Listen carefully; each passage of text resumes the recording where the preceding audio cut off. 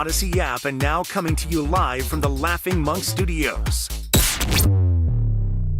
When growth stalls from turnover, hiring gaps, or operational drag, My Outdesk steps in with elite global talent, fast. Trusted by over 8,500 businesses, they help mid-market and enterprise leaders scale smarter, cut costs, and lead with confidence. With a selection rate under 1%, My Outdesk delivers only top-tier professionals to power your team. They're ranked #1 by TechRadar and U.S. News & World Report, and they're just getting started. See how much you could save and how far you could go at myoutdesk.com. That's myoutdesk.com, where momentum meets results. When you own your own business, you own every decision. Catch the red eye or take the 6 a.m. Make a new hire or promote internally. Celebrate a win with the toast at the gate or unwind at the lounge. Big props to this team. Some decisions are a win-win, like earning 8 times points on Chase Travel. Introducing Chase Sapphire Reserve for Business. With $2,500 in annual value, it's the business card that gives back all you put in. Visit chase.com/reserve business to learn more. Cards issued by JPMorgan Chase Bank, N.A. member FDIC, subject to credit approval. Terms apply. Something special for your outdoor living is on sale now at Dolan's. It's fiber-on decking for easy, carefree living. Why choose this durable composite? There's an amazing choice of colors. The rich look of multi-chromatic exotic hardwood. It resists splintering, rotting, and cracking with really low maintenance. See the colors and learn more at dolanlumber.com. Fiber-on decking. On sale at Dolan's Home Improvement Centers. Since I've been in recovery, I could write a novel of the good things that happened to me. I finished college. I've held great jobs. It's never too late to recover from addiction. I am living proof that recovery is possible. Get treatment. It works. To learn more, visit livingproofsf.org. Celebrating 40 years with extraordinary rewards. Since our humble beginnings, we've believed in setting the standard for luxury, entertainment, and hospitality. This year, we invite you to be part of a defining moment in our story. Join us as we celebrate 4 decades of excellence and experience the unparalleled luxury that has made us a legend. Indulge in the extraordinary. Be part of our legacy. Cash in at Cache Creek Casino Resort. $5,000. That's the average amount of money people in the U.S. are now spending on gas in a year. $5,000. That's crazy. If you drive, you have to download Upside, the free app that gives you cash back every time you get gas. That's right. You can earn real cash back with Upside just by buying the gas you're already buying. You can literally start earning cash back today. I use Upside every time I fill up, and I've already made around $200-300. You're putting gas in your car anyway. Why not get real cash back? If you like free money, download Upside. I'm saving the cash I earn from using Upside to help pay for a vacation later this year. Download the free Upside app now to earn cash back every time you buy gas. Use promo code SUPPLY5 to get up to a $5 bonus on your first tank. You can cash out anytime right to your bank, PayPal, or a gift card for Amazon and other brands. Just download the free Upside app and use promo code SUPPLY5 to get up to a $5 bonus on your first tank. That's code SUPPLY5 to get up to a $5 bonus on your first tank. What makes Crystal Geyser Alpine Spring Water different? We always bottle our Alpine Spring Water less than 1.5 miles from the spring source, and all our bottles are made with 50% recycled plastic from our own recycling plants. Crystal Geyser, bottled at the spring source. Shopping for a new car is fun. Shopping for financing, not fun. Luckily, First NorCal Credit Union can help. With rates as low as 4.75% APR, you could save big by skipping the dealer financing and applying their rebates to your down payment. Visit firstnorcalcu.org to apply. Must qualify for membership. Rates subject to change without notice. Loan subject to credit approval. 4.75 annual percent rate based on 36-month term and 780 FICO score and 29.86 per $1,000 borrowed. Do Crohn's disease or ulcerative colitis symptoms keep coming back? Tremfya, guselkumab, may help, with rapid remission achieved at 12 weeks and lasting clinical remission at 1 year. Some even saw visible improvement of their intestinal lining at 12 weeks and 1 year. Tremfya is a prescription medicine used to treat adults with moderately to severely active Crohn's disease and adults with moderately to severely active ulcerative colitis. Serious allergic reactions and increased risk of infections and liver problems may occur. Before treatment, your doctor should check you for infections and tuberculosis. Tell your doctor if you have an infection, flu-like symptoms, or if you need a vaccine. Healing is possible with Tremfya. Approximately 3 out of 10 patients were in endoscopic remission at 1 year, based on areas visualized on colonoscopy, which may not represent the deeper bowel layer or entire GI tract. Individual results may vary. Ask your doctor about Tremfya today. Call 1-800-526-7736 to learn more or visit tremfyaradio.com. Early clouds, sun later, going up to 77 in San Jose. Weather brought to you by Staples. Have you heard? The Staples Easy button is back with even more easy. Press it for custom prints, shipping services, even passport photos. Staples. That was easy. Wake up. It's time to wake on up. Wake up, wake up. With a nice cup of Joe. What's up, Joe, bro? Featuring Joe Spadoni. He's an Italian. And Joe, the Butcher Boy Shasky. I am slippery. Oh! Yeah! Start waking up. It's morning roast in your cup. It is the morning roast, man, on 95.7 The Game. Congratulations, everyone. You made it. You got through an NFL-less summer. And it's September 4th, 2025, and we have officially regular season NFL football. We did it. I'm so proud of all of you just waking up, just getting off work, getting ready for school. I'm so proud of Jay Shasky, Carter, Joe Hawkson about filling in for Sam Loveman. All you lovely people, we have football tonight. And Joe, all is right with the world. Do I sound insane? Insane? No. Okay, good. Addicted to football? Oh, yes. Absolutely. So is America. Well, I really started to feel it yesterday when we were doing our legit fantasy football draft.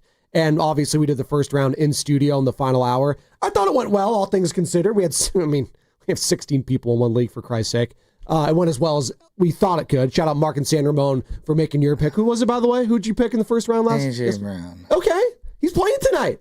He might go off against the Cowboys without Micah Parsons, right? See, this is why... You do not sound excited about A.J. Brown. Well, I mean, look, you have to understand. Like, there are certain teams I don't take. Like, I've never taken a Cowboy. Oh, that's interesting. Ever. See, I'm opposite, actually. So explain first. Why? What do you mean? So you just don't like taking players for teams you don't like? Well, there are certain players I don't like. Oh, that's okay. one part. But, like, there's just certain teams. Like, I've probably taken only a handful of Raiders over the years. Well, because I think their offense sucks. Well, that's, yes. But they haven't been very good. I would never consider taking CD Lamb or Dak. Ever. Okay. Ever. It just would never cross my mind. You know, Dak's been pretty good fantasy quarterback-wise. And so is CD. Oh, I bet he PPR, has. Yeah. Again, it's a no touch for me. See, I'm the opposite, where I like drafting players on teams I actually don't like. So when that team balls out against my favorite team, which I know they probably will, it lessens the blow a little bit. It's like, okay, Patrick Mahomes, he's amazing. I hate him, but at least he's scoring me 30 plus points, So it's kind of like a sick, sadistic thing that I do. But we're here though, Joe. And we're here. And A.J. Brown is on the Eagles, and they play tonight. And I would never take A.J. Brown. I would never do it. The defending champs. This is part of letting the audience choose. So this morning, I need to name my team. So I'm going to put a shot out to the other. This is not my team. It's actually our team. It's the audience's team. It's America's team. It's Odyssey's team. And so we need to have a radio-friendly name. We have to be able to say the name of the team on air. Yes. And I say we give it a couple of hours, okay? And you can text in. I don't have the text line up. You can hit us up on the YouTube chat. You can text my personal phone number. I need a team name for our team. Our team. Odyssey's team. I'm outsourcing this to the people. And then we got to set our lineup. Okay. By the way, we'll go over some of the grades that went over because we did it on Yahoo. If you do it on ESPN, whatever the hell you wanted to use it, I don't really care. But we use Yahoo. I'm a big Yahoo guy. So we got all the grades, right? And Carter, our producer, he's in there. He's like, "Oh, did you see what your grade was?" Like, no, I don't. I never care what was what our the grade. Well, Carter wants to bring it up first and foremost because he got an A+. Oh, so you're not winning the league. So he's Just put a black marker through him. Yeah, I'm done. Him and Mark Grandy, kiss of death, getting an A+. I'm not in any surprised draft. Grandy got an A+. Grandy's probably the type that does like 7 mock drafts for each league that he's in, and then like figures out the algorithm of where he could score the highest, and he starts assuming what someone's going to take. I bet that guy set up a 15-team AI league just so he could be prepared for the said league. I love Mark Grandy. He's doing a hell of a job. Carter's laughing because he knows it's true. He's going to be doing all the post-game after all the 49ers games right here on 95.7 The Game. He's going to crush it with my Ducks? But I'll say this. Mark Grandy is the type of guy that would have reminded the teacher about homework after the bells, like before the bell's about to ring at school. It's like, we're like, oh, we're so in the clear. She didn't bring up the homework or the assignment that was due today. I was like, oh, Miss Krasenberry, are we going to turn in our assignments today? Sorry, Mark. I do feel like you were that kind of guy growing up. Maybe I'm wrong, and maybe you could refute it. By the way, we would love your participation, as Joe mentioned. If you want to name his team, or he's calling it our team, not mine, but it's you and the listeners. All right, 888-957-9570. That's the number. You could weigh in. Don't text his personal phone number. Don't give that out. But 888-957-9570. You could text the Boxer and Gerson Work Injury Attorneys text. Since you opened the door here, we will get into the Giants. I've got some very serious Niner thoughts regarding Kyle Shanahan. You and I just don't. I don't know if we're necessarily on the same page. That's okay. Yeah, it is okay. What was my draft grade? I auto-drafted. Well, let's full see. disclosure. Well, the name that you have is the generic name. It's Joseph P. Shasky III's Fire, which is hilarious. You actually didn't get the worst grade.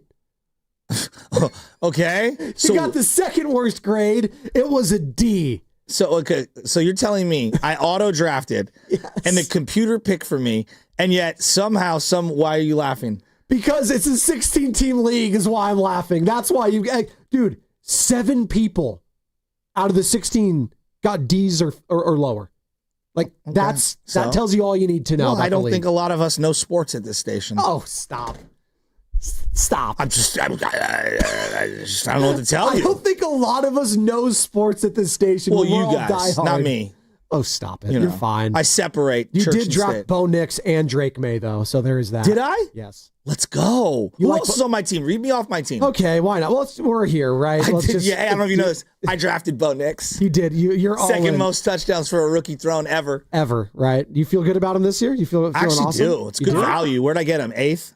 I think you got him like early. I don't think you need him to take him as early as you did. But here we go. The computer took him. Oh, you have a wide receiver slot empty. That's probably not good for your total projections right now, because right now your projections have 97 points. So you got Bo Nix, you got Puka Nacua. That's a good one. Okay. I don't trust the Stafford injury and Jimmy. If Jimmy's out there, we're done. You think Devontae's stealing some receptions from him this year? I don't know. I don't know if I like the Rams, wide receivers. Travion Henderson, running back. Love that. Love that. I have him in 2 leagues. I love that. Old pal Jordan Mason is your number 2. Okay, this isn't sounding promising. You got another Eagle though. Who? Wait, you have how many? What? You have 3 Eagles? What? Oh my God. That's not fair. He has Dallas Goedert and Devontae Smith. What? Dude. I've got all their... No, we got to make a trade. I'll trade you for Dallas Goedert right now. Right now? No problem. Should we do this? Odyssey's team? Should we do this? Well, you have to talk to the people at that point. I don't know if they're going to be against it. We've got some good names. So you got some good names. You got Dallas Goedert, Devontae Smith, Young Wei Koo, not Young Ho, but Young Hui Koo as your kicker, and you got the New York Jets defense. What? Could we have drafted a worse team computer? I mean, what are we doing? You know what? I don't hate it. Okay, I don't hate all the Eagles. By the way, I think you're gonna win because of tonight. How about that? Here we go. Some great names. Brownie points. You ought to see me win. The brownie points one sucks. All right, continue. You ought to see me win is a good one. That one's funny. Okay, right. I think that's a keeper. You ought to see me win is pretty good. The Bushwhackers, like the old wrestling duo, the Bushwhackers. Not bad. Okay. Not bad. Not bad. I kind of like some of those. That's not bad. I kind of like them. Who took Jawan Jennings in our league? Bed Bath and Bijan. Who do you think? Mark Willard. Oh, no. Goo? No. You? He's really negative. Oh, God, just get who is Dan it? Dibley? Steiny. Oh, Steiny. That means Steiny auto-drafted, too. Steiny was in a good mood yesterday, actually, with his glasses. Oh. He was feeling in the chipper. Cafeteria, that's 5 right. sheets deep. Well, that's right. Yeah. Is he going to be at King's Fish House? What does the computer earlier? think I shouldn't do here? So Steiny's got Jawan Jennings. And speaking of Jawan Jennings, you see the latest news with him? It kind of dropped during our fantasy draft yesterday. So he had $3 million of playtime incentives added to his original contract. This is per Adam Schefter that tweeted this late last night, that the 49ers and Jennings have reached an agreement that will add $3 million of playtime incentives to Jennings' original contract. He was initially set to earn $7.5 million. Now he has a chance to earn up to $10.5 million, but this is the one for me. He followed up that tweet and said, Jennings declined a multi-year offer from the 49ers. I don't know how many, more millions was attached to that, how many years it was, but that was from Adam Schefter, ESPN, that Jennings declined a multi-year offer from the 49ers. All right, let me give you my Jawan Jennings thoughts here right now, okay?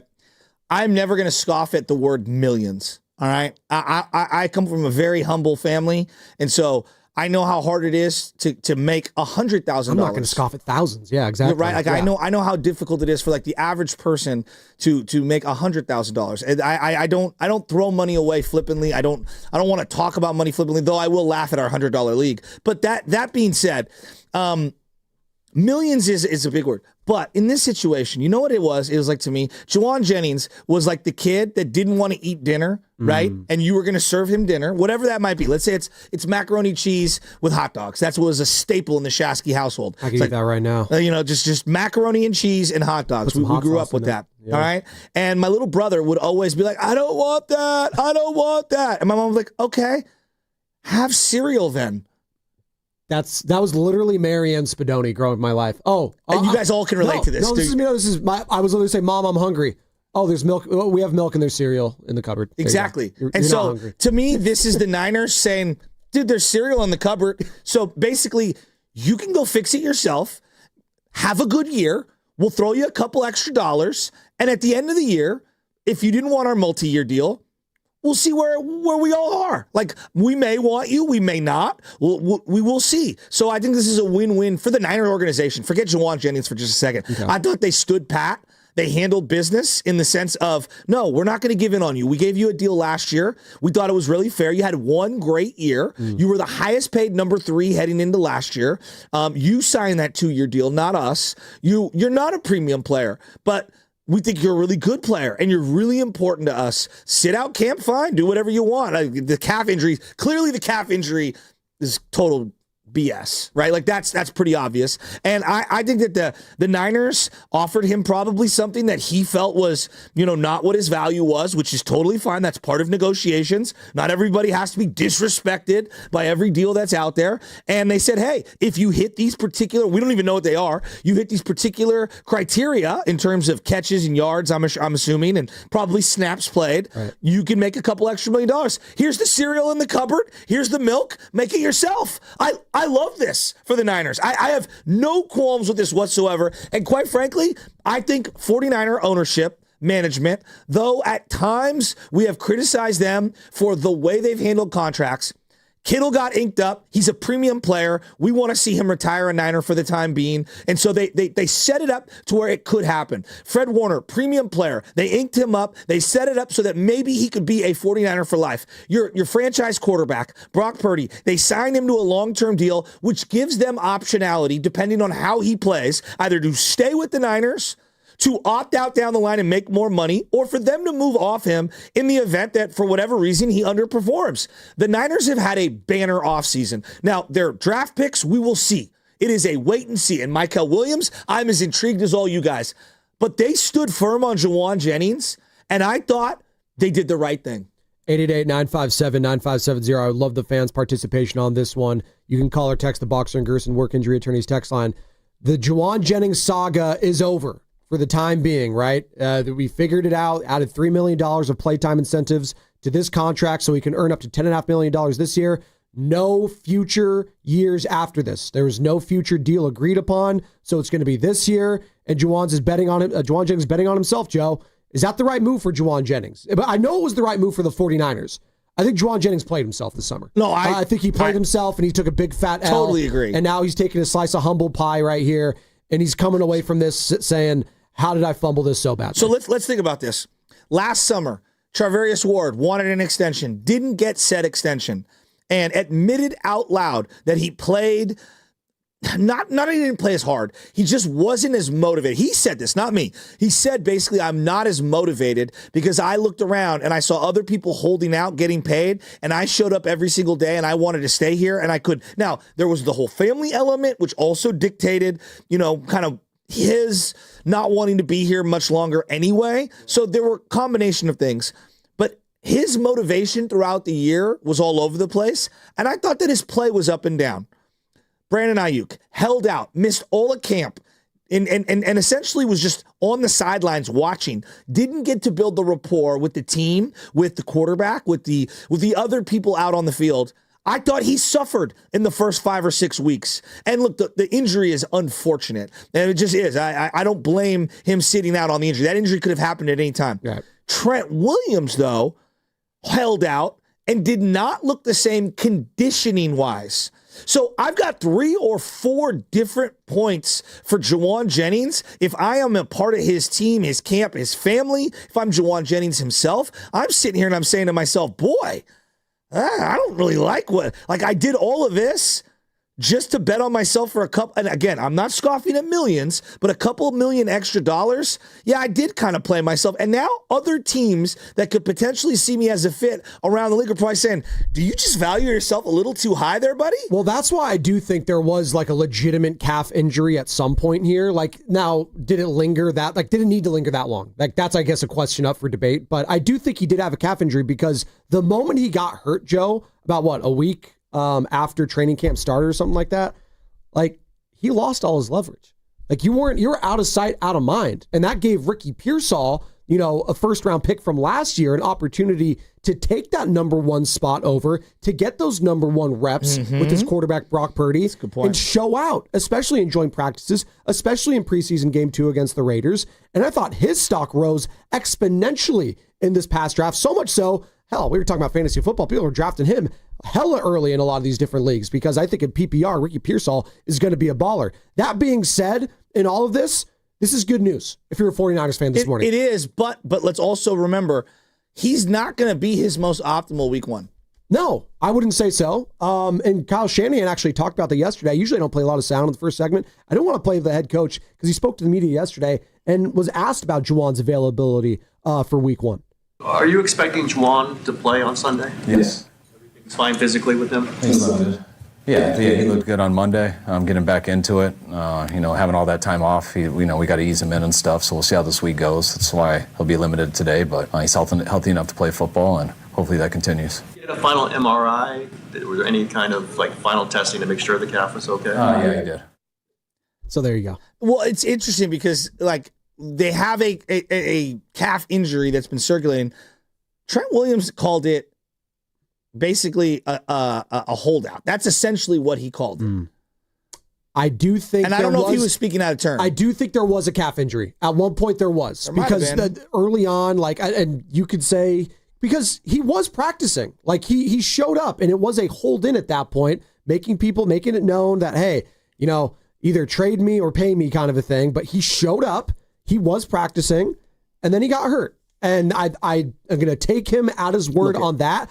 But the severity of the injury, you can question that. I would just say guys that have balked and missed portions of training camp over the years with the Niners and have either the team has caved in and given them what they wanted, or they, didn't get exactly what they wanted, but they got something.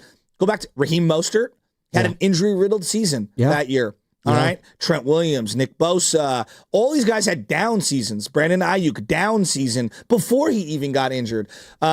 Missing camp is not great. Very few guys can do the Emmitt Smith and miss the first 2 games of the year and miss all of camp because they're holding out and then hit the ground running and lead the league in rushing. That's just... Very few guys can do that. It's very difficult in this league to succeed year after year after year, let alone do it without a training camp. I don't view Jawan Jennings any differently. I think he tried to bet on himself. He ended up kind of crapping out, and I understand why he wanted to get paid more. I totally understand his perspective. It just didn't work out. I view the 49ers, though, a hell of a lot better after this offseason when it comes to negotiations. Because in the last few summers, Joe, they got bullied. I agree. Bullied hard, and it affected the season. Now, they have been to a couple Super Bowls, and it's worked out ultimately. You haven't won the whole damn thing, but it's worked out. You've gone to a couple Super Bowls. Last year, it blew up in their faces, and I think they had to take a good, long, hard look in the mirror at themselves, if you're Parag, if you're John Lynch, if you're Kyle Shanahan, if you're Jed York, and say, we can't keep doing business this way. So we'll make the top dogs a priority, and they did that, as you alluded to. The all-pros, the captains, we will do that. The premium players, I will play premium money. Yes. It's the guys that aren't premium, you just got to be discerning. And here's the thing with Jawan Jennings, and this is where I think he's kind of on a tightrope. He's got incentives baked into his contract now. It's going to be hard to hit said incentives if you don't hit the ground day one running at full speed. And how can you when you've missed 5-6 weeks? I don't know. I think he's kind of played himself. I wonder what type of season Niner fans are now expecting from Jawan Jennings and what season you're expecting from him, Joe. I'll ask you that on the other side. 888-957-9570. The Jawan Jennings saga is officially complete for this year. What kind of a season are we expecting from him now, Niner fans? And do you view him any differently after all this stuff went down this past month? Plus, you know who we get to ask about Jawan Jennings in the 49ers wide receiver room? Oh, just the greatest wide receiver of all time who's joining us at 8:30 today. You might have heard of him. His name's Jerry Rice. Oh, Jerry. I like it. Yeah. He's joining us. 8:30, courtesy of Rollins. I'd like to visit this trade you're offering me, and we'll see if the audience is in or out on this trade. Yeah, the YouTube chat has gotten some positive reviews on it. So, well, throw me the trade one more time when we come back. I don't remember it. I have Goddard, and you want something else. I got to get rid of some of these Eagles. No problem. It's our team, America. It's our team. Speaking of trades, the San Francisco Giants made a massive trade earlier in June, and now they're reaping the rewards from it. They're 4 games back from the 3rd wildcard spot in the National League. Do the San Francisco Giants have legitimate action to actually make the playoffs? Oh, my God. What? We'll discuss that on the other side. It's going to be brought to you by Cars for Kids. That's Cars with the K. 95.7 The Game congratulates Cars for Kids on 30 years of changing lives. Over 1 million cars donated. More than 100,000 kids helped. Be part of the legacy. Donate your car today at carsforkids.org and join over 1 million satisfied donors. Wesley Financial Group is not a law firm. Hi, I'm Chuck McDowell, the timeshare cancellation guy. In 2011, I founded Wesley Financial Group with one goal in mind, to help honest folks out of their timeshares permanently. Today, I run Wesley with my 2 sons, a real family business, treating every client and every employee like we'd want our own family treated. That philosophy has helped us grow into the largest, most trusted timeshare cancellation company in the United States. Fortune magazine even recognized us as one of the best places to work. Why?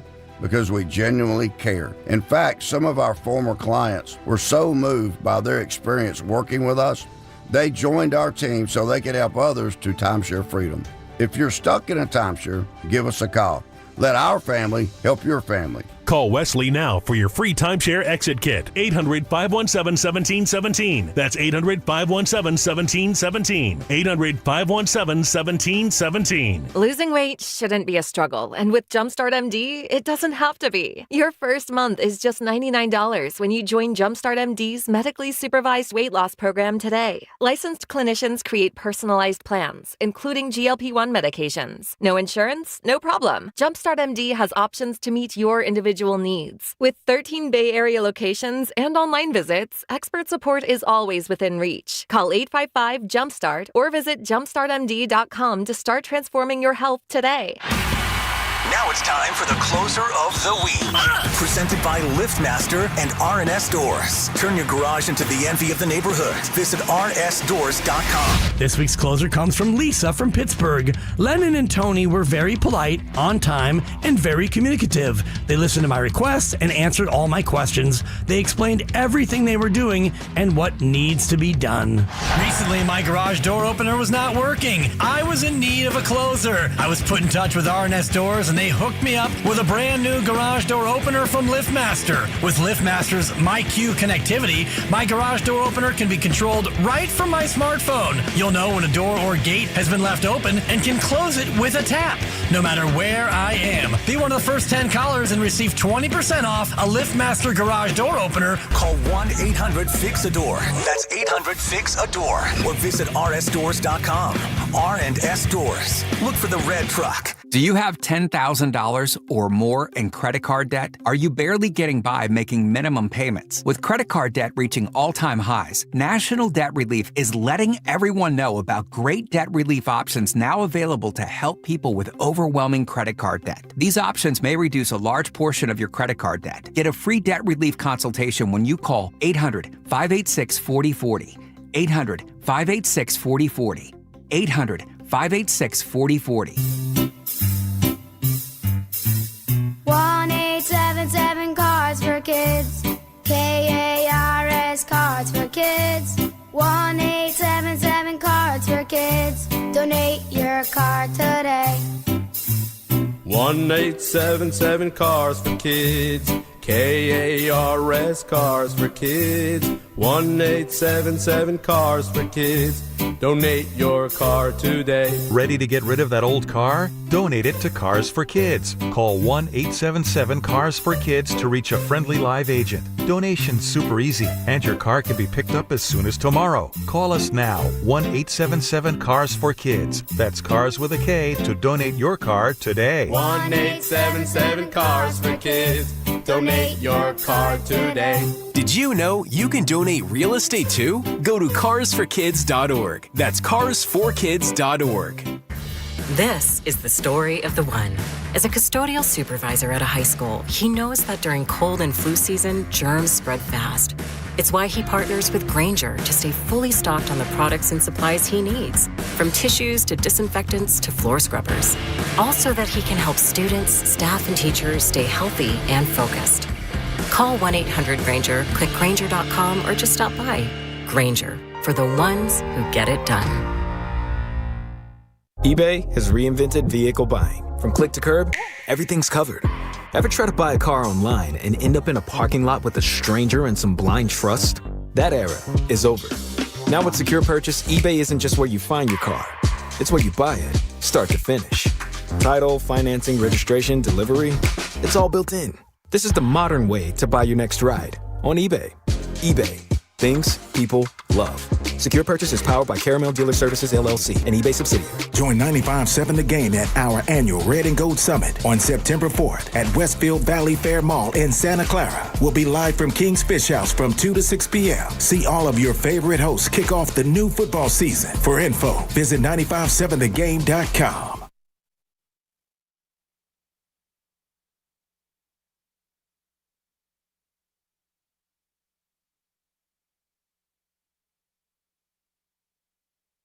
What's up, Roasters? It's Sam from Laughing Monk Brewing, and you're listening to the Morning Roast with my guys, Spadoni and Chasky. Spadoni, you better hit those brakes, buddy. Oh, we're hitting them, Sam. We're hitting it, and this song still hits. I'm still high, ain't got no job, but I stay shy. It's so good, Joe. Big Timers, 2002. I was listening to them this morning. Were you really? I am iced out. Gosh, such a banger. They're so good. Do your thing. Do your thing. This whole album, was it Hood Rich? So, see, look at me. See? I remember this stuff, Joe. 2002, I was like 9 years old. I was 9 years old. The only album my mom did not want me getting, that my older brothers had to get for me, was any Eminem thing. Oh, could not stand Eminem. He's so vulgar. Do you hear what he says about his ex-wife? Oh my, yeah, well, it was pretty bad. But. So like literally Eminem was making albums for little Joey when he was 9 years old. Like you were the target demo. And it worked. Well, any white kid, for sure. It was Eminem. Any white kid was bumping Marshall Mathers LP. Come on, Carter. That was my first album. There you go. See, that's what I'm saying. We loved Marshall Mathers, bro. We first did. album? No, the Eminem show. Yeah, that might have been my first album. Okay, there you go. Even later? I'm not mad at that. Pretty early, dude. Pretty early. Must have been 7. I was in my 20s. Jeez, I hate you guys. Shout out to those watching on YouTube where people are chiming in with names and also trade ideas for you, Joe, because Joe Shasky, we had our fantasy football draft for the station yesterday, and Shasky has 3 Eagles players. And I can't start all 3 tonight. We need to make a deal, and I need Lucas to push it through quickly. But they're good players. Like, that's the thing. Yeah, but you can't play 3 guys on one offense. Everyone knows that. I have 3 guys on one offense. I have Jared Goff, David Montgomery, and Jameson Williams. Well, that's stupid. And that's by design by you. Like, AI should know better when they're drafting my team. So AI should know better. They should. ChatGPT should know better. Skynet should know. What is this trade? I want to hear this trade. I want to get into the Giants. So hurry up. Give me this trade, Carter. Yeah, what's the trade? What is the trade? I think it's Chico Conquo for Dallas Goedert straight up. What was you can't even say it with a straight face. What was that name? Yeah, I don't even know who that is. He's the tight end for the Titans. That's what I want. A Titans offensive player. I'll throw a little something in there for you, Joe. What else? You got running back? No, I got some really good quarterbacks though. It doesn't sound like you do. I do. I've got Drake May. I got Dalton Kincaid. You want him for Dallas Goedert straight up? Dalton Kincaid. No, I want more. I want one more piece. Yeah, dude. He's kind of a 1-2 situation with Dawson Knox. At least mine's a solidified one. Yeah, a one on a horse, like a low end bell curve one. Might have a really good quarterback. I got Tucker Kraft, #1 for Green Bay. What about that? He had a good year last year. He had like 700 yards and like 7 touchdowns. Brought to you by First Norcott Credit Throw Union. me a running back, dog. For a low rate auto loan apply online, or just ask for First Norcott Financing the dealer. Let's By do a the bigger way, deal. We are coming to you live from the Laughing Monk Studios, Laughing Monk, Rice Bird in San Francisco. What is it? Let's make a deal with Wayne Brady. Let's make a deal for Joe Shasky today and his fantasy football team. And let's give him a name because he can't have Joseph P. Shasky III's fire. That's not the name we need. Speaking of fire, though, San Francisco Giants. I can't believe it. Have they really just won 10 of their last 11? Well, everyone's like, they're 4 back from the Mets after a huge win last night where they went back and forth, and they basically swept the Rockies. They did sweep the Rockies. 10-8 the final yesterday, but they have an off day today before a massive series against the St. Louis Cardinals. The way it went down, back and forth. I'm telling you, man, my guy Drew Gilbert, are you in on it? I love Drew Gilbert. Are you in on Drew Gilbert? I don't know if I'm in on the celebration in the dugout where he likes to get choked. Yeah, that's a little bizarre. It's a little sus, as the kids say. But that's all right. NSFW is, what do they call it? Not safe for workplace. Yeah. Well, it's safe to talk about. He just Wait a minute. Drew Gilbert, he gets to the end of that because they do this thing like a pyramid, and you run underneath like the whole teammate in the dugouts. They all like put their arms together, and then you run underneath, and he like sticks his neck out. And then you did the Bonte drop. Well, they have the picture. I can't unsee it. Where it's Matt Chapman like he's Darth Vader, just one hand on his neck. Drew Gilbert just like choking him, and he's like, "I love this." It's like, okay, it's so weird, but it's working. So you know what? Keep on choking. He's good though. So let me give you a little mini home comp run yesterday. Yeah, and I forget who sent this to me, and I apologize if I'm stealing your material. Somebody said, what if I gave you Drew Gilbert as the Temu Hunter Pence? I wouldn't hate that. He's a little better than Temu, though. Temu is like... Temu for now. Okay, Temu for now. Hunter Pence was like a legend. It's kind of like how I call Brandon Ingram the Kmart Kevin Durant. Like, is it like similar to that? What? Is that disrespectful? That's Brandon a pretty Ingram? Good comp, honestly. Thank you. Come on. Kinda Kmart's like that. Smart. Come on. Kmart wasn't bad for its time. I liked Kmart. Are they still around, by the way? They still got some? I don't know. So the Kmart version, how about, of Hunter Pence? That's a little better. Okay, whatever. I like Temu. It's a little more on brand for today.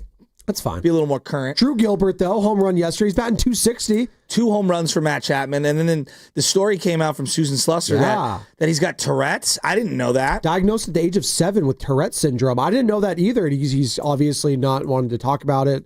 But he definitely, it's something near and dear to him that he wanted to discuss and share. And kudos to him for having the courage to do so. You know, we were talking yesterday about Kyle Freeland, and I had basically said, you never know what people are going through. Yeah. You just don't. And I think the older I get, the more I realize that, people bottle things up for their reasons. It's them. It's their personal life, whatever it is. It could be, relationship with family members, spouses, their children.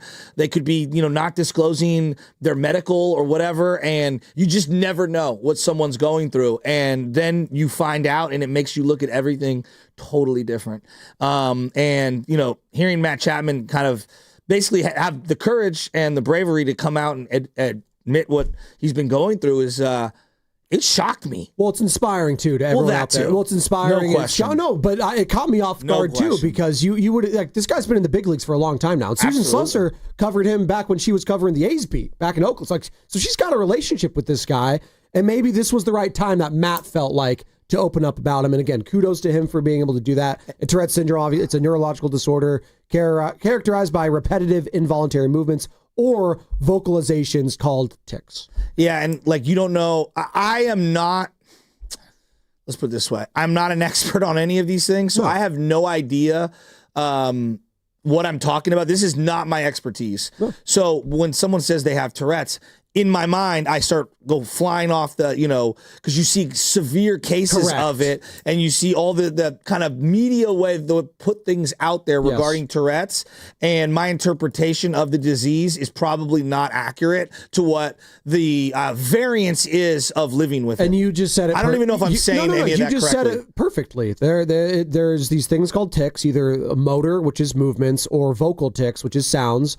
And people always go to and this is like pop culture reference I'm doing. So either it's like the South Park episode with Cartman where he's like cussing a bunch. Yes. Which people have those severities. My cousin Jeff, he has Tourette's. He has neck movements where you can notice it if you watch him and he does like certain movements, and it's a motor tic, and his father had it. And there's different severities of it. So just because we don't see it, or it's like, oh, I've watched Matt Chapman and I never noticed anything. Well, maybe you don't notice it. Well, that's what I'm saying. It's something that's cognizant for him, and something that it doesn't mean you're going to notice it, is what I'm saying. And there's different degrees of this thing. So again, kudos to Matt Chapman for sharing that, opening up about it, being vulnerable enough to do so, and hopefully that's inspiring for others out there. With Tourette's. And let's, while we're staying on Matt Chapman, it's the 2 home runs last night. They don't win the game without either one of those home runs. And the bullpen's going to be an adventure. Let's just call it what it is, Giants fans. We're lucky to be where we're at. We're 4 games back of the Mets, but really we're 5 because they own the tiebreaker, and so do the Padres. And so they're 5 and 6 games back. Is there still a chance? Hell yeah, there's still a chance. It's going to be an adventure. Yeah. An absolute adventure. Right now, you kind of trust Ryan Walker, and who else in the bullpen? I love what Bivens has done this year, but I do too. But to say I trust him, I don't know. I don't really trust anyone, even Ryan Walker at this point still. And then let's double down on Chapman. He's been playing well, I'll say that. He's going to get a fine and a 1-game suspension. What are we doing, Major League Baseball? It's kind of weak. How's Kyle Freeland not getting suspended? Well, this is not the same level as I just stumbled upon this because this is a different team in a different conference or whatever, different league. But did you see what Framber Valdez did the other day? I did. The same night as the whole Freeland Endeavors thing went down, we got a pitcher out there for the Houston Astros, like crossing up his own catcher and throwing at him. On purpose. On purpose. At least that's what's alleged, and a lot of people are interpreting it as. Scumbag type of behavior, quite frankly. That's a horrible teammate. So back in the day, you could see people get crossed up for a variety of reasons, when maybe they didn't see the proper sign, whatever. Now with PitchCom, it's in every language, and you know exactly what everyone's doing. They're all on the same page. It's very difficult, I would say, and his catcher, get crossed up in this modern day. And didn't mean to cut you off. And his catcher speaks Spanish too. So like on top of that, they both speak Spanish. They both speak the language. But so I'm saying the PitchCom, totally. It literally goes into their ear in any language they want. So Absolutely. if you speak Japanese, if you speak Korean, yes. English, it could be whatever, right? And like Dutch, it will go in there. By the way, coming up tonight, Joe, 7:00. It's just what?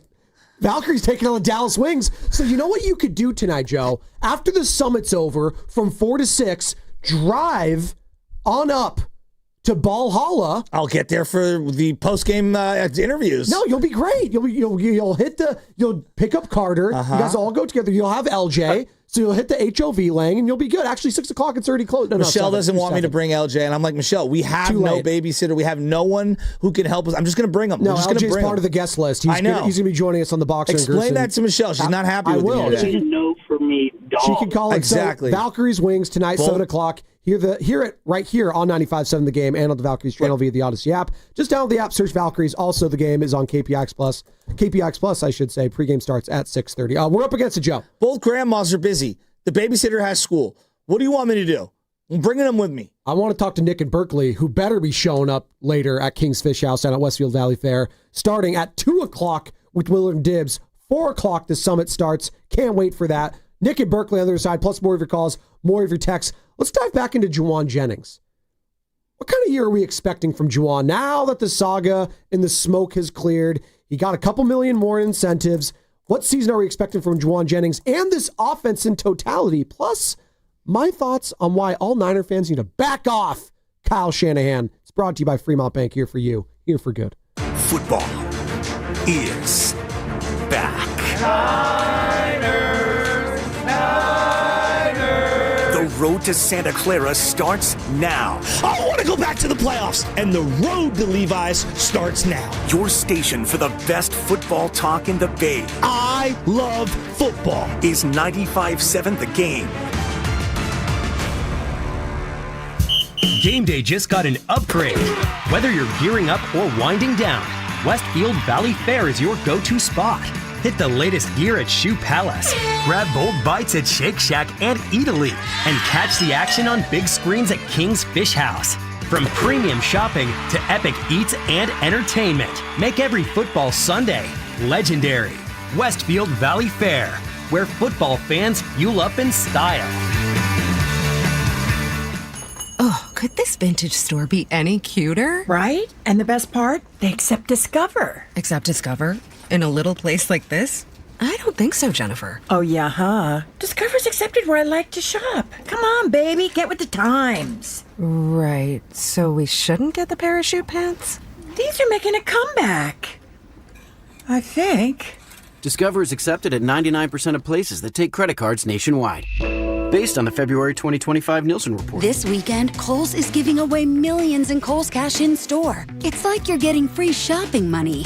At least that's what I tell my husband. Yep, you're just making smart financial decisions, one trendy sweater at a time. Plus, all month, enter our online sweepstakes at Kohl's.com for a chance to win $200 Kohl's Cash. Some exclusions apply while supplies last. Giveaway ends September 7th. Sweepstakes ends September 30th, 2025. No purchase necessary. 20 winners per day. Limit one prize per person for entire sweepstakes. See Kohl's.com for official rules and details. For full details, including terms and conditions, visit unlock.com/legal. Call 1-888-780-6854 to speak with a representative today. Actor portrayal. Terms and conditions apply. Lisa, thanks for having me over. Your new kitchen is gorgeous. How'd you find the money to do it? We worked with this great company, Unlock. They help you unlock the future value of your home to get the cash you need today. So it's a home equity loan? No, it's not a loan at all. There's no monthly payments and no interest charges ever. And you can use the money however you want. We were able to redo our kitchen and pay off our credit card debt. Wow, Jack and I could really use this to finally pay off our old student loan debt. How do I get started? It's easy. Just give him a call or go to unlock.com.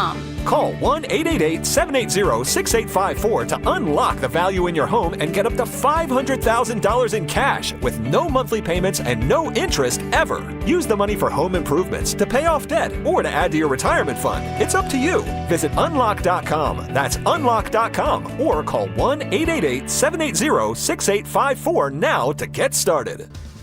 Come into Friedman's Appliance in Pleasant Hill and see an amazing selection of Sub-Zero, Wolf, and Cove appliances live and on display in one of the largest living kitchens in the country. And save with full suite savings event. With qualifying purchase, get 3 additional years of protection or qualify for a $1,000 rebate. For the largest selection of Sub-Zero, Wolf, and Cove appliances, visit the Living Kitchen at Friedman's Appliance in Pleasant Hill or at friedmansappliance.com. A strong heart. A steady stride, a life full of milestones. El Camino Health is here for you. From advanced heart and vascular care that keeps you on beat, to expert orthopedic treatments that keep you moving, and innovative cancer care that fights alongside you. With expert care for women, men, and new moms, supporting you through every chapter of your health, because every life we touch is built on trust and compassion. El Camino Health, our strength, your health. When your reputation's on the line, you don't leave anything to chance, especially your primer. Painters trust Kills primers for a smooth start, strong adhesion, and serious stain-blocking power. And now, the full Kills lineup is available exclusively at the Home Depot. Need it fast? Get same-day or next-day delivery, or order online and pick up in-store. Kills primers. Pro results, faster. The Home Depot. If you're a pro, you know. When you're hiring, have you ever felt like you're missing out on meeting truly great candidates for your roles? It seems impossible to find them, but they have to be out there somewhere, right? Well, they're not hard to find when you know where to go, and that place is ZipRecruiter. And right now, you can try ZipRecruiter for free at ZipRecruiter.com/free. ZipRecruiter helps 10 million people with their job search every day. And because these people are actively looking for jobs just like yours, it's easy to find the right person right away.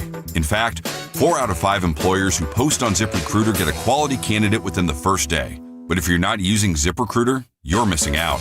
So see what it's like when the impossible is easy. When you go to ZipRecruiter.com/free right now to try ZipRecruiter for free. Once again, that's ZipRecruiter.com/free. ZipRecruiter.com/free. Never miss out on great candidates with ZipRecruiter. I'm Bob Burke, founder and chairman of Burke America Parts Group, a family of brands that includes RepairClinic.com, an appliance and HVAC parts solution company that's grown into an international brand. Before AmericanEagle.com, we partially launched a new technology platform developed by another firm. American Eagle helped take our technology to a whole new level with digital marketing, software development, and business insights into our key markets, appliances, HVAC, and outdoor power equipment, and did so both on time and on budget. AmericanEagle.com has the resources, experience, and talent needed to produce solutions. Our new technology platform, developed by AmericanEagle.com, has produced tremendous results with higher traffic, conversion, engagement, and online revenue. If you have any home repairs you need to take care of, check us out at RepairClinic.com. If you need a world-class website or technology project, then I would highly recommend AmericanEagle.com. Call AmericanEagle.com at 773-NETWORK. That's AmericanEagle.com, 773-NETWORK.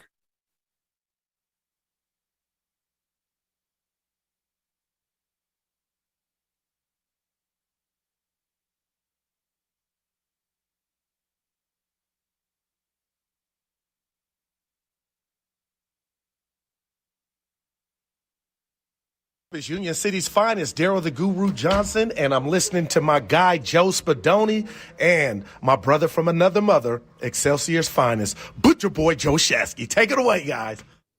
Thanks, Guru. Let's go. Wow. We're going to be talking with him at around 4 o'clock today. How many pairs of sunglasses on stage today for the whole crew? At least 2. At least 2 pairs. Oh, no, you're going to be wearing some, right? Well, it depends. Well, it's inside, though, right? I think how it is. So, if you're wearing sunglasses inside, unless you're Tony Sperano, rest in peace, and you had like actual problems with your eyes. Jim McMahon, who have sensitive eyes. Well, he stabbed himself in the eye with a fork, I think, when he was little. And Tony Sperano, I think he had hot grease hit his eyes when he was a kid or worked like a kitchen or something. So that's why he had to wear them too. So there's a reason for that. Unless you're those guys, you should not be wearing sunglasses indoors. All right. But Goo might, Dibs might, you might, and the sneaky one that might, Steiny. We'll see. Willard and I we're not really sunglasses people. Not really. I'm not. I don't wear sunglasses. I have a schnoz. I don't know if you've seen this. Just stop. I don't sweat. I don't wear sunglasses. I don't wear hats. I don't wear sunscreen. I don't. I don't wear shoes. I don't wear socks. What? I wear shoes and socks. I just don't have to clean the bottom of my feet because the shower does that for me already. By the way, Nick is in Berkeley. He wants to. I think he has some trade ideas for you. Oh, because I sent a couple to Carter. Chasky's not really feeling great. Second one's great. He has 3 Philadelphia Eagles on his squad, and that does not make a guy that's rocking a Joe Montana Niners jersey right now very happy. By the way, a teammate of Joe Montana is going to be joining us later in the show today. 8:30, Jerry Rice, the GOAT, previewing this 49ers season as football is officially back tonight. Eagles-Cowboys, game 1 of the regular season. Can't wait, Joe. And we got Jawan Jennings back, by the way. So we got Jennings, we got Pearsall, we got Purdy, we got Kittle.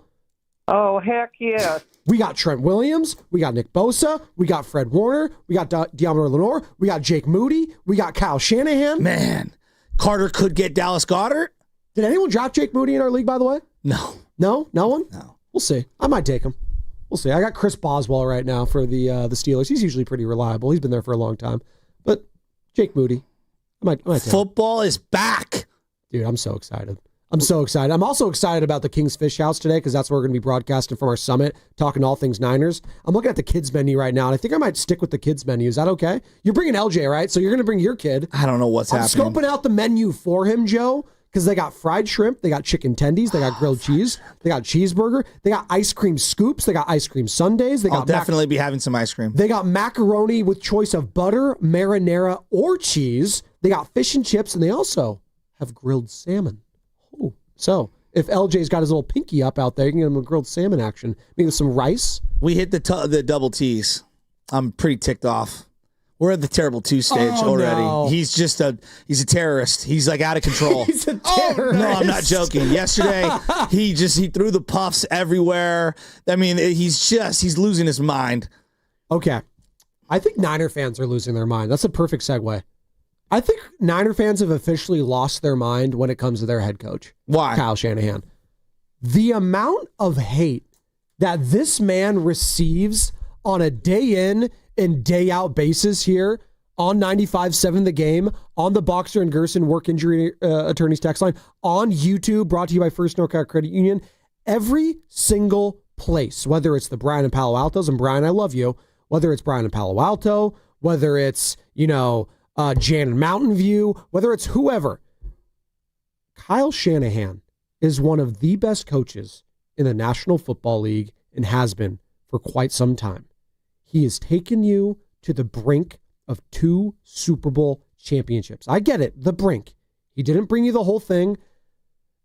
But if I have to hear about Trey Lance and the failure of that pick ever again, if I have to hear, he didn't know the overtime rules. Well, you know what? Nick Bosa make a play, and it doesn't matter.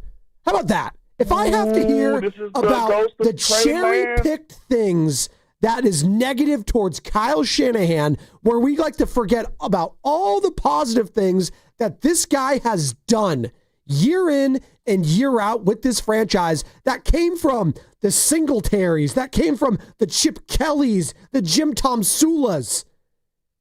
Give the guy some damn credit and have some confidence in your head coach heading into this season, for God's sakes. I'm tired of it, Joe. So Niner fans, I'm not letting you use the Trey Lance, the whiff on the pick. I'm not letting you use that against him anymore going forward. If you have something to say about Kyle Shanahan and why you're out on him, call in right now. Call in. I want to hear from you why you're out on Kyle Shanahan. And I'm not letting you use Trey Lance.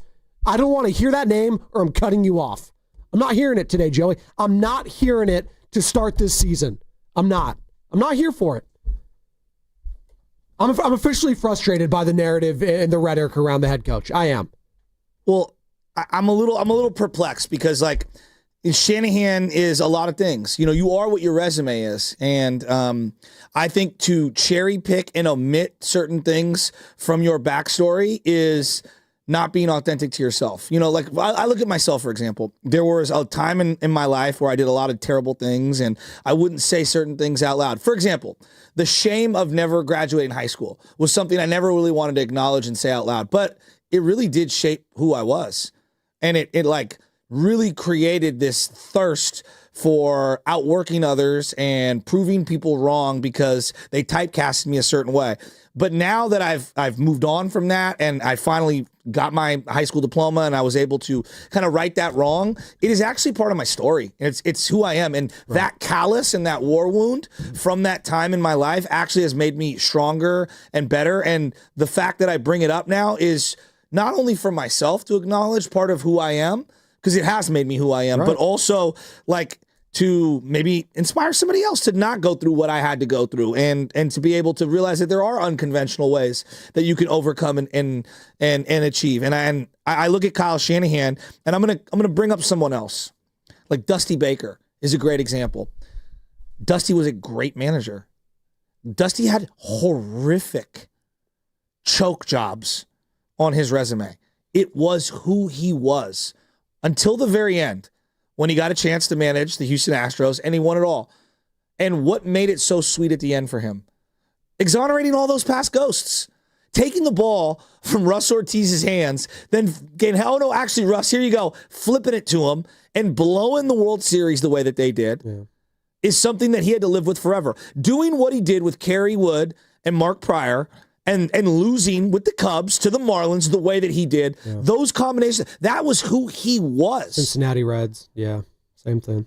Washington, everywhere he went, he fell short. That was part of who Dusty Baker was. It was the story of the individual. So you could say, oh, you can't talk about Trey Lance. No, that's a big part about who Kyle is. And I think, to me, it's not about whiffing on Trey Lance. It's the resiliency to pivot, I think, smartly and identify that Brock Purdy is the next guy, and that's the one I need to go with. And to me, it makes it even more special that he had the gumption to say, no, after 3 games, even though I've only given him 3 games, I know he's not it, and I'm going in this direction, and it was the right move. You know what a lesser coach would have done?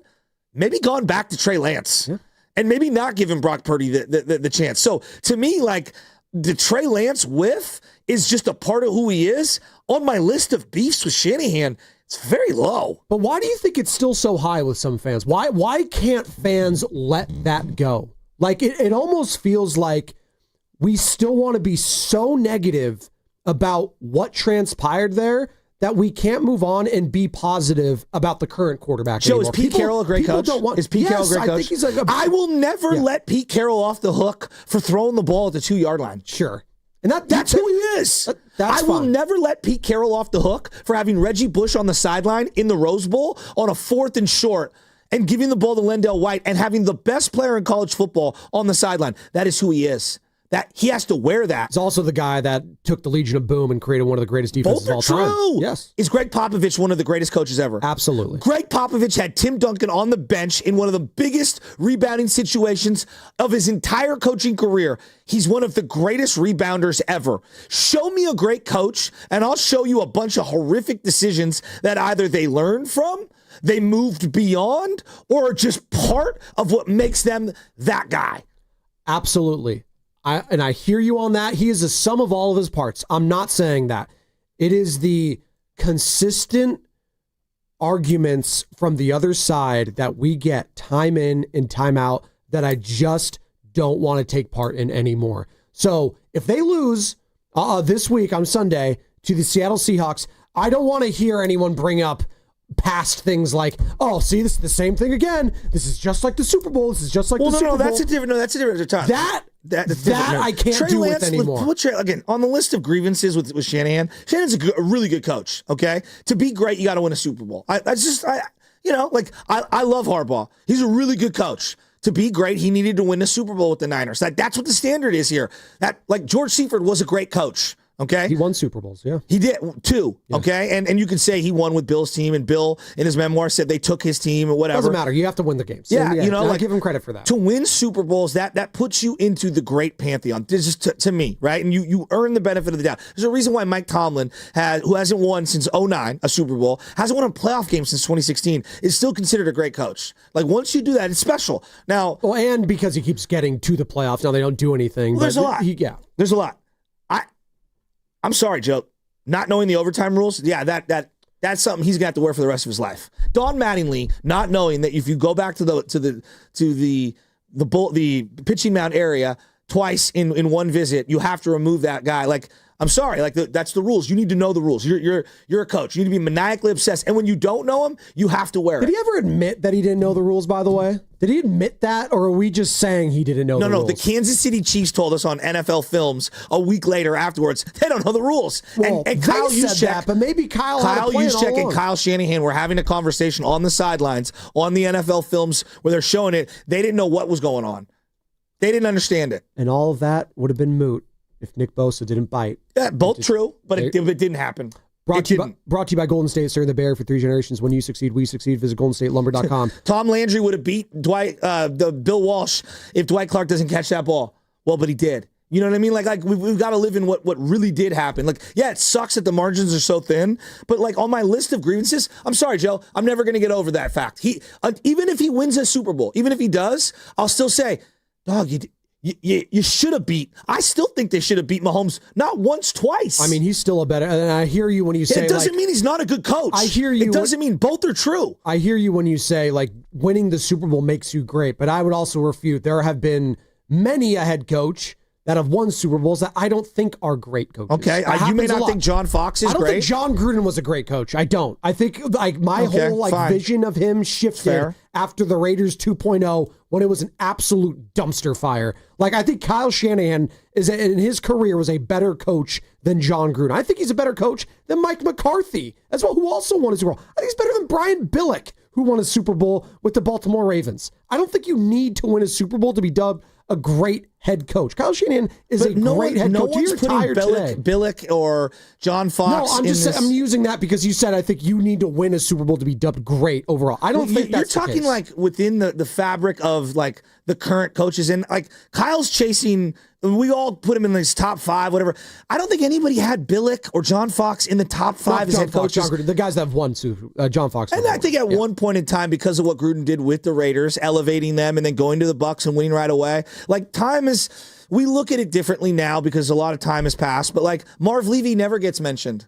Because they didn't win one. Well, he should, though. He's a great coach. 4 straight? That's unbelievable. By the way, you're listening to 95.7 The Game, KGMZ FM and HD1, San Francisco and Odyssey Sports Station, in the home of the Golden State Warriors and Valkyries, always live in the Free Odyssey app, coming to you live from the Laughing Monk Studios. We got Jerry Rice joining us next hour, 8:30, the GOAT, Jerry Rice. We'll get his thoughts on Kyle Shanahan and the team, because did you know what Jerry had to say just a couple months ago, Joe?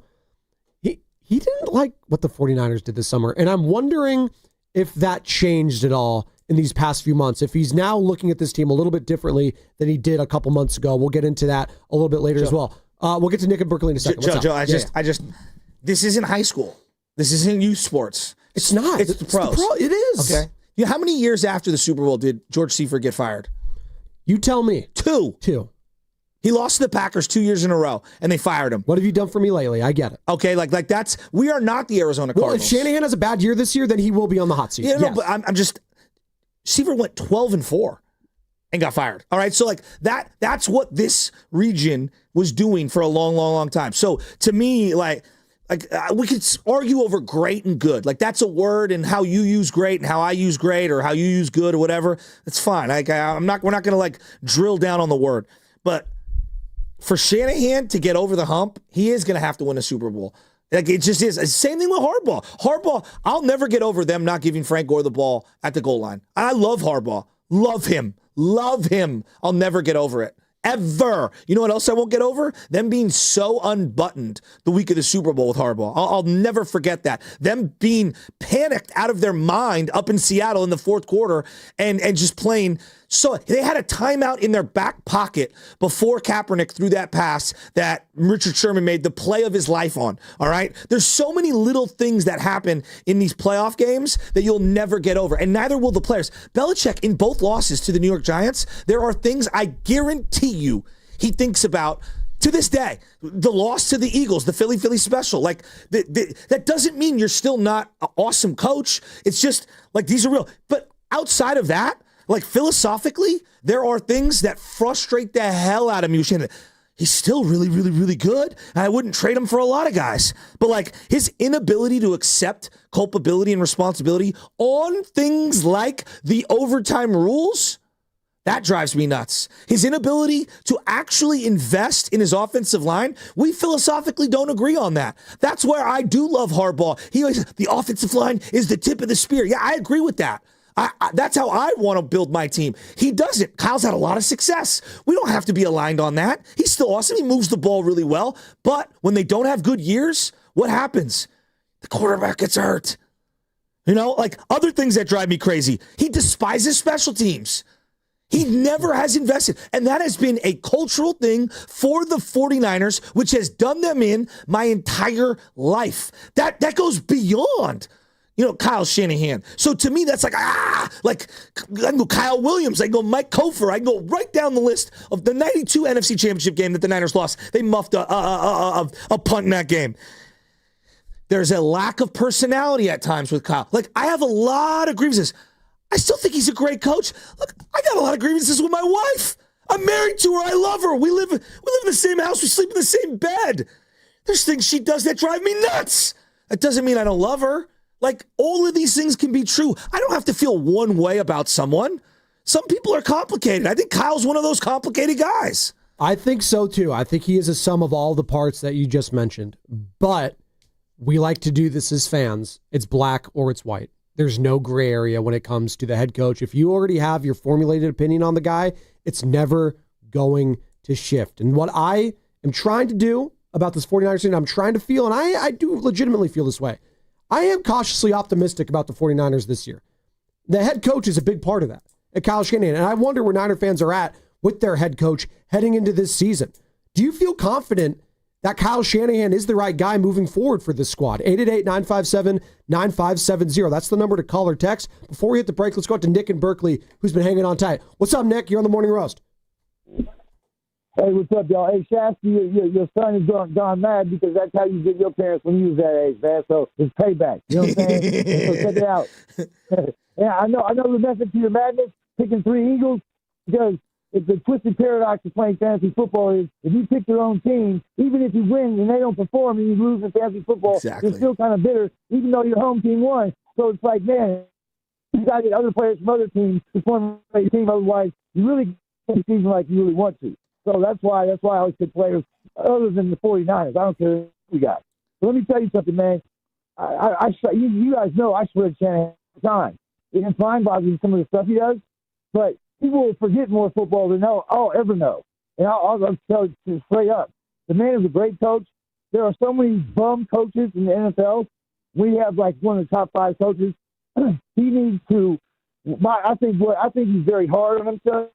I haven't met him, never talked to him, but I'm sure he's probably he chooses to feel his dad had a lot of success. You know what I'm saying? So that's kind of hovering over him in the right way. And I don't know how Shanahan approaches everything, but it's like, man, bro, if the special team is messing up, then go hang out with special teams at practice and solidify that. You can't be having mistakes. This is professional football. The room for error is slim to none if you want a champion. And you know what? I don't care what the cheating Chiefs from Kansas City talking about fat Candy Reed and Peppermint Patty Mahomes talking about we don't know the rules when Mahomes and Randy Reed be crying the entire game to the referees. I was embarrassed for Andy Reid, whining like a little child over there. And guess what, Andy? If you're listening, you never won nothing in Philly, bro. So Mahomes came. And guess what? Mahomes is running the Kansas City Chiefs, not Andy Reid. Getting yelled at by his tight end like that, man. They should have kicked him off the field right there for that, man. That's so unprofessional, disrespecting your coach like that, Kelsey. All right, Nick, we're up against it. Nick, we're up against it. On the other side, I want to get into this.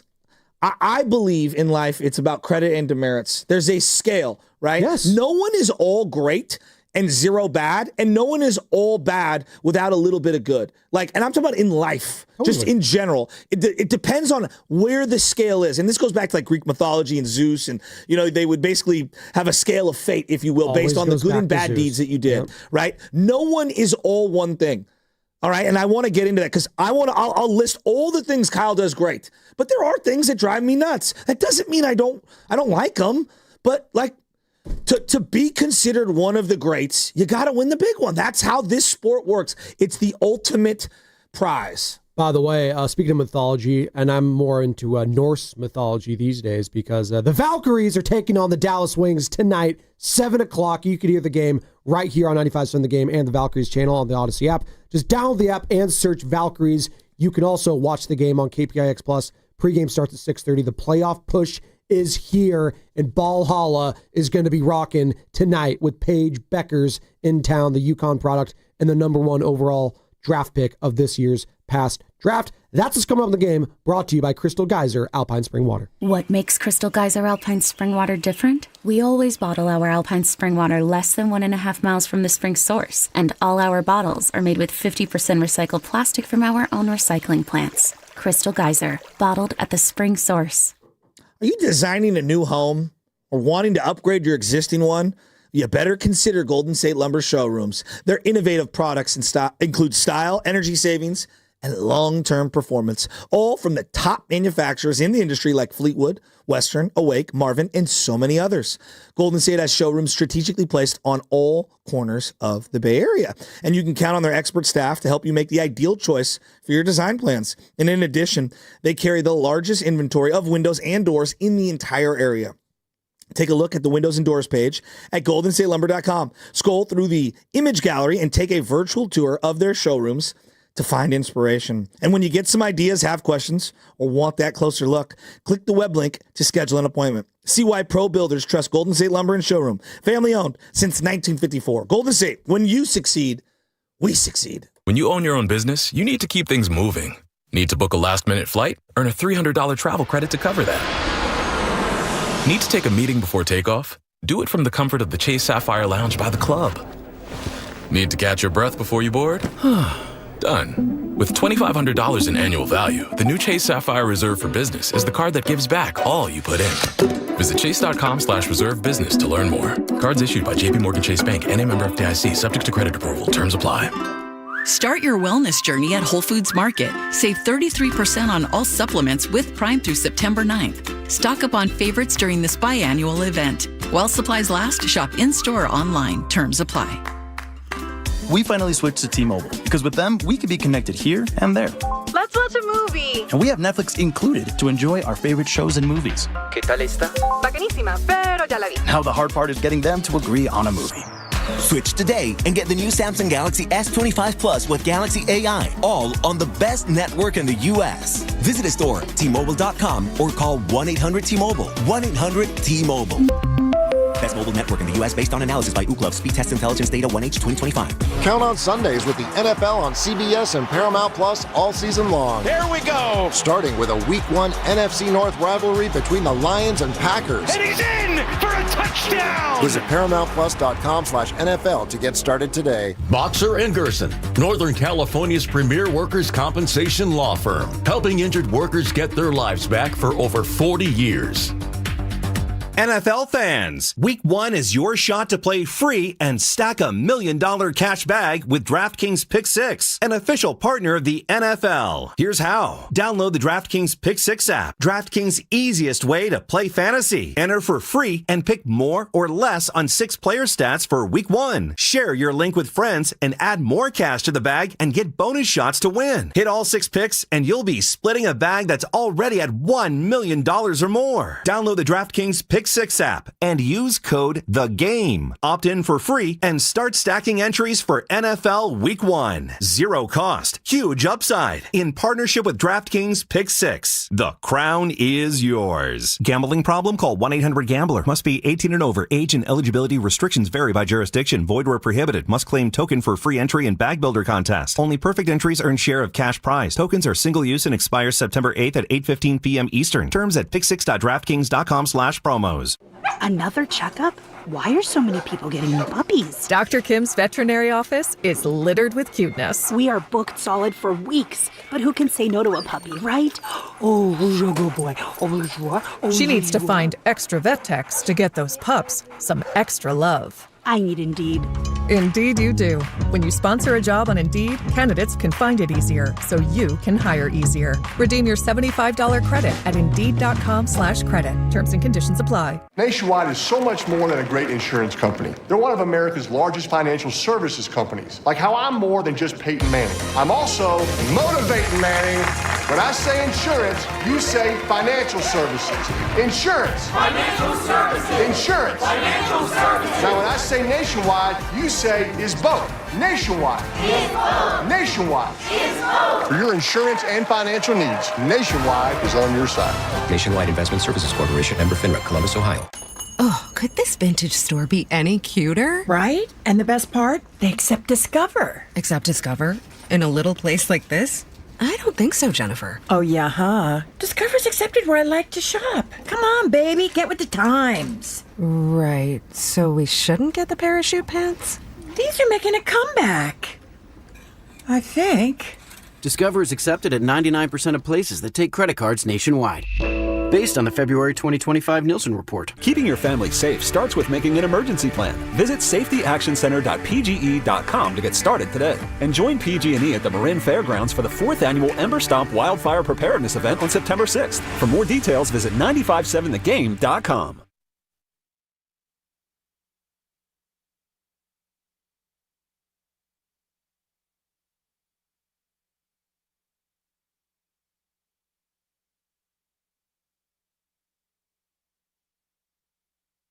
Now, back to the morning roast. Hey, Dunleavy, get on the phone, start making calls, dude. Why you sitting at the desk twiddling your thumbs, bro? With Joe Spadoni. Stop playing with your pencils and playing tic-tac-toe with yourself. Get out there and make some moves, man. Make it happen. Let's go. Let's go. Let's go. And Joe Shasky. Giants, Niners is on crack. On 95.7 The Game. Niners are on and cracking right now. No Dunleavy news, no Kuminga news, and quite frankly, not today. No. Today's football. I'm not dealing with Al Horford, DeAnthony Melton. I'm not dealing with that. You can't bring me down from this high of football season. And you can't bring me down on the head coach, Kyle Shanahan. You just can't. You can try to. I'm not going to allow it, though. I'm high on the Niners, and I'm high on Kyle Shanahan this year. I am. Can we have a coach of the year type of season for Kyle Shanahan? Usually they give that to the teams, though, with like low expectations. I think the Niners have too many good players to bestow it on him unless they go... They went 1-5 in the division last year and won 6 games. I know. The division I don't think is that great, personally. And they had a lot of injuries last year, and they had a lot of turmoil off the field with people's personal lives. Is the South better? Is the NFC South better than it? No. Okay. No. Okay. No. So that's a not great division. How about the NFC East? Yeah, how about the NFC East? Yeah, the NFC East is one of the better divisions in football. Is it? Yeah. Why? Just because of the Eagles? No, and because of Washington. Okay. And because I actually don't think the Cowboys are going to be that awful. I think they're going to be hovering around 8-9, 7-10 this year, even without Micah. Yeah, I think they're terrible. That's fine. You can think that. They also had a very bad year last year. I know. Well, they lost their quarterback. Well, Dak Prescott is back. They just lost Micah. Better. They did. Who's already hurt, by the way. So and their coach. They might have even had him tonight if he was available anyways. So there you go. I think the NFC East is not very good. I think there's Washington. We'll see. I think I'm wait and see on them.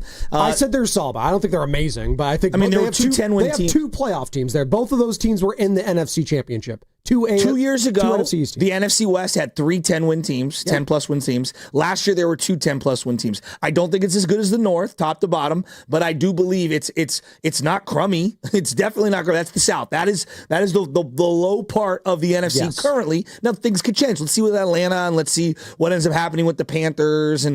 But point being is that I think actually the division's more difficult than you're giving it credit for. And we have to remember, this is what the Niners were. Last year, they were a 6-win team because, again, my life's about credits and demerits. You don't just get credit for not putting in the work and earning it. You have to earn it. And so I look at someone like Kyle Shanahan today, and I say to myself, like, let's look at his body of work. Look at it. Let's look at the pros and the cons. Right? And you listed the grievances that people have regarding like Trey Lance, which is silly. On the list of grievances, I think it's silly. The overtime one, though, like he's never going to get over that. That's like mishandling a bullpen at the end of a game like Dusty Baker did like that. That's something you have to wear until you exonerate it. It's just true. Why do you smile? Because, again, you took the ball first. You gave Mahomes 4 chances. It's a mathematical equation. If they score a touchdown, I don't think, again. If they score a touchdown, Mahomes now has 4 chances all the way down the floor.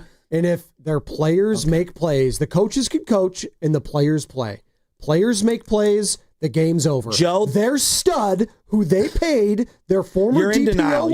You're in denial. No, I'm not. Because for the rest of life. They're supposed to make a play. No, Joe. For the rest of life, it will forever be known as don't do what the Niners did. You don't take the ball first if you win the coin toss. Like it is what it is. Do we blame Steve Kerr for blowing a 3-1 lead? Yeah, he gets blamed. No, yes. He doesn't. No one. He gets no blame. No one blames Steve Kerr for the 3-1 blown Playing lead. Anderson Varejao in the second quarter and Festus Ezeli when he hadn't played all postseason. What? People blame Steph and Draymond. No, you're wrong. That is exactly where everyone goes. I'm going to be the tiebreak here. Steve Kerr does not brunt much blame for that. Let's be honest. He skates by that. I'm letting you guys know. I have long said, look, that's part of who Steve is. Steve had a hand in blowing that series, as does everyone. When you win, everyone gets the adoration. When you lose, everyone gets blame. It's never one thing. Kyle Williams didn't just solely lose them the NFC Championship game. All right? No, he didn't. He did not. Alex Smith going 1 for 11 on 3rd down, throwing to Brett Swain also played a factor into it. But there's two issues here, which is getting blame and actually being part of the problem, which Steve Kerr was, right? But then getting the blame in the public eye, he probably does not brunt the majority of. That might be true. No one gets crucified more in the public. In this household, I'm talking the Shafsky household, I will never forgive him for playing Anderson Varejao in that second quarter. I will never forgive him for playing a dusty, didn't play old postseason Festus Ezeli, and I love Festus. All right? I love him. He fouled LeBron. LeBron was ice cold. He got 3 free throws. He got the heat up. No, Steve Kerr owns that loss as much as they mailed in multiple games. Mailed in multiple games with a 3-1 lead. So I don't want to hear that. I want to hear more of this from 4 to 6 today because we have 95.7 The Game, Red and Gold Summit. Again, today, the Red and Gold Summit is going to be at King's Fish House, Westfield Valley Fair in Santa Clara. Willard Dibs is going to be broadcasting their show live starting at 2 o'clock and then 4 to 6, all the hosts, myself, you, Steiny Guru, Willard Dibs, come on out, hang with us. Again, King's Fish House today, starting at 2, and then the summit's at 4, Westfield Valley Fair in Santa Clara. Experience the ultimate in shopping, dining, and entertainment at Westfield Valley Fair, your game day destination, Joe. But let's also remember, guys, when you have a championship in your back pocket, you don't take as much blame in any scenario. Okay? When you don't have a championship at all, you're going to get crushed. Think of how Andy Reid has handled both losses in the Super Bowl after winning one. And then think about how we talked about Andy Reid before he won a Super Bowl. Then I want you to think about, for example, someone like Belichick and his Super Bowl losses. He had Super Bowl wins in his back pocket. So I look at Pete Carroll. Pete Carroll had not won the title the year before. I think we talk about Pete Carroll totally differently. I mean, Kyle Shanahan's literally the only defensive or offensive coordinator that I could think of that we blame for a Super Bowl loss. I agree. It's stupid. But and it's was dumb. the narrative literally when dumb. he got the job. He was asked questions about the Super Bowl loss like it was his fault at the 49ers opening presser. And that's ridiculous. Like, we started off negative talking about this guy. Because he has name recognition of being Mike Shanahan's son, a multiple Super Bowl winning coach and an offensive coordinator who put together a prolific season with the 49ers and rejuvenated Steve Young's career, right? Like, so he comes from football coaching royalty. They're like, he does. It's just, we also should be in the Hall of Fame, as you mentioned. Yeah, Mike we have to know. So credits and demerits. Like, that's what life's about, right? Like, no one is all perfect. There's no one, even, I don't know if people are religious, even Jesus sinned, all right? And some disagree on that, but, like, there are arguments that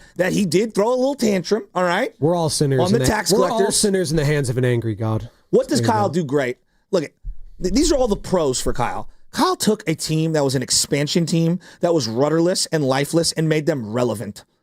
He did. Made them completely relevant. The Niners were irrelevant before Kyle Shanahan showed up. No one was going to the games. No one trusted ownership. No one trusted that any coach could last more than 16 games because there was only 16 games a season at that time.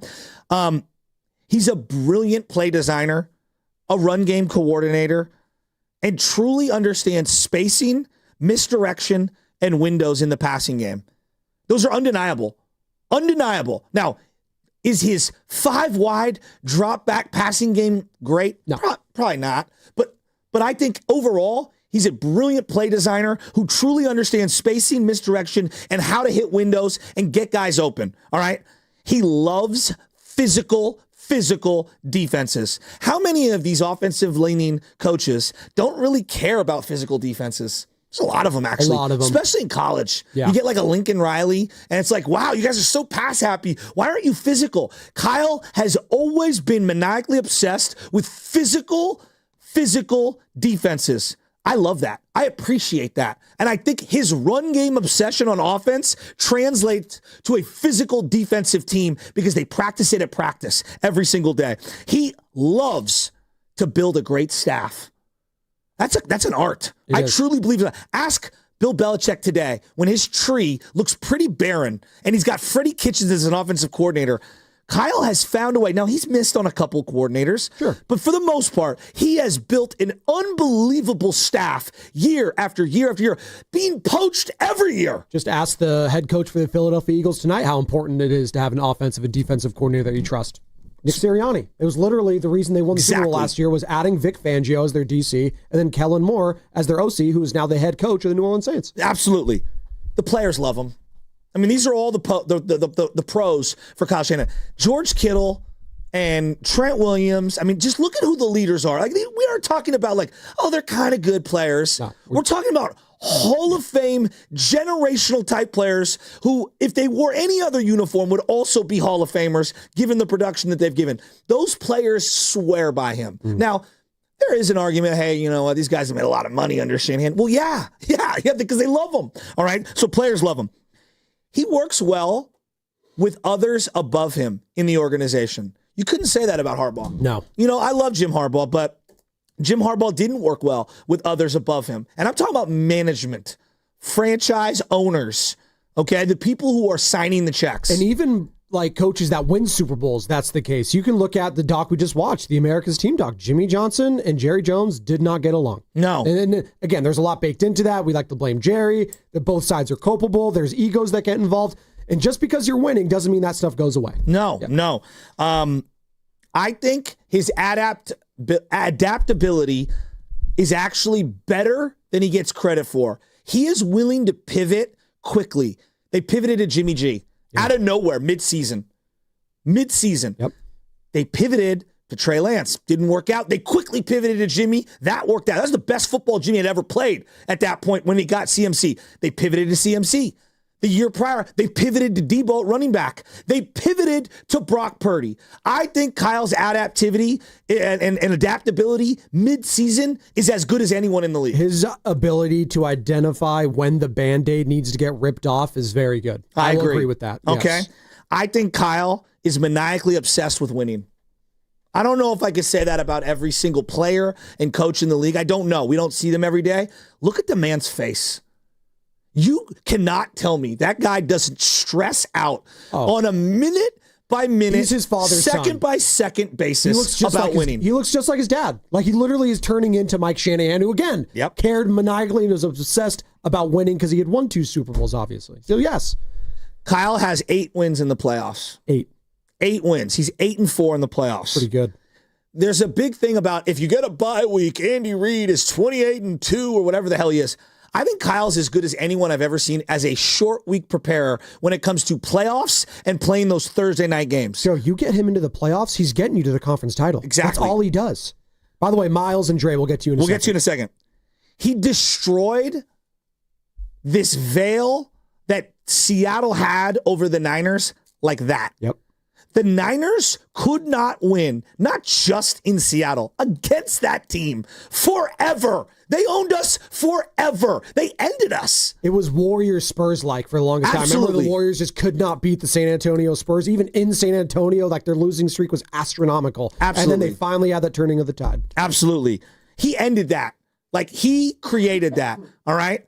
So these are just, I just wrote down and I'm just being fair. Those are so many pros. So many pros. Now, like losing in the Super Bowl, and I don't think he exactly knew the overtime rules. I'm sorry, like it's a huge demerit. Now, does that override all these other? No, but this is the totality of the human being. He is complicated. He's way more good than he is bad. I do also think, and I don't know if it was a part of what you were saying, but like he got the top dogs on that team and continues to get those guys, the young guys, to buy in. Like he gets the respect factor from those players will play hard for him all the freaking time. And that matters to me. He is, I know like we don't like to use this label for guys like Kyle Shanahan because we don't view him this way. He is a leader of men though. No doubt. He is. They love Kyle Shanahan in that locker room. The Trent Williams, the Nick Bosas, Brock Purdy, George Kittle, Fred Warner, they will go out on their shield for their head coach. No doubt. And I think, another,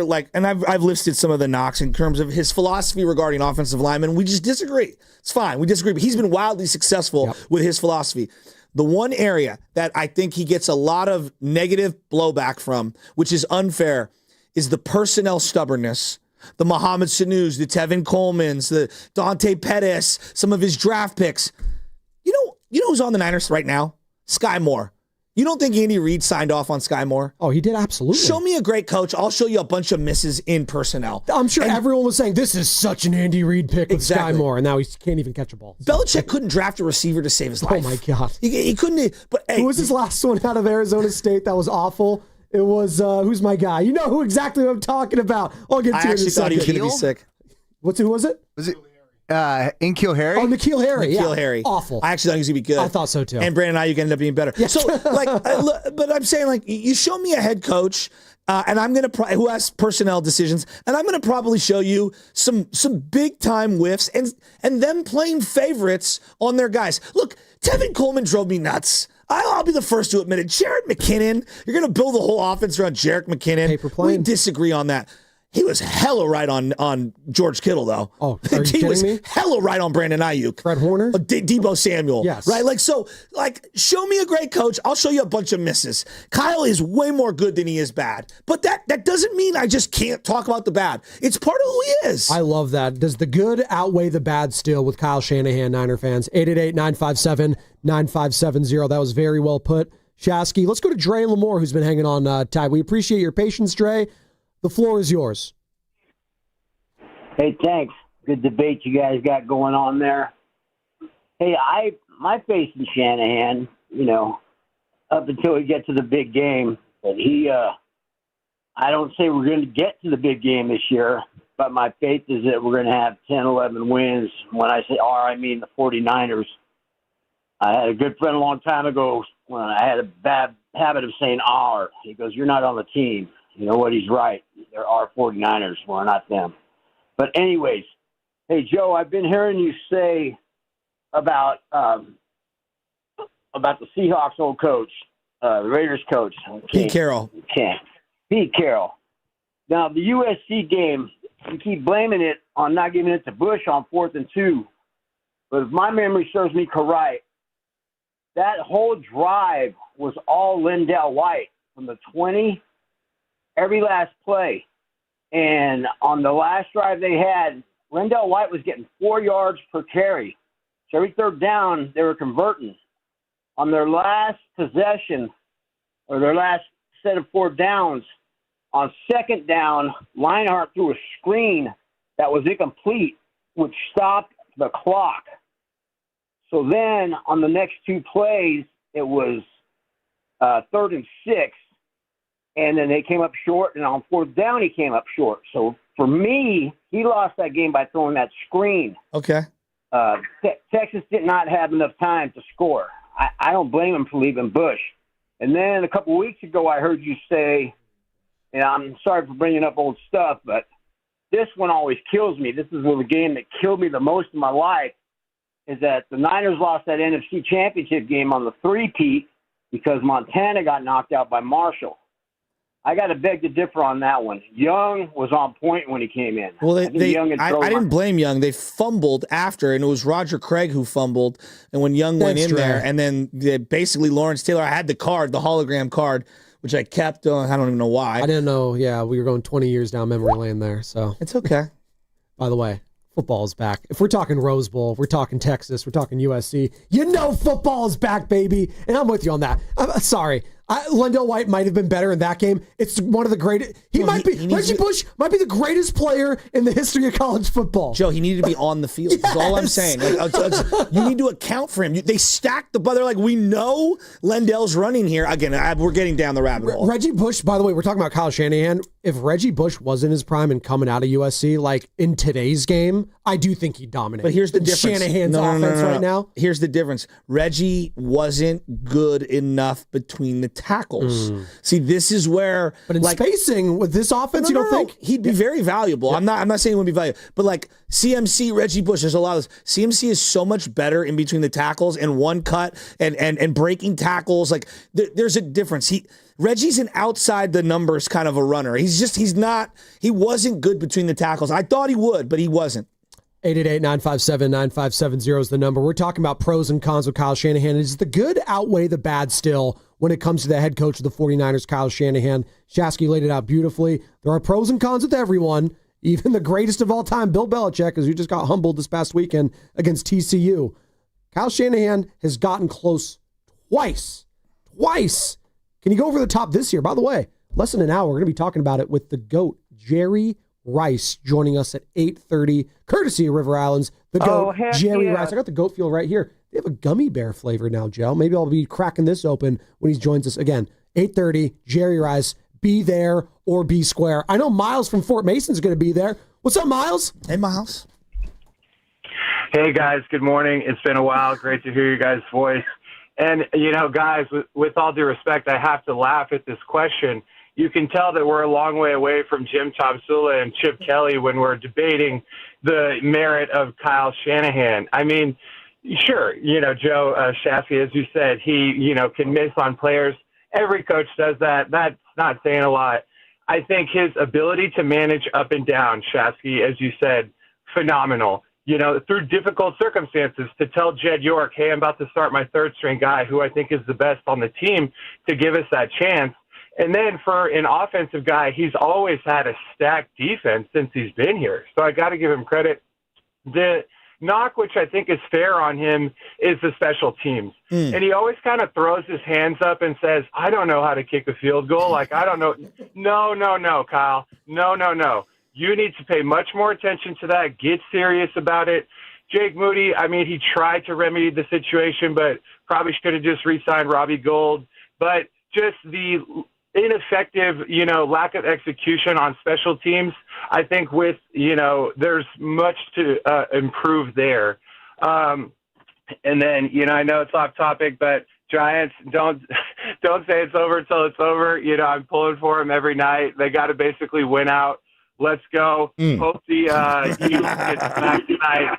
Let's go, baby. I love it. Why not the Giants? I love how the Giants are luring us back in. They've won 10 of 11. They're 4 back in the third wild. Do you see who's the biggest fan of the Giants now? Who? Bonte. Oh, well, he's pre and post for NBC Sports Bay Area, Joe. Of course. So what are you trying to say? He's a huge fan. He's always been a fan of the Giants. He was never a fan of Farhan, but he's always been a fan of the Giants. I got Bonte's back on this. Just sell. And sell everybody. What was that drop? I have it right here. Just sell and just fire everybody. And then just read his last 18 Giants tweets, and you tell me, even in the midst of losing 7 in a row, whatever they were, none of them were even close to that. Reds are frauds to me. Even when they won the damn Super Bowl, they were frauds that year. Damn it.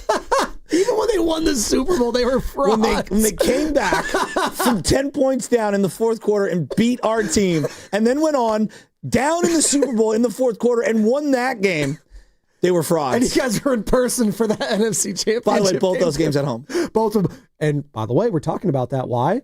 Because Tampa won it at home, the Super Bowl in Tampa Bay. The Rams won the Super Bowl in L.A. Why not the Niners this year at Levi Stadium? Is that the most sports talky sentence of all time? Play the Bonte. Even when they won the Super Bowl, they Reds were are frauds to me.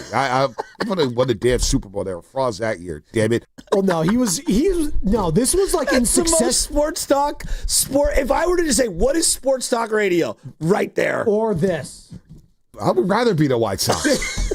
No one in the history of ever would rather be the White Sox. I can promise you that, although their jerseys and hats are sick. That's about it. That's the only time you'd rather be the White Sox. You guys were down so bad. I feel like all those drops happened within a span of a week, by the way. You guys were down bad talking Giants baseball at that point. It's called July in sports radio in the Bay Area. Isn't why it's so great that today we're talking football? We have smiles on our face because Joe, we're going to be after the summit. Well, I have a smile now, and then once I get into traffic, I'm going to be. Oh, relax. You'll be locked in. I'm pissed off at Carter. Why? Because Carter, A, should accept my trade in the fantasy league, and then B, do we have an official trade? By the way? I need him to get in the car so that me, him, and LJ can get in that HOV lane and smash on down to San Jose, and then the key is smash on back in that HOV lane. Don't you have an electric car though? Aren't you good in that? No, I think it's HOV only. Oh, I thought on 101. No, I thought if you have the electric cars, you're good. The fast track ones. Well, I have fast track, but you have to be. I still think you have to be HOV. There's certain HOV lanes, meaning high occupancy vehicle. Oh, is that what it stands for? 3 or more. Not JZ only. I got pulled over one time, and I was like, I don't even know what HOV means. I said that to the guy. He goes, really? And I was like, I swear. And he let me go. And he let you go. It was such a Chappelle moment. You should have had Ceremony Ford hook you up with a hybrid. Then you could have. See, that's a great call.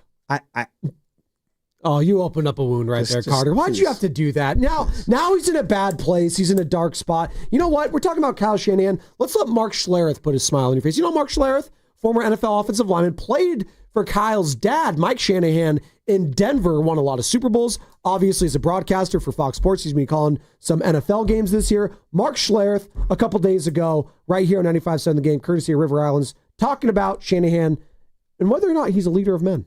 I mean, I haven't been in those meeting rooms, but if he's anything like his father, I will say this. I have, through Mike, I studied the game with Mike, and I'm over at his house looking at stuff, and I've seen Kyle run a meeting, and Kyle is awesome in meetings. Awesome. Presenting, talking to the coaching the coaches in front of the players, coaching up the players. He's dead level awesome in those meetings. And so I'm not sure what being a leader of men means. I guess I know what the media wants, but I would say that all those years in New England that Bill Belichick was a curmudgeon, a lot of people would say, he wasn't very good or wasn't, dynamic or wasn't this or wasn't a leader of men, whatever it is. I think a lot of that stuff is just an excuse you make up when you're pissed. So it doesn't really mean anything to me.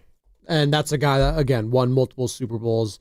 And he's just saying that's a phrase we like to use. Leader of men? Leader of men. Because I do think, and this is the conversation we were having a couple weeks ago, Jim Harbaugh, he's a leader of men. You saw what he did at Michigan. You saw what he did with the 49ers. You saw what he did with the Chargers last year. That guy just gets it. Players will die for Jim Harbaugh. We don't get the same for Kyle Shanahan, even though the guy's been on the doorstep twice.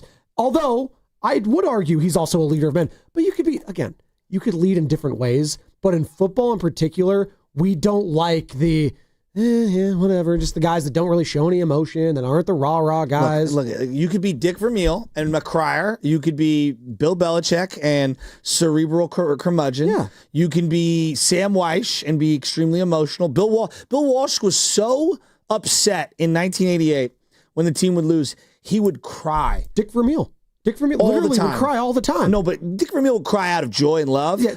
Bill would literally cry because of the anguish of losing. Yeah. Literally cry. And the Niners brass, I'm talking about Eddie DeBartolo and Carmen Palsy, thought he was too soft. Thought he was weak because he was showing tears. Now we've grown as a society, thankfully, from that. And Dan Campbell's a guy that wears his emotion on his sleeves. He gets angry, he gets upset, but he also cries too. He cares a lot. And we like to laugh at him when it's not going well. Like when the Lions are crappy a couple of years ago, we were all saying he's biting kneecaps off. This guy's, what the hell is he doing? And now all of a sudden everyone loves Dan Campbell. Why? Because they're winning. So we like to pick and choose. If somebody says to you, Lamar Jackson sucks, what do you say? But what do you say? You're an idiot. Exactly. Yeah. Right? You're an idiot. We're at the adult table. You're at the child's table. Okay. And macaroni and cheese will be coming out soon. Just relax. Now, what does Lamar have? Jackson stinks. Steiny. What does Lamar Jackson have on his resume right now that he needs to overcome? Playoff shortcomings. Exactly. Yeah. Okay. Great. He's a great player. He's a Hall of Famer right now. Might be one of the greatest players. Yes. That's how talented he is. I don't say that flippantly. Should have won the MVP last year. He might end up with 4 or 5. Who knows? Yeah. We don't know. We don't know where it goes. He might not ever win one either, by the way. Yeah. But until he does, what is going to be the conversation? Couldn't win the big one. Now, Kyle's got way more playoff success as a head coach than Lamar Jackson. Similar to Lamar Jackson, once you reach a certain status where we acknowledge you're really good, you have to get over the hump and you have to win the big one. Peyton Manning had this hanging over his head for the longest time. And I think that Kyle is now a victim of his own success where we realize, well, you're not inept. You're good. You're really good, actually. But are you ever going to be able to get over the hump? And I don't think they'll be able to do it this year. I just don't think the team is good enough. They're not deep enough. They're just not in that window right now. But this is something that's going to linger, Joe. It's not going to go away. Like the cranberries, do you have to let it linger? Uber Larry's going to let it linger. He wants to join in the conversation. 888-957-9570. We're talking about the head coach, Kyle Shanahan. And does the good still outweigh the bad for you, Niner fans, heading into the season with your head coach? I'm feeling damn confident about it because the head coach and they're healthy. Uber Larry, what's up, man? You're on the Morning Roast. What's up, fellas? What's up, Joe? I told you I only call during football time, man. Let's go. So anyway, I got some news for you guys. I got some real bad news for you. Man, you guys slammed Jim Harbaugh every bad call, every delay of game. every time we played Seattle or we played anybody good, we'd have somebody go on IR because they, dude. The one thing I remember with Jim Harbaugh, and I love Jim Harbaugh, the mighty man and all that stuff he always used to say. One thing about Jim Harbaugh that used to make me laugh is we need 3 yards, we got 2.5. Frank Gore was averaging 5, but when we needed 2, he got 1 3/4. You guys got to remember what you really thought of Jim Harbaugh during the game. All the bad play calling, all the bad mistiming on the routes, and the missing wide open Randy Moss doing jumping jacks saying, "Please throw me the ball." Do you guys remember those things? I do. I mean, nobody. And now all of a sudden, where are you going with it? Man, everybody all of a sudden has anointed Jim Harbaugh as a great coach when he was. He's the same style coach as every other coach. He's just a averagely good coach. You think Jim Harbaugh is just an average coach? You don't think he's good to great? No, because there's one reason why I'll say that. Who's calling the plays for Jim Harbaugh this year? Greg Roman. Yeah, but his boy. Who called the plays for Belichick? So now, did you see Greg Roman calling plays before? It's the same thing. But Uber Larry, who's Nick Sirianni, has been to 2 Super Bowls and just won one. He doesn't call plays. John Harbaugh's done it. Yeah. Like, you don't have to call plays on one side or the other to be a good coach. No. It has nothing to do with calling the play. I'm just saying, if you watch Jim Harbaugh, all these mistakes that you guys are clowning Kyle Shanahan for. I remember Kyle Williams in a big home game fumbling punts twice. Twice you put him outside in the rain. He fumbles the first Ted time. Ginn Jr. was inactive. Wait, let me defend Harbaugh. Ted Ginn Jr. was the primary returner that year. He was inactive on game day, and we all said the same thing. Damn it. Yeah. There you go. He is back. He said, no, I'm not saying you don't have to call plays. All due respect, Larry, you're basically making the argument that because he doesn't call plays, he wasn't a good coach. I think the first ever game for Harbaugh, Ginn Jr. might have had 2 touchdown returns. There you go. So it did matter at that point. I'm going to look that up. And sometimes you don't have the bodies. And you know what? I like the old cliche, and whoever came up with it, Bill Parcells, whoever before, I don't know who, was it Vince Lombardi? I don't know. Coaches coach and players play. Ultimately, the players have to execute. And the coaches could do their best to put them in the position to do that, but the players have to execute. And that day, Kyle Williams didn't. Hey, that day, those 2 games, if Jimmy Garoppolo executes and hits Emmanuel Sanders, maybe it's different. I don't know if they still win the game, puts them in a better position to do so. God. Like that. There's what? What do you see? September 11th, 2011, Ted Ginn Jr., 102-yard kickoff return. Ted Ginn Jr., 55-yard punt return. Never forget. Both touchdowns. Never forget. There you go. He was underrated. He was. You know what did him in? The next year, they're playing in St. Louis at the James Edwards Dome, and they did this Kaepernick did this little flip play to him, and I forget who. He dropped the ball and then didn't jump on the fumble, the loose ball, and it was like, Harbaugh's like, he's done. He's dead to me. Get him out of here. He's dead to me. Because, dude, I'll never forget that. It's like when Cedric Wilson didn't go down at the James Edwards Dome. I was like, he's dead to me. Get him out of here. Remember when Ted Ginn was trying to race people for money, after he retired basically? It's I'll race anyone. Joe. Come at me. Remember there are 5 guys in the history of the game who will always be open over the top, and it's like a 10% chance they'll catch it. Him, Deshaun Jackson, Valdez-Scantling, who's on the Niners now. MVS, baby. He's on. There are guys that just perpetually wide open over the top. Darius Hayward-Bay. Yeah, just John Ross. Ted Ginn Jr. would be wide. Was it the Baltimore Raven game that he dropped one on Thanksgiving? He was wide open the first hardball. Maybe it was a Thanksgiving, but it was a Thursday night game. The first hardball, wide open. Alex threw one down the seam, and it was like, Ted Ginn Jr. drops it. The football sayings that I love, and by the way, I also want to get into your favorite football sayings. My dad always used to say, son, I hit him in the worst place. Where, Dad? The hands. It's like stupid sayings like that. And then my dad would also say, Joe, he was just too open. It's just, though, that's when you know football is back. The stupid dad jokes My throughout pops, a season. he'd say, I walk over to Vernon Davis and I hand him the pen, and he'd have to catch it off the shoulder pads. Oh, my God. I love Vernon, but he was such a shoulder pad catcher. Oh, catch with your hands, guys. By the way, people are coming in. Torrey Smith, always open over the top. Smith, you're Another right. Ex-Niner. You're right, Jacoby Always Jones. wide open over the top. Rest in peace. Jacoby Jones, another guy like that. 888-957. Henry Ruggs. Yeah, well, he'll actually be up for eligibility if he gets out of prison, I think, in the next year. He's getting out really soon. I think so. And he's only going to be like 26 or 7. Just saying. 888-957-9570. Speaking of wide receivers that were always open, Jerry Rice is going to be joining us, Joe, in about 38 minutes right now. And Jerry Rice had some interesting comments I want to get into on the other side before we have him on, because he joined our boy, Cam Inman, Bay Area News Group, San Jose Mercury News, and had some comments in July that we kind of touched on, but we didn't really do a deep dive on it. But this was the quote that Rice told Cam Inman. This is about the 49ers offseason and heading into this year. Quote, I just feel like we added on too many pieces. The reason why I say that is these guys are young. Super Bowl 60 is going to be here in San Francisco. I would have preferred to sort of leave everything like last year, add on to that, and have a chance for this coming year. Very interesting to hear the greatest player of all time, the greatest 49er of all time, with those thoughts. Now, have they changed from then, which was, again, back on July 14th, or over a month and a half since then? Maybe his opinions changed on this team. Maybe it hasn't, because Patrick Willis, Hall of Famer, another Niner legend, kind of echoed those same sentiments. So I want to get your thoughts on that on the other side, 888-957-9570. But before we get to that, Carter, we do have the injury report.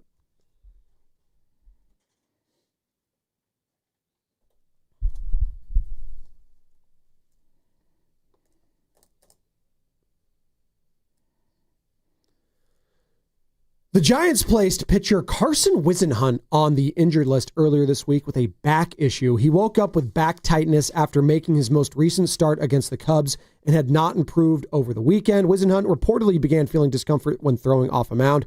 It is not clear when he will be back, but at least Kai-Wei Tang is here to fill in until Whisenhunt returns. The injury report was brought to you by Boxer & Gerson, Northern California's premier workers' compensation law firm, helping injured workers get their lives back for over 40 years. What's coming up on the game is brought to you by Fremont Bank, here for you, here for good. Let's dive into what Jerry Rice had to say a couple months ago, and then let's talk to Jerry Rice at 8:30. You want to do that? Yeah, and I have an exercise I want to do, just a fun one. I want to go through the schedule, and I want to say, would that team trade their quarterback for ours? I love that. And God. Also, 888-957-9570, Shasky needs a fantasy football name. His team doesn't have a name yet, and it has to be radio appropriate so we could say it on air. 888-957-9570. It's Spadoni, Shasky, Morning Roast, 95.7 The Game.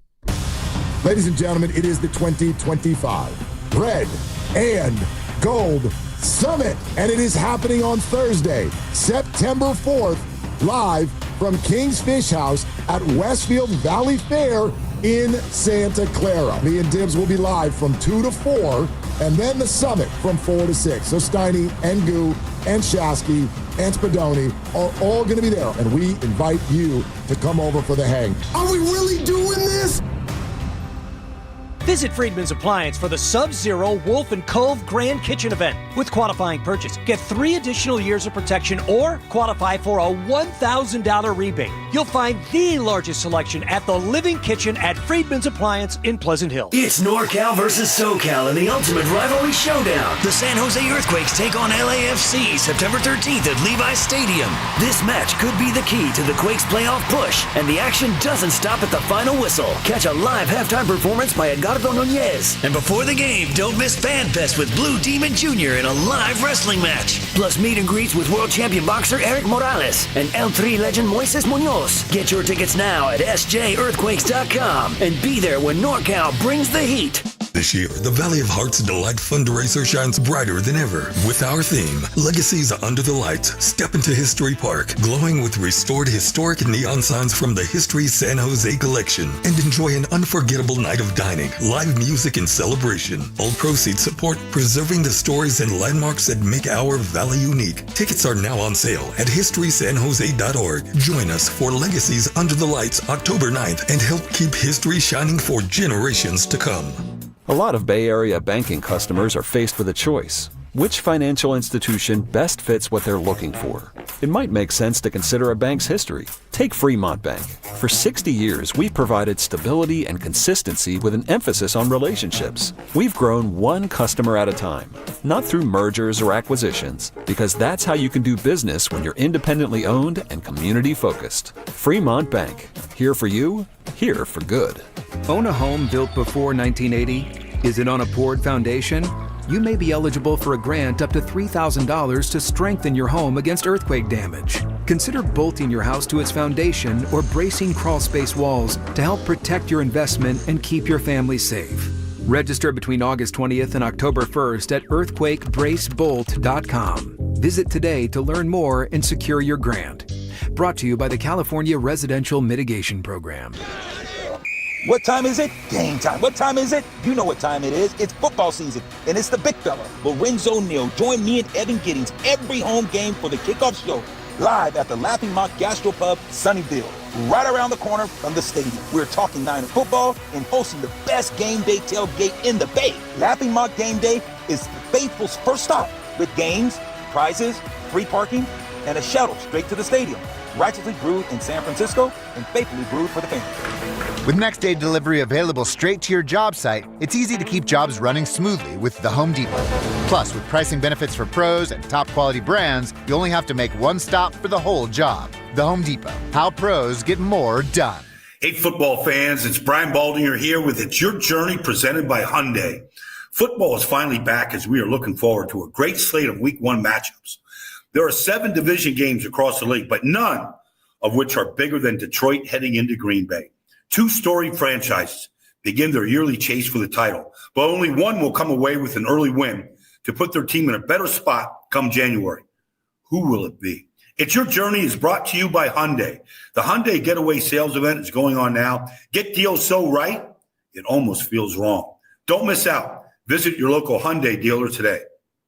It's time. Time for the pro to get everything for the job delivered. Large orders of lumber, doors, windows, paint, plumbing, anything the job needs, all from one partner. Get it today with same-day delivery. Get it tomorrow with next-day delivery on 50,000 plus products. Or get it on your timeline with scheduled delivery on everything from framing to flooring. It's time to get your whole job, all your jobs delivered. Ask about all our new delivery options at the Pro Desk. The Home Depot Pro, it's about time. There's nothing like when you get that part from eBay and it just fits. Yeah, the first time. So you can do less of this and get right back to more of this. At eBay, you'll find all the parts you need, guaranteed to fit, at prices you'll love. Sounds good, doesn't it? eBay, things people love. Eligible items only. Exclusions apply. It all comes down to this, folks. Yep, the entire season is on the line. But my throat has officially thrown in the towel. Sounds like you need Vicks VapoCool drops. They're max strength and vaporize sore throat pain. Whoa! These VapoCool drops hit fast. Speaking of fast, did you just see that play? Yeah, he vaporized that ball. That pun should have come with a penalty. Vaporize sore throat pain with Vicks VapoCool drops. Use as directed. You're listening to 95.7 The Game, KGMZ-FM and HD1 San Francisco on Odyssey Sports Station and the home of the Golden State Warriors and Valkyries. Always live on the free Odyssey app and now coming to you live from the Laughing Monk Studios. Rise. Wake up! It's time to wake on up. Wake up, wake up. With a nice cup of Joe. What's up, Joe, bro? Featuring Joe Spadoni. He's an Italian. And Joe, the Butcher Boy Shasky. I am slippery. Oh! The best part of waking up is morning roast in your cup. It is the Morning Roast, man, on 95.7 The Game. We did it.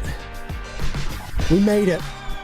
Week 1, 2025-2026 NFL season officially begins tonight. And before that game between the Eagles and Cowboys, the defending champs taking on the Micah Parsons' America's team, Dallas Cowboys.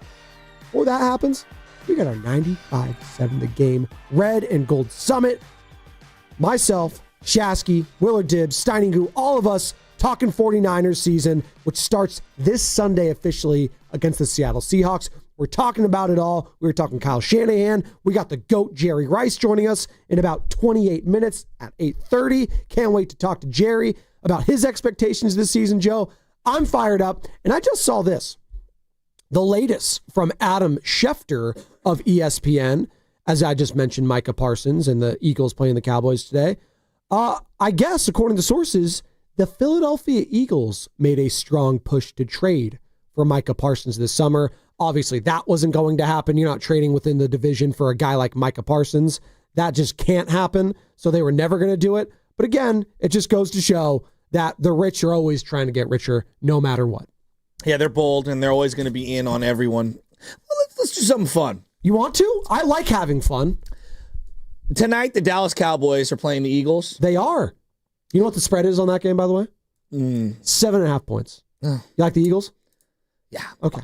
Big time. Big time. You think they're going to blow them out? I think Cowboys. I think Cowboys are a 5-win team this year. Wow. Okay. Would the Cowboys, with Dak Prescott, would they switch quarterbacks and take Jalen Hurts? Would the Cowboys? I think so. I don't know. I think they would. I think stock is high on Jalen Hurts right now that I would, and stock is very low on Dak Prescott. And I think the way the Cowboys are wheeling and dealing right now, they're not going to say it. It's like quiet quitting. They're kind of quiet quitting on this season, potentially after this Micah Parsons I think that's trade. pretty foolish. Then why spend $70 million on your quarterback? But that's neither here nor there. Well, it's the Cowboys. I can't. I'm not in that room, but I'm just telling you're doing the exercise. I think the Cowboys would take Jalen Hurts over Dak Prescott right now, if given the opportunity. I'm not sure. I know the Eagles would take Jalen Hurts over Dak Prescott. Correct. Let's do the Niners. Let's go through the schedule. I like pretend you're that team. Okay. Not the Niners, not a Niner fan, just that team. Okay. Niners play the Seahawks this weekend. Would the Seahawks trade Sam Darnold, their starting quarterback, for Brock Purdy? Before you do this, are we excluding the finances? Just quarterback? Straight up. No money, no age, no nothing. Give me some NFL music for this, by the way. Give me some NFL primetime because it's a fun exercise. Do you think it gets me the going. Seahawks would take Brock Purdy over Sam Darnold right now? Yes. I do believe that. I think so too. Yes. I think so too. He has more of a body of work. He's been more consistent. I do think there is a more physical upside when it comes to Sam Darnold, but he's also more risk-prone and more injury-prone, quite frankly, when it comes to Sam Darnold. Puts himself in harm's way a lot more than Brock Purdy. They would take Brock Purdy over him. New Orleans Saints, week 2. Oh, God. Niners play the Saints at 10 a.m. You have Tyler Shook, who's backing up right now, the starter in Spencer Rattler, who transferred multiple schools in college. Would the New Orleans Saints take Brock Purdy over those two quarterbacks? Yes, they'd help. And Carter got on my ear, and I agree. They take Mac Jones over those guys probably if given the opportunity. Yes. I don't know about Mac. I don't know about Mac. They're taking Bradley Carter. No, I'm not going to get too far. I do think they take Brock. Mordecai? They would take Brock. Okay, yeah, right. It's a lock. Yes, okay. Slam dunk. Arizona Cardinals, week 3, the home opener. Are they taking Kyler or are they taking Purdy? The book's out on Kyler Murray. He's just not that guy. He's fun. He's exciting to watch. He's never going to be a quote-unquote winning quarterback. Do you think they feel that, though? Yes. I think this is the last season that Kyler Murray plays in Arizona. I think he's done after this season in Arizona. Okay. Yes. That's a hot take. I don't think that's a hot take at all, actually. I think Kyler Murray's stock is so low. I don't think they can do much better than Kyler Murray currently. I think Brock Purdy would be better than Kyler Murray. No, I'm saying them as a franchise. Sure. I think that they think they're better than they are. Well, there's always reports, and there was reports last year that they were shopping Kyler Murray, but no one wants to touch him at that price tag. No. They just don't. What about week 4 against the Jacksonville Jaguars? Back-to-back home games for the Niners. Would Jacksonville take Purdy over Trevor Lawrence? That's an interesting one. Trevor has actually had some playoff success. He has won a game with Jacksonville. That was an incredible comeback against the Chargers. Number one overall pick versus the last pick in the draft. It is an interesting, like one guy looks like the prototype quarterback. Yeah, the other guy actually plays like the prototype quarterback. It's a great exercise, right? I'd take Brock. You have to take Brock over Trevor Lawrence right Jacksonville. Now. I'm asking you, would Jacksonville? I think they would. I don't know. I think they would. What do we think? But he has won a game for the franchise. Like, that matters in all of this. Yeah. He has won a playoff game. What do you think, Carter? Yeah, I think Joe Hawks and I both think no, just because the upside, the ceiling for him, like... They're still holding out, I think. I think so, too. The greatest quarterback of that, like... I'm going to say no. Of the last, 2 decades has been, David Garrard and Blake Bortles. It's not really a high bar to clear. Mark Brunell the last 2 decades. I said 2 decades, so Brunell's in the 90s, right? Joe Hawks also just pointed out that Trevor Lawrence is from the area, so it's kind of the homegrown. Yes. We're doing the exercise. I think they should take Purdy, but you're right. Maybe they would take. No, I think we're in agreement. All right. The Week 5 matchup, Thursday night, Niners, Rams. Would the Rams trade Stafford for Purdy? No. Stafford means too much for that team, for that franchise. Super Bowl champion means too much. No. What about the Tampa Bay Bucks, Week 6? Would they trade Baker Mayfield for Brock Purdy? No, I don't think they would. I think they view them very similar. Yeah. I think a year ago, it's a different conversation. Yes. I think after the year that Baker threw 40 touchdowns last year. Incredible. So I don't know. I think no. Baldy was high on them, by the way. Brian loves Baker. He loves the Bucks too. He was on the Bucks last year, was he not? The team that he's most intrigued with. He was right. Atlanta, Michael Penix Jr. Would Atlanta, from Atlanta's perspective, trade a rookie quarterback, even though I'm not trying to do that, but a guy they have barely seen for Purdy? I don't know what the hell Atlanta thinks. They thought Kirk Cousins was the answer last year, and then they drafted Michael Penix, didn't play him towards the end of the season. That is a perplexing franchise. And Raheem Morris, I think they stick with Penix right now over Purdy just because of the upside and the high draft pick, but that's the only reason, because there's a lot of unknowns about Penix, quite frankly. I like him. I loved him coming out of Washington, but I don't know what to make of him this year. I hope he's good because I have Bijan Robinson, by the way. Would Atlanta do it? Yes. You think they would? Okay. Yeah. I think they are so thirsty for just competent quarterback play. I think they would too. Yeah. Let's get to the next game. I think you put a water gun to my head. I'm saying yes. Houston Texans. Would the Houston say they play them in Week 8? Okay, it's a morning game at Houston. Would Houston trade C.J. Stroud straight up? No. For no. Okay. No. Okay. The New York Giants. Russell Wilson, Jackson Dart for Brock Purdy. Are you yes? No, yes, in a heartbeat. I think so too. In a Texas second. I think Daboll would love him. Iowa State second. Not even close. Back to the Rams again. We've already established that's a no. That's who they play in Week 10. And, Arizona in Week 11. We're doing the exercise right now. We're going through the 49ers schedule. We're discussing whether or not the opposing teams playing the 49ers would take Purdy over their current quarterback situation. What about Carolina? You got Bryce Young playing really well down the stretch last year, but at one point, remember, he lost his job. I mean, I think they're hoping Bryce Young becomes Brock Purdy. So yes. Okay, I like it. That's exactly who they're hoping Bryce Young becomes, is Brock Purdy. What about the Cleveland Browns? Oh, God. Hey, I love Shador. I'm a big Shador guy, but they would be foolish if they had Brock Purdy presented to them not to take him. I mean, they got Deshaun Watson, Joe Flacco, Dylan Gabriel, and then Shador is the emergency guy. Just stop. Stop it. Tennessee Titans. They play them in Week 15 after a bye. I think they're sticking with Cam Ward. I think so too, just because they haven't seen him. I think they're sticking with Cam Ward. I love Cam Ward, by the way, this year. I think he's gonna flash a lot. He should. He's the number 1 overall pick. But. Indianapolis Colts. Oh God, yes. And now they fumbled it. They have no one but themselves to blame when it comes to the Anthony Richardson situation. Shane Steichen, their general manager, it's been all a mess. Now they have Daniel Jones starting Week 1. Yes, they would absolutely take Brock Purdy over their current situation at quarterback. What about the Bears?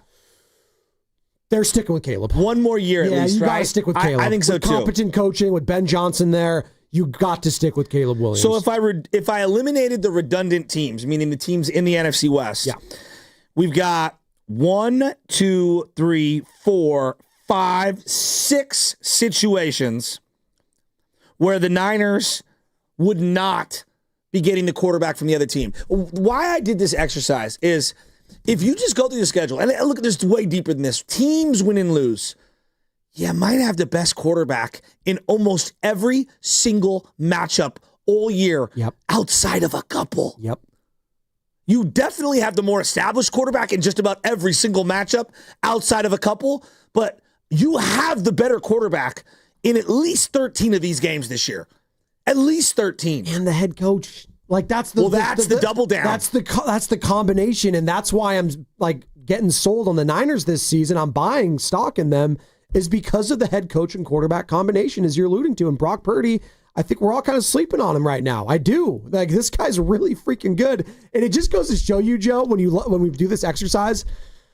There's a lot of question marks around the NFL this year. A lot of question marks around the NFL this year, specifically in the NFC. I also think it goes to show you when I look at the schedule for the Niners, and as we talk about like it's a last place schedule and it's the worst schedule in the NFL in terms of these teams aren't very good. These teams, like who knows what the Bears are come week 17? Yeah. I have no idea. They could be great. They could be middle of the pack. They could be awful. We don't know. There's a lot of bad teams, though. Like, just because they have bad quarterback play. Like, for example, Cleveland. I don't think Cleveland's going to be very good. No. It's week 13. Does anyone know, like, where on the depth chart they'll be? Does anyone have any idea? Dylan Gabriel?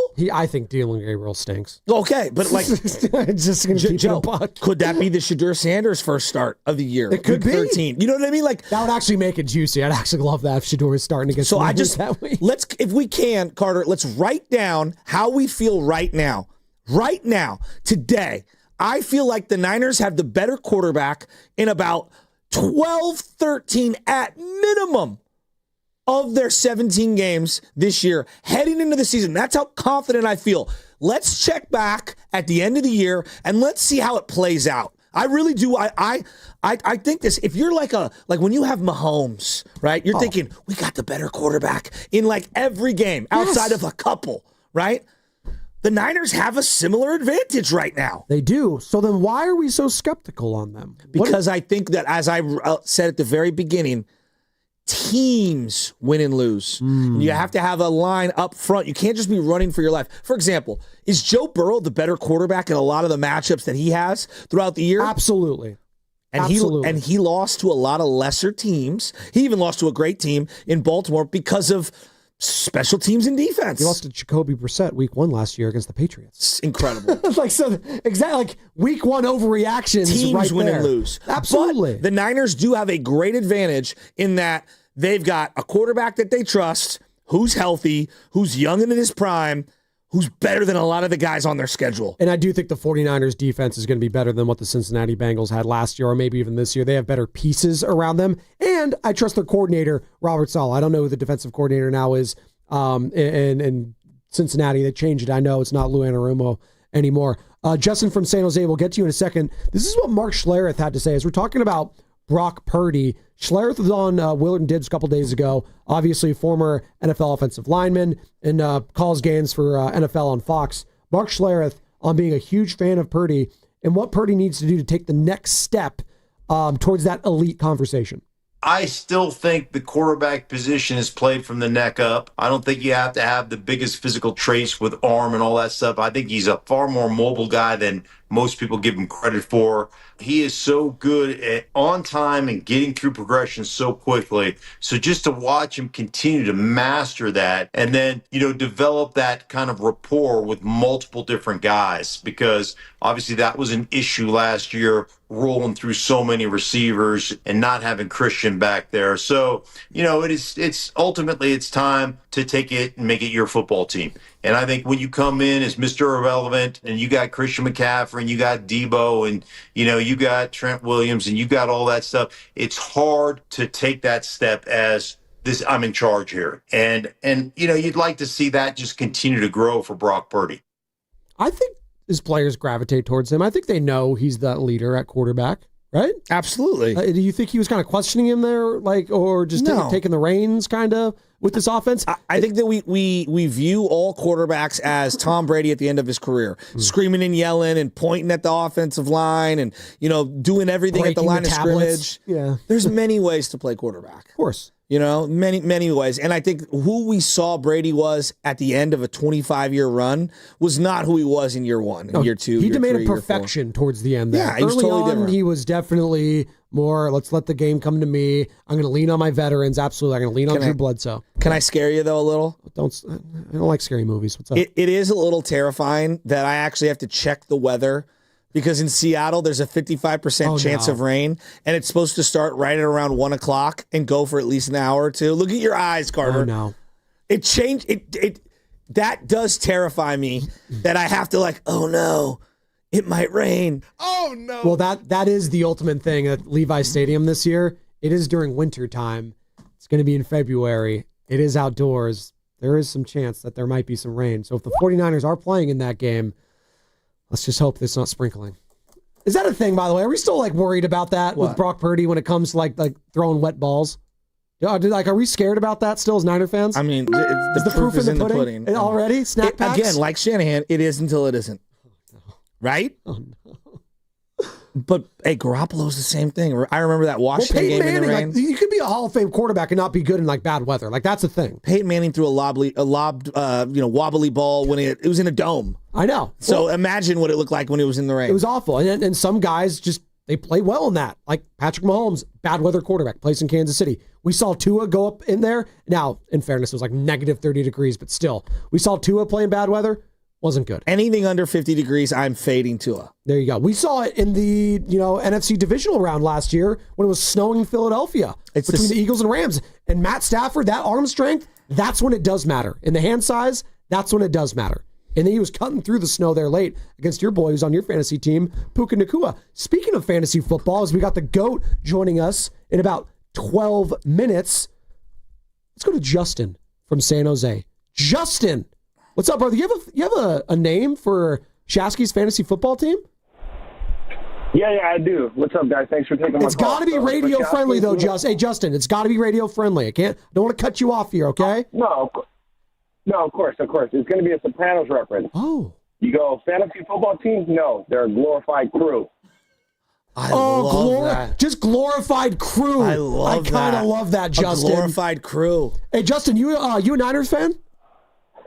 Yes, sir. I've been watching since 1998 in the Murray and Hanks chicken dance days. Ooh. Okay, are you feeling good about the Niners this season? A glorified crew.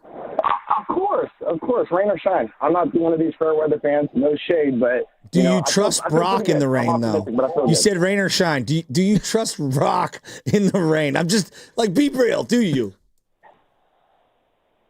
It's 60-40. Thanks, Justin, from San Jose. Glorified crew. That's a good one. I think that's power rank number one. Shout out to those watching on YouTube. A glorified crew. Brought to you by First Snowcross Credit Union. The Shaskyville Jaguars. No. Terrible. That was awful. I don't know what that was. Okay. That was well, the other one that I saw on here, Jerry Rice and Beans. It'd be Beans and Rice. Franks and Beans. No? Something about Mary? Roasted Dubs. What is that? No. It's the glorified crew. Come on, Joe. That one sold you. You got to go there. I think I'm in on that one. Justin from San Jose. We're going to change it. And then, Carter, you going to accept my trade? Yeah, what's the trade proposal? What do we got? Yeah, read your trade proposal, Shasky. Yeah, what is it? So say it. Yeah, what is it? Read them. Goddard for James Cook. Stop. No, that's not what it was. Yeah. Worse than that even. We had a verbal agreement. That's awful. And a handshake. You want to hear what the GOAT said after the season was over last year for the 49ers? Jerry Rice, who's joining us in about 10 minutes. The greatest fantasy football player of all time. And real football player of all time. Absolutely. This is what Jerry Rice had to say. This is when the season was over last year. I don't know if this was after the Super Bowl. It was after the 49ers season ended. On the number one priority for the 49ers heading into the offseason. This is on our airwaves. This is what Jerry Rice had to say. But we don't want to see what happened. Well, we don't want to happen this year what happened last year. We don't want all of those distractions. We want all of this stuff taken care care of, before going to training camp. We need to get Brock done. We need to get that all situated. Last year, we had Brandon Ayuk. We had so many distractions, and I think it really ended up hurting the team. And we need to have a clean slate going into training camp where these guys can just work on their craft and get ready for the season. So he was talking about the number one priority for the Niners is the importance of a drama-free offseason, which, honestly, I think they did, Joe. I do. I think it was drama-free. And that's a major bonus for this season, and why I'm actually optimistic about this team is because there were no negatives and distractions. Like, I don't consider the Jawan Jennings thing that much of a distraction. It just wasn't. No. So I'm not really worried about it. Now, for his sake, I hope he's healthy enough to play week 1, but I don't think it was a distraction. For this organization, last couple years, it was completely drama-free. Exactly. So we should be feeling good about this team. Now we're talking about... Yeah, but they also had a lot of injuries. But they're healthy right now. No, right? now they are. They're pretty healthy heading into week 1. So they're healthy. Pretty much drama-free offseason. The schedule doesn't seem to be daunting, although let's see how these teams actually look, because we like to say, oh, the Saints suck, oh, the Jaguars suck. Let's see how these things look, right? Because I remember the first 2 weeks of last year, I think the Saints blew out like the Cowboys and the Panthers, and we're like, oh my God, Derek Carr and Dennis Allen, are they really good? And both of them are out of the league. So things can change. Sausalito Soldiers? Oh, stop. No. Balco's Finest? Balco's Finest. The Butcher's Boys? Balco's Finest is pretty good. How about Shask Me When the Season's Over? I like that. I like that one. That's not bad. The Glorified Crew, though, is still the best. I'd rather be the White Sox. The Shahs of Iran. Sausalito Soldiers is pretty good. Maybe we go with that one? The Shaskis of Iran. Yeah, there you go. You're trying to make that work. I don't know if that works. It's not okay? It's a deep cut. Come on. We're talking Sopranos. No, Phil Leotardo? Come on. The Consiglieres? I kind of like the grilled cheese off the radiator. There you go. Again, we're doing Sopranos references. We can just keep going. What are we going with? I got to have a team name. Let's wrap it up right now. What's the team name? What's the consensus? What do we like? Glorified Crew. You like Shaski's the Glorified Crew? I don't know if I love that one. Okay, then you don't. Then 888-957-9570. What do you like, Carter? Why don't you pick 4 of them, and I'll put them in a poll, and we'll let the chat decide. So a Glorified Crew is one. We're going to do Sausalito Soldiers is a great one. Okay. I think that's great. Sausalito Soldiers. What are the other two? Jerry Rice and Beans. Kiss My Shask. That's a good one. Yeah, do that one. Kiss My Shask. I like that. I don't think I like that. Well, what was you kind of mean? Yeah. There was yet another one about your name. Shask Me Later. Shask Me Later. I like that one. Okay. That's clever. I think that should be in there. Play on words is nice here. Do you want me to ask ChatGPT? Should I be on a field of Adonises? That's a pretty good one. On a field of Shaskies. We are coming to you live from the Laughing Monk Studios, Laughing Monk Ratchet Brewed in San Francisco. By the way, coming up later today at King's Fish House at Westfield Valley Fair in Santa Clara, we have our 95.7 The Game Red and Gold Summit. Can't wait for that. 4 to 6. But Willard Dibs are going to get it starting at 2 with their show. But then all the hosts again, starting at 4 o'clock. Myself, Shasky, Steiny Guru, Willard Dibs, talking 49ers football. What's so funny? What do you got? I'm the greatest. Just shask me. That's good. Let's ask Jerry Rice on the other side, the GOAT, about what his fantasy football team name would be. Put him on the list. I like Sausalito Soldiers, a Glorified Crew. I mean, Excelsior Alamaniacs is one of my all-time. That's me in every league. But I think we have to go with something totally different. All right. We'll reveal that on the other side. We'll talk to Jerry Rice about it and his thoughts on this season and this offseason. If you're not first, you're Shask. Yeah, you can do better than that. That's brought to you by Crystal Geyser Alpine Spring Water. What makes Crystal Geyser Alpine Spring Water different? We always bottle our Alpine Spring Water less than 1.5 miles from the spring source, and all our bottles are made with 50% recycled plastic from our own recycling plants. Crystal Geyser, bottled at the spring source. Nobody breaks down an NFL game better. They're trying to zone it and take it away and squeeze it, yet the throw just cuts right through it. The outside noise, none of the players subscribe to it. Brock Purdy doesn't care about it. The players love him. What I love about Baldy is that he loves ball. You can tell by the way he talks about guys, the way he breaks down their tape. Ryan Baldinger on the Morning Roast with Spadoni and Shasky every Tuesday at 7:30. Sleep is overrated. I'm just trying to give America what they want. We are the Bay Area's football station, 95.7 94.7 The Game. For over 70 years, Golden State Lumber and Showroom has developed strong partnerships with top brands like Trex. Leading the way in performance-engineered decking and railing, Trex offers products that won't rot, splinter, or fade. Their sun-comfortable, heat-mitigating technology keeps decks cool underfoot, and Trex marine-grade decking withstands saltwater, sun, and sand. Explore their latest Transcend colors, Hatteras, and Salt Flat, featuring a 50-year limited residential warranty. For a link to Trex, visit GoldenStateLumber.com. Golden State, when you succeed, we succeed. Wesley Financial Group is not a law firm. Hi, I'm Chuck McDowell, the timeshare cancellation guy. In 2011, I founded Wesley Financial Group with one goal in mind: to help honest folks out of their timeshares permanently. Today, I run Wesley with my two sons, a real family business, treating every client and every employee like we'd want our own family treated. That philosophy has helped us grow into the largest, most trusted timeshare cancellation company in the United States. Fortune magazine even recognized us as one of the best places to work. Why? Because we genuinely care. In fact, some of our former clients were so moved by their experience working with us, they joined our team so they could help others to timeshare freedom. If you're stuck in a timeshare, give us a call. Let our family help your family. Call Wesley now for your free timeshare exit kit. 800-814-1500. That's 800-814-1500. 800-814-1500. Hey, it's your boy Guru. Every time we put a rat on the table during our show, it's brought to you by Atco Pest Control. Atco Pest Control is a family-owned local business proud to provide pest control in the Bay Area for over 35 years. Atco uses natural methods to give you a peace of mind and keep your family out of harm's way. Quality pest control doesn't have to empty your savings either. Don't wait. Go to AtcoPestControl.com for all your pest control needs. They got you covered. We finally switched to T-Mobile because with them, we can be connected here and there. ¡Listos todos! Estas son las mañanas. Now we just need to harmonize. Switch today. Get 4 Samsung Galaxy S25 phones with Galaxy AI. Plus, get 4 lines for just $25 per line. Visit a store, T-Mobile.com, or call 1-800-T-Mobile. 1-800-T-Mobile.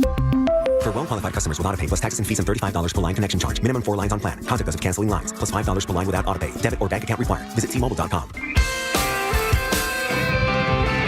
1-877 Cars for Kids. K-A-R-S Cars for Kids.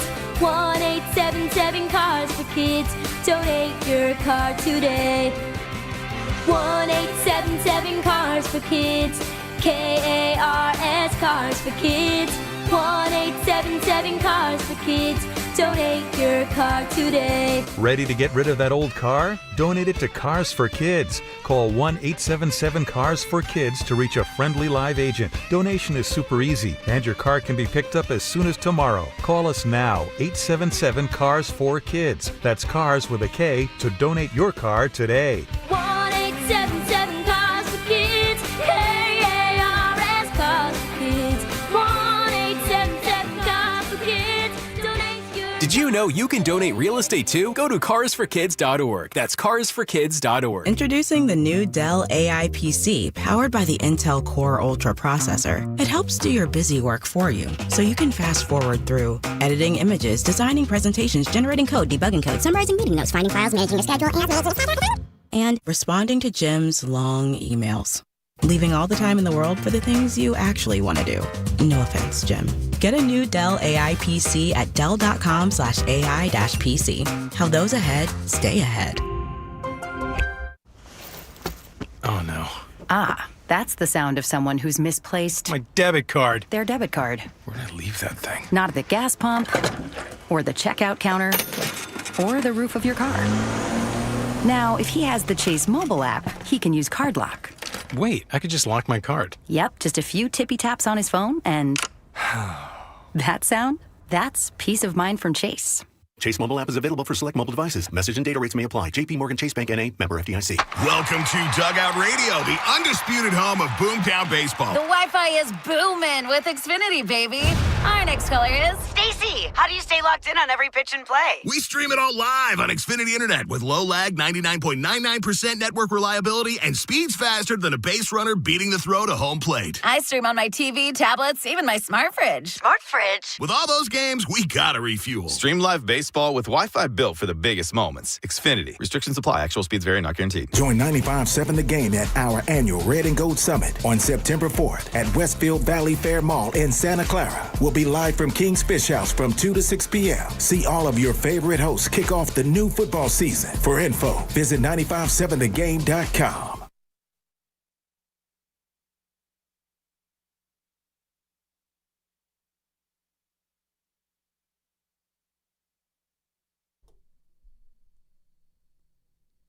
All right, let's get right to it. You don't have to hit the rejoin. You don't have to hit any little buttons back there, Carter, because we got him. Ladies and gentlemen, the GOAT, Jerry Rice, joining us now. The Morning Roast, Spadoni and Shasky. He joins us courtesy of the River Islands guest line. Just the greatest football player in the history of the sport. I'm just going to say it right there. Point blank, college, NFL, doesn't matter. Jerry Rice joins us this morning on the day the NFL regular season officially begins with Eagles, Cowboys. We are joined by Jerry Rice. Jerry, good morning. I want to start here because you had some comments with one of our pals and Bay Area News Group writer, Cam Mimmon. And this was the quote. Super Bowl 60 is going to be here in San Francisco at Levi Stadium. I would have preferred to sort of leave everything like last year, add on to that, and have a chance for this coming year. That's what you were talking about the 49ers heading into this training camp. Do you still feel the same way you did back in July, Jerry? You know what? I just feel we have a very young team, and our best chances, I just felt, it was with the veteran team that we had. Even though I know we had a lot of overhead and stuff like that, I would have preferred to just have had that group to stay on. I'm not saying that, my hopes are, because I'm all about 49ers. That's it. And that's the main thing. I'm hoping that they can gel together real fast.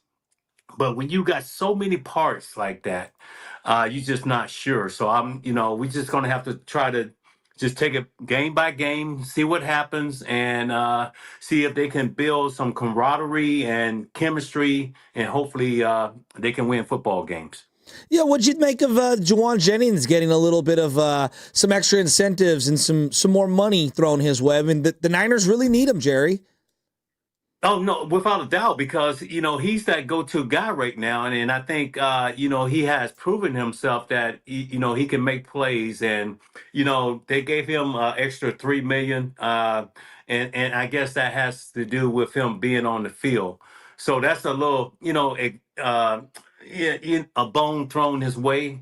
But he is that go-to guy. And I can't wait to see him on that football field this year. Have you had a chance to maybe go up close and personal with Ricky Pearsall?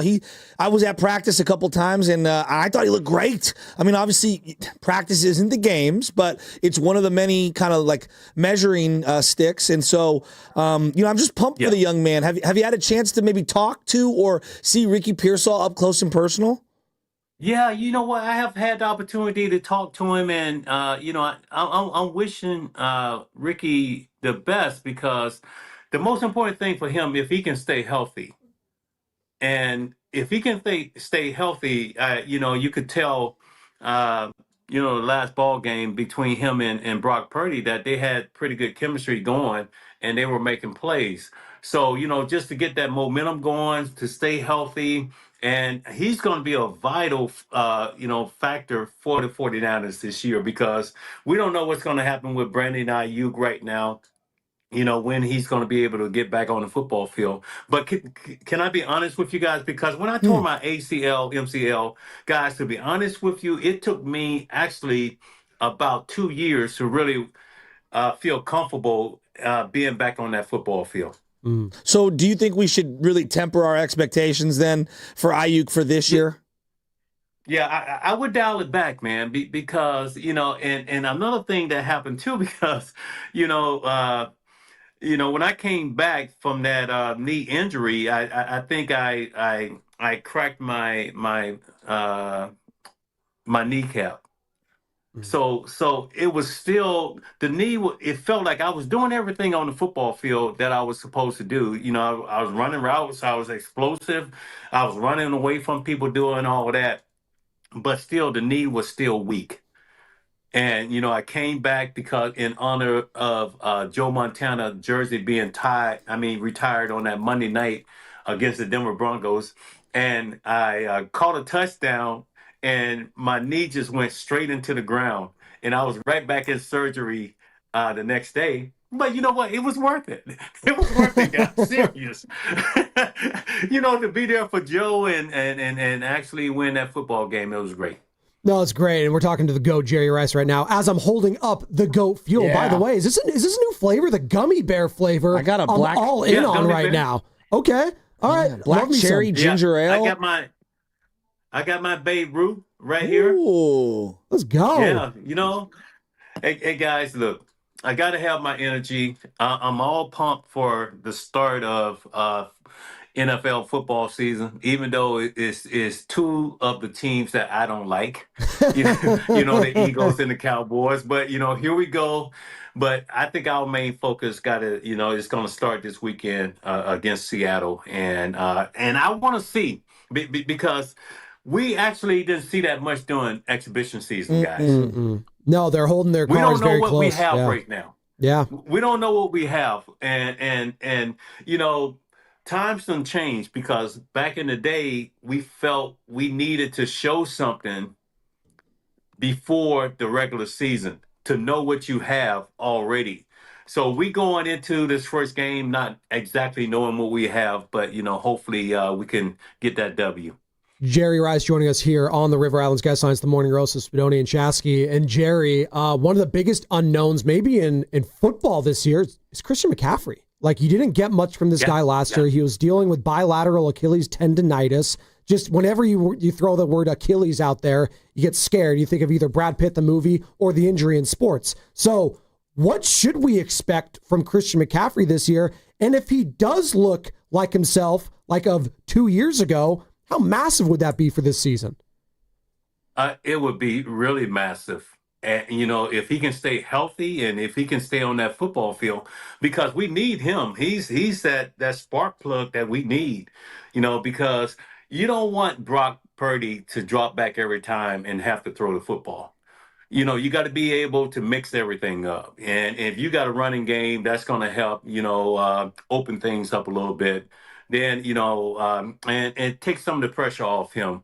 So I'm waiting to see what's going to happen there. Guys, it's like a soap opera right now. You know what I'm saying? You just don't know what's going to happen. But if we can stay healthy and not be that team, that lead the league in injuries this year, I think we have a chance. It really is the greatest reality. Like, it's reality TV at its finest. The National Football League. It's not even close, Joe. Not even close. Hey, Jerry, it's pretty interesting. Like, you got this goat fuel all over the place right now. Like at Walmart, I seen it on Amazon, DoorDash. I mean, you can go anywhere. Who's in more stores? You with goat fuel or E40 with his liquor? Like, seriously. What a comparison. Hey, I would say probably E40. Because I'm going to be honest with you, because if it's not a good season this year, it's going to be a lot of people drinking alcohol. I'm serious. Well, what's the thing that scares you the most? Because I want to have some fun. You were prominently featured in the Cowboy doc. I'll get to that in a second, because to me, it went down memory lane, and it was like a love letter to the Niners, even though I hate the Cowboys. But what's the thing that scares you the most about the Niners heading into this year? You've referenced all the injuries. I think a lot of fans are worried about the injuries, but just the team. You said that they got young players. Specifically, what worries you, though, about their squad this year? I think just the young players. That's about it. And if they are able to gel and grow together really fast. And, how they going to deal with, certain situations when everything is on the line. How they going to respond to that? Do they have that veteran leadership where they can, win close football games? What they gonna do with adversity and stuff like that? How they gonna handle that? So, everything is up for grabs right now.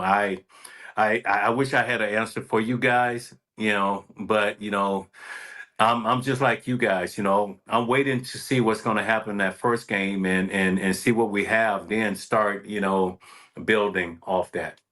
Jerry, I want to ask you about, your career, but also comparing it like to the other greats, right? The 49ers have a lot of Hall of Fame talent on this roster. You can talk Trent Williams. His career ended right now. Yeah. He's going to the Hall of Fame. George Kittle, Hall of Fame. Fred Warner, Hall of Fame. Nick Bosa, Hall of Fame. Hell, Christian McCaffrey, if he can stay healthy, might be a Hall of Famer. So that's a lot of talent on one team.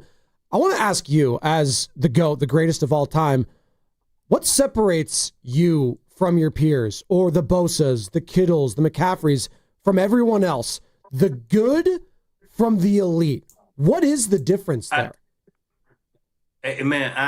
Because I just felt like I had never arrived. I felt like I owed the fans more. And it's like, man, I busted my butt every day. I worked hard. I wanted to be that great leader. I showed up. I was accountable every day. And I wanted to show up during football games, like on that Sunday, that Monday, those playoff games, those Super Bowls. And I was always going to be at my best. So that's the way I practice, and that's the way I push myself. Not saying that those guys are not doing that, but it's a different generation now. There's a lot more happening than just football now. A lot of these guys are working on their brand, their businesses and stuff like that. But you got to be able to know what is number one. Number one for me was getting out on that football field, getting those W's, and giving the fans what they want. I wanted them to walk away from that stadium every time and say, wow, did you just witness what just happened?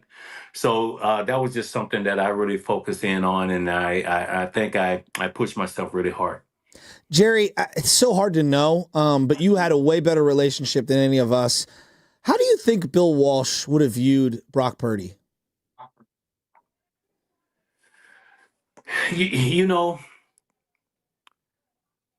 God, that's a tough one, but I think Bill probably would have looked at him as like, you know what, this guy, he got potential. We just have to continue building around him. We have to give him, pieces of the puzzle that's gonna, bring out the best in him.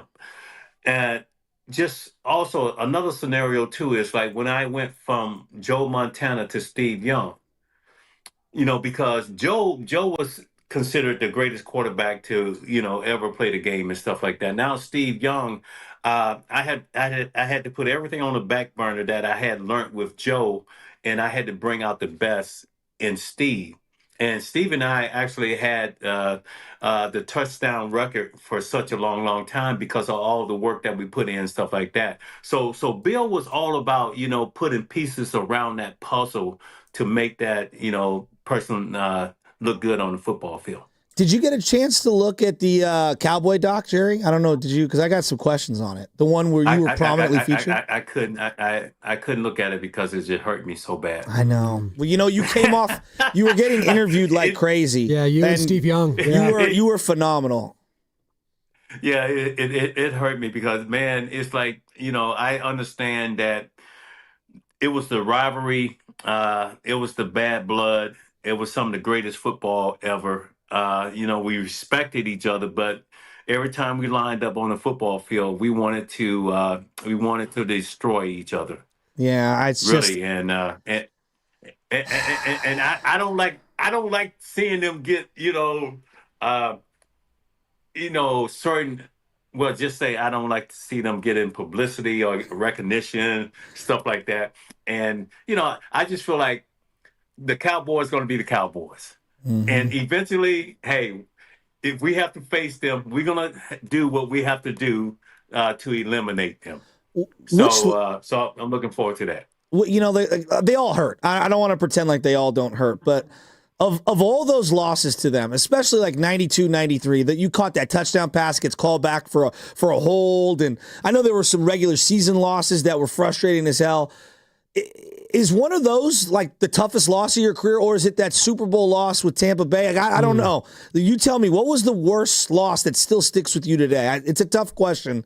I wonder which one of those. It was probably, it was probably the Super Bowl loss with the Raiders because I was used to winning, and I went into that ball game thinking that we had a legitimate chance of winning that game. We were going to run the ball. They didn't have an answer for it, and it was just unfortunate that we had a problem with our center that was decided to go over to Mexico, the night before to celebrate. I guess he wanted to celebrate early. I don't know, but that one still it leaves a bad taste in my mouth, and it's just something I'll never forget. In the doc, I'm going back to the Cowboy doc, Michael Irvin's talking about how you were his idol. You were on his wall growing up and in college, and you were the guy that he aspired to. What was your guys' relationship like while you were competing against each other? And how has it changed now that the two of you are a little older? Because I hated Michael Irvin, but I love the personality, if that makes sense. You know what? It's still the same. We compete like crazy, even though we're out of uniform now, not on the field anymore. But I would always watch Michael Irvin when he was on the field, and I wanted to outdo Michael Irvin. I wanted to outdo the playmaker, and it was so funny because when we met up in the Pro Bowl, it was like we had it was Michael Irvin, it was Chris Carter, Andre Rison, all of these ball players, and it was me.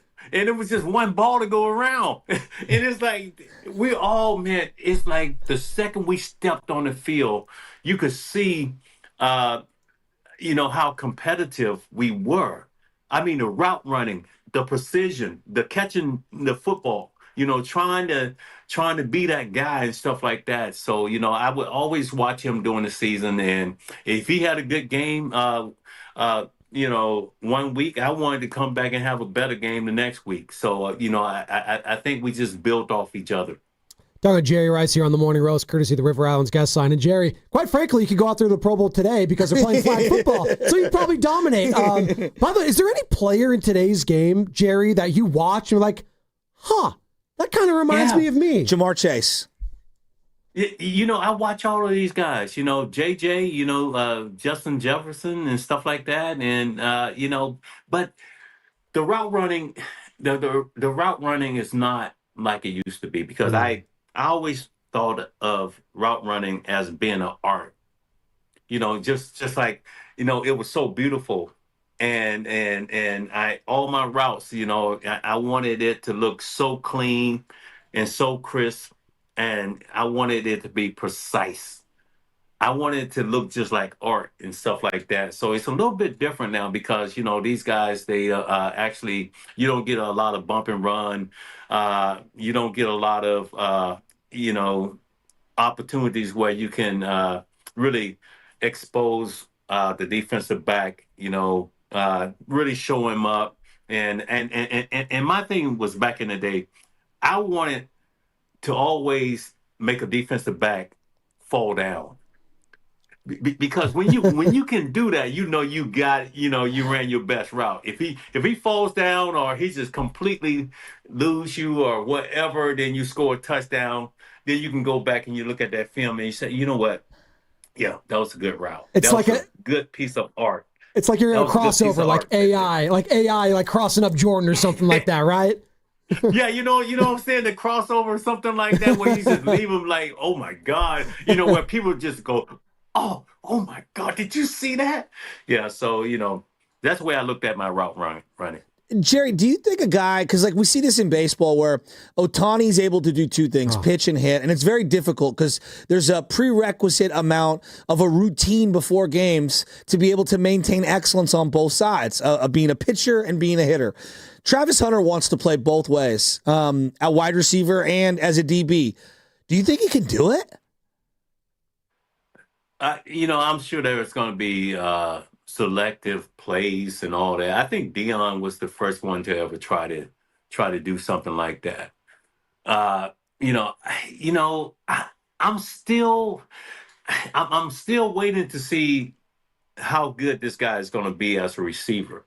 Because what happens is when you focus on two things, then you don't develop on the first one. So I'm wondering if he's going to pour everything into being a receiver. The way he reads defenses, do all of that. The way he runs his routes, the way he catches the ball, the way he defeats, man-to-man coverage and all of those things. So it's like you got to pick one. You got to pick one. So I'm hoping that they're very selective because it's just no way he can go full game as a receiver and as a defensive back. Jerry, when I was growing up, you were meticulous in how you wore your uniform. And for all the guys my age, we looked up to you and like we had to have the jersey tucked in and everything had to look right. You would take time folding your towel. You talked about it, and everything had to look meticulous. Yeah. What were your thoughts? Because I know you're very much into fashion and looking good. What'd you think of the new Niner black uniforms? I'm a throwback guy. I love old school. I don't love the black helmets. I admit it's probably not for my generation. Jerry, what do you think of those uniforms as one of the pillars of the 49er alumni? I just love the old throwback. The throwback back in the day. You know what I'm saying? It was the true colors of the 49ers. And also, I just feel the city of San Francisco. So it's like whenever we put those, the old throwback on and stuff like that, it was like, wow. And it was on, only on special occasions and stuff like that. So I know it's the new generation now. It's almost like they have gone a little bit Darth Vader or something like that now, but it's different. It's different, and it's sort of like, because I'm sitting here, I'm looking at a picture of. Let me show you guys. All right, let's go. I can move around. Let's go. Yeah, what do you got? Yeah, come on, let's go. You see that right there? Oh yeah.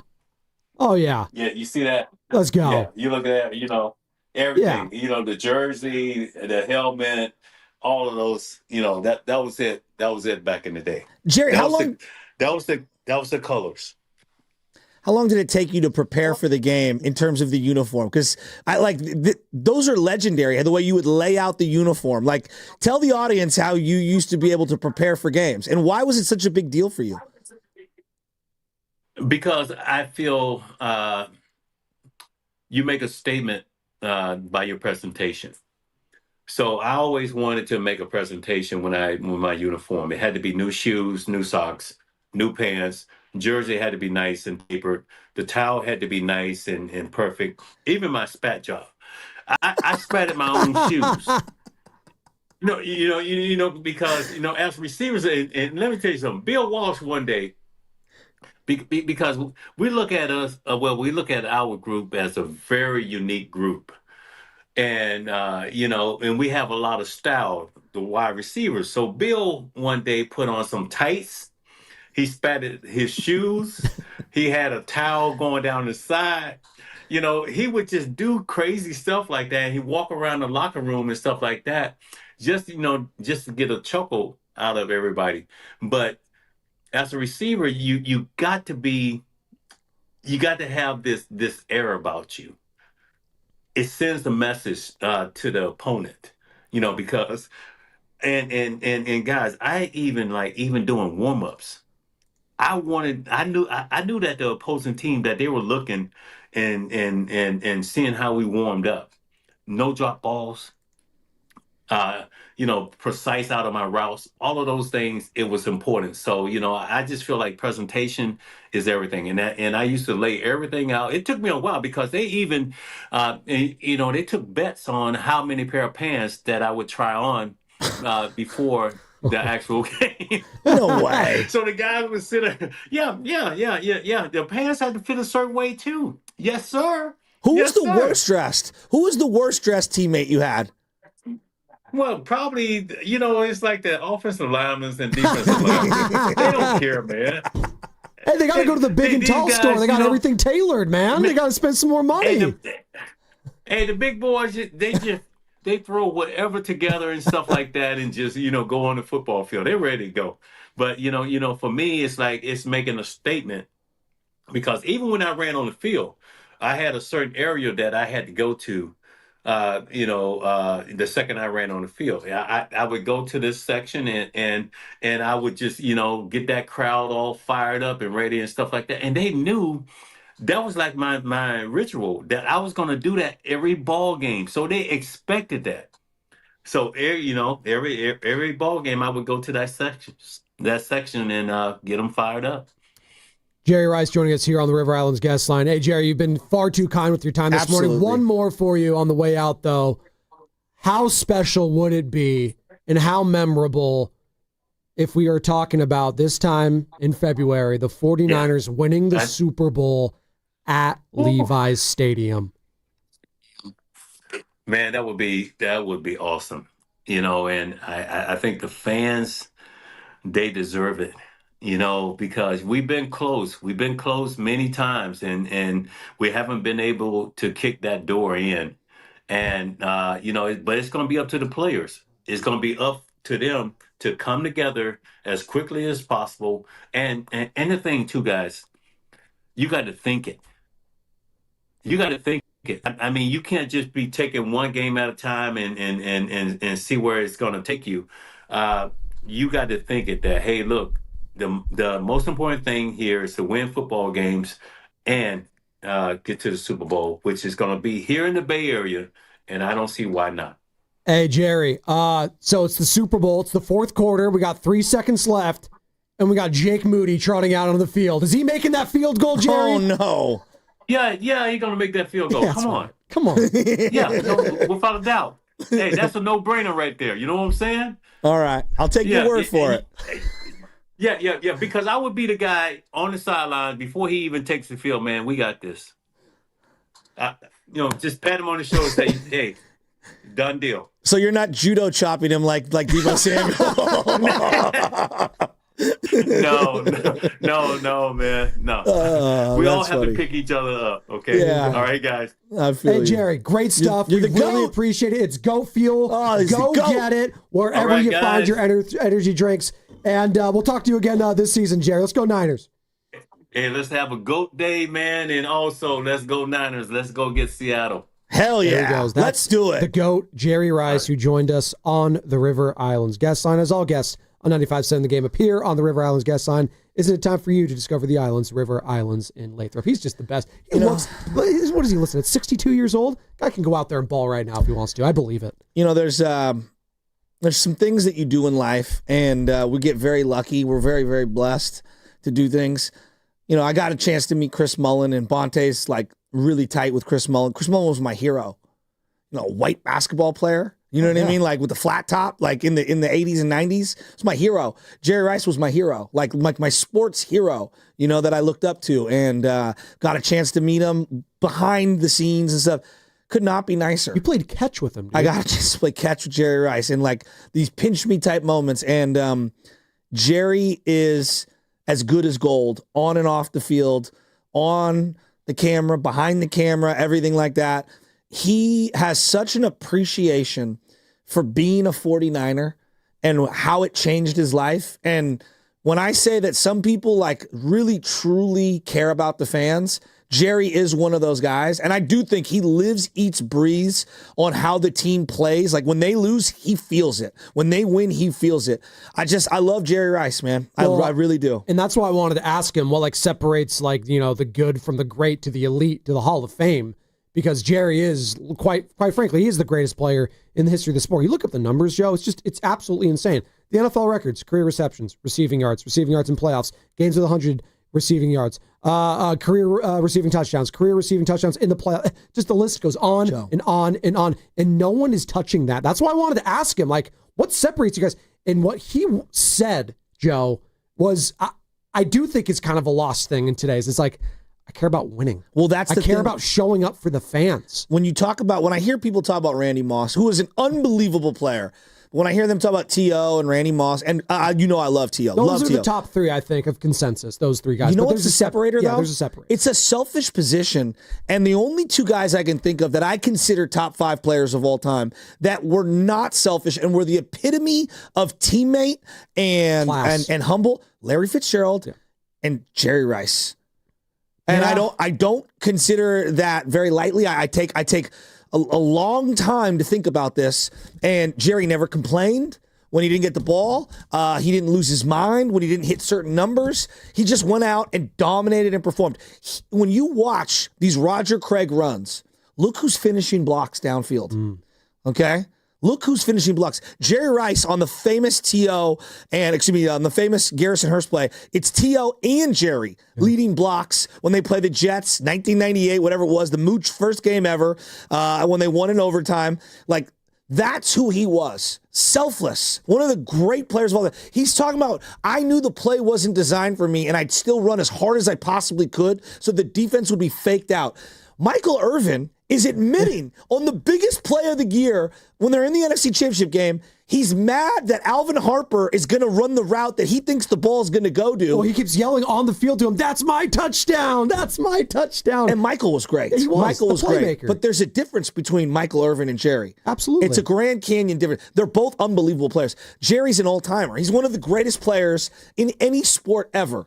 You're listening to 95.7 The Game, KGMZ FM and HD1 San Francisco and Odyssey Sports Station, in the home of the Golden State Warriors and Valkyries, always live on the free Odyssey app, coming to you live from the Laugh Among Studios. And by the way, you can stream your local NFL games all season long, kicking off with the juicy Week 1 matchup between Detroit and Green Bay, starting at just $30 for your first year. That's like $2.50 a month. Visit ParamountPlus.com/NFL to get started today. We could talk about talent. There's a God-given talent conversation. But what separates the greatest of all time isn't just talent. It's mindset. It's personality. It's the ability to play within the fabric of a team. Jerry checks every box that you look for all-time players. It's not even close. It's not. And the only argument you would have outside of Jerry would be a quarterback, but there's nuance, because at their particular position, no one dominated more. No one. Is Tom Brady the most talented quarterback ever? He's not. No. I don't think Jerry's the most talented wide receiver ever. But he's the best. Tom literally just said, and he got in hot water for this, because he said that Aaron Rodgers is the most talented quarterback he's ever seen in his life. And people got mad at him for that, which I actually don't hate it. No. I think I would probably take, talent-wise, it might be Patrick Mahomes, which is crazy. It might be Aaron Rodgers. It might be Aaron Rodgers. It might be Dan Marino, right? It could be a lot of guys, but I look at Emmitt Smith similarly. No one ever calls him the greatest running back ever. I think there was a quality about Emmitt where he wasn't the fastest, wasn't the biggest, wasn't the strongest, and that's, to me, what makes him even more special. He's the most consistent. He was consistently great. To be that good for that long. You heard it, by the way. It's just incredible. By the way, he brought up the doc with Jerry. You heard it. He's like, I can't watch it. Jerry was incredible. And he was him, Steve Young, Romanowski. Charles Haley. It was a love letter to 1990s NFL football and that rivalry between the Niners and Cowboys. Carmen Policy was amazing. Carmen Policy was great. It was amazing. If you guys don't know what we're talking about, it's called the America's Team doc on Netflix right now. It's about the rise and fall of the Cowboys in the 90s, basically, when Jerry Jones took over. It's really, really well done. Obviously, it's skewed towards the Cowboys, and it's their story and everything, so they're going to be skewed towards them. But there's a lot of Niners stuff, and it's really freaking good, and Jerry Rice was a part of it. It's look, Jerry got the benefit of being drafted by the Niners to play with Bill Walsh, to play with Montana, and to play with Steve Young, and but you can't say that he didn't maximize every single ounce. I think there's a quality. Kobe has this as well, where I don't think Kobe was the most talented. I think some people think he was. I don't know. T-Mac had as much talent as he did. Yes. But nowhere near the work ethic. No one's going to outwork him. Absolutely. Ever. Now, I think Kobe had some diva-like qualities that were kind of fatalistic in terms of team building. Yes. But I think he also learned from them, and he became a better teammate down the line because of it. I think the people that didn't watch the totality of Jerry Rice's career, and maybe they just saw Randy Moss, hey, Randy is so much better, and here's the reason why. I'm sorry, you don't understand working within the fabric of a team. I love Randy. Randy's a great player. What separates Jerry Rice is between the ears, not what the body is making up in terms of how tall you are, how fast you run, how high you jump. There's more to playing sports. Jerry Rice was in year 17 in the NFL as a wide receiver and was second team All-Pro. Year 17! And he was still the best at his craft. And I'm sure it was Randy Moss' first team that year. But Randy was like 23 years old and Jerry was like 40, dude. 10-time first team All-Pro. I can't get enough of the accolades here. As his Wikipedia page, it's just Jerry Rice, his picture, because they have all the stats, right? And it's more than half the page. It just goes down to his accolades. It's incredible. 1,549 receptions, 22,000 receiving yards, 197 receiving It's the longevity, the dedication to fitness, conditioning. It's the tenacity. It's the obsession. It's the perfection. It's everything. No, it is like Bonds. No, yes. The only close, yes, he is. But the only close player, to me, the only close player in terms of the way that they handled themselves is Larry Fitzgerald at that position. But I'm sure there are others that were dignified and classy. I don't want to make it sound but the only other guy that I even consider as in terms of the whole package of everything I look for, and his circumstances were even worse playing for the Cardinals. Are you kidding me? Yeah, right. Larry Fitzgerald, that's why I hold him in such high regard. To me, I revere Larry Fitzgerald in the way he played football. And I loved how he talked about, the current crop of players. And I wanted to ask him if he sees any of these wide receivers in himself. And he's like, you know what? It's not about route running anymore. It's about just your size, your skill, the athleticism. We still have elite route runners. I'm sure he respects, the Devontae Adams of the world and the guys that are more built like him. But you're seeing, the Malik Neighbors, the Amon-Ra St. Browns, and Justin Jefferson, Jamar Chases, who are all elite in their own right. Absolutely. But he just loves the craft so much. How many yards per game in his career? Look up his career. I'll let you pull it up right now. What did Joe Montana average passing yards per game for his career? Oh, okay. I got to pull it up. I already know it. I want you to pull it up and let me know. The game is so different now than it's ever been.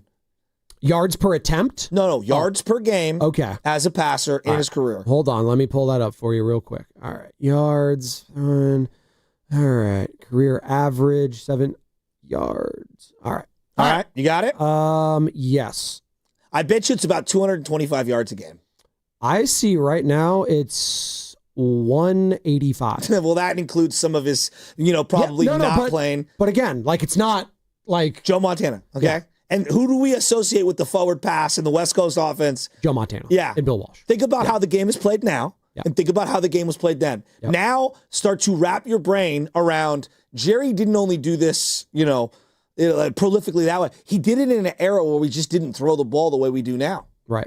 No, it's a great actually point. Makes his numbers look incredible. Well, it's insane. Well, that's why, we talk about Dan Marino, who's like, oh, he never won a Super Bowl. The guy threw for 5,000 yards he was in amazing. an era when people were doing 50 touchdowns. He was incredible. He was insane. Mark Clayton and Mark Duper, that offense was unreal. But he lost at a Super Bowl, and he sucks. He sucks, exactly, right? So I'm totally with you. God, Jerry Rice. We just talked to the GOAT. And that's how you start an NFL season, by talking about the greats. He said something about Brandon Ayuk that I think is very, very important for Niner fans. And I have that sound, and shout out to the voice cutting it in the back. We're going to play that on the other side. I got to tell you, though, coming up tonight, 7 o'clock, the Valkyries are taking on the Dallas Wings, and you could hear the game right here on 95.7 The Game and on the Valkyries channel via the Odyssey app.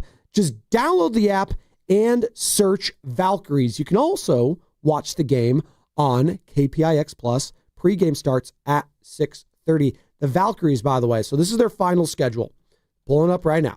All right, so you got these next 2 games at home. Dallas Wings, you should take care of business tonight. They're not a very good team. Then you got the Lynx, one of the best in the association. You got the Storm and then the Lynx again on the road.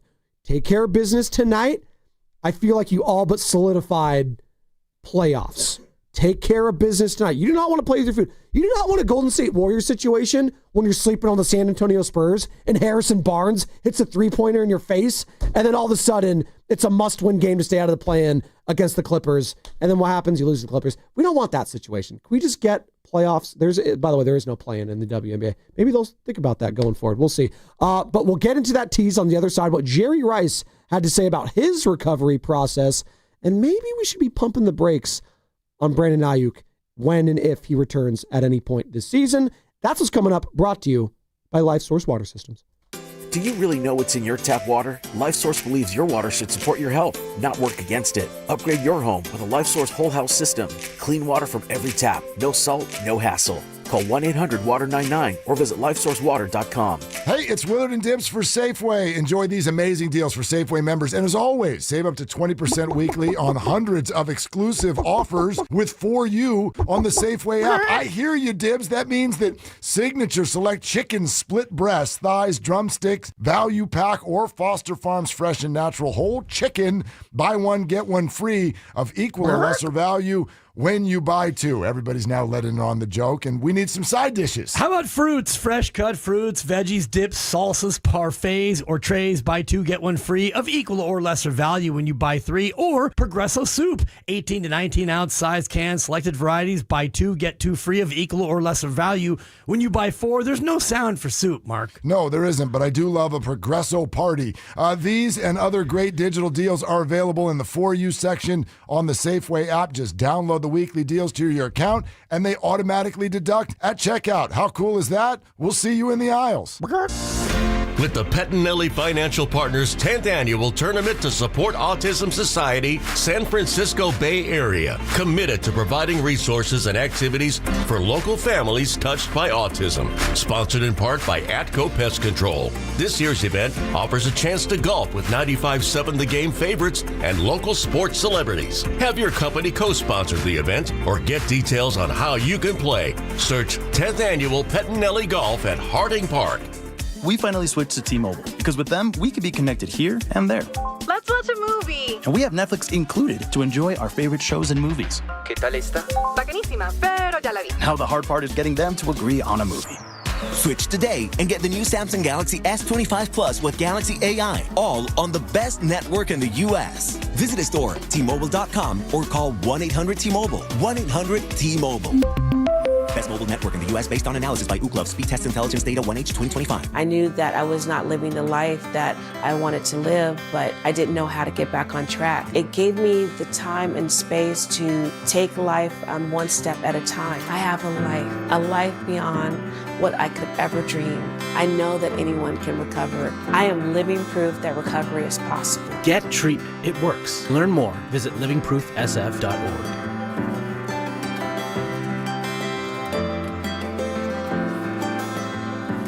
When selecting a financial institution, how do you know you're making the right choice? As Bay Area bank customers find themselves at a crossroads, maybe it's good to consider if you want your bank to be community-oriented or corporate-minded. Fremont Bank has grown by providing stable, consistent service to the region, its families, and its businesses for 60 years, all without a single merger. And we intend for more of the same for the next 60. Fremont Bank, here for you, here for good. There's a party at your house, but some are uninvited. Yeah, it's bugs. You've got ants, spiders, maybe a mouse or 2. It's a full-blown shindig. But don't let these party crashers ruin your good time. Visit atcopestcontrol.com and let them show those pests the door permanently. Because when the only guests you want are your friends, leave the pests to them. Visit their website today, atcopestcontrol.com, before your house becomes a full-blown infestation. Call 888-900-9697 now for 10% off your initial service. Visit Friedman's Appliance for the Sub-Zero Wolf and Cove Grand Kitchen event. With qualifying purchase, get 3 additional years of protection or qualify for a $1,000 rebate. You'll find the largest selection at the Living Kitchen at Friedman's Appliance in Pleasant Hill. When you own your own business, you own every decision. catch the red eye, or take the 6 a.m. Make a new hire or promote internally. Celebrate a win with the toast at the gate, or unwind at the lounge. Big props to this team. Some decisions are a win-win. Like earning 8 times points on Chase Travel. Introducing Chase Sapphire Reserve for Business. With $2,500 in annual value, it's the business card that gives back all you put in. Visit chase.com/reserve business to learn more. Cards issued by JPMorgan Chase Bank and a member of FDIC, subject to credit approval. Terms apply. Hey, football fans, it's Brian Baldinger here with It's Your Journey presented by Hyundai. Football is finally back as we are looking forward to a great slate of Week 1 matchups. There are 7 division games across the league, but none of which are bigger than Detroit heading into Green Bay. 2 storied franchises begin their yearly chase for the title, but only one will come away with an early win to put their team in a better spot come January. Who will it be? It's Your Journey is brought to you by Hyundai. The Hyundai Getaway Sales Event is going on now. Get deals so right, it almost feels wrong. Don't miss out. Visit your local Hyundai dealer today. Moms and dads, do you wish you could know where your kids' shoes are at all times? Now you can with Skechers' newest Apple AirTag compatible sneakers, Find My Skechers. There's a clever hidden AirTag compartment under the shoe's insole. It's sleek, secure, and your child can't feel or see it. Then you can check where your kids' shoes are on the Find My app. Plus, they're available for boys and girls. Get Find My Skechers at Skechers.com, a Skechers store near you, or wherever kids' shoes are sold. Apple AirTags sold separately.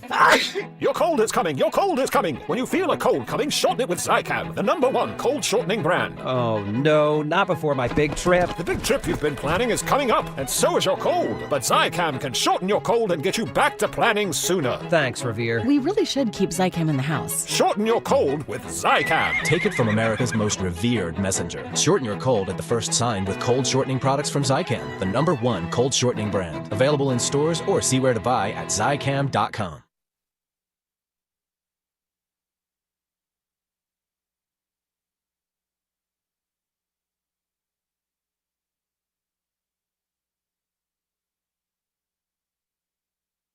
Hi, I'm Patrick Willis, and welcome back to the Morning Roast.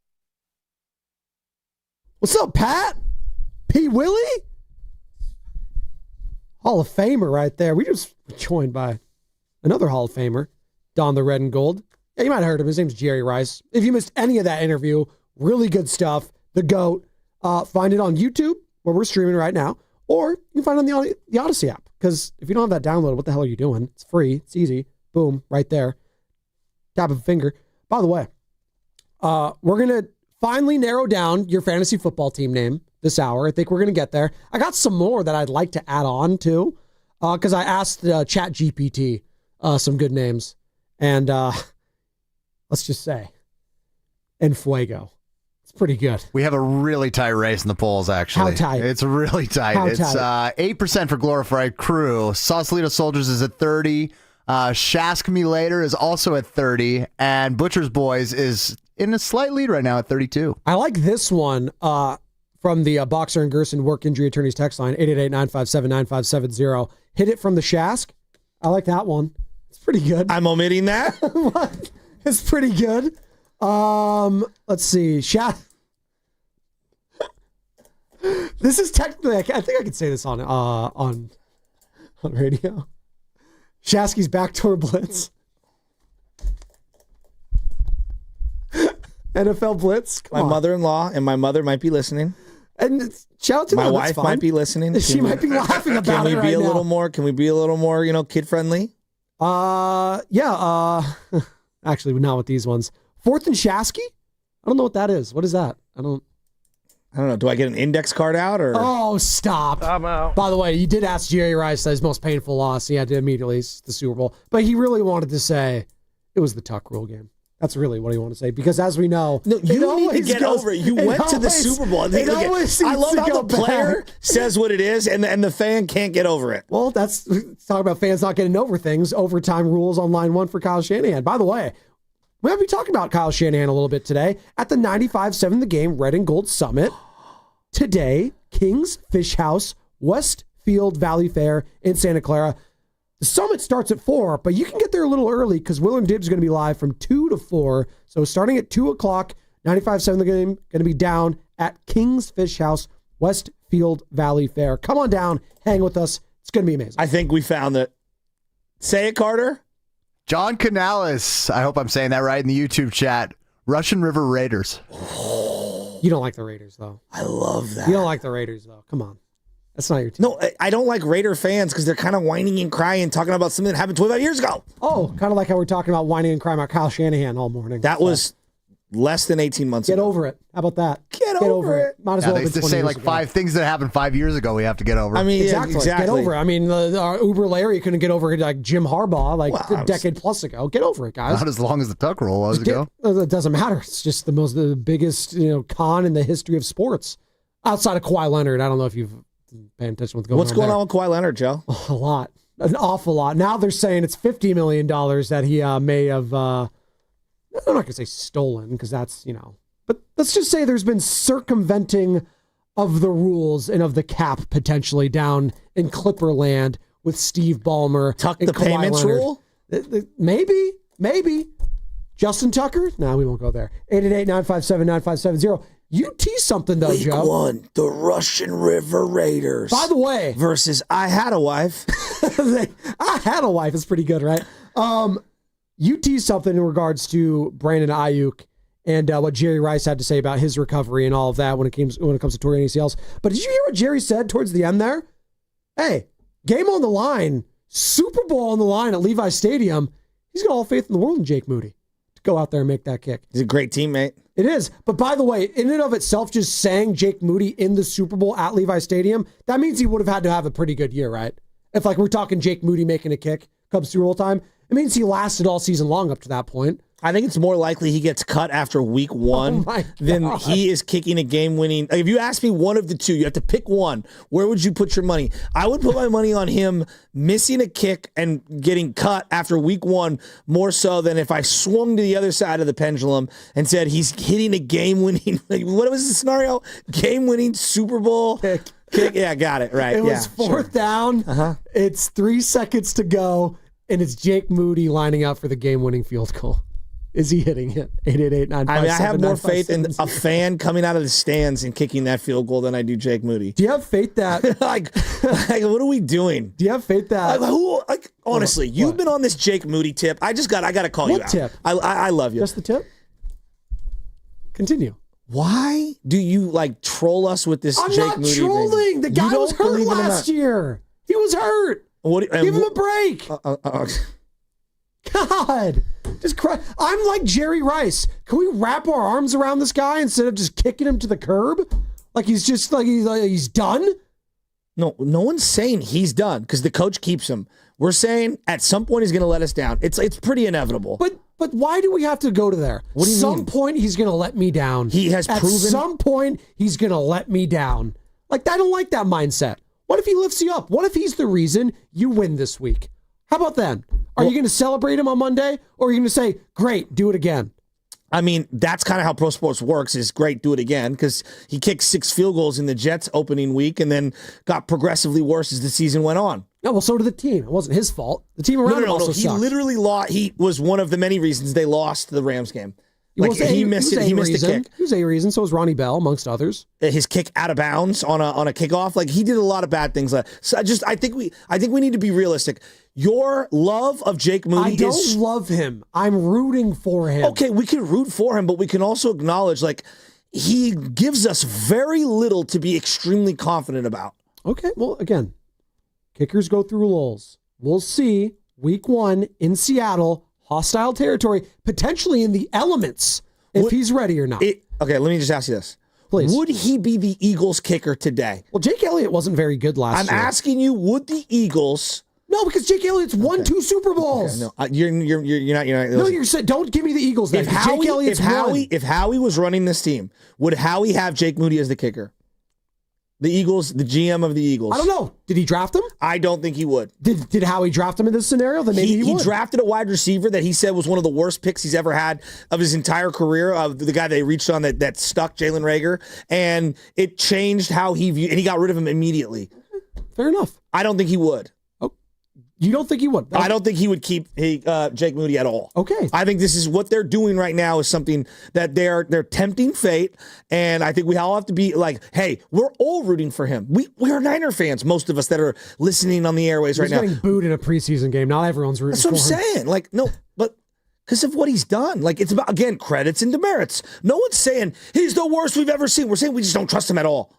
I think the good has outweighed the bad with Jake Moody, but some fans might disagree, and that's fine. 888-957-9570 as Carter looks at me begrudgingly. That's fine. Hey, what are you expecting from Brandon Ayuk this year, Joe? Do you expect anything from Brandon Ayuk this season? Because this is a guy that's a year removed from being second team All-Pro, one of the best at his positions, gets hurt last year, a devastating knee injury, torn ACL, MCL damage, all of it. Are Niner fans expecting anything from Brandon Ayuk this year? You asked the question to Jerry Rice, who also dealt with a very similar injury, Joe. And this is what he had to say in regards to his recovery from that injury. We don't know what's going to happen with Brandon Ayuk right now, when he's going to be able to get back on the football field. But can I be honest with you guys? Because when I tore my ACL, MCL, guys, to be honest with you, it took me actually about 2 years to really feel comfortable being back on that football field. That's not good. 2 years. Now, modern medicine is a little different than it was 25 years ago, Yes. 27 years ago when he hurt himself. So I don't know. I don't know if that's going to be, everyone heals differently. Some guys come back and they're the same. Some guys, they're never the same. Some are just diminished, a little. Right. Some get better and stronger. I don't know where he's going to be at. Todd Gurley hurt his ACL in college and came back, had a monster year in the pros, and then hurt himself again and again and again. Adrian Peterson, everyone Adrian Peterson did it. He gets like 6 or 7 months room, but he's the unicorn. Exactly. Not everyone's Adrian Peterson. Am I fearful that Ayuk will never be the same? Yeah, absolutely. I think it would be foolish to not have that in the back of your head somewhere. I'm banking on his competitive fire, and that is all speculation. That is not me knowing what's inside his soul or whatever. I think he loves football. I think he loves playing. I think it means a lot to him. When you go to practice and you see him standing on the sidelines, you could feel the intensity permeating off of his body. Like, that's how angry he is, like, just to not be out there. So I don't think this is a mental thing in terms of, like, him not wanting to put in the work. I just don't know how his body's going to respond.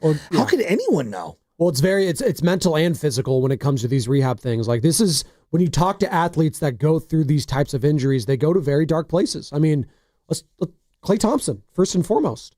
Like, he was a changed guy after both, not one, but 2 devastating soft tissue injuries. These guys change after that. I think there is a similarity to wide receiver and basketball player, the cutting and the movement and the quick, explosive accelerating and bursting. And there's a lot that I could see. I think DB, wide receiver, running back, all very similar to basketball in the sense of movement. And there's like a process to this. So the first step would be to, start practicing again and be a part of the first or second team or scout team, whatever. Work your way up, right? As you're talking about basketball, it was always scrimmages or light workouts or whatever it is. And then you start to see the workload increase and increase. And it's just as much physical as it is mental at times. But I agree with you here. When you go to the practices, when you see these guys and you see him in the shorts and in the hoodie and everything, he's locked in. He's trying to help these guys out. He's trying to be another coach out there with the Pearsalls, with the Jennings, with the young guys saying like, hey, you could do this, you could do that. Like, that is something where I could look at Ayuk now. I do look at him a little bit differently in a good way. Like, that is a leader still. That is what leadership is. Even when you can't be out there physically, Joe, it's helping these other guys out. We can't predict health nor injury. I'm going to present you with 3 scenarios. Ooh. You pick one of the 3. And I'm sure there are so many degrees of shade in between each of the scenarios. The first scenario, CMC and Brandon Ayuk at some point this year both look fully back. That's one scenario. That's the most optimal, most optimistic 49er fan outlook. God, CMC fully healthy, BA at some point this year fully healthy, and both look like their old selves. Option 2. one of them or both of them kind of look like themselves, but just not as vintage. The other one, maybe a little less than what they used to, but still really good. They're solid, they're good, but they're not what they once were. And then option number 3, both just don't have anything left and are so diminished, they aren't even close to the players that you've invested into and planned for. Which of the 3 scenarios is the most likely?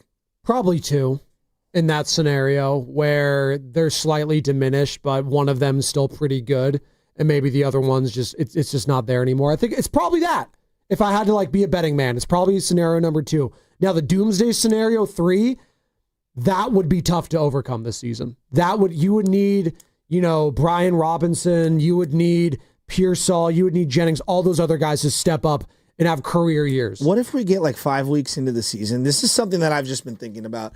I'm praying and hoping that CMC looks like his old self. Do you agree with me, by the way? It's scenario 2 probably. Absolutely is the most. That's the one I'm praying for, actually, because one almost feels unattainable. Yeah, both look like old versions of themselves.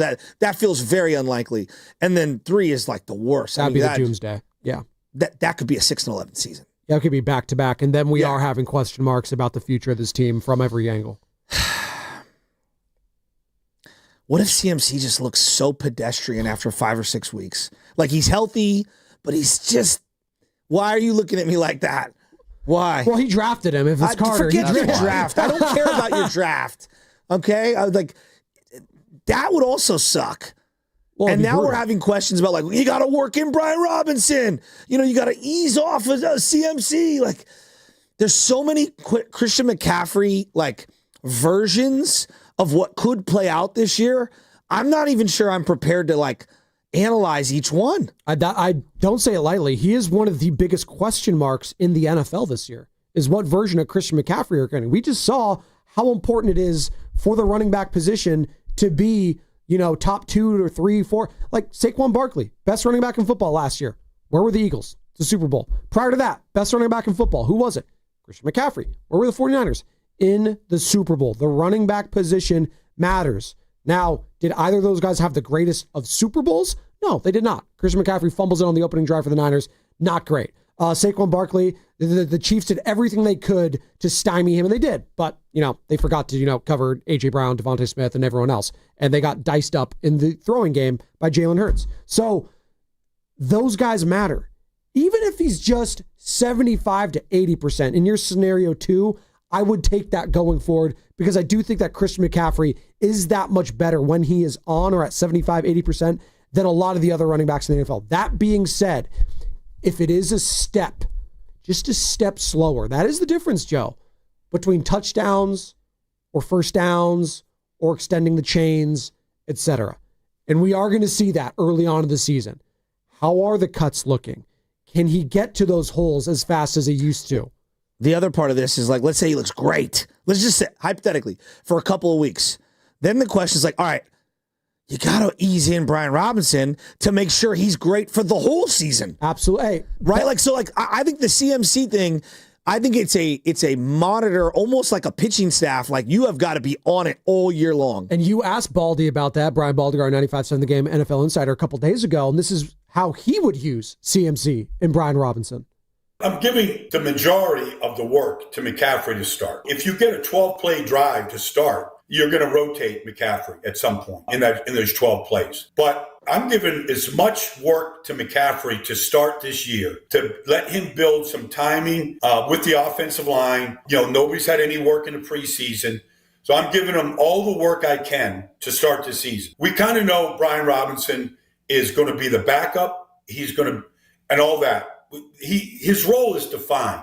Now, it might become a bigger role depending on what McCaffrey gives you, but I'm giving as much work to McCaffrey as I can to get him started, to find out what he is and what he has. And that's Brian Baldinger, who joined us a couple days ago on Christian McCaffrey and the Brian Robinson. He also talked about, if CMC looks anything like he did in 2023, Niners are winning the West. If McCaffrey looks like he did 2 years ago, I think San Francisco is going to win the division. I think they're going to be that good. I think he's that much of a difference maker. And he's that type of talent. And the offense whoever Brock is throwing to, it will change if Christian McCaffrey is giving you 100 yards a game. If he's giving you 100 yards a game and then 100 and plus total yards a game like he did 2 years ago, then I have much fewer reservations about this football team. I'm going to ask the whole room right now. We're going to go around the room. Give it to me. And I want to write this down, just like we were writing down the quarterback thing earlier. Write this down, Carter. 1,000 scrimmage yards, over or under Christian McCaffrey. He had 2,000 scrimmage yards the year that was magical in 2023. I'm going over. I think he'll stay healthy for the most part this season. He'll get that. He'll get over 1,000 scrimmage yards. I believe that. Yes, I'm taking the over. I'm taking the over on that. You're going to take the over. Yes. Do you feel confident? Yeah, I do. On the 1,000 for sure. If you would have said 1,500, not as confident. But 1,000, I will say yes. The reason why I say 1,000, it's like 8, 9, 10 weeks of production of health. Because I don't know. I just don't know. No, that's a good one. What do you say? I think I lean under until I see like further evidence. Dude, he could be great for 6 weeks and then just, who knows? Like, I have to take the under just because the history of the game tells me that these guys are so difficult to overcome the amount of usage and wear and tear. He's had, before he even became a Niner, there were questions about his health and his longevity. Honestly, Joe, if it was just I want to be wrong. Let me so just bad. say, like, if it was just a clean, like, ACL tear and he was coming back from that and he had all the rehab and everything looked great, I actually wouldn't, like, be that concerned about him going forward.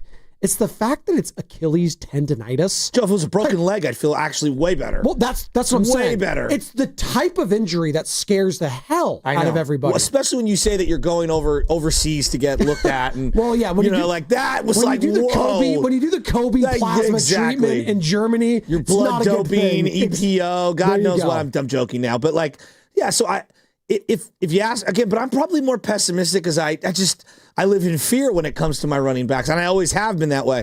Carter, what are you going to take? Just to give you a thing here is Vegas had him at 950 yards from. No, they didn't. Yeah, but that's rushing yards. So you're saying from scrimmage. I'm saying from scrimmage.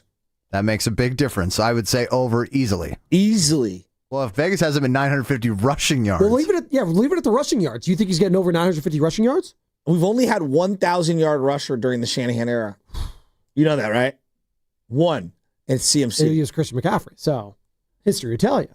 Stays healthy. He's going to get it. I believe Eli Mitchell got it maybe like 1,016 one year. Okay. But outside of that, it's not really. Yeah, it's not. It's by committee. To me, that's not a real 1,000 yards. But whatever. Joe Hawks, over under.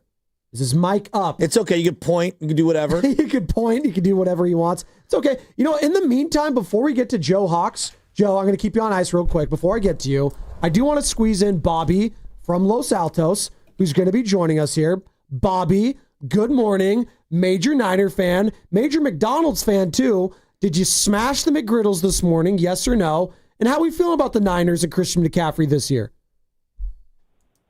Okay, so first of all, after this call is over, I'm going to be heading over to McDonald's. So you guys have priority over McDonald's. Look, I've been listening to you guys for the past 2.5 hours. Finally got a chance to call in.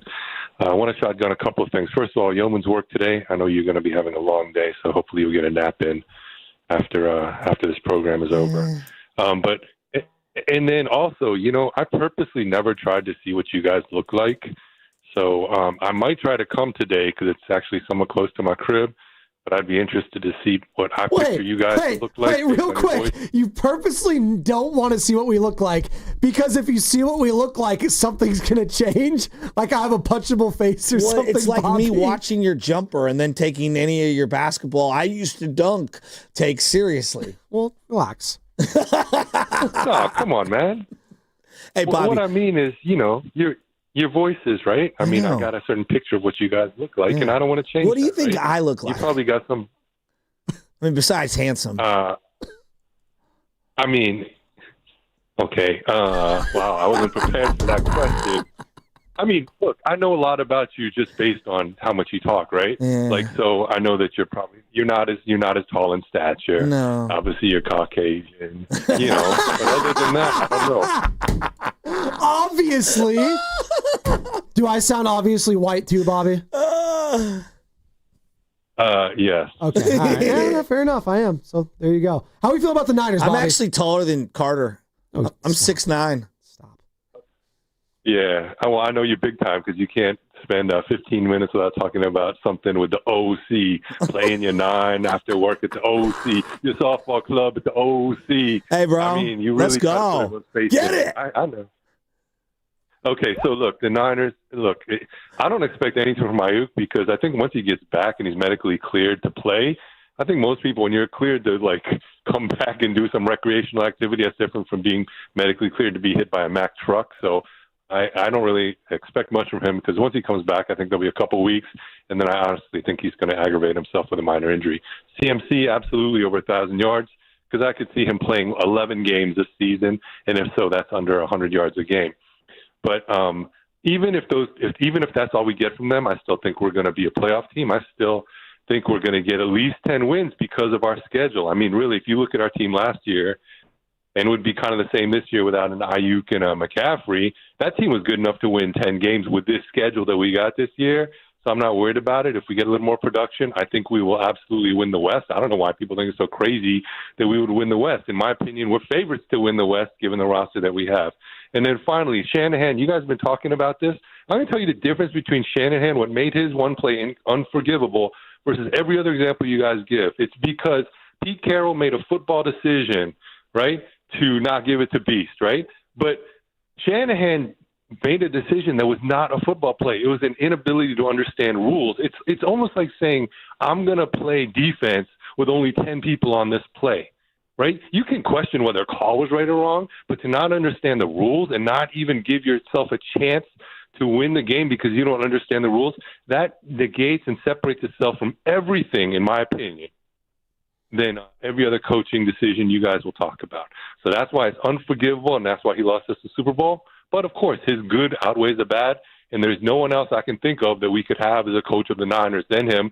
So, yes, you get to stay, Shanahan, but let's try to actually win a game when we're behind in the fourth quarter, and let's try not to blow a lead in an important playoff game when we're winning. Thank you. There you go. That's Bobby from Los Altos, who's rising up the ranks, quite frankly, when it comes to the Morning Roast callers. Janet Mountain View, still leader in the clubhouse, with Bobby in Los Altos. The 510. I need a Bobby and BPA podcast ASAP. Bobby in Los Altos. That's great. He knew we were white, by the way. Caucasian, as he puts it. It's good stuff. It's good stuff. I identify as something else. Do you? No. Stop. I was going to say, I was going to let you please explain, as Rocky Bernstein would say. No. What do you identify as? Black. See, thank you, Gil. Again, that's just so okay. The overtime thing, you could say whatever you want, Joe. I'm telling you what happened in real time. I was there. Lubman was there. Bonte was there. It was toward the end. We should have lost in regulation. Kelsey got knocked out by, I believe, Jair Brown. I thought he was going to score. Yeah, I thought he was. We all thought he was going to score, and they got lucky to go to overtime. When they go to overtime, I'm turning to Bonte and I say, you have got to get 7 and you want the ball last. And he's like, because we were talking about the overtime rules. They put them up on the screen for everyone to look at, okay? And I remembered saying to him over and over, you want the ball second. He's like, we were arguing back and forth. Not like arguing, but the defense had been on the field forever. Exhausted. And he was making the point of maybe you need your defense to take a rest because Bosa was coming in and out of the lineup. And they lost Dre Greenlaw. And I was like, look, when you know what you have to get, 3 or 4, and you're the second team, you're going to go for it on 4th down every time because that's the game. When you are the team with the ball first, and let's say it's 3rd and 8, and you throw an incomplete pass and you're at the 50, do you go for it? Do you? Because if you turn the ball over at the 50, this is how my brain works. You turn the ball over, well, now I'm giving them a short yardage situation, and they're going to kick a field goal, and they're going to win the game, and you're going to win by 3. Or do I have to go for it? And you get where I'm going now. I understand. See, it's a mathematical equation. It's very simple to me. You always want the ball second. Always. In fairness. So you know what you have to get. His defense did hold the Kansas City Chiefs to 1 touchdown in regulation. The defense did play their... I will defend that defense. It's not about that. It's about... But it is about that because the defense did their job. So he was leaning on them, and the offense needed to execute, and they didn't. And you know what? That you can blame Shanahan for. That much, they didn't get a touchdown when they needed a touchdown in overtime. You can blame him for that. He is the offensive mastermind. He's the offensive guru. I will hear you on that. A missed blocking assignment is crucial, and they missed that, and that sucks. Yeah, but you're missing the aspect of it's like having the hammer in baseball, being the team that gets to get last licks. You want to be able, because they're the advantage of being able to go for it, because you know for a fact, no. When you get it second, you already know what's on the board, either 0, 3, or 7 points, right? You know the length of the field. It's 4 down territory the whole way. It changes your play calling. It changes how you attack the field. It changes how the defense plays you. Like, you have the advantage over the team that only guarantees themselves 3 plays for sure, unless they're in a situation on the field where they feel inclined to go for it. Like, I think we're all looking at this. It's pretty straightforward. I kind of like what Bobby had to say, though, when it was, we're doing the compare and contrast. And I hear him when it is more frustrating that it was a rule, not an actual in-game thing. And I'm going to go to the in-game more than the rule, because at the end of the day, they needed to score a touchdown regardless, and they weren't able to execute there. I think we can all agree on that. You needed a touchdown in that situation, even when you got it first. Hypothetically, you needed a touchdown. Yeah, you needed it. You always needed it. No, I know, but I'm saying hypothetically you needed a touchdown. And they didn't get it. Yeah. But even if you would have gotten it, right, in this scenario, let's say you do get it, okay? Mahomes still, with the same thing, is going for it on 4th down all the way to they converted a 4th and 2. But again, had Mahomes got the ball first on that 4th and 2, you're at least thinking about whether you're going for it or not. Yes. Because if you don't convert, now it's a short field and they kick a field goal and the game's over. Listen, it wasn't a great moment with Kyle Shanahan. I am not defending that. I'm not. I will say this. There was a lot of other moments in that game that frustrated the hell out of me a lot more than that one if I was a Niner fan. But for you, for others, it's going to go back to that, and that's fine. I'm not going to fault you for that, Joe. It's similar to Dusty Baker. Yeah, I get it. It's on his resume until he overcomes it. And you know what? Maybe he'll do that this year. And what better place to do it than in your own backyard at Levi Stadium, where the Super Bowl is going to be February 2026. Were you at the last Super Bowl, by the way? Did you go to that? No. Are you kidding me? Broncos 2015? Panthers? No? We're locked in on that one? No. Peyton Manning, Von Miller, and Cam Newton refusing to fall on the fumble. Remember that? He had the towel on his head and talked to anyone. Everyone got all upset about it. It was a horrible halftime show. Peyton Manning. It was a terrible Super Bowl. Peyton Manning. Throwing ducks. He had one drive, and it was like, game over. Game over. Right? Well, we all thought the same thing. Miller, game over. That defense is still like that was one of the great defenses we still don't talk about. DeMarcus Ware, I think, is one of the most underrated players. They were so good. Von Miller was unstoppable in that game. The Aqib Talib, that secondary, it was insane. You know what else is insane, Carter? Sometimes it's Fast Five.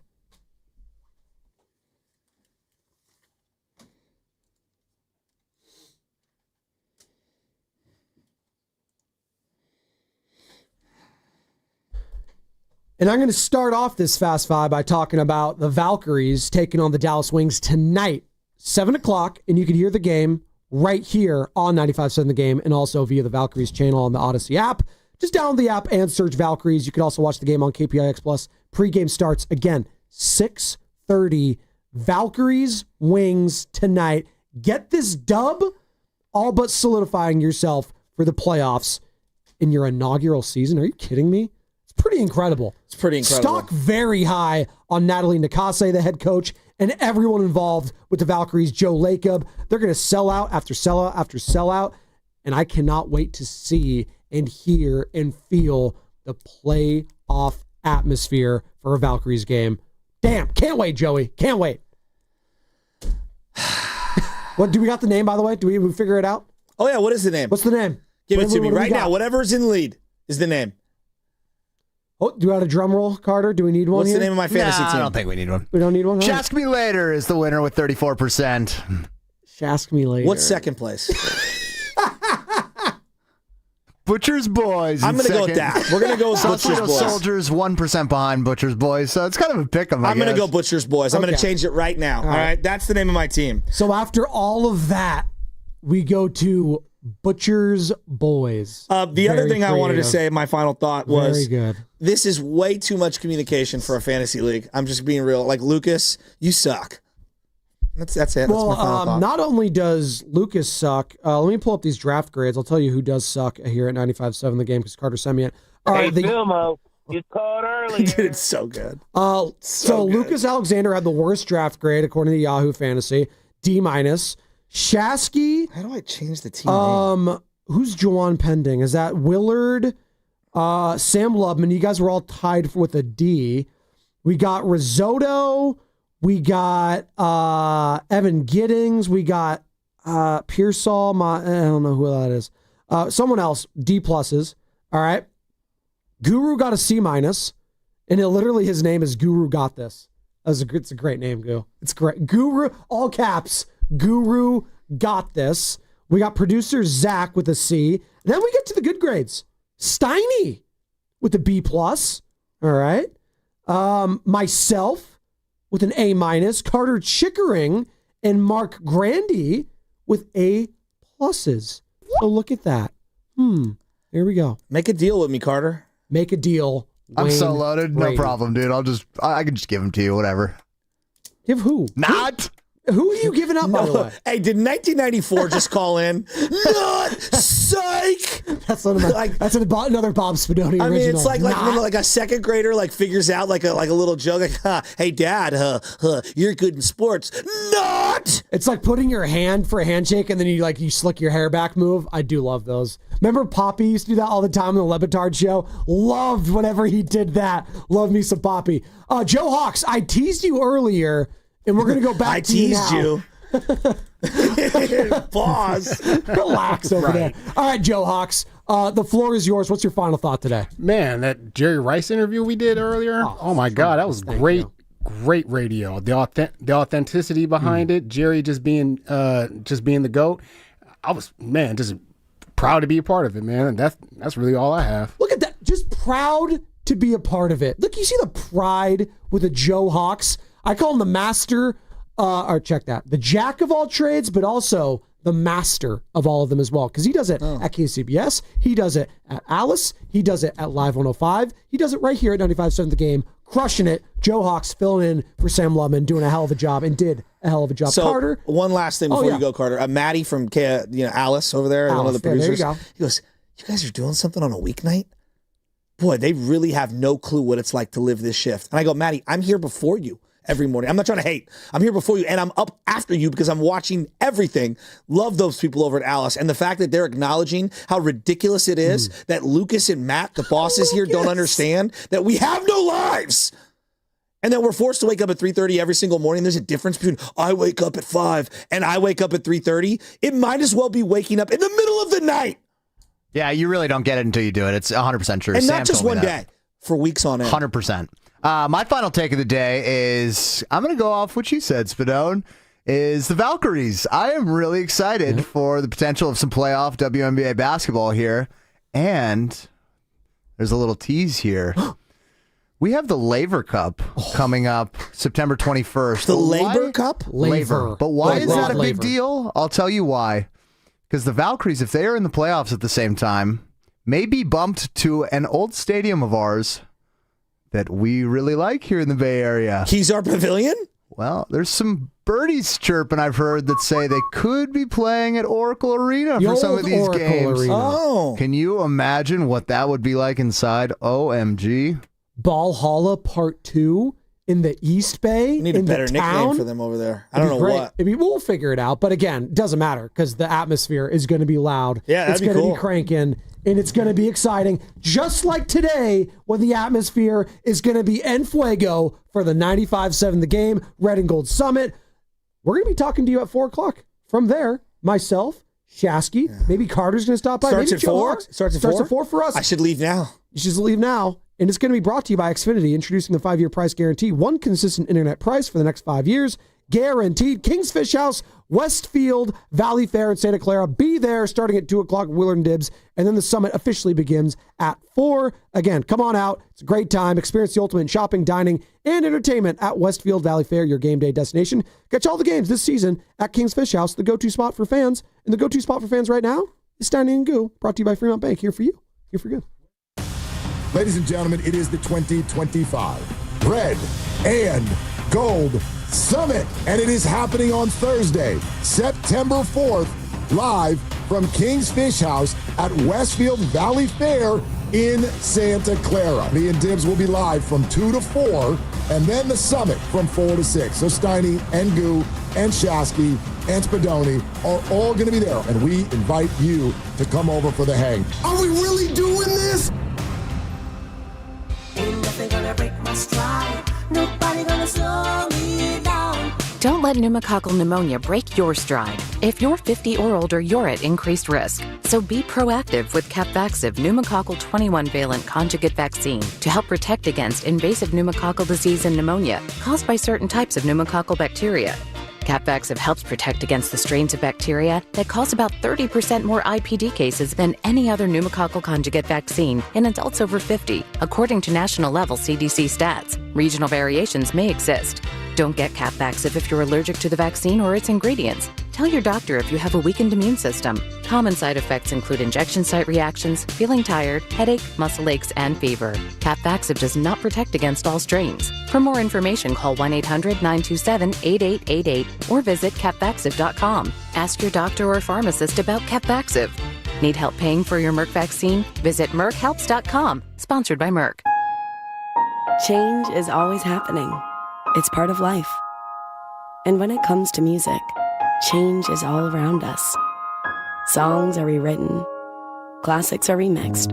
Bands and artists come and go. Even our taste in music changes. Here at Xfinity, we know there's still good in keeping some things the same. That's why we want to do our part with a 5-year price guarantee on our internet.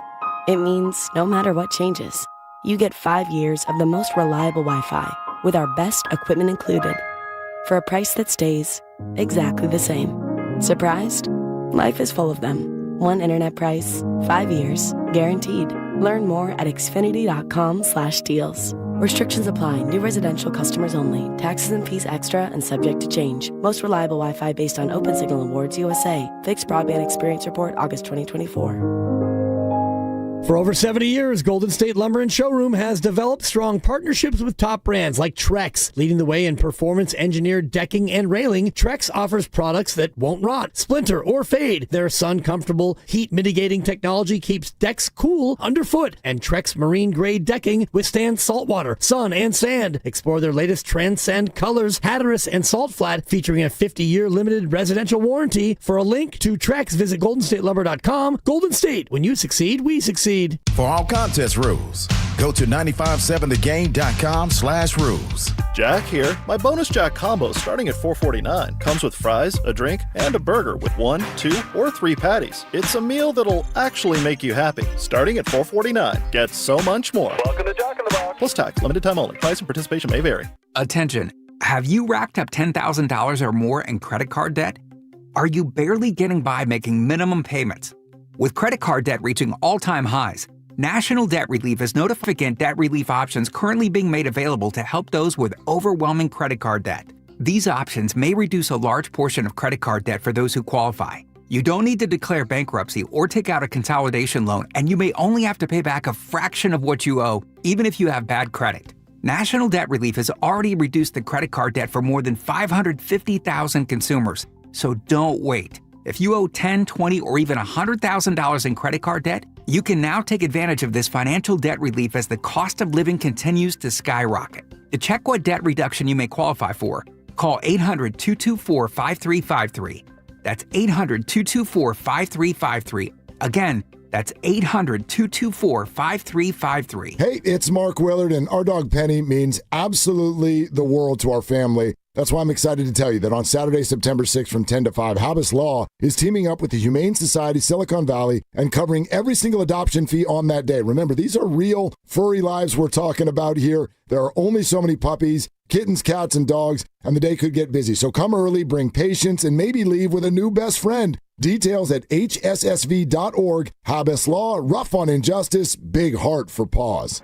I'm Kristen Press. And I'm Tobin Heath. We're World Cup winners, Olympians, and the hosts of The Recap Show. Every week, we sit down with the icons, disruptors, and game changers on the field and beyond it to talk victories, heartbreaks, and everything in between. We've built a space where athletes, changemakers, and people creating the future of women's sports can show up and show off as their full, unapologetic selves. Follow and listen to The Recap Show wherever you get your podcasts. It's time. Time for the pro to get everything for the entire job, all from one partner. To get access to over 3 million products, including many products you won't find in our stores. It's time to get delivery on your schedule or next day on over 50,000 products. And time to get dedicated support on the job site or in our stores. From ordering to planning, we've got you. One partner, any job, all in. Ask about all we can now do at the Pro Desk. The Home Depot Pro, it's about time. Another checkup? Why are so many people getting new puppies? Dr. Kim's veterinary office is littered with cuteness. We are booked solid for weeks, but who can say no to a puppy, right? Oh, good boy. She needs to find extra vet techs to get those pups some extra love. I need Indeed. Indeed you do. When you sponsor a job on Indeed, candidates can find it easier, so you can hire easier. Redeem your $75 credit at Indeed.com/credit. Terms and conditions apply.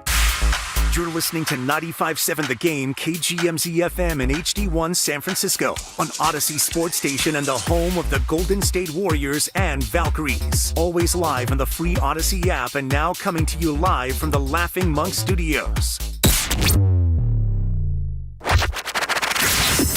He brings the passion. For what? I want to know now. I'm mentally invested. Don't tell me to pray and you don't say what for. He brings the perspective. Yeah, I think they both have a great point. Get off me, text line. He's truly one of a kind. That is wow. Oh, my God. And he's doing a great job. I need you to man up and say what you really want to say. Diamond, you're doing a great job. This is the ghost of Steiny. They're Steiny and Guru. Yeah. On 95.7 The Game. All right, let's go. It is football season, ladies and gentlemen. 5:15. We'll be right in the middle of the summit. Yes, let's go, baby. We can multitask. Yeah. We can do a little bit of each. Philadelphia Eagles against the Cowboys tonight. Game 1 of the NFL season, and the 49ers play on Sunday. And they will have the services of one Jawan Jennings. Cash me out one time. What do you mean? He got paid. Not really. It was a he got incentivized. He did. He didn't get any more money. I want to say there's a victory lap for you because you said it wasn't over, but yeah, they got it fixed. Yeah. Let me ask you a question, Goo. Marky D. What is it about football? Why did I wake up this morning, turn on the radio, and these guys are just so well? Why is football king? Because unlike any other sports, Donnie, you asked me a question. Go ahead. You need to add something? I wanted to put a disclaimer on it. I just wanted to say. 6-hour day. You guys got to put some respect on my gambling. I'm hot. There's got to be a million different reasons. But what is it about football that makes it the king? I'm on my knee right now, one knee, and I'm talking to football, and I'm saying thank you because every week feels like a playoff game. You are the only sport where it's once a week, and that's why you are Elvis. That is why I'm in love with you. We all are, because every week is like a playoff game. You win, you lose, and you got 6 days to deal with it. And to me, Steiny, that is the most beautiful trait of football and why I'm married to the game. Say I do. Sorry. You asked me. Good morning. Let's go. Why do you love football? Oh, man. Let me count the ways. It's something about camaraderie.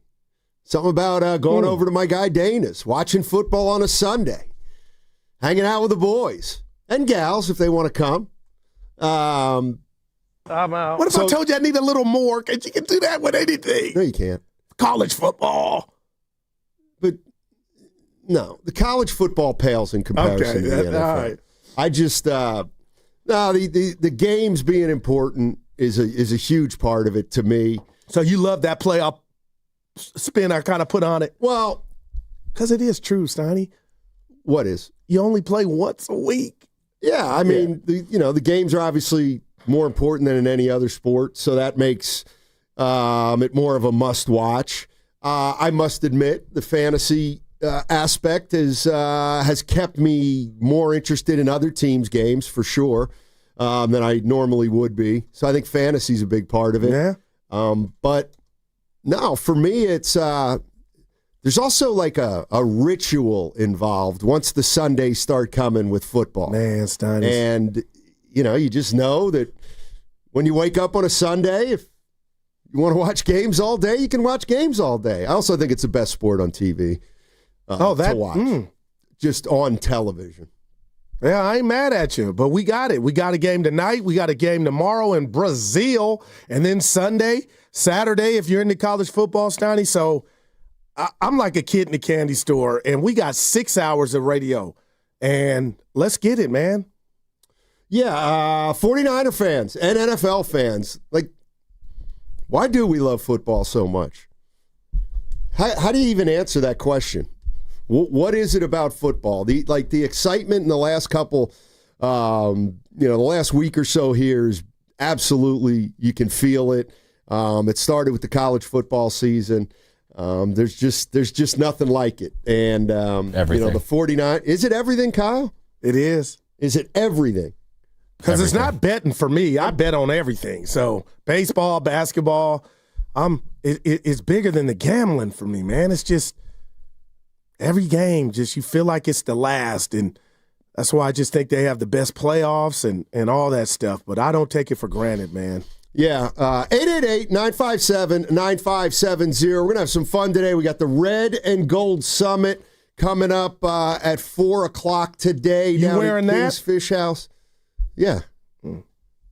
What's this? Well, you gonna? Okay. No, I walked in. I was a little. Evan, he got something to do. He looks corporate, and I looked over at you.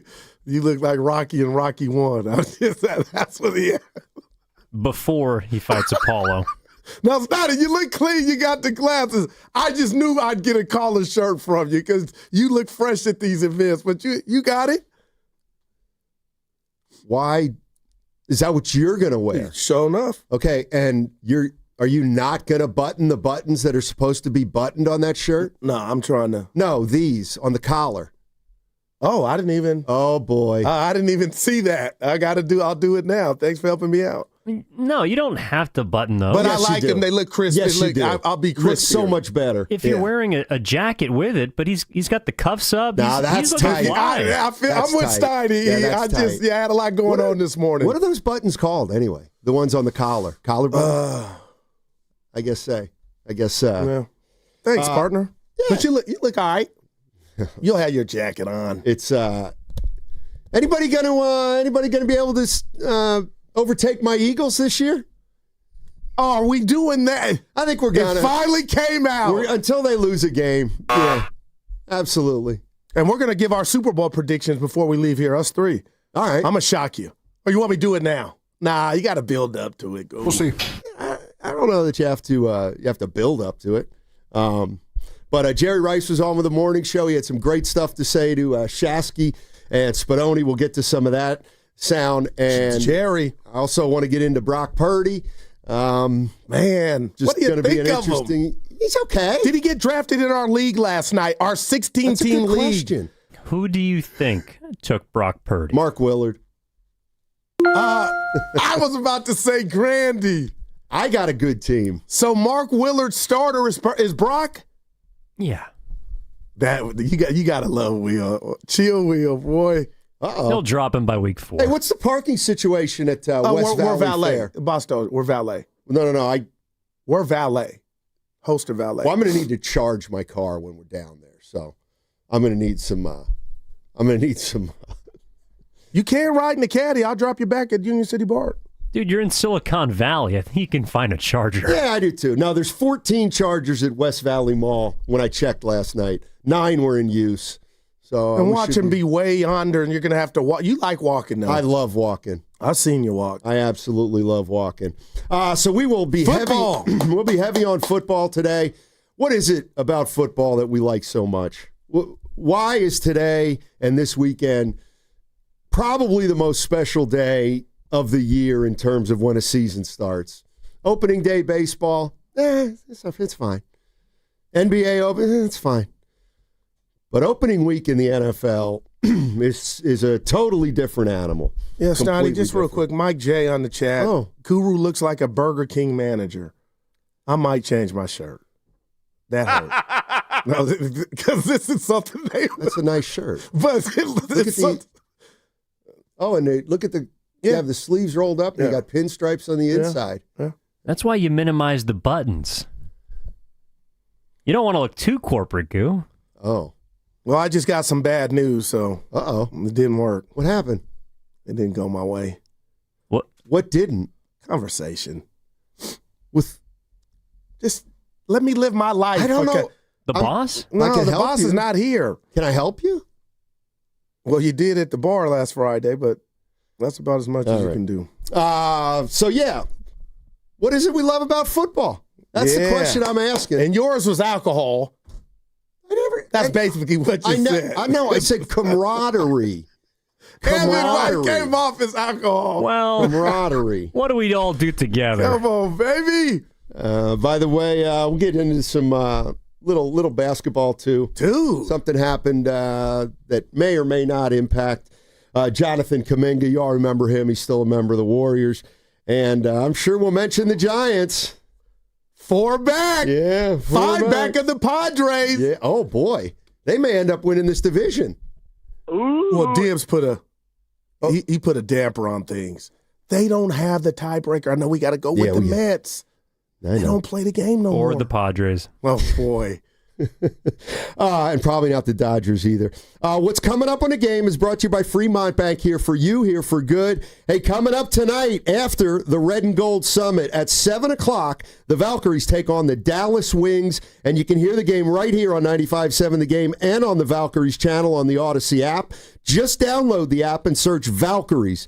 You can also watch the game on KPIX+. Pregame starts at 6:30 tonight. That segment also brought to you by Cache Creek Casino Resort. Celebrating 40 years of extraordinary rewards. Join us as we celebrate 4 decades of excellence. Cash in at Cache Creek Casino Resort. The road to Santa Clara starts now. Let's go Niners! The red and gold are back. Purdy spins out of the pocket. Throwing back of the end zone. It's caught! And the toe tap by George Kittle. Your station for everything 49ers. The Bay Area's football station. 95.7 The Game. Count on Sundays with the NFL on CBS and Paramount Plus all season long. Here we go. Starting with a Week 1 NFC North rivalry between the Lions and Packers. And he's in for a touchdown. Visit ParamountPlus.com/NFL to get started today.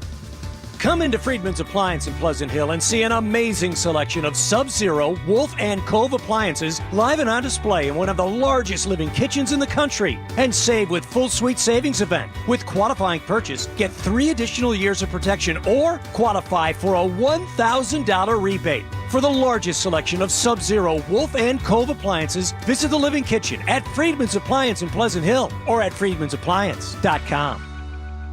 Want to interact with the hosts but can't call? Text the Boxer & Gerson Work Injury Attorneys text line at 888-957-9570. Boxer & Gerson, Northern California's premier workers' compensation law firm, helping injured workers get their lives back for over 40 years. Texting terms at unlock.com/SMS. Privacy policy at unlock.com/privacy-policy. Texting enrolls for recurring automated text marketing messages. Message and data rates may apply. Reply stop to opt out. Terms and conditions apply. For full details, see unlock.com/legal after portrayal. Lisa, thanks for having me over. Your new kitchen is gorgeous. How'd you find the money to do it? We worked with this great company, Unlock. They help you unlock the future value of your home to get the cash you need today. So it's a home equity loan? No, it's not a loan at all. There's no monthly payments and no interest charges ever. And you can use the money however you want. We were able to redo our kitchen and pay off our credit card debt. debt. Wow, Jack and I could really use this to finally pay off our old student loan debt. How do I get started? It's easy. Just go to their website.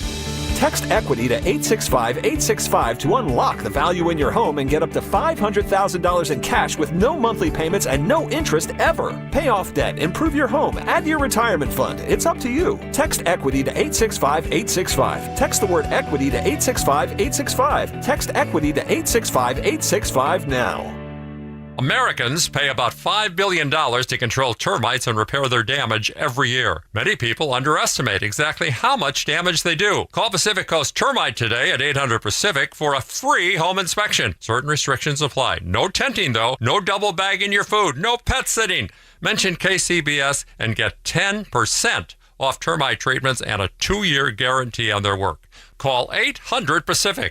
800-PACIFIC or go to PacificCoastTermite.com. Losing weight shouldn't be a struggle, and with Jumpstart MD, it doesn't have to be. Your first month is just $99 when you join Jumpstart MD's medically supervised weight loss program today. Licensed clinicians create personalized plans, including GLP-1 medications. No insurance? No problem. Jumpstart MD has options to meet your individual needs. With 13 Bay Area locations and online visits, expert support is always within reach. Call 855-JUMPSTART or visit jumpstartmd.com to start transforming your health today. I'm Piera Palazzolo, VP of Digital Marketing for the American Management Association, a company focused on the management training skills needed to enhance the careers of business professionals. We did our research when it came to the best companies for website development and chose AmericanEagle.com. And we couldn't be happier. AmericanEagle.com worked closely with us to understand the front and back end requirements needed to launch an e-commerce website that could handle the complexities of running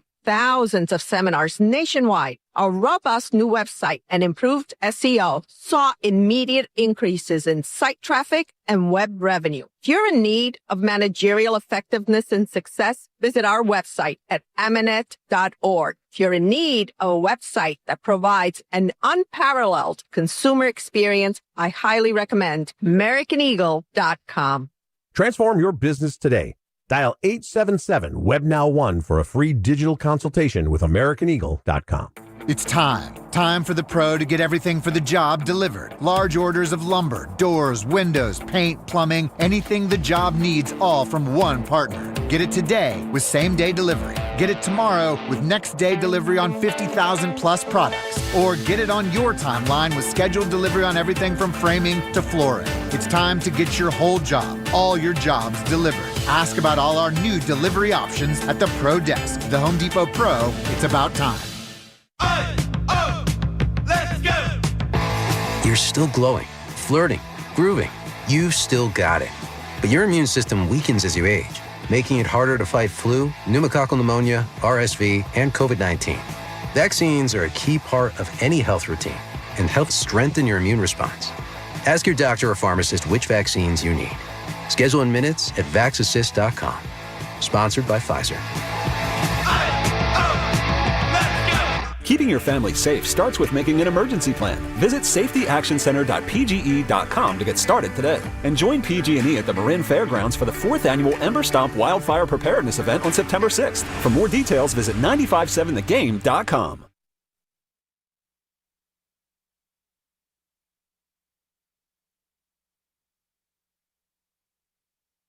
Seattle. Everything. Seattle. I made it up. Seattle. Yeah, we'll see. We're not there yet. Seattle. Hey, it's Willard from Willard and Dibs coming up at 2 o'clock. Now back to Steiny and Goo. Steiny and Goo. You're having a great show today, guys. Keep it going. Hey, my man Willie. I don't like those things. And he doesn't like being lied on, Evan. He sent me a personal text. He said he didn't draft Brock. I've been on that. I thought he did. He did. He sent it to me. Sounded like he was angry. He's like, get it right. Coming up we at love 1 you, o'clock, Will. 1 o'clock today, we got Chad Brown, former NFL All-Pro. He played 15 seasons in the league. Good interview. We've talked to him in the past. We have. He's really good.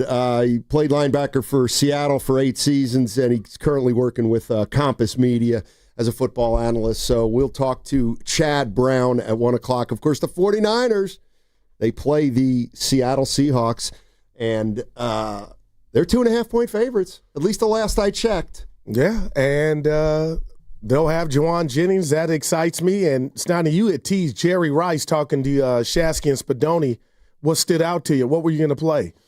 A couple things. One was the word of caution he had about Brandon Ayuk, and then we'll get into some of the stuff about Brock Purdy in a second. But the other question we're asking listeners today is there any way you can put into terms why we love football so much? Why it absolutely cloaks the other sports in terms of enthusiasm?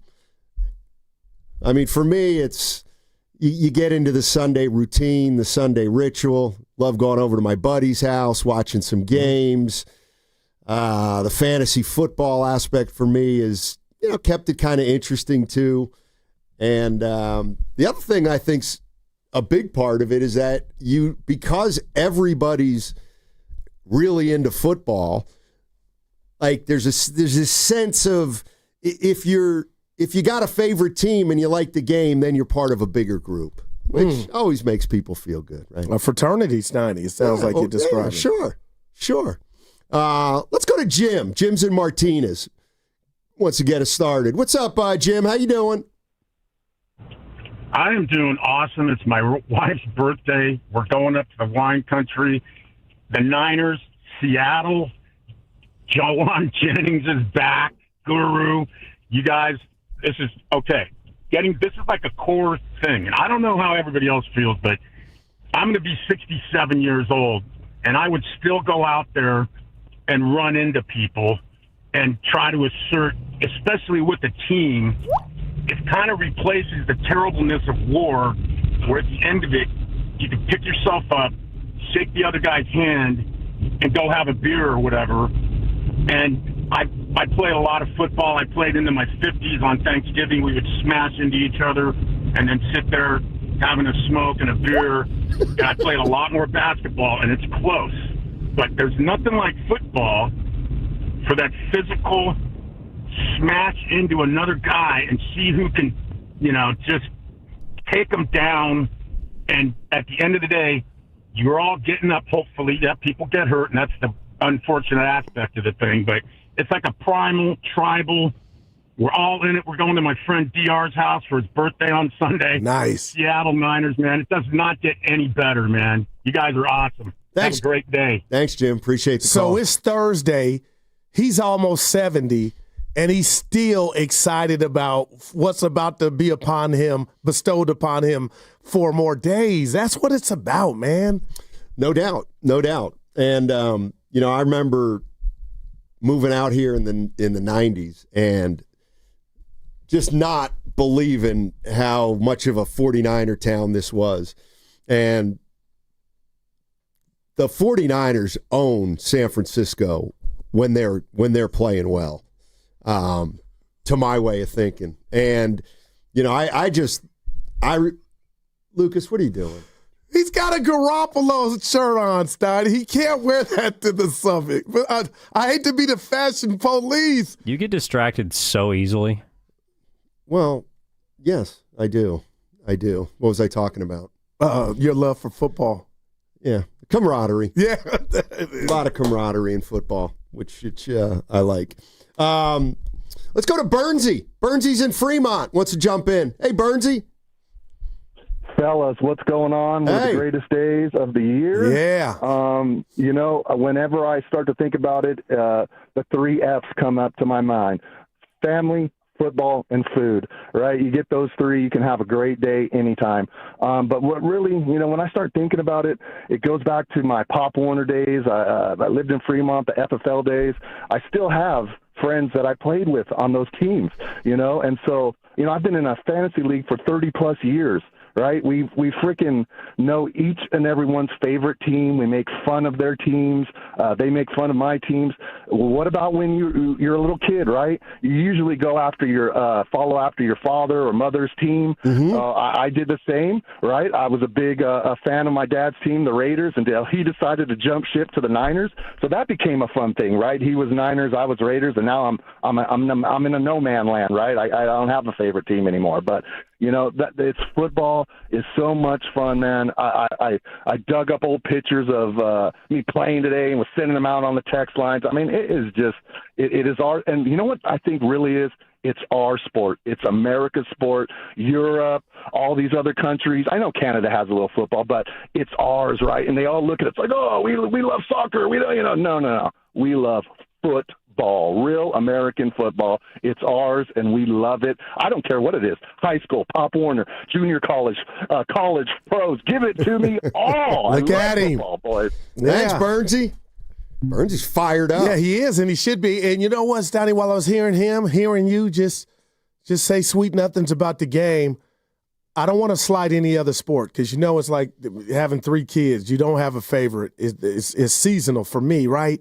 But when I think about football, I don't know what it's like to play 48 minutes in the league or 9 innings of baseball. But, Steiny, football is truly a gladiator sport. And I think because you have to have your head on a swivel, it's like, I mean, we've seen bad things happen on the football field, and the importance of these players knowing that even there's no time to slip up. And I'm not saying I've watched baseball guys, Steiny, knowing they're loafing, or basketball team loafing, and we've seen football teams out of it. But, man, when you step on that field, Steiny, bad things can happen, and from that vantage point, you got to be locked in. A lot of you just do. A lot of people on the Boxer and Gerson Work Injury Attorneys text line are talking about violence. It's violent, and that's why we love it. You know, like the violence to me, I ain't a UFC guy. Obviously, that's violent. Is part of it, but for me, it's just I just think it translates perfectly on television. The idea that there's a play and then there's 20 seconds between the play and then you get revved up for the next play. There's something about that football-wise that's different than any other sport. And, yeah, I mean, do you think people – you're not a Niners fan like me. Lucas, are you a Niner fan? Yeah, he is. Are people more excited for the start of football or the start of the 49ers? Well, they coincide.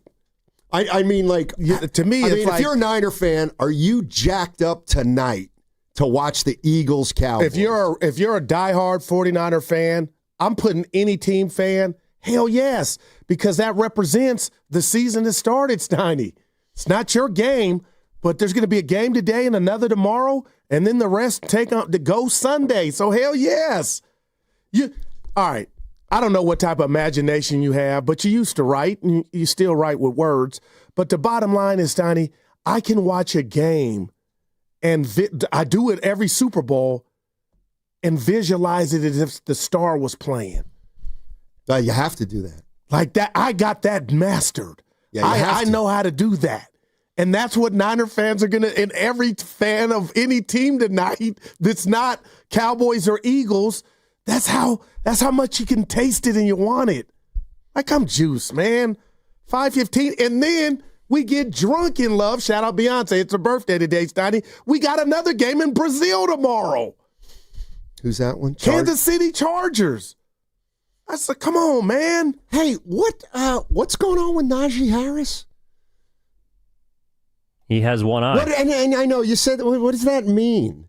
It means during a 4th of July fireworks celebration, he may or may not have blown a digit. Man. Well, was it a digit or was it an eye? We actually don't officially know yet, but I bet that in Brazil tomorrow night, he will be wearing a visor. Man. So I should not play him. All right. Oh, you drafted him. I got Najee. Yeah, Antioch. I got a good team. You don't know that. What was your grade? Did you get your grade in your email? I got a B-. I think I got a B+, Spadoni said. They say that's the kiss of death. You want an F or a D-, and then you win the league. Well, yeah. Kudos to Lucas and everybody involved that made it happen. Well, it got off to a late start, but it was pretty good. He had to go put the draft round 1 manually. Oh, boy. Then what's the point? Hey, I'm proud of you. You didn't get locked out. I was waiting for something from you. I was on top of it at 4:40. Look at him. My man. Well,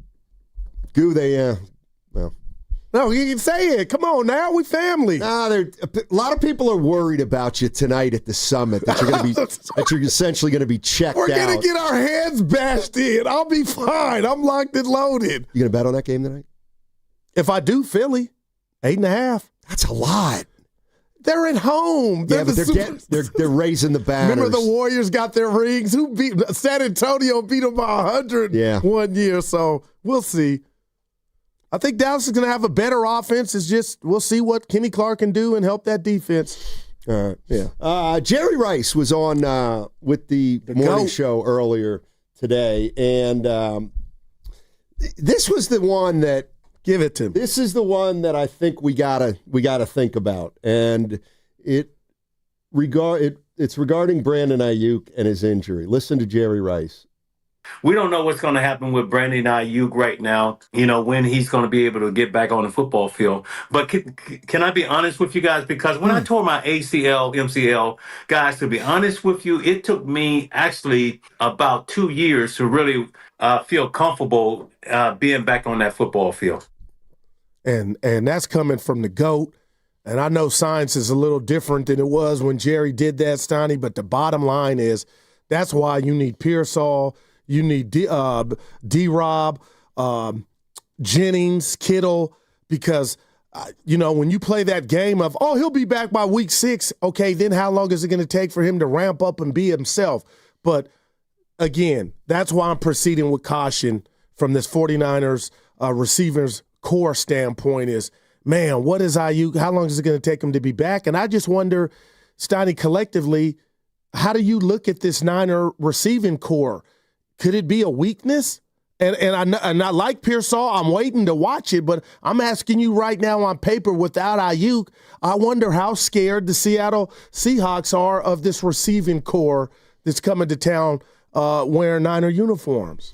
I mean, I look at it as though they have George Kittle, all right? A stud. And he's a guy who can really stabilize the passing game.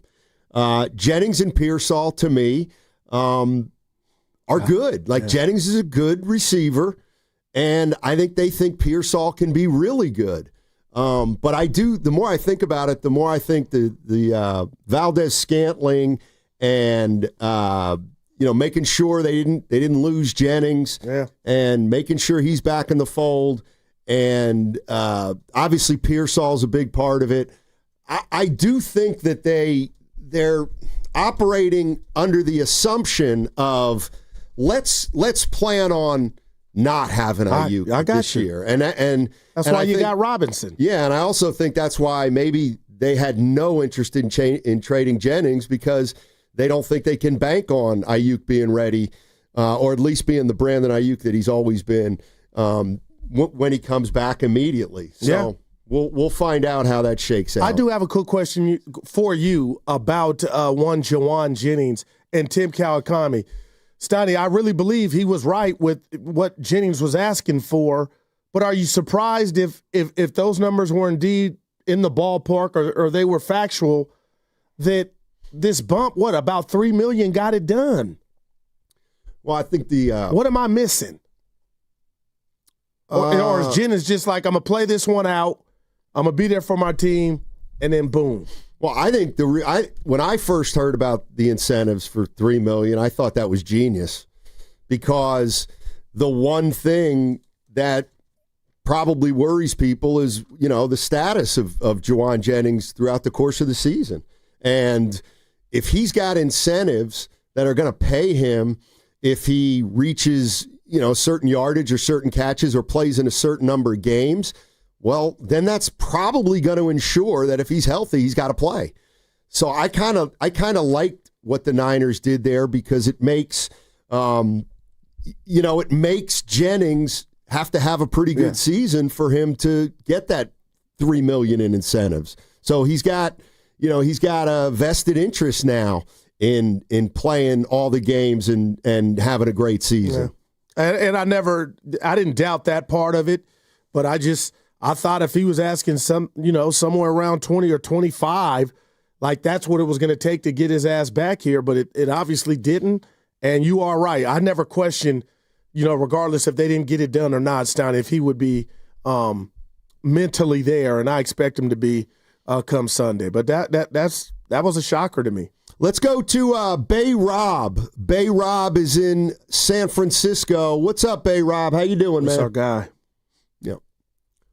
Steiny Guru. I ain't hollered at y'all in a while. Yeah, man. he's still here, baby. Yeah. But, I see y'all. Y'all still holding down. I listen to y'all on the radio. I'm listening. I got my ears open. Bay Rob. But the thing about this football, man, that we love, man, we back on the couch every Sunday. It's therapy. It's therapy. We talking to the TV. We yelling at the TV. We talking to ourselves about the plays, man. It's just all good about football. Football is good for everybody, man, especially men. We get together. We can watch it alone. It's all good, man. Football is back, and I am excited. I'm excited for the Niners. Man, it's a beautiful thing, man, just to watch it. And then when it's all said and done, may the best man win. Wow. Hey, Bay Rob, excited. before you go, you got to give us a win total, though, baby. How you feeling? About the Niners? Yes, sir.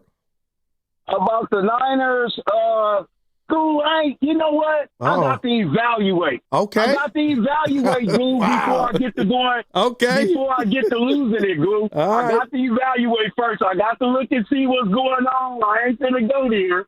But you already know there's going to be some calls back during the season. Okay. You know what I'm saying? I'm keeping my eyes on everything. I'm watching everything. I know everything is new.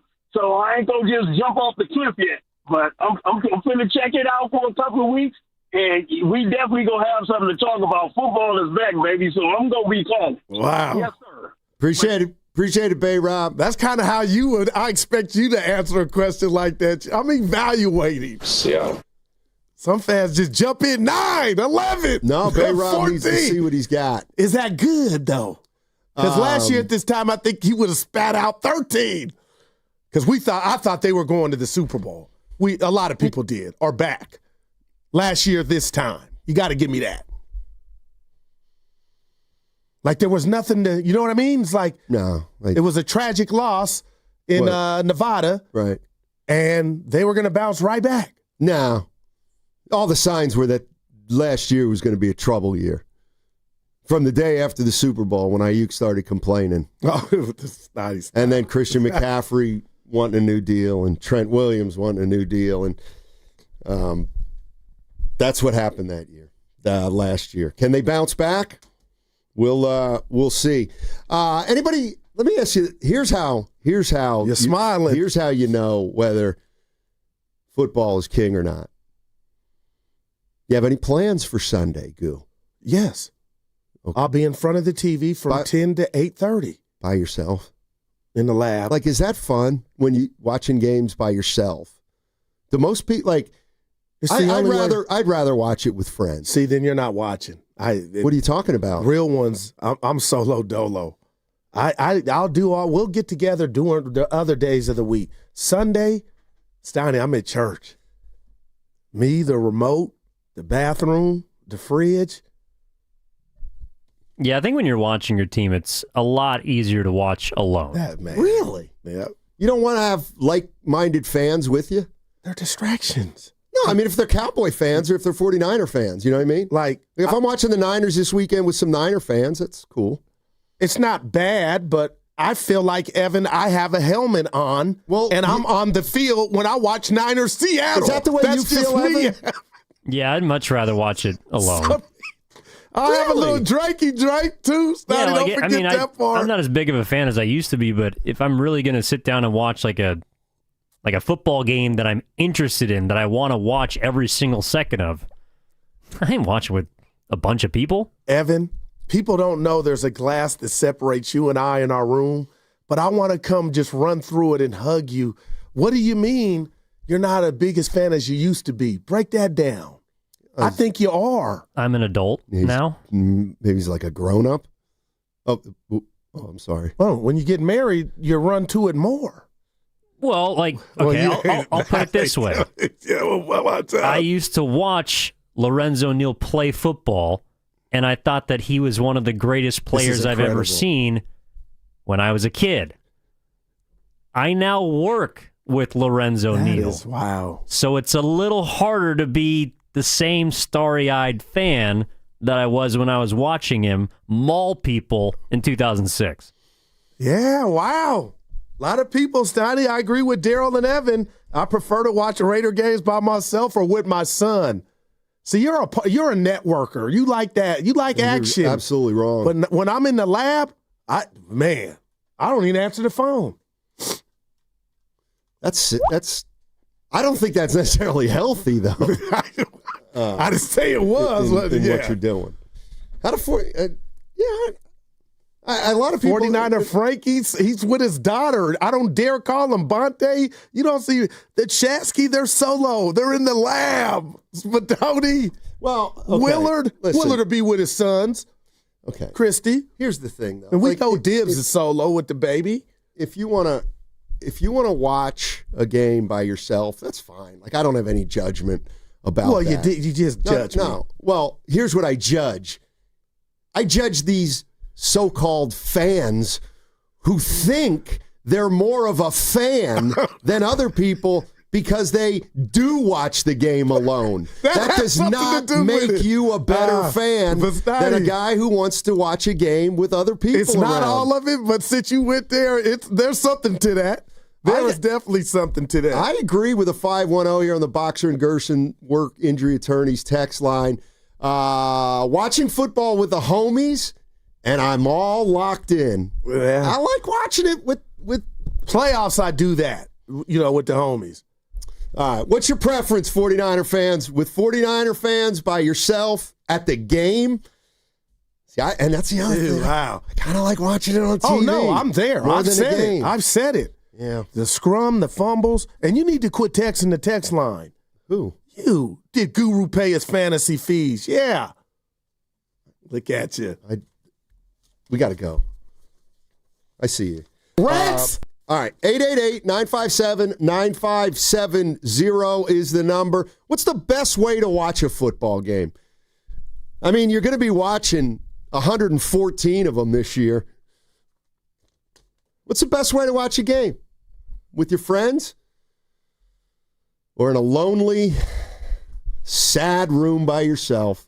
That segment brought to you by Safeway. I'm going to tell you about the summit on the other side. When are you going to get a heart? Head to Safeway this week for this amazing deal for members. Signature Select Chicken Split Breasts, Thighs, Drumstick Value Pack, or Foster Farms Fresh and Natural Whole Chicken. Buy one, get one free of equal or lesser value when you buy two. See you in the aisles. Change is always happening. It's part of life. And when it comes to music, change is all around us. Songs are rewritten. Classics are remixed. Bands and artists come and go. Even our taste in music changes. Here at Xfinity, we know there's still good in keeping some things the same. That's why we want to do our part with a 5-year price guarantee on our internet. It means no matter what changes, you get 5 years of the most reliable Wi-Fi with our best equipment included for a price that stays exactly the same. Surprised? Life is full of them. One internet price, 5 years, guaranteed. Learn more at xfinity.com/deals. Restrictions apply. New residential customers only. Taxes and fees extra and subject to change. Most reliable Wi-Fi based on Open Signal Awards USA. Fixed Broadband Experience Report, August 2024. When you own your own business, you need to keep things moving. Need to book a last-minute flight? Earn a $300 travel credit to cover that. Need to take a meeting before takeoff? Do it from the comfort of the Chase Sapphire Lounge by the club. Need to catch your breath before you board? Done. With $2,500 in annual value, the new Chase Sapphire Reserve for Business is the card that gives back all you put in. Visit chase.com/reserve business to learn more. Cards issued by JPMorgan Chase Bank, N.A. member FDIC, subject to credit approval. Terms apply. $5,000. That's the average amount of money people in the U.S. are now spending on gas in a year. $5,000. That's crazy. If you drive, you have to download Upside, the free app that gives you cash back every time you get gas. That's right. You can earn real cash back with Upside. upside just by buying the gas you're already buying. You can literally start earning cash back today. I use Upside every time I fill up, and I've already made around $300. You're putting gas in your car anyway. Why not get real cash back? If you like free money, download Upside. I'm saving the cash I earn from using Upside to help pay for a vacation later this year. Download the free Upside app now to earn cash back every time you buy gas. Use promo code CODE to get an extra 35 cents per gallon on your first tank. You can cash out anytime right to your bank, PayPal, or a gift card for Amazon and other brands. Just download the free Upside app and use promo code CODE for a 35 cents per gallon bonus on your first tank. That's code CODE for a 35 cents per gallon bonus. This is Vanessa Deniston, senior attorney at the Dolan Law Firm. The Dolan Law Firm handles a diverse line of cases from personal injury to employment law. We're proud to say the Dolan Law Firm is just as diverse in our attorneys and staff. The Dolan Law Firm consistently achieves outstanding results with over $1 billion in verdicts and settlements. The Dolan Law Firm, the best, most diverse personal injury and employment law firm we hope you'll never need. Contact us at dolanlawfirm.com. A strong heart, a steady stride, a life full of milestones. El Camino Health is here for you. From advanced heart and vascular care that keeps you on beat, to expert orthopedic treatments that keep you moving, and innovative cancer care that fights alongside you. With expert care for women, men, and new moms, supporting you through every chapter of your health, because every life we touch is built on trust and compassion. El Camino Health, our strength, your health. We know there's a lot that can go on during one night of baseball. Long home runs, epic pitching performances, catches that defy space, time, and gravity. Climbing the wall, did he catch it? He did! But what if you could get all of that summarized in a quick, concise, and at least we think, funny podcast that's under 10 minutes? Check out MLB.com's morning lineup. It runs Monday through Friday mornings on Spotify, Apple, or wherever you love listening most. If you're 55 or older and into that whole saving money thing, T-Mobile has an exclusive phone and internet bundle just for you. Right now, get 2 unlimited phone lines plus 5G home internet for just $30 each per month with AutoPay, plus taxes and fees. And with 5G home internet, setup is easy with just one cord and no technician needed, which is great if you're also into that whole keeping it simple thing. Switch now and experience the best mobile network in the U.S. Visit your local store to start saving. T-Mobile, it's better over here. Based on analysis by Ookla of speed test intelligence data Q4 2024 to Q1 2025. Ookla trademarks used under license. Unlimited on our network. Customers on voice plan may notice speeds lower than other customers and further reduction if using more than 50 gigs a month due to data prioritization. Video streams and SD on this plan. Home internet pricing after $20 a monthly bill credit plus $5 per line without autopay. Debit or bank account required. See 5G device coverage and access details at T-Mobile.com.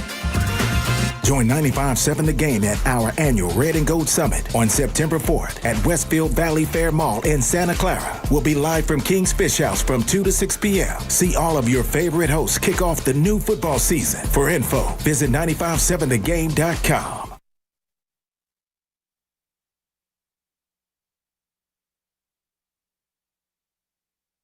Oh, I'm going to watch it. Believe me, I really love it.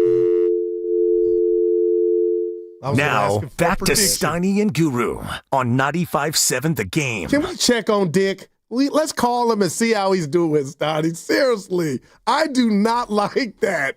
We didn't hang up. He got disconnected. Let's check on him. Today's the summit, Goo. I'm ready.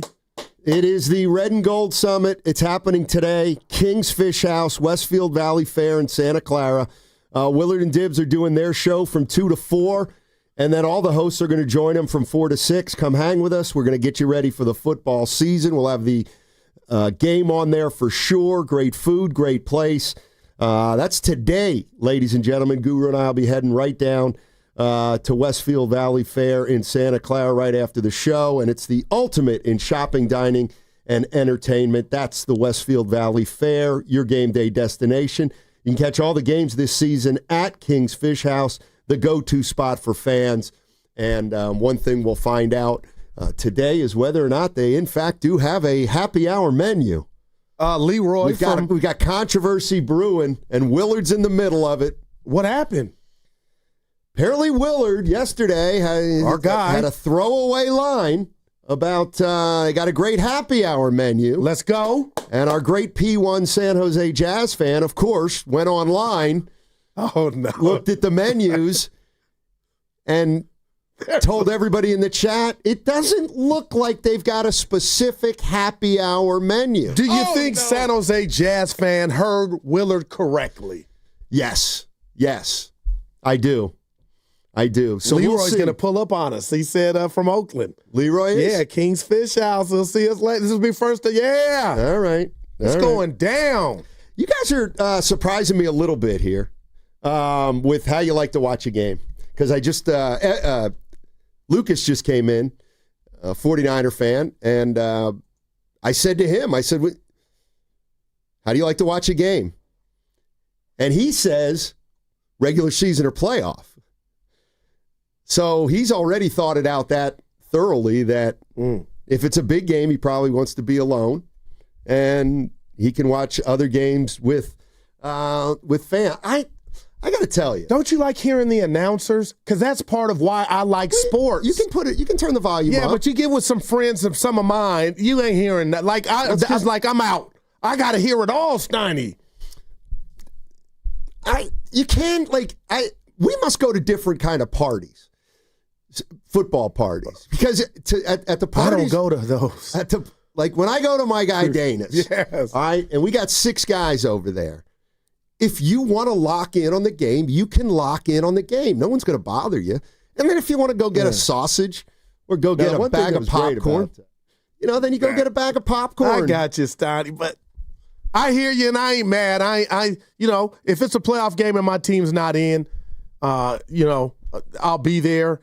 But Steiny, I'm telling you, I am the type of dude, and Evan, you can back me up. I'll go to a game, go home, and watch that said game to hear the announcers and watch it from that view. That's how much I love ball, man. Now that one, I think you might be a little more by yourself, especially if your team. He looked at me like, well, that's what happens when you don't have any friends. You are by yourself a lot. But I got a bunch of friends. Are you projecting? Everybody knows I got a Willard, Texas. Everybody knows I have I got like 8 best friends. That's a problem. That's not many. a problem. Yeah, that's way too many best friends. Hold on. Because they're not. You're not their best friend. This that's ain't the MySpace, problem. dude. So you have 8 best friends. I'm their best friend. But you're not their best friend. I'm in their top 2 or 3. Steiny, please. Don't hate. You met them all. You met a lot of my contempt. Right. Evan has too. Good. Do you mind if I ask how many groomsmen you had at your wedding?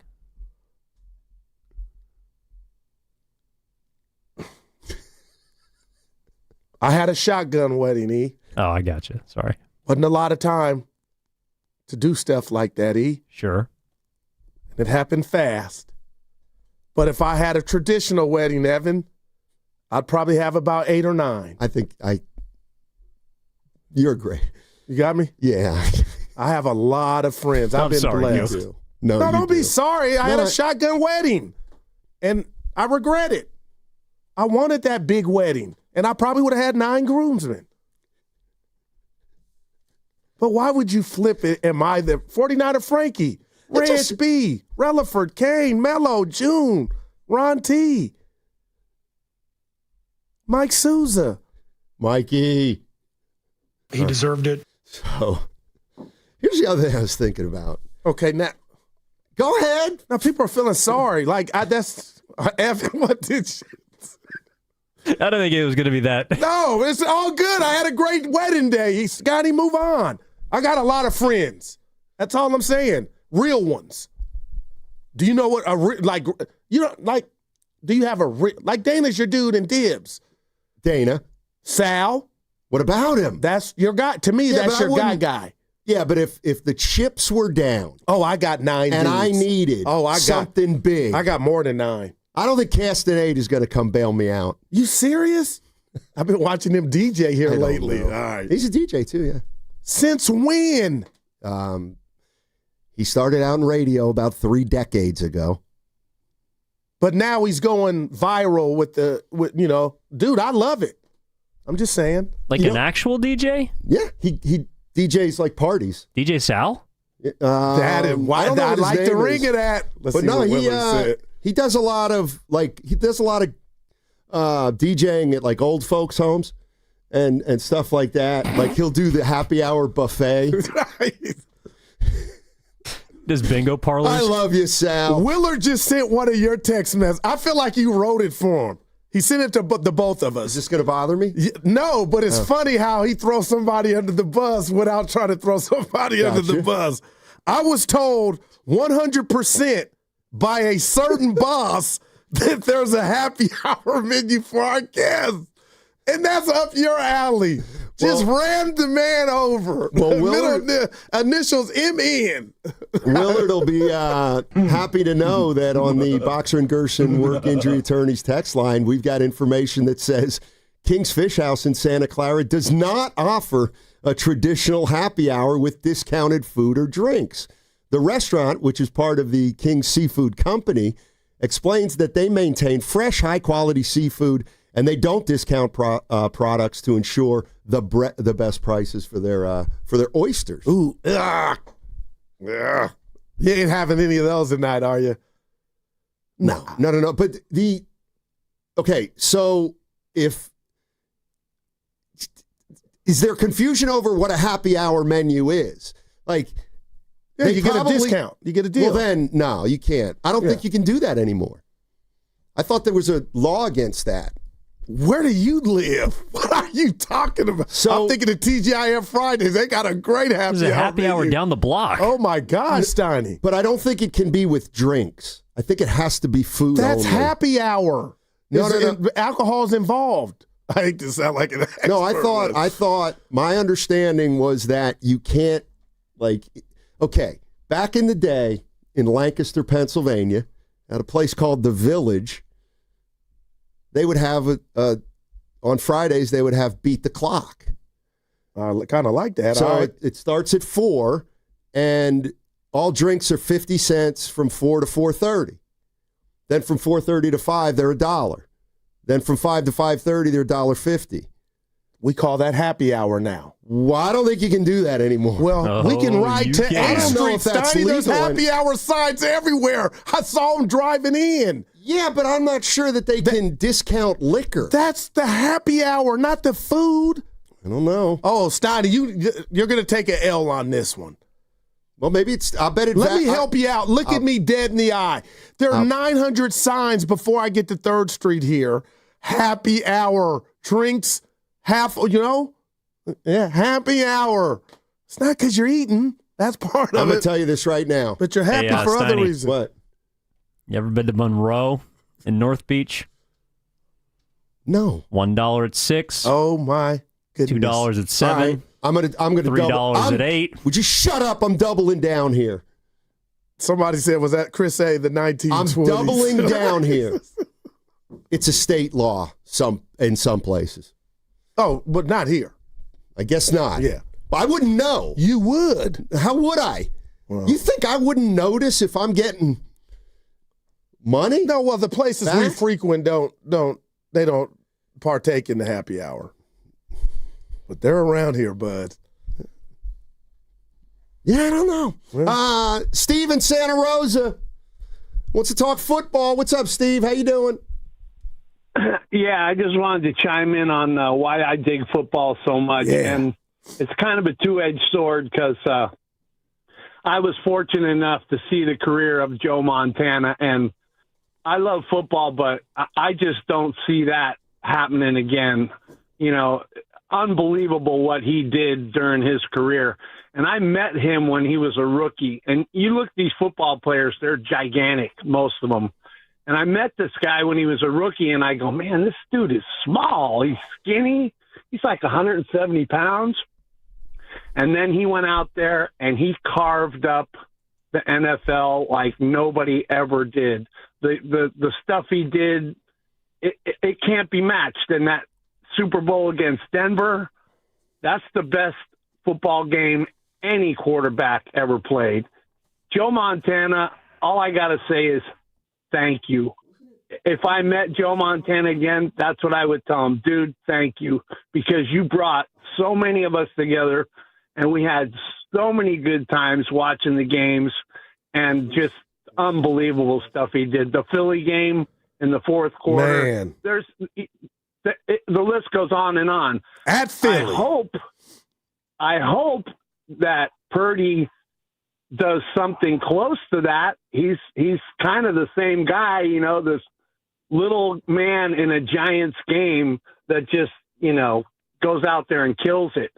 It's so fun to watch, and it brings people together, I mean, Joe Montana brought the whole Bay Area together, the whole state together. How could you not root for that guy? So that's why I dig football, and I'm hoping every year that we see something close to that. But I don't know. Yeah, he remembers. Joe got him in love, man. I get it. Remember that game against the Eagles at the Vet, Steiny? I was there. Were you at that game? Yes. You don't talk about it much. Yeah, you have told me, but I didn't know it was that one. Yeah, Niners were down 28-10. They scored. Montana threw 4 touchdowns in the fourth quarter. Yeah, it was. They had the red jerseys. The Niners did. I want to say that something happened in that game where a punt bounced and hit off an Eagles helmet, and the Niners got a break late in that game. Yeah. But no, 4 touchdown passes in the. And you know what I was thinking is we were talking about. What is it about football that why do we love it so much? And, I mean, for me, it would have to be the Jaworski Eagles when they went to the Super Bowl and then were crushed by the Raiders. Yeah. But, in the mid-'80s, getting to see the Eagles play 2-3 years in a row at home every year, it was Randall Cunningham. Randall Cunningham, to me, once my favorite, was among the most exciting football players I've ever seen, and he was the Eagles quarterback. So during those years, the Eagles were pretty good, and that's where I started to really love football. And then I move out here in '90, and I go from Randall Cunningham and those Eagles to the 49ers, and then I just became a 49er fan out here because I just loved watching their offense with Montana and Young. It was so precise. Incredible. So we're talking about why do you love football? What is it about football? And what are your first memories of football? My first game, 8 years old at Dallas, Texas, a preseason game, the Steelers, Roger Staubach against Terry Bradshaw. That was my first game, Steiny, and I'm loyal to the soil. And it is what it is. And I can remember sitting in the seats where the hell are we, watching the black and yellow against the silver and white, oh, my gosh. And, we can't judge anyone's answers, right? That guy just called about Montana. But I'm serious, Steiny. If I could take a step back and try to sell why I think I got the greatest part of the answer, the fact that you get the NFL once a week is – and maybe some people don't even know it, but I think that's 94% of it. It gives other sports, there's too many, they need to condense, but football's once a week, Steiny. That's why people dedicate their whole day to it. Well, now you're getting it Thursday, Friday, and Monday, but hey, I'll take it too, but still, I think that has a lot to do with the attraction. You're listening to 95.7 The Game, KGMZ FM and HD1 San Francisco, an Odyssey sports station, always live on the free Odyssey app, now broadcasting from the Laughing Monk Studios right here in San Francisco. We're trying to figure out if there's some laws regarding happy hour. I believe, no, Steiny, I believe they vary state to state. That's what I believe. I'll give you that. What I'm saying is we're not one of them. Then I'm right. Because all we care about is the state we're in. Yeah. We can go walk across the street. There's happy hour signs everywhere. Yeah, no, I don't. I said in some places. Evan, you want to tell it to him? Huh? You want to break it to him? Care. About what? He was wrong. There is no law here. There's no law I never here. said it was here. I said, there's some places that have laws where blah, blah, blah. You know what I'm saying? So this is your version of Nico Harrison. It's my version of you. My version of you. By the way, somebody's saying at the Haters Bar that I'm going to open, we'll have Angry Hour. That's pretty good. Damn. Theodore Rand. Yeah, that's pretty good. That is pretty good. So there you go. More Jerry Rice. He was on with the morning show. He's going to join them every other week. All right. Here. And we're talking about the optimism level for the 49ers and their fans. How's Jerry Rice feeling about this team? I just feel we have a very young team, and our best chances, I just felt, it was with the veteran team that we had. Even though I know we had a lot of overhead and stuff like that, I would have preferred to just have had that group to stay on. I'm not saying that, my hopes are, because I'm all about 49ers. That's it. And that's the main thing. I'm hoping that they can gel together real fast. But when you got so many parts like that, you're just not sure. So we're just going to have to try to just take it game by game, see what happens, and see if they can build some camaraderie and chemistry, and hopefully they can win football games. All right, that's Jerry Rice. And to me, what's interesting, and I would just ask 49er fans, do you I think he was talking about he would have rather seen the team, hold on to Greenlaw, hold on to Hufanga, hold on to Deebo Samuel, maybe hold on to Charvarius Ward, and bring it back that way. Is that, you think a lot of 49er fans, that's what they would have preferred, that on this roster were, let's say, those four guys who were kind of staples? I don't want to say mainstays. Yeah, but they were. Okay. Yeah. So, yeah. What do you like? No, that's a fear of mine on how whoever it's on and steps up and fills those voids, how close they come to hitting it out the park, or even doing it to a greater extent. So we know what I think about Greenlaw. I know you didn't have him much or if at all last year, but Steiny, that's a big one. Ward and the rest of the guys. So it's imperative that these young guys and the guys that they brought in hit the ground running so you can not miss, what you once had. And that's why I think it was, we took Bay Rob saying he didn't know what the win total was going to be. He's still evaluating. I feel that. By the way, your guy. My guy. I got a few. He's hurt. Pearsall? Greenlaw. Greenlaw. What you mean he's hurt? He'll be out there week 1. Broncos linebacker Dre Greenlaw remains out of practice with a quad injury.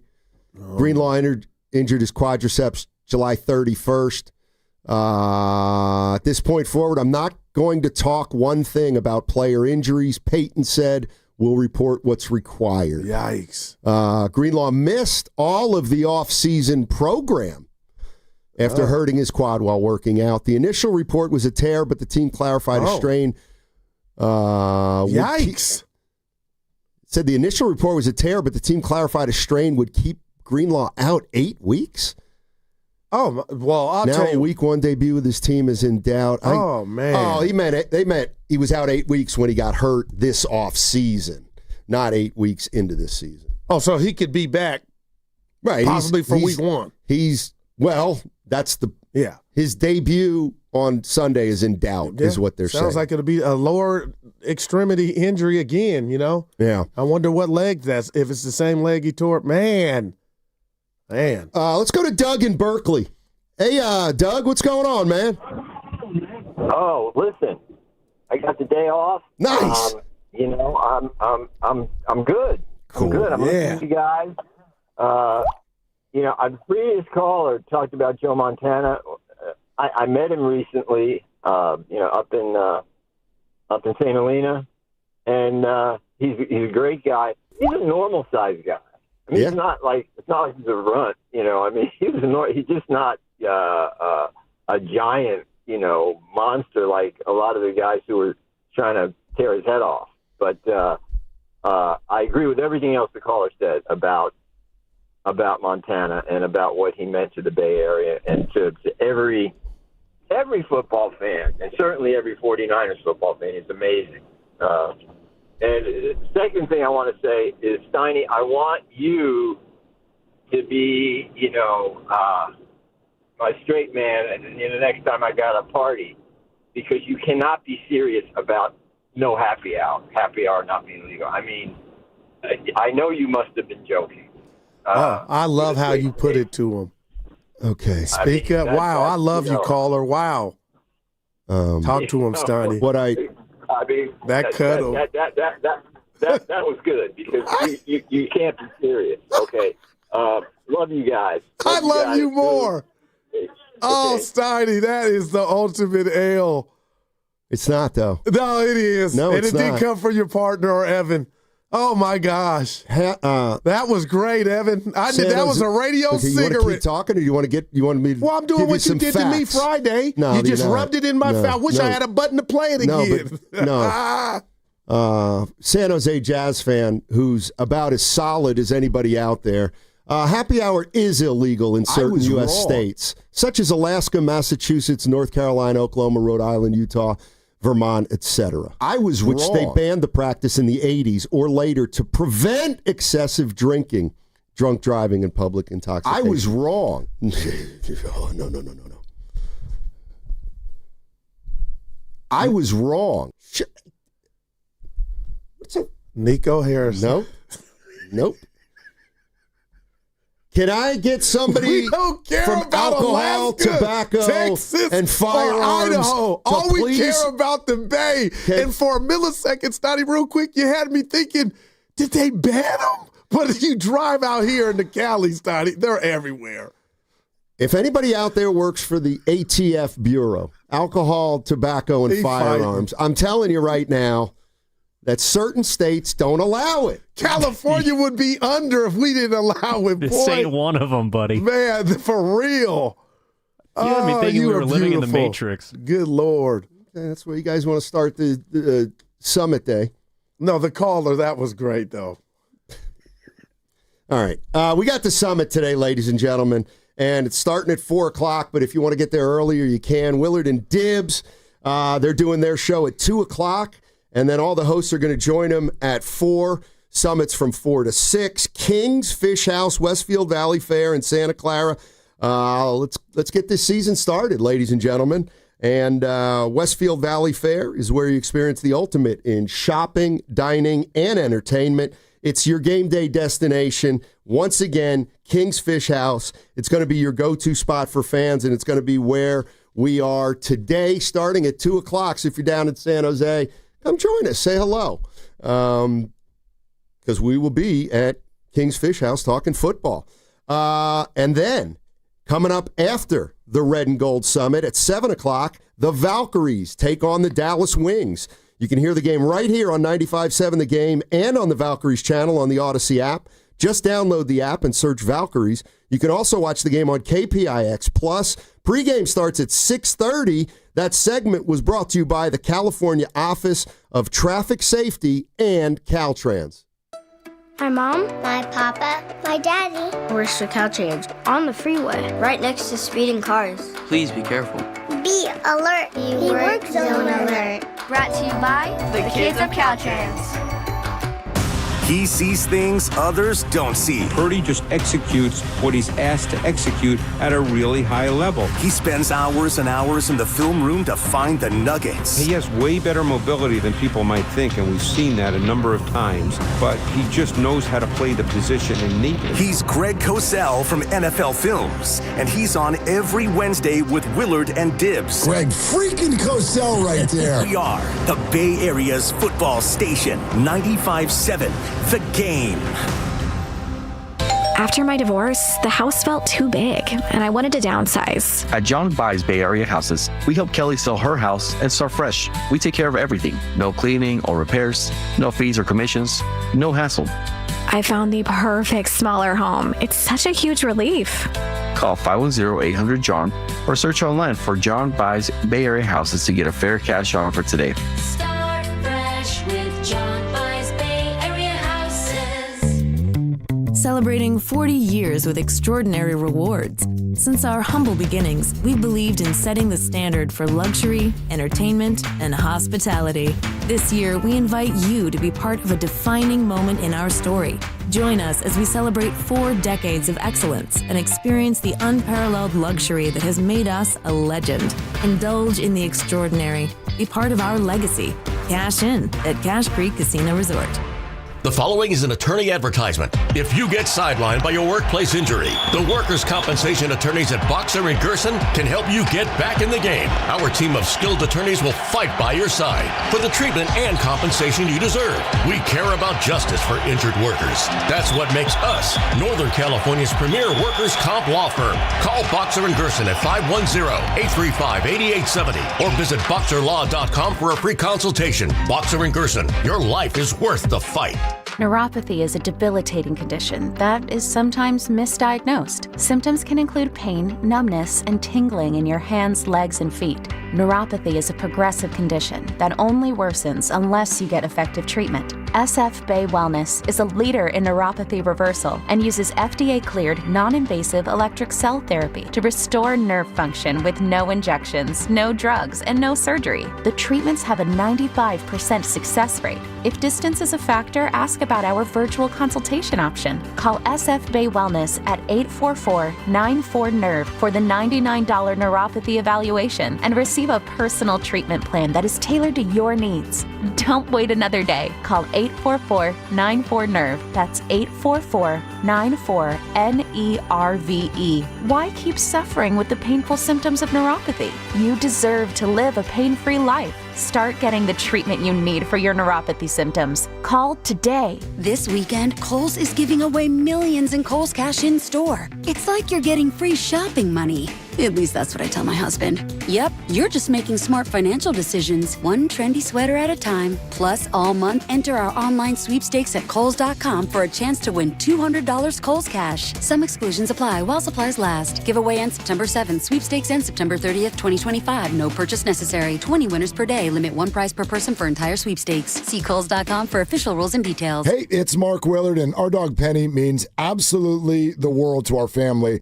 That's why I'm excited to tell you that on Saturday, September 6th from 10 to 5, Habas Law is teaming up with the Humane Society Silicon Valley and covering every single adoption fee on that day. Remember, these are real furry lives we're talking about here. There are only so many puppies, kittens, cats, and dogs, and the day could get busy. So come early, bring patience, and maybe leave with a new best friend. Details at hssv.org. Habas Law, rough on injustice, big heart for paws. All guests on 95.7 The Game appear on the River Islands guest line. Warriors head coach Steve Kerr now joining us on the River Islands guest line. Joining us right now on the River Islands guest line, none other than Steph Curry. River Islands in Lathrop is the best-selling master plan community in all of Northern California.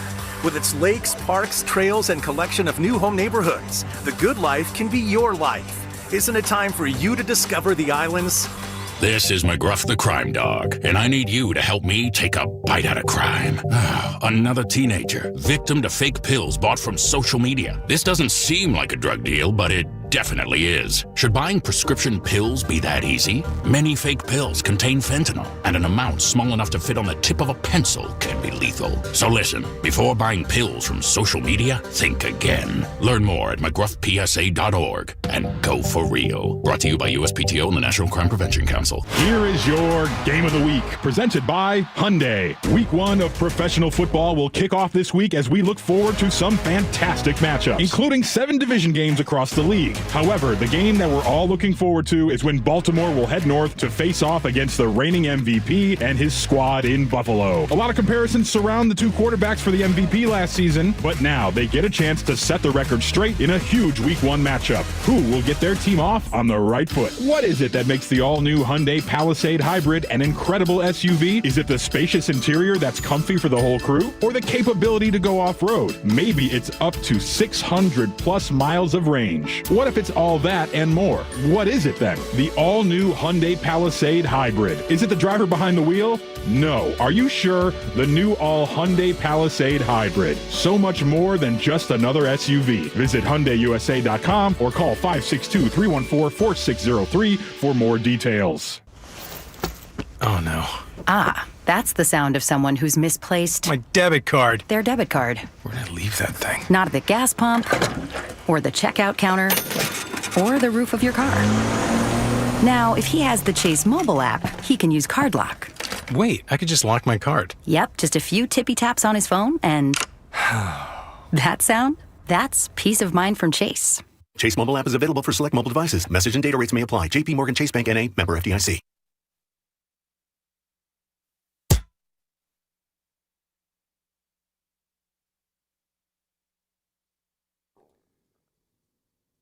Call it like you see it.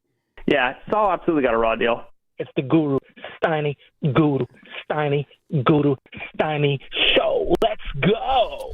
All right, it's Red and Gold Summit Day. If you're down in San Jose, get yourself to King's Fish House in Santa Clara. The Red and Gold Summit with all our hosts, 4 to 6. Dibs and Willard will start their broadcast at 2. So we will be down at King's Fish House from 4 to 6, and Dibs and Willard will be there from 2 to 6. So it's going to be a fun time. We'll be talking a lot of San Francisco 49ers. Ooh. And we've done a few of these before. Yeah. They've always been lots of fun and very successful. And we just got a couple RSVPs from some guys we know that'll be down in San Jose. Let's go, baby. Yeah, I'm looking forward to seeing what King's Fish House has to offer. I'm just worried about your charging station. So you know for sure that mall has it. Yeah, they have 14 charging stations at West Valley Fair. Mm-hmm. I think I'll be all right anyway. The 49ers open their season Sunday against Seattle. Let's listen to Jerry Rice. Seattle. And hear what he thinks is the biggest concern this year for the San Francisco 49ers, and then we'll open it up. Jerry Rice, the GOAT. I think just the young players. That's about it. And if they are able to gel and grow together really fast, and how they going to deal with certain situations when everything is on the line, how they going to respond to that. Do they have that veteran leadership where they can, win close football games? What they going to do with adversity and stuff like that? How they going to handle that? Jerry Rice, and he thinks the biggest challenge for the 49ers is to get the young players up to speed, and I'm sure he's particularly talking about the defensive side. Yeah. And, whether they can be good at the beginning of the year and then get better over the course of the entire season. Yeah, and I know Salah's also bringing over, Gus Bradley, guys that have done it and devised defenses throughout the NFL. He'll have him to bounce stuff off of. I wonder how much Kyle, if any, will be involved with the defense. But, man, Steiny, it's just kind of funny. You think about the last two guys that had this DC job. You could make an argument it didn't go well in regard to them not coming back the next year in regard to Steve Wilkes. We saw, even though his unit played great in the Super Bowl, I thought, but, it wasn't a good fit. And then Sorensen, we saw it wasn't a good fit, and you just wonder how much of that was on injuries and not having the right personnel. But, man, I am excited to see, and I know we'll talk about it tonight, just how much further Robert Saleh can take this Niner defense. A lot will, be predicated on these young guns. Yeah, if I were to ask 49er fans, what's the single biggest issue that's going to determine whether this team has success or failure, how would you answer that question? And, the one thing I think is kind of interesting, and maybe it's a bunch of nothing, but when you ask a guy like Jerry Rice, who's played in the league, what the biggest thing is, it feels like he's not going to say injury, just because I feel like if you're a pro player, that goes without saying, that if you're not healthy, you're going to be in a little bit of trouble. Because, I think injury-wise, people are concerned about McCaffrey, and rightfully so. But I do like the way that, rather than talking about injury and that they have to stay healthy, Jerry Rice is talking about something that's very tangible, and that is they have a bunch of new players on defense, and that is the thing that he's concerned most about. And Steiny, that concern, what if he's right? And I'm not hating, What if they need time more than a season and it went bad? Well, that's gonna have an impact on if you win and lose games, And for so long, this defense has been so strong and dominant and deep that you don't have that luxury now. You gotta. They're starting over. Well, you're not, because you still got Warner and Bosa is your anchors and Lenore, but you know what I mean, Steiny. That's the $1 million question for me, the defense about this team. Yeah, 888-957-9570 is the number. Is it Brock Purdy building on the success he's had over the last 2 or 3 years? Is it McCaffrey staying healthy? Is it the defense that's young, playing better than anybody thought? Is it the receivers who, are a little undermanned to start the season? Hell, we haven't even mentioned Moody in the last few days. I'm sure he'll come up at the summit, you think? I would think so. Man. It is funny. Isn't it? Moody's, I get Moody's a big deal, but he's on such a short leash that I'll bet you he's only going to cost him one game. If he costs him any. He'll only cost him one, because after the one, I got to believe that'll be it. It's not miss one and it's over, Steiny. It's got to be. I don't know. It's got to be a stretch of games. It can't be. He misses a game winner from 40 yards week one. If he misses a 40-yarder week one that could win the game, you've got to lose him. Steiny, but you would be under so much scrutiny for.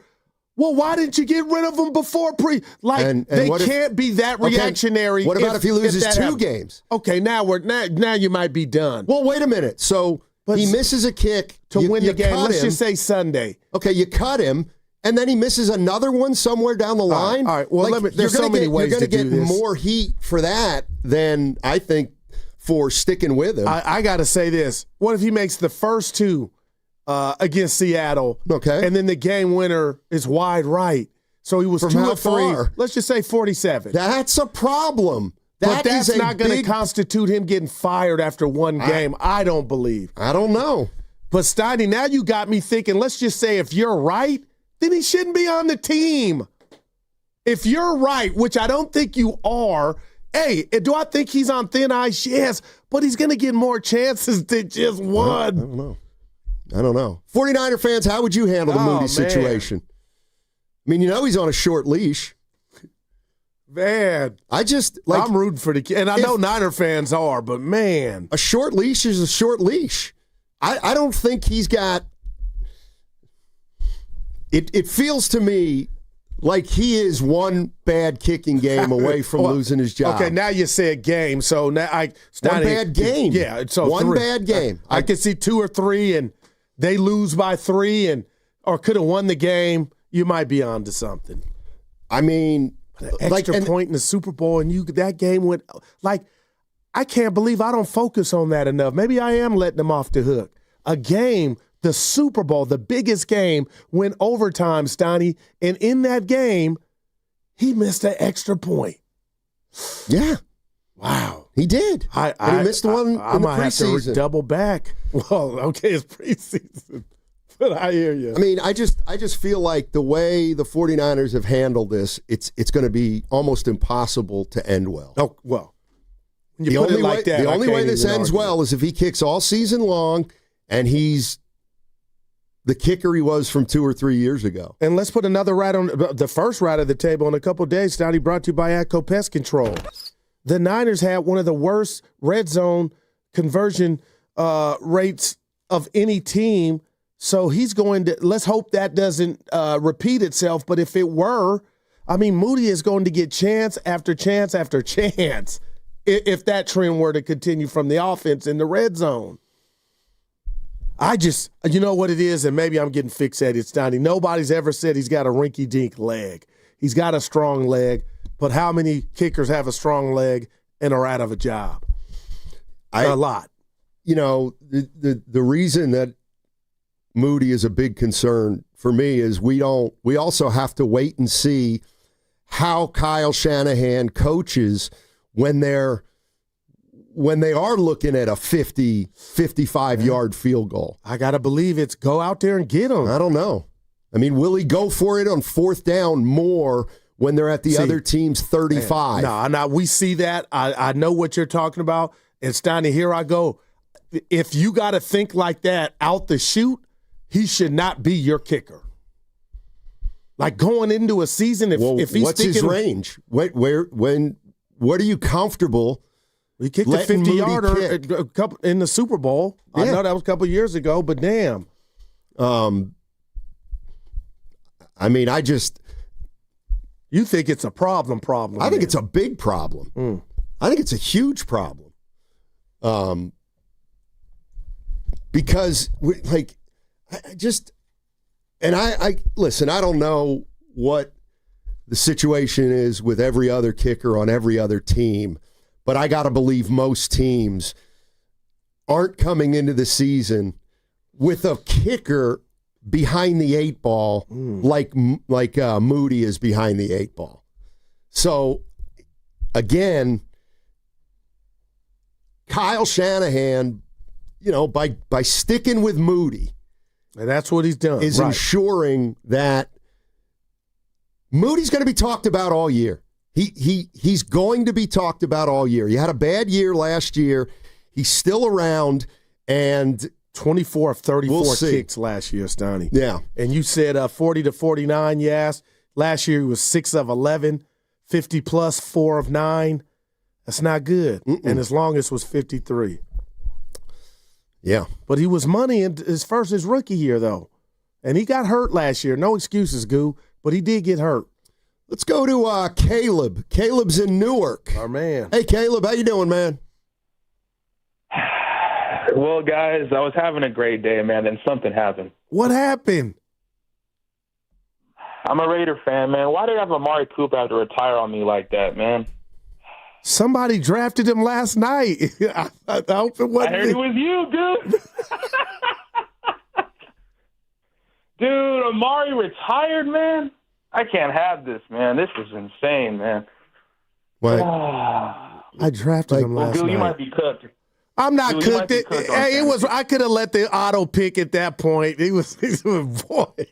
Do I get to? Yeah, but who's the guy who be doing the calls, man? He's a good guy. What's his name? Evan Carter. Yeah, Carter. Yeah, good. He was fun. He told me to get on you, Goose, so that's on him. Carter out here snitching on me, man. Big C. But Steiny and Goo, man. Let's talk about Steiny's favorite football player in history, Jawan Jennings. He got his bag. Jawan Jennings. He got his little incentive, man. I just want to throw the question at you guys. Do you believe this basically is Jawan's last year with the Niners, since it wasn't a long-term deal, it was just a little boost up in incentives? And if the Niners were to lose him, how big of a loss do you think that would be? Good question. Well, go ahead, Steiny. To me, what's interesting is what's being reported now on the Jennings situation is they've given him $3 million in incentives that he can reach to raise his salary.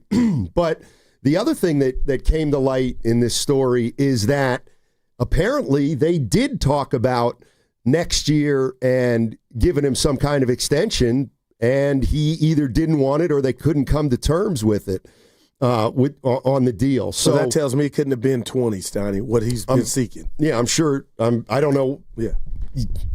No, I don't believe it could have been or it would have been.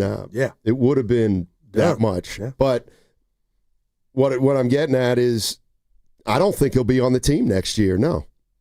Well, I'll say this to that. I feel what you're putting down. I understand it. But I'm going off of what Jerry Rice's comments about Ayuk and his personal experience from having that coming back from that injury or injuries. So with that said, Steiny, I think a lot of this relationship is going to depend on how far Brandon Ayuk has come or how far he has to go. And I think if Jawan Jennings puts up numbers, and we had Ted Wynn on yesterday from The Athletic talking about he thinks he's a bona fide number 2. I'm paraphrasing. I think that can be revisited if it looks like that, Brandon Ayuk is going to take a little longer than a lot of people thought. If Ayuk's not ready by the start of next year, then they got bigger issues than Jennings or, Brandon Ayuk. Would you look at Ayuk and you tell me if I'm being a little would you look at Ayuk as, or could they look at him like, okay, he's cooked in the sense that he'll never be what he was when we gave him the bread? Or how many years are you going to put into watching that? And that's why I would think that could bode well for Jawan to get the actual number he was looking for with this team. Well, I mean, as it relates to Brandon Ayuk, I think if you're the 49ers organization, you have to temper your expectations for this year, get him back out in the field about halfway through the year, and see what he looks like. I've done that. But but we've got to be operating under the assumption that Ayuk's going to be healthy next year. Otherwise, we're talking about, maybe a career-threatening injury. So as far as the ROI, return on investment from the Niners, that's why I don't I don't think he's going to be on the team, because even if he has a good year, he's going to want more than they're going to want to give him. And that's why I was just asking you. It feels like this would have been a perfect scenario to wake up, look at Twitter, and get the report that to Caleb's point, they met his number. But Steiny, why do I feel like they're super far apart? And that's why you might be right in saying he's one and done. I mean, he wanted 20 or 25 allegedly.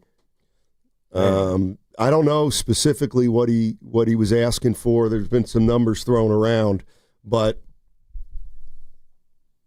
he doesn't have any more years now. Yeah. And I'm rooting for Ayuk. This is the last year of his deal. This is more Jerry Rice, and this is on Jawan Jennings and what he provides for Brock Purdy. Yeah, you know what? I have had the opportunity to talk to him. Oh, no, without a doubt, because, he's that go-to guy right now. And I think, he has proven himself that, he can make plays. And, they gave him extra $3 million. And I guess that has to do with him being on the field. So that's a little, a bone thrown his way. But he is that go-to guy. And I can't wait to see him on that football field this year. Jerry Rice on Jawan Jennings. Yeah. And he's I'm thinking about this just wide receiver core without Ayuk, what they're going to be, and, how scary they are. But I guess that's not where the game's played, right, Steiny? I don't care how scary they are on paper. How do they perform, and where does Kyle put them at and devise routes and call plays, what he excels at to get these guys open to where you, Evan, and I would be open. So I think Kyle's the maestro of that. So we'll see, in a few days here, what they look like, because Willard's the leader of it, and I don't want to say I'm right behind Willard's him. The leader of what? The Ricky Pearsall, he can be a one fan club, and he's going to get that opportunity. I like what I see from Pearsall, but my question with him, Steiny, and I keep saying this, not the hits, just, him staying healthy, and the Herm Edwards sound that you got to save him from himself sometimes. And maybe that was just a throwaway line, but, to show up to OTAs with a hammy, and I'm like, this dude's young and in his prime. How does that happen? So I'll say all that to say, Steiny, is how will he get up from these piles or just running routes? He's going to play more snaps than he ever has in the league, because he quietly could be your one. I keep saying Jennings, but it might be our, Pearsall. I mean, I think the hope would be that Pearsall does turn into the number one. But I think they'd also be happy if Pearsall essentially was as good as Ayuk, and they'd have two receivers of that, of that ilk, if you will. Do you think they're scary now, or that's too strong? No. Yeah. No. Ayuk gives him a little bit of a different dimension. But you know what? I don't know how, I give Pearsall, how do I want to put this? Yeah. I'm not going to rob him of possibly being a dynamic receiver. Maybe he is going to be a dynamic receiver. We haven't seen enough of him to make a kind of a calculation on that. But what if Pearsall blows up? Well, then it was then Kyle gets credit. And if Pearsall grows up, is a great receiver, well, that means that there's less of a need for Jennings moving forward. Yeah. So we'll see how it shakes out. Obviously, it all starts Sunday at 1 o'clock in Seattle. Do you know who you're picking for your Super Bowl? Because before we get out of here, I want Carter, I want Evan. I have mine, and I'm wondering, Steiny, seriously, are you there yet looking at both conferences saying, you know what, Guru, this is who I think is going to be playing on Super Bowl Sunday going into this year? Yeah, I know. I am intrigued about your AFC team. Well, I can just tell you. You could. You want to know who's going to be in the Super Bowl? The Eagles and the Bills. Wow. Why is that a wow? Because I got Lions. Two of the biggest favorites. I got Lions and Ravens. Okay. Oh. Yeah, Oh, really? But I wouldn't be mad if I saw Josh in there, a guy that I've been hating on, Lamar. I feel like defensively they got more than Buffalo, Steiny, and he's incredible in the regular season. What?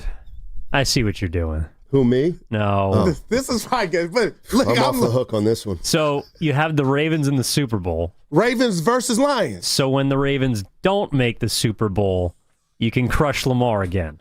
That's a great point. Evan, I am so hurt. I I'm know not you. Daryl Steinmetz. I don't get off on that. I truly have set it up for Lamar. And this is how y'all know you don't know me, Evan. This is the Jalen Hurts effect. I hated on him like I did Lamar, and he went out there and shoved it up my keister. So now I'm not trying to do that with Lamar. It ain't about that. That hurt. I see how you got there, but that's what this man's about. Lamar Jackson stinks. Yeah, well, he's my quarterback for the second straight year. Now I feel like you think I'm Darrell Bayless or something. Cowherd. I don't have agendas, guys. I react to new information. We'll see. Yeah, it'd be interesting to see. You said Bill. Hey, wow, Bills. It's just a guess. That's all we're doing. An educated guess. Is it? We'll see. We're not there yet. Is it? All right. 888-957-9570 is the number. What's your biggest concern? I mean, we got football coming up on Sunday. Give us your Niners. Super Bowl pick. How many got the Niners in it? Call us and tell us who's in the bowl. Do you think we would get a Niners? Exactly. Seriously, we'll get more than 5. Well, we'll get seriously. Willard will call in. Right. Who else? I love you, Mark. All right, 888-957-9570 is the number. We can throw out some predictions this year for the San Francisco 49ers. We can make it official since the regular season does start tonight in the NFL. I'm going to tell you about the Summit on the other side. That segment was brought to you by Cars for Kids, cars with a K. 95.7 The Game congratulates Cars for Kids on 30 years of turning car donations into supporting children. Cars for Kids has helped more than 100,000 kids nationwide. Donate your used car today at carsforkids.org and join over 1 million proud donors making a real difference. Ladies and gentlemen, it is the 2025 Red and Gold Summit, and it is happening on Thursday, September 4th, live from King's Fish House at Westfield Valley Fair in Santa Clara. Me and Dibs will be live from 2 to 4, and then the Summit from 4 to 6. So Steiny and Goo and Shasky and Spadoni are all going to be there, and we invite you to come over for the hang. Are we really doing this?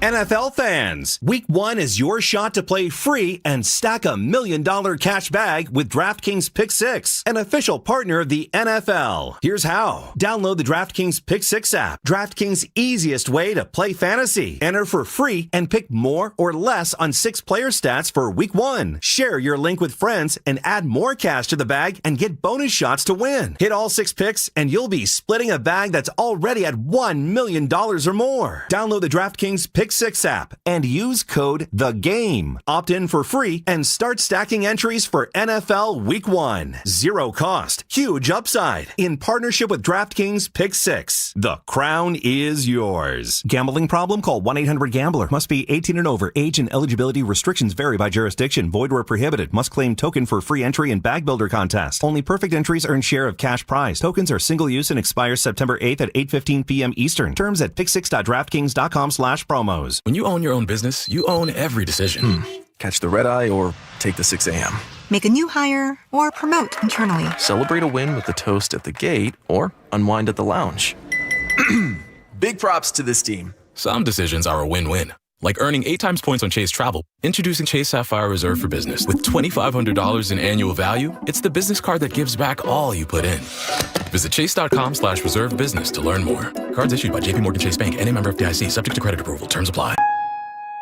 Change is always happening. It's part of life. And when it comes to music, change is all around us. Songs are rewritten. Classics are remixed. Bands and artists come and go. Even our taste in music changes. Here at Xfinity, we know there's still good in keeping some things the same. That's why we want to do our part with a 5-year price guarantee on our internet. It means no matter what changes, you get 5 years of the most reliable Wi-Fi with our best equipment included for a price that stays exactly the same. Surprised? Life is full of them. One internet price, 5 years, guaranteed. Learn more at xfinity.com/deals. Restrictions apply. New residential customers only. Taxes and fees extra and subject to change. Most reliable Wi-Fi based on Open Signal Awards USA. Fixed Broadband Experience Report, August 2024. Hey, it's your boy Guru. Every time we put a rat on the table during our show, it's brought to you by Atco Pest Control. Atco Pest Control is a family-owned local business proud to provide pest control in the Bay Area for over 35 years. Atco uses natural methods to give you a peace of mind and keep your family out of harm's way. Quality pest control doesn't have to empty your savings either. Don't wait. Go to AtcoPestControl.com for all your pest control needs. They got you covered. Don't waste time trying to get rid of your old or broken car. Cars for Kids is the easiest and fastest way to donate your car and get a tax deduction. Go to carsforkids.org today. That's cars with a K. Do you have $10,000 or more in credit card debt? Are you barely getting by making minimum payments? With credit card debt reaching all-time highs, National Debt Relief is letting everyone know about great debt relief options now available to help people with overwhelming credit card debt. These options may reduce a large portion of your credit card debt. Get a free debt relief consultation when you call 800-586-4040. 800-586-4040. 800-586-4040. Let me tell you about this new Pretzel Cheddar Club. Hey, I'm Carlos. And I'm Ebony. And a little thing we love about the Chick-fil-A Pretzel Cheddar Club is the tangy Dijon with the pretzel bun. It takes it to a whole nother level. It goes perfectly with the chicken and the cheddar cheese and the bacon. Man, you know how much you love bacon. And I love the different varieties. Grilled, spicy, original. It gets you nice and excited for fall. Order the Pretzel Cheddar Club with Cherry Berry and Sprite for a limited time on the Chick-fil-A app. Real guests paid for their testimonials. Your cold is coming. Your cold is coming. When you feel a cold coming, shorten it with Zicam, the #1 cold shortening brand. Oh, no, not before my big trip. The big trip you've been planning is coming up, and so is your cold. But Zicam can shorten your cold and get you back to planning sooner. Thanks, Revere. We really should keep Zicam in the house. Shorten your cold with Zicam. Take it from America's most revered messenger. Shorten your cold at the first sign with cold shortening products from Zicam, the #1 cold shortening brand. Available in stores or see where to buy at Zicam.com. Cloudy for San Francisco today with a high temperature of 68. Weather brought to you by Robert Half. Our recruiters' expertise and award-winning AI will find you the skilled candidates you want. At Robert Half, we know talent. Visit roberthalf.com/talent today.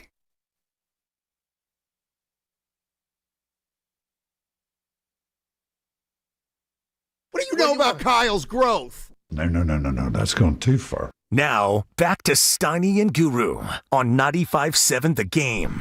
All right, coming up at 1 o'clock, we've got Chad Brown, former NFL All-Pro. He played 15 years in the league. Man. Seattle Seahawks linebacker for 8 of those seasons, and he's currently working with Compass Media as a football analyst, and he's very familiar with the Seattle Seahawks, and that's who the 49ers are playing Sunday, so we'll get some perspective from Chad Brown at 1 o'clock. Are you shocked at all that Geno Smith is no longer in the Seattle? No. Didn't that trade happen yesterday? No, I'm just Yeah, it happened a long time ago, I think. thought he was a lifer until his career was over there. Yeah, no, they traded him earlier in the offseason. I know that. They swapped him out.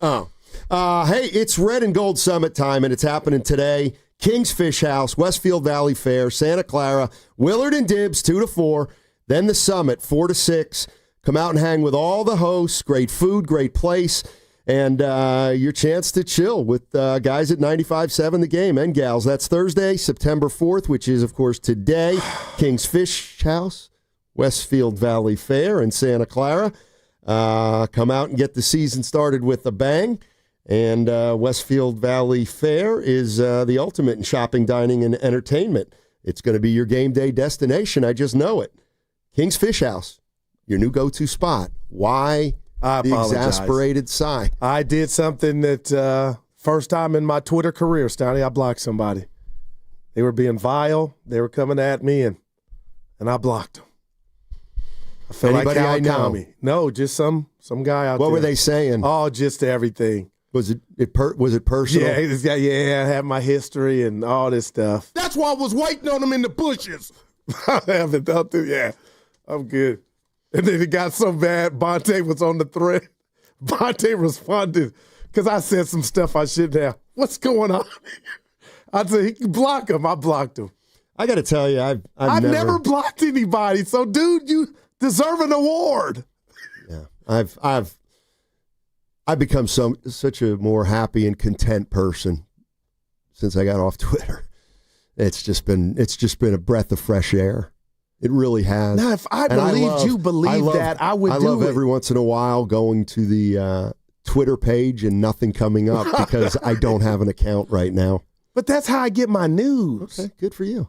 And I get my news on other ways. I actually get my news from credible sources, not from nitwits on the internet making stuff up. Torrey? Dude, no. He's a star now. He's been a star. Well, he has been. By the way, I can pass along some news right now, basketball-wise. Cam Thomas. A bucket. Cam Thomas plays for the Brooklyn Nets, and he is a restricted free agent, just like Jonathan Kuminga.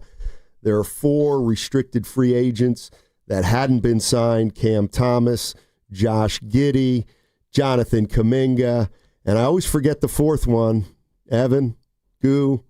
There's a 4th one. Why can't I think of him? I've got a lot going on. There's a 4th one. Who'd you name? Giddey, Thomas, Kuminga. Grimes. Yeah. Quentin Grimes. Thank you, Evan. So there are 4 guys who were restricted free agents. None of them had a contract, but Cam Thomas of the Nets has just picked up his $6 million qualifying offer, which is, he's pretty much in the same position as Jonathan Kuminga, and that would be the equivalent. Well, I don't know if it'd be the equivalent, but that's the decision Jonathan Kuminga may have to make, is whether to take $7.9 million, the qualifying offer. But your future's yours. Or they still have a 2-year, $45 million contract out there for Kuminga. Without a player option for year 2. If he hasn't taken that, why would he just take it now at the end? Well, I got to believe that freedom is a big for Kuminga, Steiny, just like it is for our guy here. Man, that's everything. Play this one out, and I'm done. Well, I mean, the difference, so Cam Thomas picked up his $6 million option, and the reason he did that is because he does want control. So now you got Kuminga. And according to Bobby Marks, Cam Thomas may have left like $3 or $4 million on the table. Oh, yeah. All right, Kuminga, if he signs a qualifying offer for $8 million, let's just say. I got you. He's given up $13 million this year because the Warriors have a 2-year, $45 million deal on the table. Right.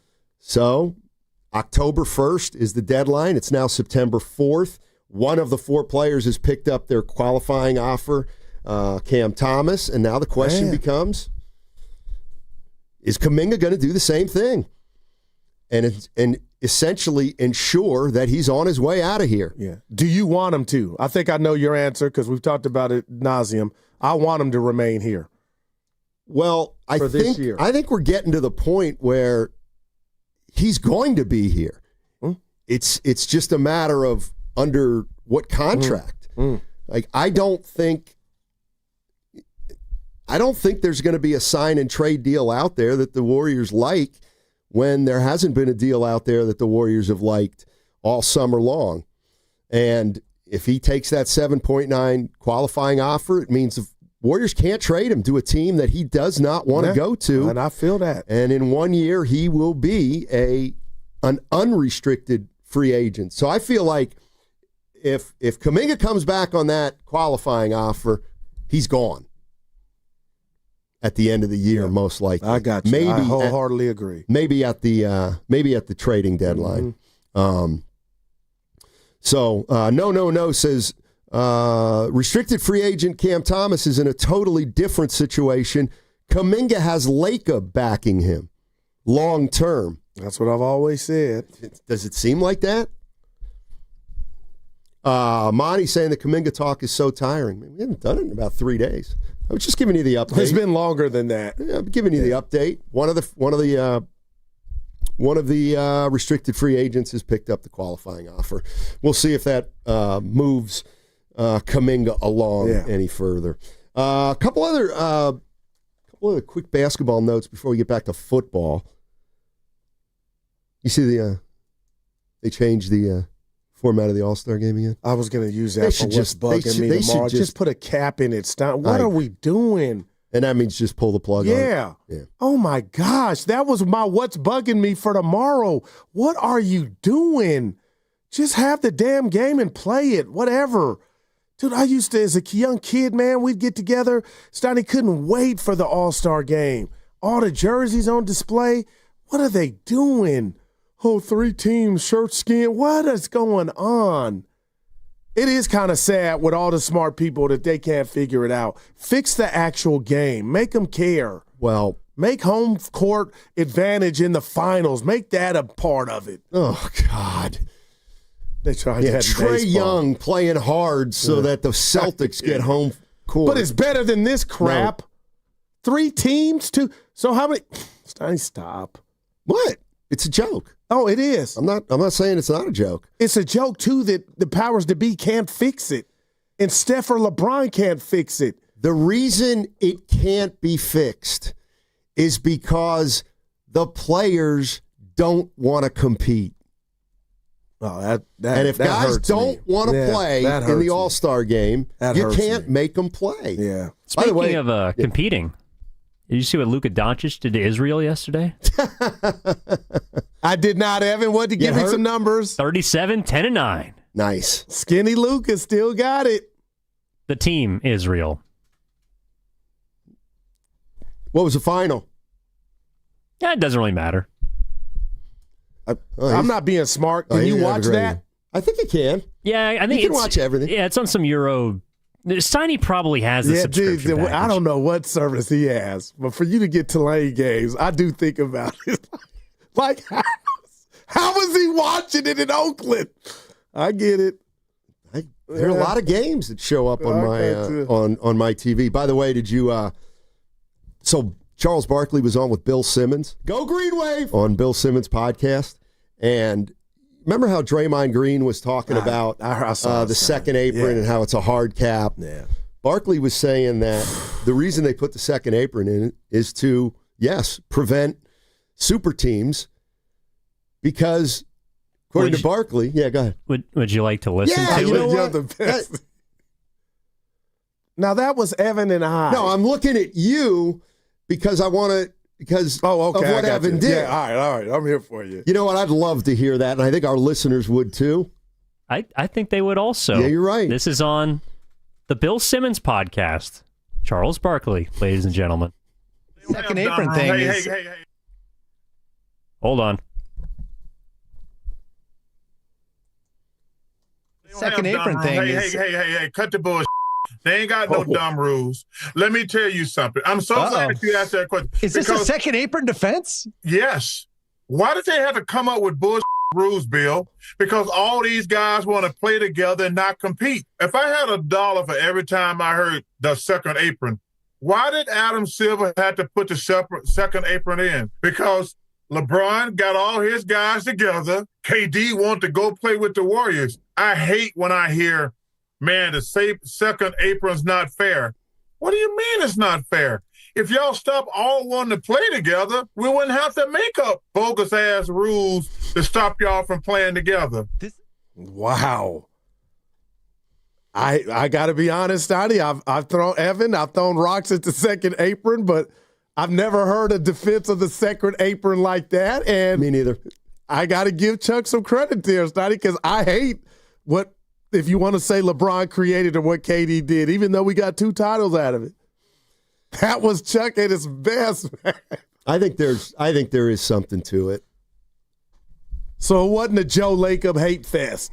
No, I mean I don't know the second apron, because I think I don't know how much that had to do with it. I'm just saying, the NBA's got a competition problem. What? But you're talking about a heart issue then. Yeah, exactly. And that's more serious than anything. Yeah, it's the NBA is really, it's a group of 30 fraternities, and all the fraternities create one brotherhood, and the one brotherhood is the 30 fraternities / teams, and they're all in it together to what? Help each other out and just be one big group of super highly paid professionals that the number one goal right now is to protect your income rather than compete. Wow. And that's a generalization, but I do believe it. I really do. I don't think that the players really, like, I don't know why, but it feels like losing right now. Guys just don't want to deal with it because of social media and the vitriol and the anger. And so I do think we have a competition problem in the NBA. Steiny, I got to give you a compliment. I felt like I was reading a Matt Steinmetz article, and I kept reading because it was good, but good Lord, I'll say this. I know Stephen Dre would kill for number 5. I got to be honest. I know LeBron would kill for number 5. So are you so sure that you want to – is that where you want to park your car? Yeah, absolutely. I'm not necessarily talking about the superstars. I'm talking about the guys who are making more money than they should be making because of the league, and it's good enough to play in the league. Wow. Because the money is so great. You're listening to 95.7 The Game, KGMZ FM, and HD1 San Francisco, and Odyssey Sports Station, always live on the free Odyssey app, and now broadcasting from the Laughing Monk Studios. So, anyway, that was Charles Barkley. And what's going on with LeBron, by the way? Sums up. See, you say GMZ, but I was going to bring that to you and Evan, and I go, nope, because they expect it. But what the hell was he doing in front of E40? And is that going to land him in the Bay? Because that's what the headline. Are we talking about two different things? You're going to have to explain what you're talking about. Right. I'm not familiar with it, but go ahead. So E40 was performing at a locale, Evan, help me out, that I don't know.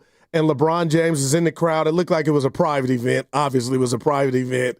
So the song is Tell Me When to Go. And LeBron, obviously having some drinks, having a good time, is just Steiny letting it go. And the caption was, he's on his way to the Bay because the Bay Area artist was performing and LeBron was having a good time. I didn't take it that way, but I thought, I got to bring this to Evan and Steiny, and I'm growing. I said, you know what? I'm going to leave that out. And then you bring it up, so I think you're bringing it up. You might have been talking about something else, it sounds like. No. So a guy can't dance to a song without people reading into his future?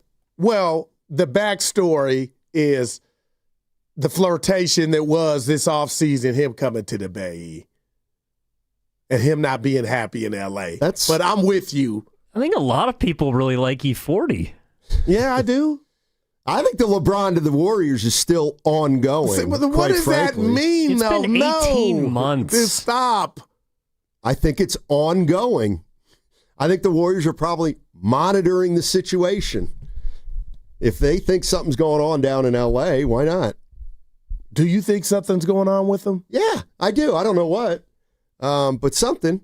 He's not happy. He's not happy. And E, they're desperate for, material. So when you put that video out, not that it swayed me, it had the caption, like, something is odd with LeBron and the Lakers in L.A., but I just thought it was funny and desperate. Oh, he's 40s there, the Bay Area are. And your boy was dancing like you at that wedding. Remember that? And I was like, hearing Steiny say anything's possible now. Who knows? No, there's no way. The world would shake.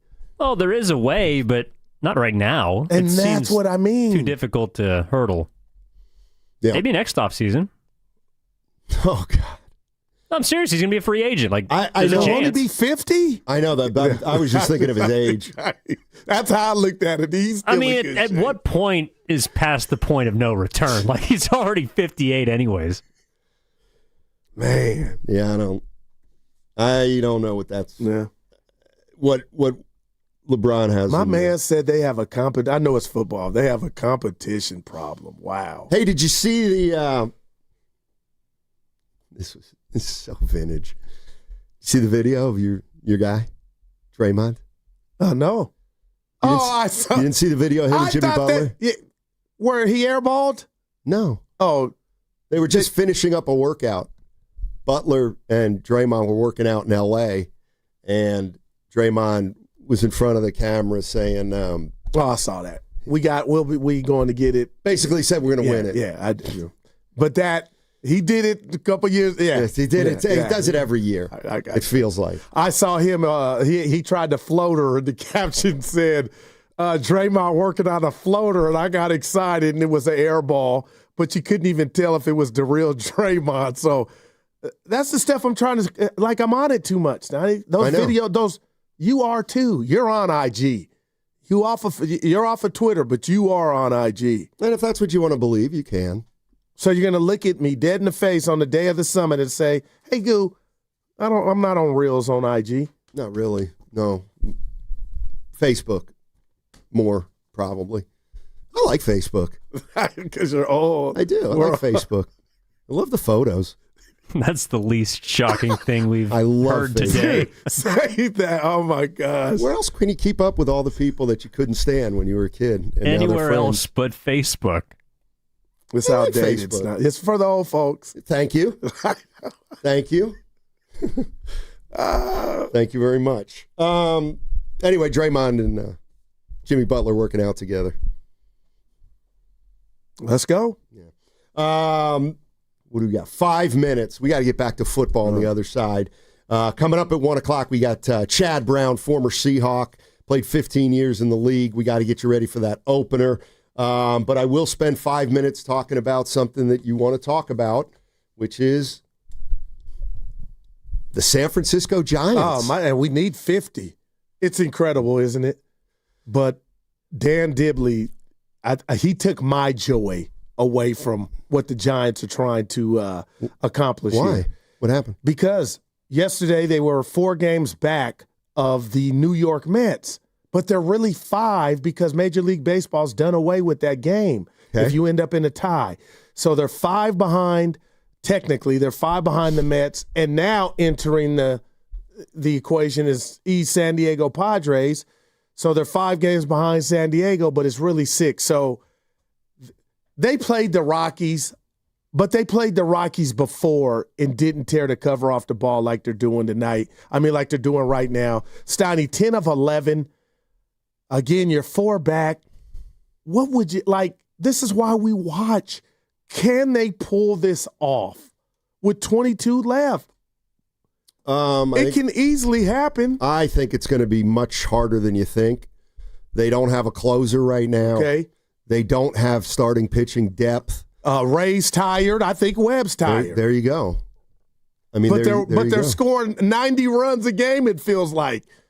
And that's what we were waiting on. But, they got players getting suspended. Did he sit that one out yet? No, he had 2 homers yesterday. Yeah, he did. He was, man. Matt Chapman. But they're 4 back, 2 over. Okay. Where are you at on? Because it can go either way for me. It fluctuates. Well, either way, for what? Like either way, like they're good or they're not good, or they're going to make the playoffs or they're not going to make the playoffs? If Melvin's job was in jeopardy, what they're doing to me is helping him have that job not in jeopardy. Okay, that's one. Then on the flip side, if I'm Buster, I'm like, okay, 10 of 11, huh? Swept the Cubs. Where was this when we lost 100 out of 101 at home? So when I look at it from those prisms, I don't know which one is more tangible. So I'll ask you, if you were running a team and they did this right in front of your eyes, would you say, no, my decision's been rendered when we lost 100 out of 101 at home? Or would you be swayed to open up the file and say, oh, maybe I was too quick to come to a conclusion? Either way. I mean, why would you fire Melvin? Because why would you fire Melvin? Underperforming. Well, no, they're not now. They're together. Like, and I don't, like, I'm not just saying this. They look like they're together right now. Gotcha. Okay, so maybe it takes a year for everybody to get accustomed to everybody else. It also may be a little fool's gold late in the season, playing the Rockies. And, the pressure's off. And maybe that's got something to do with it. But all valid thoughts. Like, but we're never going to get an answer to if the pressure's off, because now it's back on. You know what I mean? You go play St. Louis, and I know they're out of it, but hey, it's baseball. But now the pressure's back on because they're sitting there 4 back. I mean, and you lose. Like, the other thing is, if you lose 2 out of 3, you're back down to 9th in the National League. You're right. But if you don't and you keep this up, Steiny. So they're going to sweep the Cardinals? No, you're trying to see. You're trying to sucker me on a bet. I'm done betting. Come on, I think they're going to. I didn't want too much this year. You said the Cardinals have given up. I feel like they have. Well, then bet me. They're a giant sweep. After Reg B said that at the party. Said what? Taking too many L's on the show. Yeah. But he was including knockout. Who cares? Well, that just makes it even worse. Stop. Like the Giants set a record last night with their 17th home run and 17th consecutive game. The power, man, it is back. It's not LED lights they're using, boy. Why don't you give Bob Melvin credit? Oh, and I totally have. Okay. But you wanted him fired. Yeah. And he has galvanized this team. But if you tell me, like, I can't rob him of that. Something happened, right? But if you had a gun to my head, Steiny, honestly, I do feel there's some type of, even Willard and Dibs and Willard had a funeral. Can they can't come back. I don't even know what to say. We could talk about that they had a funeral on the other side. I forgot. All right, what's coming up on the game is brought to you by Fremont Bank, here for you, here for good. Coming up tonight, after the Red and Gold Summit at 7 o'clock, the Valkyries, they take on the Dallas Wings, and you can hear the game right here on 95.7 The Game and on the Valkyries channel on the Odyssey app. Just download the app and search Valkyries. You can also watch the game on KPIX Plus. Pregame starts at 6:30. Coming up at 1 o'clock, Chad Brown will talk some Seahawks with the former Seahawk himself. Mm-hmm. And that's what life's about. There is nothing like a Monster Monday. Are you ready for some football? The day after every 49ers game, we're there for the faithful. CFC! Football, and more football. Hit him on the face, enjoy it while you do it, and laugh in their face as you do it. There's no other place to be the day after every single game. 95.7 The Game. Hey, it's Willard Dibs for Safeway. Enjoy these amazing deals for Safeway members. And as always, save up to 20% weekly on hundreds of exclusive offers with For You on the Safeway app. I hear you, Dibs. That means that Signature Select Chicken, Split Breast, Thighs, Drumsticks, Value Pack, or Foster Farms Fresh and Natural Whole Chicken, buy one, get one free of equal or lesser value when you buy 2. Everybody's now letting on the joke, and we need some side dishes. How about fruits? Fresh cut fruits, veggies, dips, salsas, parfaits, or trays. Buy 2, get 1 free of equal or lesser value when you buy 3. Or Progresso soup, 18 to 19 ounce size cans, selected varieties. Buy 2, get 2 free of equal or lesser value when you buy 4. There's no sound for soup, Mark. No, there isn't, but I do love a Progresso party. These and other great digital deals are available in the For You section on the Safeway app. Just download the weekly deals to your account, and they automatically deduct at checkout. How cool is that? We'll see you in the aisles. Here they come. The Golden State Valkyries. 3 in the air. It's good. Bay Area's WNBA team. Make some noise. Having a breakout rookie season. Let's go. Making sports history. What a finish. The Golden State Valkyries face the Dallas Wings. Coverage starts tonight at 6:30, live on KPIX+. In trivia, it's not just what you know, but where it goes. Is the ghost hotter than the Tabasco? Is the polar bear tail shorter than the giraffe? I definitely know this one. Put your answers in the right order. I'm going to put that after. Before. Between. I am so torn. And you could win more than $15,000. We must win. Think fast. Play smart. Make the perfect line. A new game show with Deborah Norville premieres Monday at 10 on KPIX+. Game day just got an upgrade. Whether you're gearing up or winding down, Westfield Valley Fair is your go-to spot. Hit the latest gear at Shoe Palace, grab bold bites at Shake Shack and Eataly, and catch the action on big screens at King's Fish House. From premium shopping to epic eats and entertainment, make every football Sunday legendary. Westfield Valley Fair, where football fans fuel up in style. Jack here. My bonus Jack combo starting at $4.49 comes with fries, a drink, and a burger with 1, 2, or 3 patties. It's a meal that'll actually make you happy. Starting at $4.49. Get so much more. Welcome to Jack in the Box. Plus tax. Limited time only. Price and participation may vary. Doors and loading dock equipment are a crucial part of your business, and one you probably don't think much about until they break. A broken door or dock leveler can be a real security threat, along with disturbing the flow of goods in your business. Luckily, RNS is here for all your commercial door, dock, and gate needs. From overhead doors and security shutters to fire-rated and personnel doors, RNS can provide your business with safety and security. Call 800-FIX-A-DOOR to schedule a free estimate or visit rsdoors.com. RNS Doors. Look for the red truck. Join 95.7 The Game personalities at Harding Park September 5th for a day of golf with the Pettinelli Financial Partners 10th Annual Tournament to Support Autism Society's San Francisco Bay Area. Committed to providing resources and activities for local families touched by autism. Sponsored in part by Atco Pest Control, this event needs your help. Have your company co-sponsor, volunteer, or provide in-kind auction items like vacation homes or sports tickets. For details on how you can help, search 10th Annual Pettinelli Golf, September 5th at Harding Park. Come into Friedman's Appliance in Pleasant Hill and see an amazing selection of Sub-Zero, Wolf, and Cove appliances live and on display in one of the largest living kitchens in the country. And save with full suite savings event. With qualifying purchase, get 3 additional years of protection or qualify for a $1,000 rebate. For the largest selection of Sub-Zero, Wolf, and Cove appliances, visit the Living Kitchen at Friedman's Appliance in Pleasant Hill or at friedmansappliance.com. If you're 55 or older and into that whole saving money thing, T-Mobile has an exclusive phone and internet bundle just for you. Right now, get 2 unlimited phone lines plus 5G home internet for just $30 each per month with autopay, plus taxes and fees. And with 5G home internet, setup is easy with just 1 cord and no technician needed, which is great if you're also into that whole keeping it simple thing. Switch now and experience the best mobile network in the U.S. Visit your local store to start saving. T-Mobile, it's better over here. Based on analysis by Ookla of speed test intelligence data Q4 2024 to Q1 2025. Ookla trademarks used under license. Unlimited on our network. Customers on voice plan may notice speeds lower than other customers and further reduction if using more than 50 gigs a month due to data prioritization. Video streams and SD on this plan. Home internet pricing after $20 a monthly bill credit plus $5 per line without autopay. Debit or bank account required. See 5G device coverage and access details at T-Mobile.com. Hey, listen to this. All I needed was a new starter.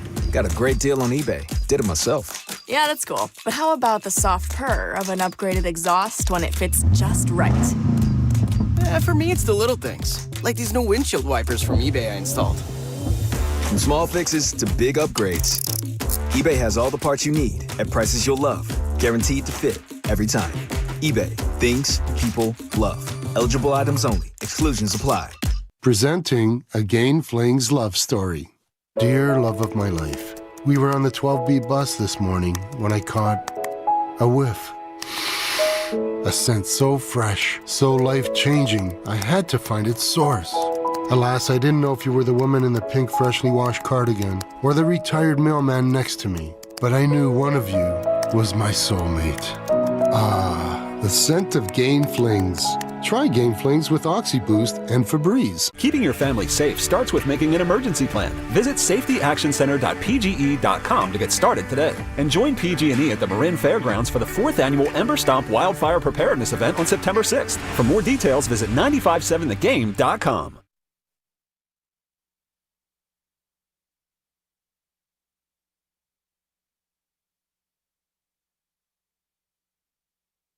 I can honestly say I'm sort of built for this. I am ready to go. Now, back to Steiny and Guru on 95.7 The Game. I saw something on the YouTube chat, and then I looked it up, and the person was right. I find it very interesting. You had to fact check the chat. Yeah, I definitely did. I ain't mad at you. I should give credit to who brought it up, but it's now so far up the chat I can't find it. But you see what the Seahawks are doing, and they'll be doing it. They'll be doing it this Sunday. I did not. This is a great idea, by the way. A great idea. We'll decide.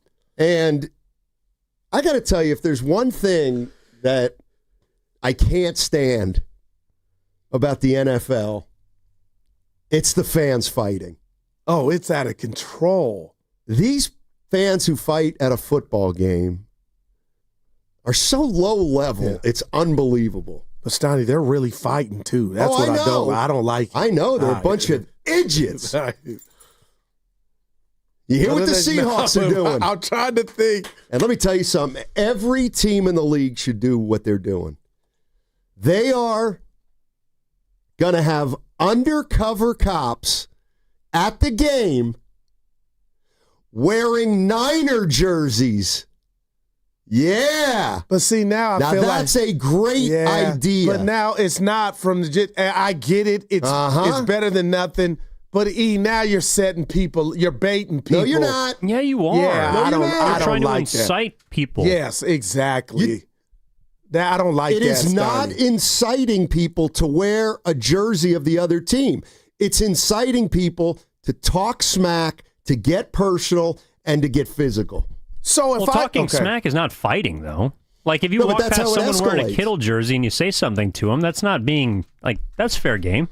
And I hate to do this to you guys. But a drunk Seahawks fan may want to take it further. Most of the fight videos, honestly, you see on social media are between fans of the same team. It's getting to that point, men and women. Steiny, I don't like it. You want more fights? No, I don't. More fights. No, but don't you understand? It's only going to work if somebody falls for the bait. Then you're like, yeah, we got Steiny to come out his comfort zone and act a fool, and you're going to jail, and you're probably going to lose your job. Yeah, we did that. If I'm an undercover cop in Seattle, just have cops and I'm wearing a 49er jersey, I'm sure they're not going to be walking around the stadium saying Seattle stinks. All right, what about they're this? going to just be walking around the stadium. But just have cops there so people will 49er. know not to act up. How about that? In full gear. No, the point is that they're going to, if they're fans, it's just punch opposing fans if they're wearing a jersey. Those are the guys we want to get. So that's who you're looking for Steiny. You know what I mean, man. Because there's some vicious ones at these games. Thank you. Yeah, but I don't want somebody provoked. Nobody's provoking. Oh my gosh, it's infuriating. It's not provoking to wear another team's jersey. It's provoking to provoke with words and deeds. Do we really want to live in a place where you can't wear a Niners jersey to Seattle? No, that I got. What are we doing?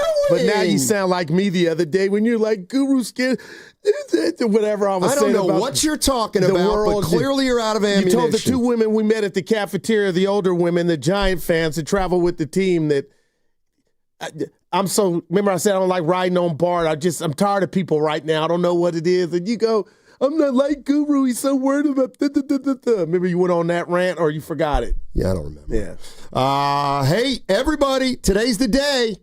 Today is the day. The 2025 95-7, the Game Red and Gold Summit. It's happening today, and it starts at 2 o'clock with Willard and Dibs. Let's go. And then all the hosts join at 4 o'clock.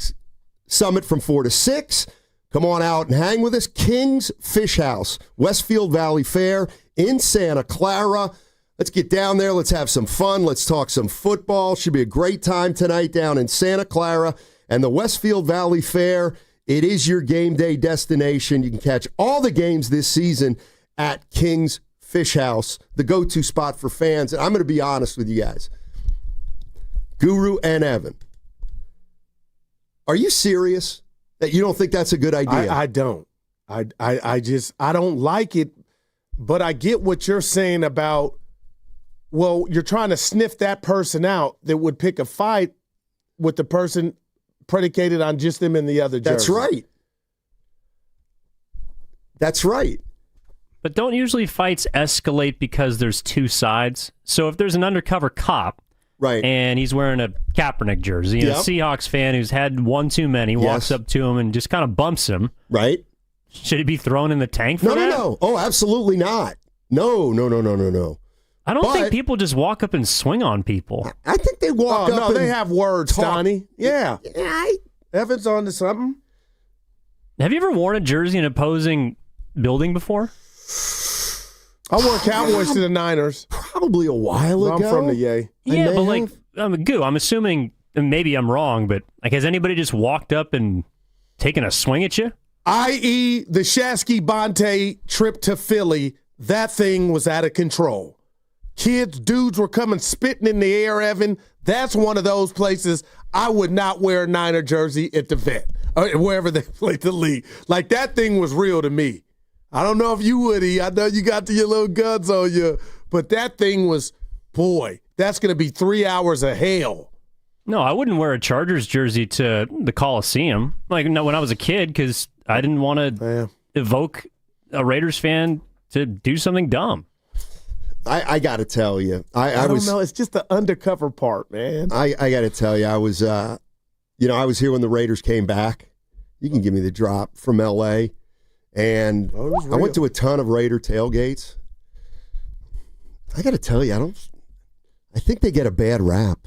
Well, I've seen some stuff. How about that? I think they get a bad rap because I saw what I saw mostly at Raider games and tailgates was just good-natured banter. That I love. I love good-natured banter. Now, were you at the Raiders tailgates with Raiders fans? Yes. Well, then you're cool. You're in friendly territory. No. I mean, I saw people walk by with other teams' jerseys, and it wasn't. I didn't categorize it as a dangerous situation. You know what I mean? But if you're in the minority of an opposing fan base, you don't really get to make the ground rules. All it takes is one idiot. That's right. You're right. I'm just saying. I saw a lot of positivity at the Raiders tailgates when I was going. And I would like to live in a world where you don't have to go undercover, be the police that you are, and then just the silhouette of your uniform, badge and gun. Drunk person, not drunk person knows I got to act right. How about that, Steiny? How about just be in your regular gear? And then if something were to pop off, hey, Sergeant Steinmetz, this guy over here is really, you know what I mean? Be in your regular gear. You ain't got to do it to that degree. What do you mean? If you're just in your cop uniform, that's going to, people will know not to act a fool. How's that worked? I don't think you don't think they have security at games? Not well. I've been watching, Steiny, not the videos I'm watching. I'm like, where the hell is there? You see it on the board. In case of emergency, call 411. Man, please. Right, because they're not there. Now they can be there undercover, but in your uniform. 415 on the Boxer and Gerson work injury attorneys text line. Yes, my wife and I have been at games where we have not said a single word, and you just keep getting harassed and harassed and harassed. Terrible, my wife had a beer poured on her for wearing a Saints jersey, and she never said a word. This will prevent that. Great idea. Yeah. Jimmy Mole. I like it. Nah, man. I guess he probably would too at that juncture. But man, what do you do? Wife gets a beer poured on her, and then it's you against the world. You got to stand up for her. Well, clearly Mole didn't.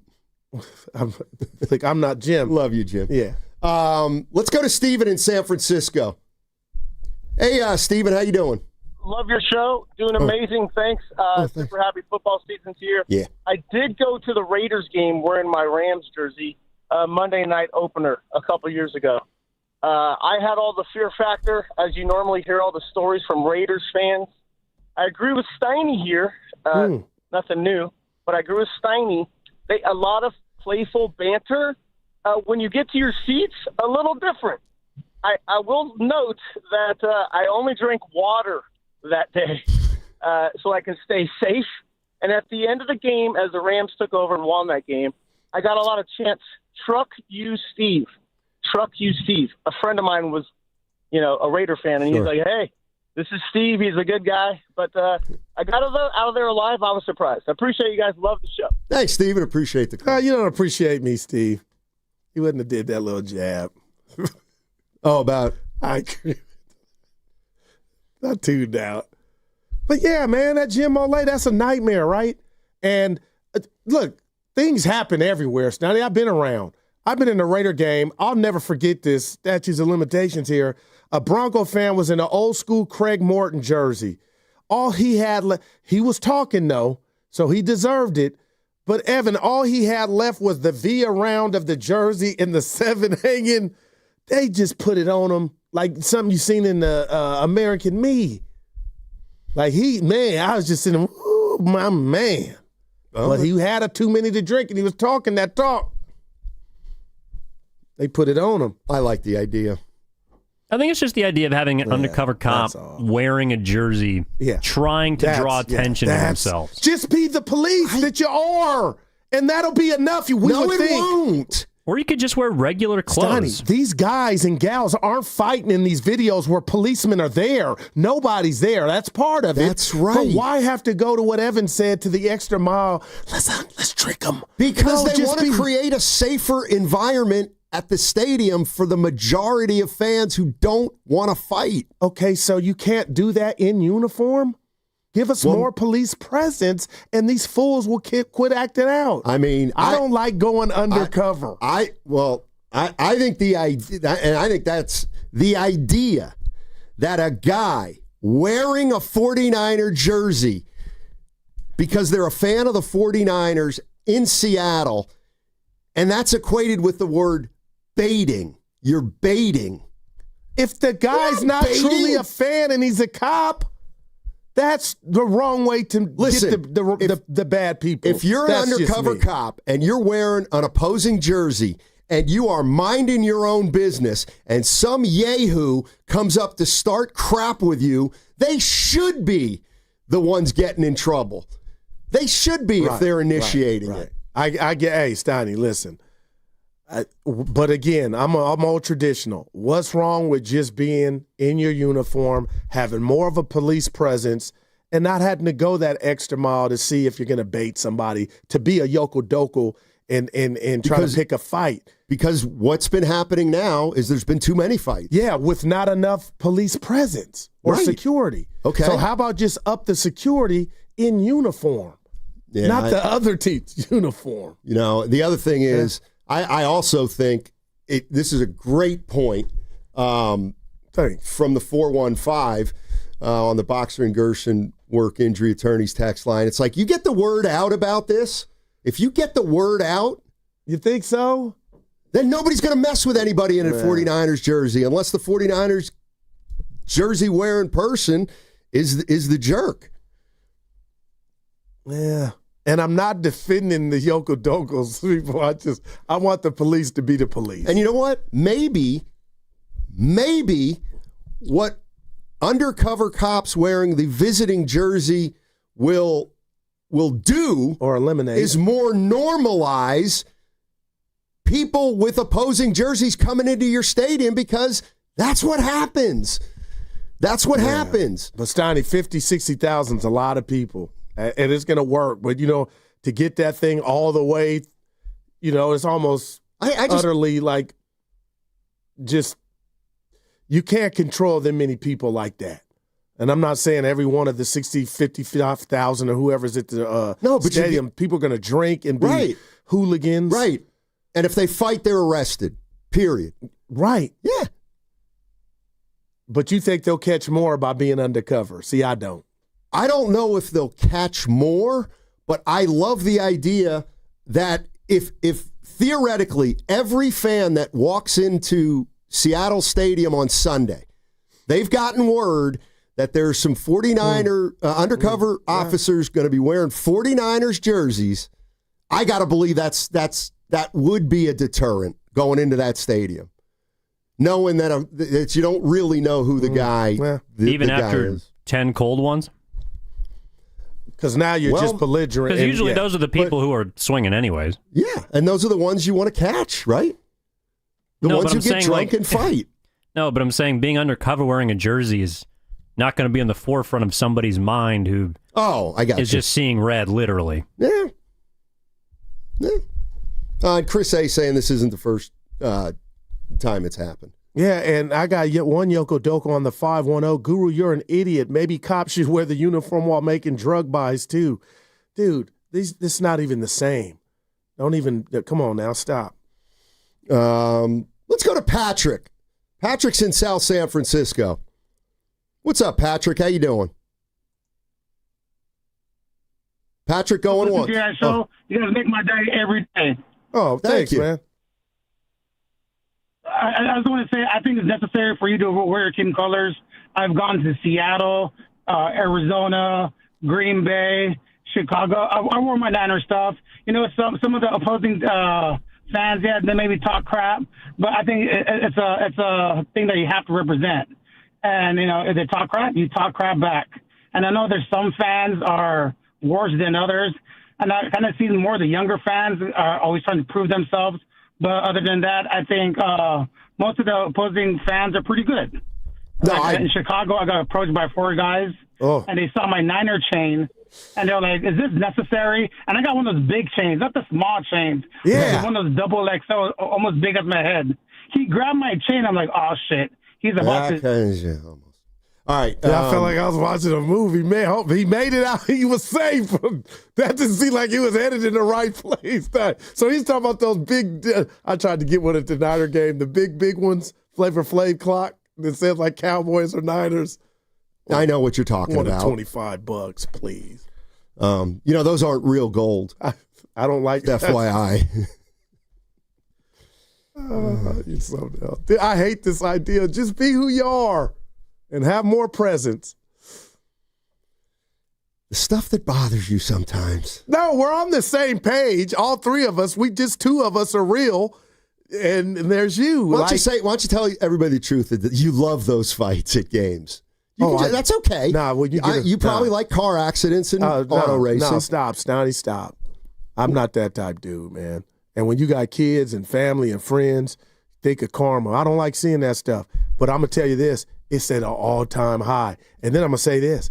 They're not doing it for the camera either. Steiny, I'm watching families fight. Men, women, children. Going at it. I know. I like it. I like it. I want these. You like the idea. You don't like I do like the idea. Yeah. And I do. That's the one problem with football. It invites a lot of meathead. You know what I mean? There's some meatheads out there. Oh, my God. I know some. Who? Relaford? 49er Frankie? Those are all my groomsmen. Hey, is 49er Frankie doing the Giants stuff still? Yeah, he put it up. Well, is he happier? We just have to ask Monte. 49er? No, I'm asking 49er Frankie. I thought he was doing those videos. Yeah, he's still doing them. So they're winning. How are they? They're great. Can you show me one at the break? Yeah, I can. So he's still doing them every day? Or Bonte could show you. Bonte kind of took them from me. I didn't. Yeah. I don't know. That's where we're at. No, I think you misunderstood something there. I totally got you. Okay. But let's go to Paul. Have you ever lost a friend to a friend? And that's what's happened. I lose friends to Dana all the time. Vontae on TV at the 49 Franklin. Oh, I see what you're saying.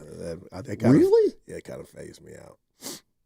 Are you serious? A little bit. You know what? I'm going to help you out. Hey, that's our ongoing joke now. Frankie calls me. I'm like, oh, yeah, I had to call Vontae to get you the coffee. But no, those are my guys. He's still doing them. Dude, this thing's incredible. I know it's football season. If the Giants get in, it's a lot of people that can't get in the door, man. It's locked. I said it. Would you make sure to remind your favorite hosts, Stan Dibley and Mark Willard? They had a funeral. They had a funeral. What's that mean, Evan? You got to dig the body back up. Well, usually with Easter, you get 7 days. You get 7 days to resurrect a corpse. So I think it's been past 7 days. So they're done. Oh, my gosh. You get 7 days. Yeah, you know what? 7 whole days. Yeah. That's Tony Braxton. So you get 7 days. Oh, man. There's a joke there about something shrouded in mystery. Because Jesus he was the shroud of Jesus. Never mind. Don't worry about it. We can make some people feeling sorry for me. For who? Lost a friend. Yeah, it's all good. Oh boy. Here's the other thing. Just by putting it out there, maybe they don't even have to do it. That's a great point. Maybe Because now you're like, hey, I want to hit you, but are you undercover? And then Evan said it 10 deep.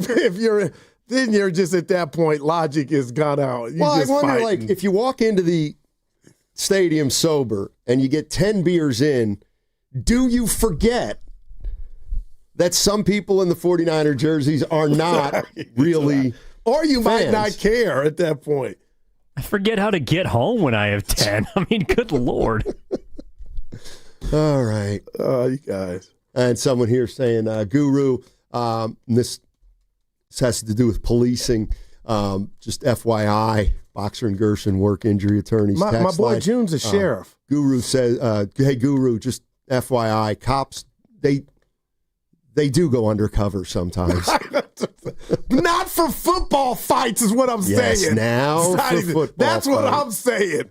All right. I know you got to go undercover now. All right, I see some callers want to chime in on the other side. They can do that. And then at 1 o'clock, we've got Chad Brown, former Seattle Seahawk, NFL All-Pro. He played 15 seasons. He was a linebacker for the Seahawks for 8 of them, and he's currently a football analyst with Compass Media. And we are going to get you ready for the Seahawks-49ers game on Sunday. To the callers, I'll get you in before Chad. 888-957-9570. That segment was brought to you by Cars for Kids, cars with a K.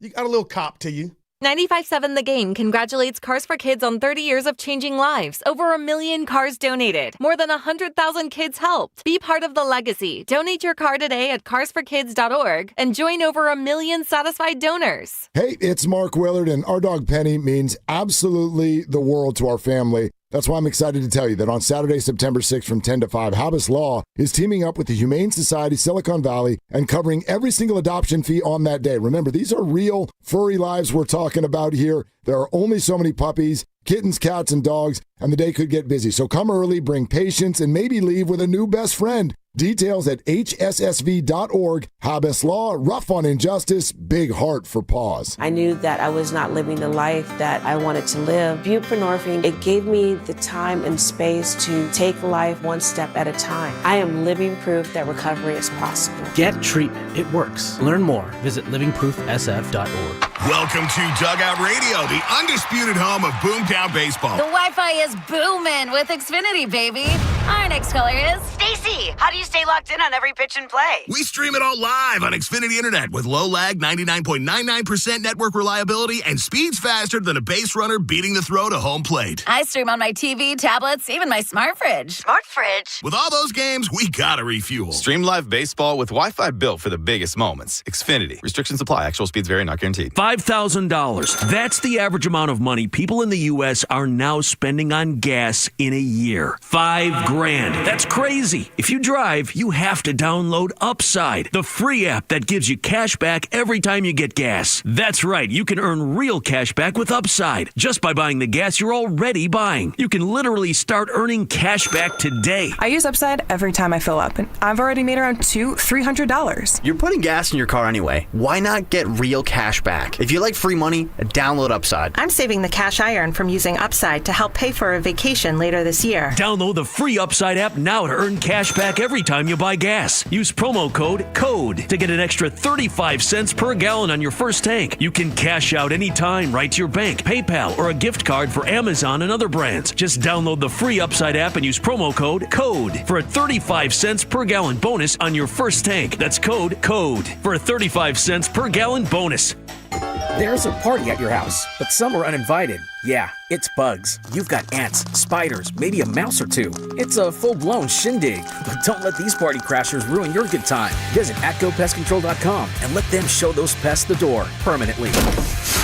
Because when the only guests you want are your friends, leave the pests to them. Visit their website today, atcopestcontrol.com, before your house becomes a full-blown infestation. Call 888-900-9697 now for 10% off your initial service. Be sure to tune in to the Morning Roast on 95.7 The Game, following every Golden State Valkyries game, when Joe Spadoni and Joe Shasky name the strongest player of the game from the night before. Brought to you by El Camino Health. Our strength, your health.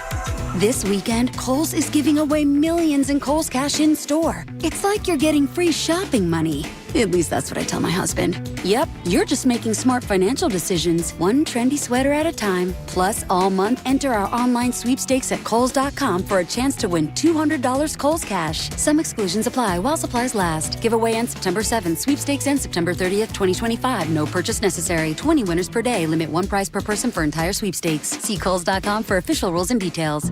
A lot of Bay Area banking customers are faced with a choice. Which financial institution best fits what they're looking for? It might make sense to consider a bank's history. Take Fremont Bank. For 60 years, we've provided stability and consistency with an emphasis on relationships. We've grown one customer at a time, not through mergers or acquisitions, because that's how you can do business when you're independently owned and community focused. Fremont Bank. Here for you, here for good. Losing weight shouldn't be a struggle, and with Jumpstart MD, it doesn't have to be. Your first month is just $99 when you join Jumpstart MD's medically supervised weight loss program today. Licensed clinicians create personalized plans, including GLP-1 medications. No insurance? No problem. Jumpstart MD has options to meet your individual needs. With 13 Bay Area locations and online visits, expert support is always within reach. Call 855-JUMPSTART or visit jumpstartmd.com to start transforming your health today. It's time. Time for the pro to get everything for the entire job, all from one partner. To get access to over 3 million products, including many products you won't find in our stores. It's time to get delivery on your schedule or next day on over 50,000 products. And time to get dedicated support on the job site or in our stores. From ordering to planning, we've got you. One partner, any job, all in. Ask about all we can now do at the Pro Desk. The Home Depot Pro, it's about time. Oh, could this vintage store be any cuter? Right? And the best part? They accept Discover. Accept Discover? In a little place like this? I don't think so, Jennifer. Oh, yeah, huh? Discover's accepted where I like to shop. Come on, baby, get with the times. Right, so we shouldn't get the parachute pants? These are making a comeback. I think. Discover is accepted at 99% of places that take credit cards nationwide. Based on the February 2025 Nielsen report. Join 95.7 The Game at our annual Red and Gold Summit on September 4th at Westfield Valley Fair Mall in Santa Clara. We'll be live from King's Fish House from 2 to 6 p.m. See all of your favorite hosts kick off the new football season. For info, visit 957thegame.com.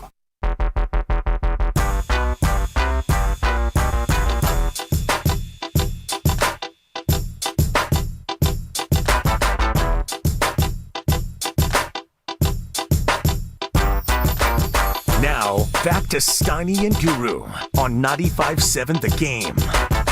All right, coming up in 10 minutes, we've got Chad Brown, former NFL All-Pro. He played 15 seasons in the league, played 8 of them with Seattle, and he's currently a football analyst for Compass Media. We're going to be joined by him at 1 o'clock, talk some Seahawks. Of course, the 49ers play them on Sunday to start off their season. And before the break, we were talking about what they're doing in Seattle this weekend, and apparently it's been done in the past, but the Seahawks are going to have undercover police at the game wearing 49ers jerseys.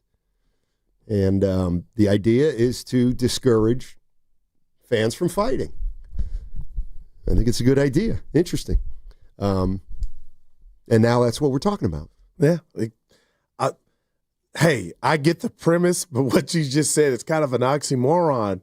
You want to discourage fans from fighting, but yet you're going to put on a jersey of a team that you're really not a fan of to provoke somebody to come out of character. There you go again. Now, and I'm just saying, if you had a loser or a drunk that didn't see that Niner uniform or one less Niner uniform, maybe they just sit there like a bump on a pickle and they don't do anything stupid. But if you're wearing it and I'm on one, well, guess what? You're going to get what? Good. All right. If I'm wearing one and you're on one, and you act so dumb as to start a fight with that guy, you should be gone. Yeah. Let's go to Paul in San Jose. Paul is in San Jose. Hey, Paul, how you doing? Good. Hey, I'm going to try to get you guys to agree on something, even though that it's probably not so fun for the radio when you agree. All right. I'll suggest that you have police officers there in full ostentatious cop gear. And you tell people that there's undercover walking around in 49er gear. What do you think? I like that. And it's kind of what Evan and I said, Steiny, or you brought it up. Maybe just by saying this, you don't even need the cops to go under. People to be like, oh, boy, if I act a fool. So it sounds to me like what you would like is you'd like there to be a National Guard presence at football games. No, I'm not going there. I'm not lining the stadium, making sure nobody gets out of hand. That's not your boy. That's not me. I'm just saying, man. And let's be honest. You're for bad fan behavior. It's okay. But it's been here recently. What I've seen on my feed, it's been Seahawk versus Seahawk fan, Rams versus Ram fan. It's been a lot of that too. The idea of when you use the word provoke, I hate that word for a guy wearing a shirt with that's the color red with a number on it. Yeah, that's all. Let's go to we got some people who want to jump in here. We can do that. KC's in St. Helena. That's a nice piece of property up there in St. Helena. Nice area. What's up, KC?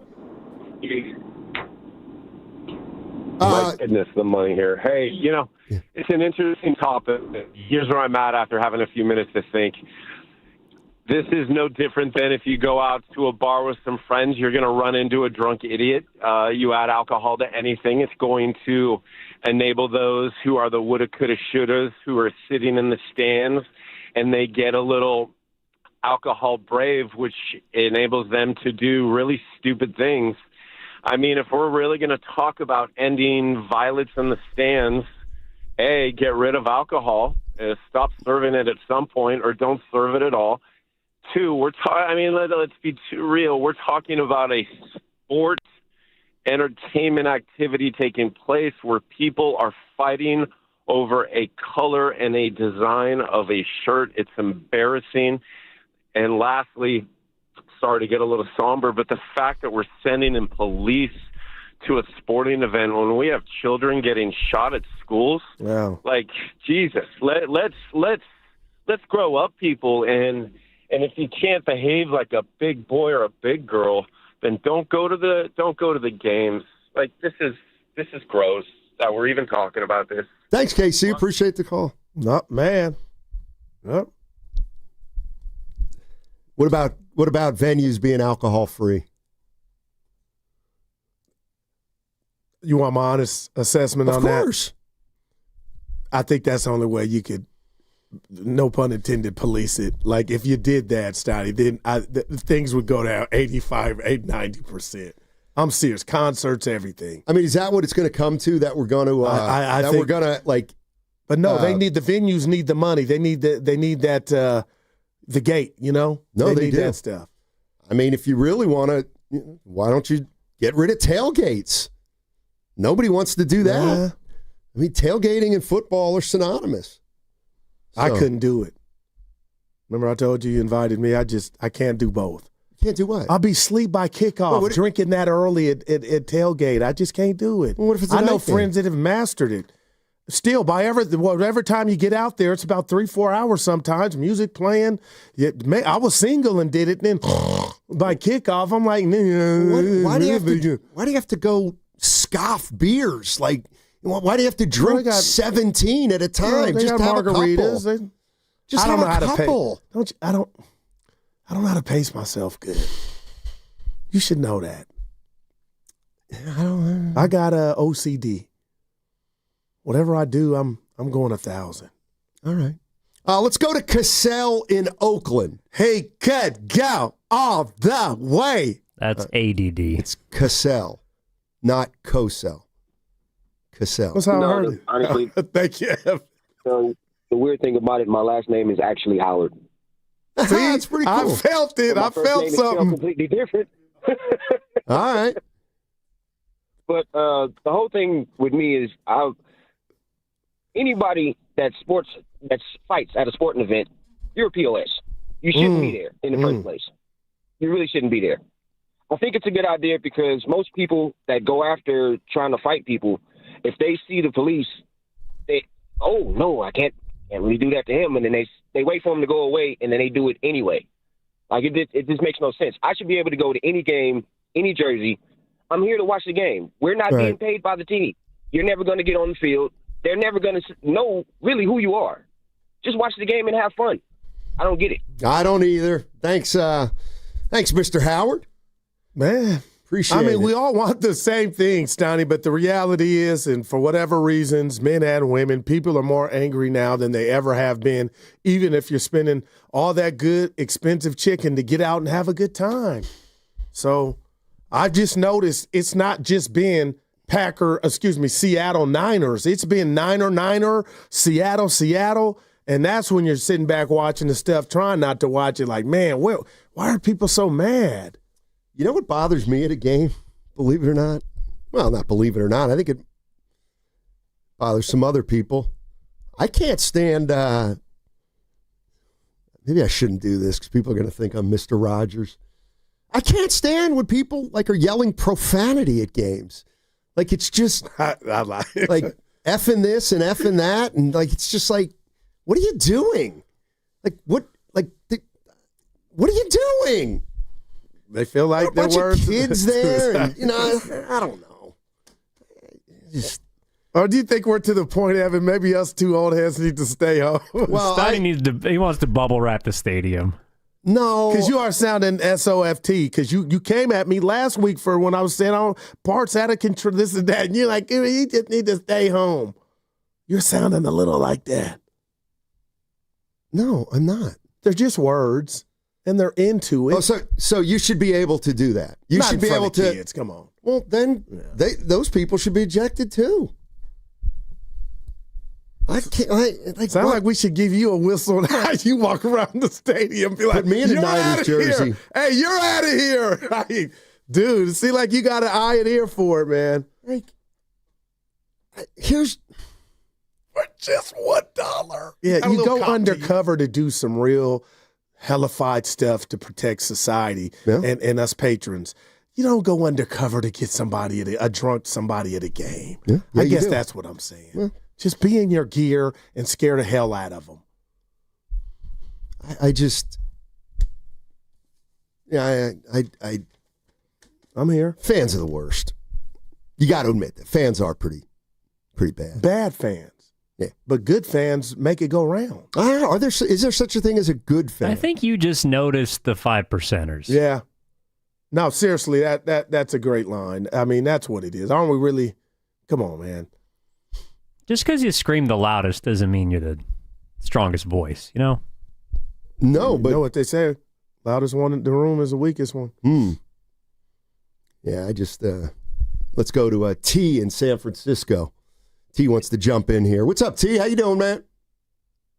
Hey, what's up, fellas? Thanks for taking my call. Yeah. I had a point to make, but before I get to that point, I just want to veer off real quick. Just listen to what you guys were saying. I don't think being older and complaining about it being more people being, using derogatory language. You don't have to ship up and go home. I think we're living in a time now where people are more disrespectful. It used to be a time where women and children, was off limits. And now, anybody can get it. So I just wanted to say that up front. But I just wanted to say both of you guys could be right. Both of you guys are right is what I'm trying to say. For one, Guru, what Steiny is trying to say is this frequently happens. They got these cities where there's more of a gang presence, and these gangbangers are showing up to these gangs, and they're using the excuse of you having the opposition jersey on, like you're opposing, you're the opposition of their gang, and then they have words, they go back and forth, and then there's real physical altercation where there's weapons being used and everything. So in some stadiums, you do need officers to go undercover to catch some of these riffraffs. That's just, they just making it something else when it's supposed to be there to watch the game. But then there is cities like our stadium. I've been to plenty of Niner games.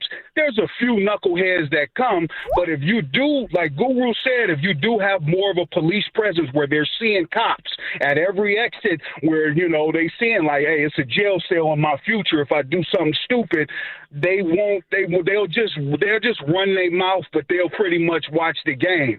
So both of you guys are right, but yeah, it is a scary situation. So if you're thinking about taking your kids and you've never been to a game, you might want to think about that. Thanks for taking my call, fellas. Thank you, T. Appreciate the call, man. Thanks for listening. Well, appreciate it. And you had some validity what you were saying, and I feel like I had some with mine, but man, I didn't even think about the just looking for a reason, Yeah. 408 on the Boxer and Gerson work injury attorneys text line. Cussing is free speech, Matt.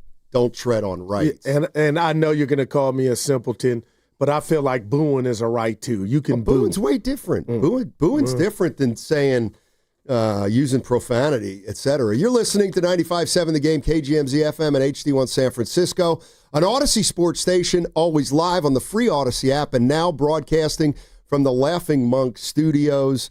Laughing Monk Righteously Brewed in San Francisco, and we are efforting Chad Brown on the River he's always Island good, man. He's been great. And we've had him before. And I'll say this to that point. Somebody told me I say that too much. What? That's my crutch. I'll say this to that. No, and I've been working on it. You have a couple. You got some too. The bottom line is that's a big one for you. We got Chad Brown. We got Chad Brown. River Island's guest line.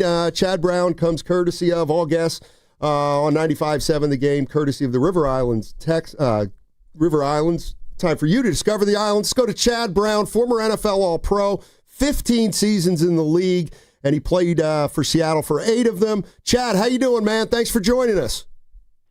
I am fantastic. Ready for some football starting tonight. Well, we've already been treated with some great college ball. Now ready for the NFL to get rolling. Let's go. Absolutely. Let me ask you, let me start out with a general question about the Seahawks. What are the expectations for the Seahawks this year? It seems like a lot of football people think that, the division could be won by, the Rams, the 49ers, or the Seahawks. I think that's a fair assessment. I think you've got to have the Rams up front at this point. With so much new, both for the 49ers and for the Seahawks, I think it's going to be difficult to accurately project who these teams really are. I mean, for the Seahawks, they have basically a brand-new receiver core, gotten rid of some of their top targets over the last couple of years. They got a new quarterback who, started the season hot last year but didn't finish it so hot in Minnesota. They got a new offensive coordinator So there's just so many new pieces to what they're doing. They got a new offensive line coach. They're breaking in a rookie tackle. So when you've got so many new pieces, as we have seen in college football, obviously not quite the same as, say, North Carolina with 70 new guys in the program, but it's still going to be a time, no matter how much inter-squad work you do, those inter-squad scrimmages, or how much, those joint practice, or even the preseason games, it still takes time for all those new pieces to gel together. And so anybody who says right now, I know exactly who the Seahawks team is, don't listen to them because they're lying. Wow. Chad, speaking of which, I got to tell you, you played the game at a high level, but Robert Saleh is back, and he's back as defensive coordinator for the Niners. And when we saw him, he had that emotion on the sideline. But Chad, he had a lot of different older, more experienced players. How big of a deal is this for him and that enthusiasm he brings to get this Niner defense back to what they once were? How hard is that going to be with a lot of youngsters? Well, I was lucky enough to do a coaching internship with the 49ers when Robert Saleh was a defensive coordinator there. So that energy that you speak of, that kind of culture-building passion that he brings to it, it's undeniable what he brings. But is that enough to overcome where we're going to see maybe 5 rookies play significant time this weekend? I mean, these are rookies in the NFL. Rookies make mistakes. Rookies aren't sure where to line up.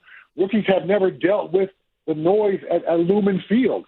So, I mean, certainly I knew as a Seahawk player, if we're having a big game, the chances for us to be able to communicate on the field were virtually impossible. So then we had to work on our hand signals all week. And we didn't want to have the same hand signals all game long, so we worked on some for the first quarter, then the second quarter, maybe switch them up again for the second half. So these rookies that the 49ers and Robert Saleh are going to roll out there and expect to play big roles, they've never done that before. So once again, we are still dealing with the unknown of so many young players. Yeah, Chad Brown joining us on 95.7 The Game. Former NFL All-Pro, played 15 seasons in the league.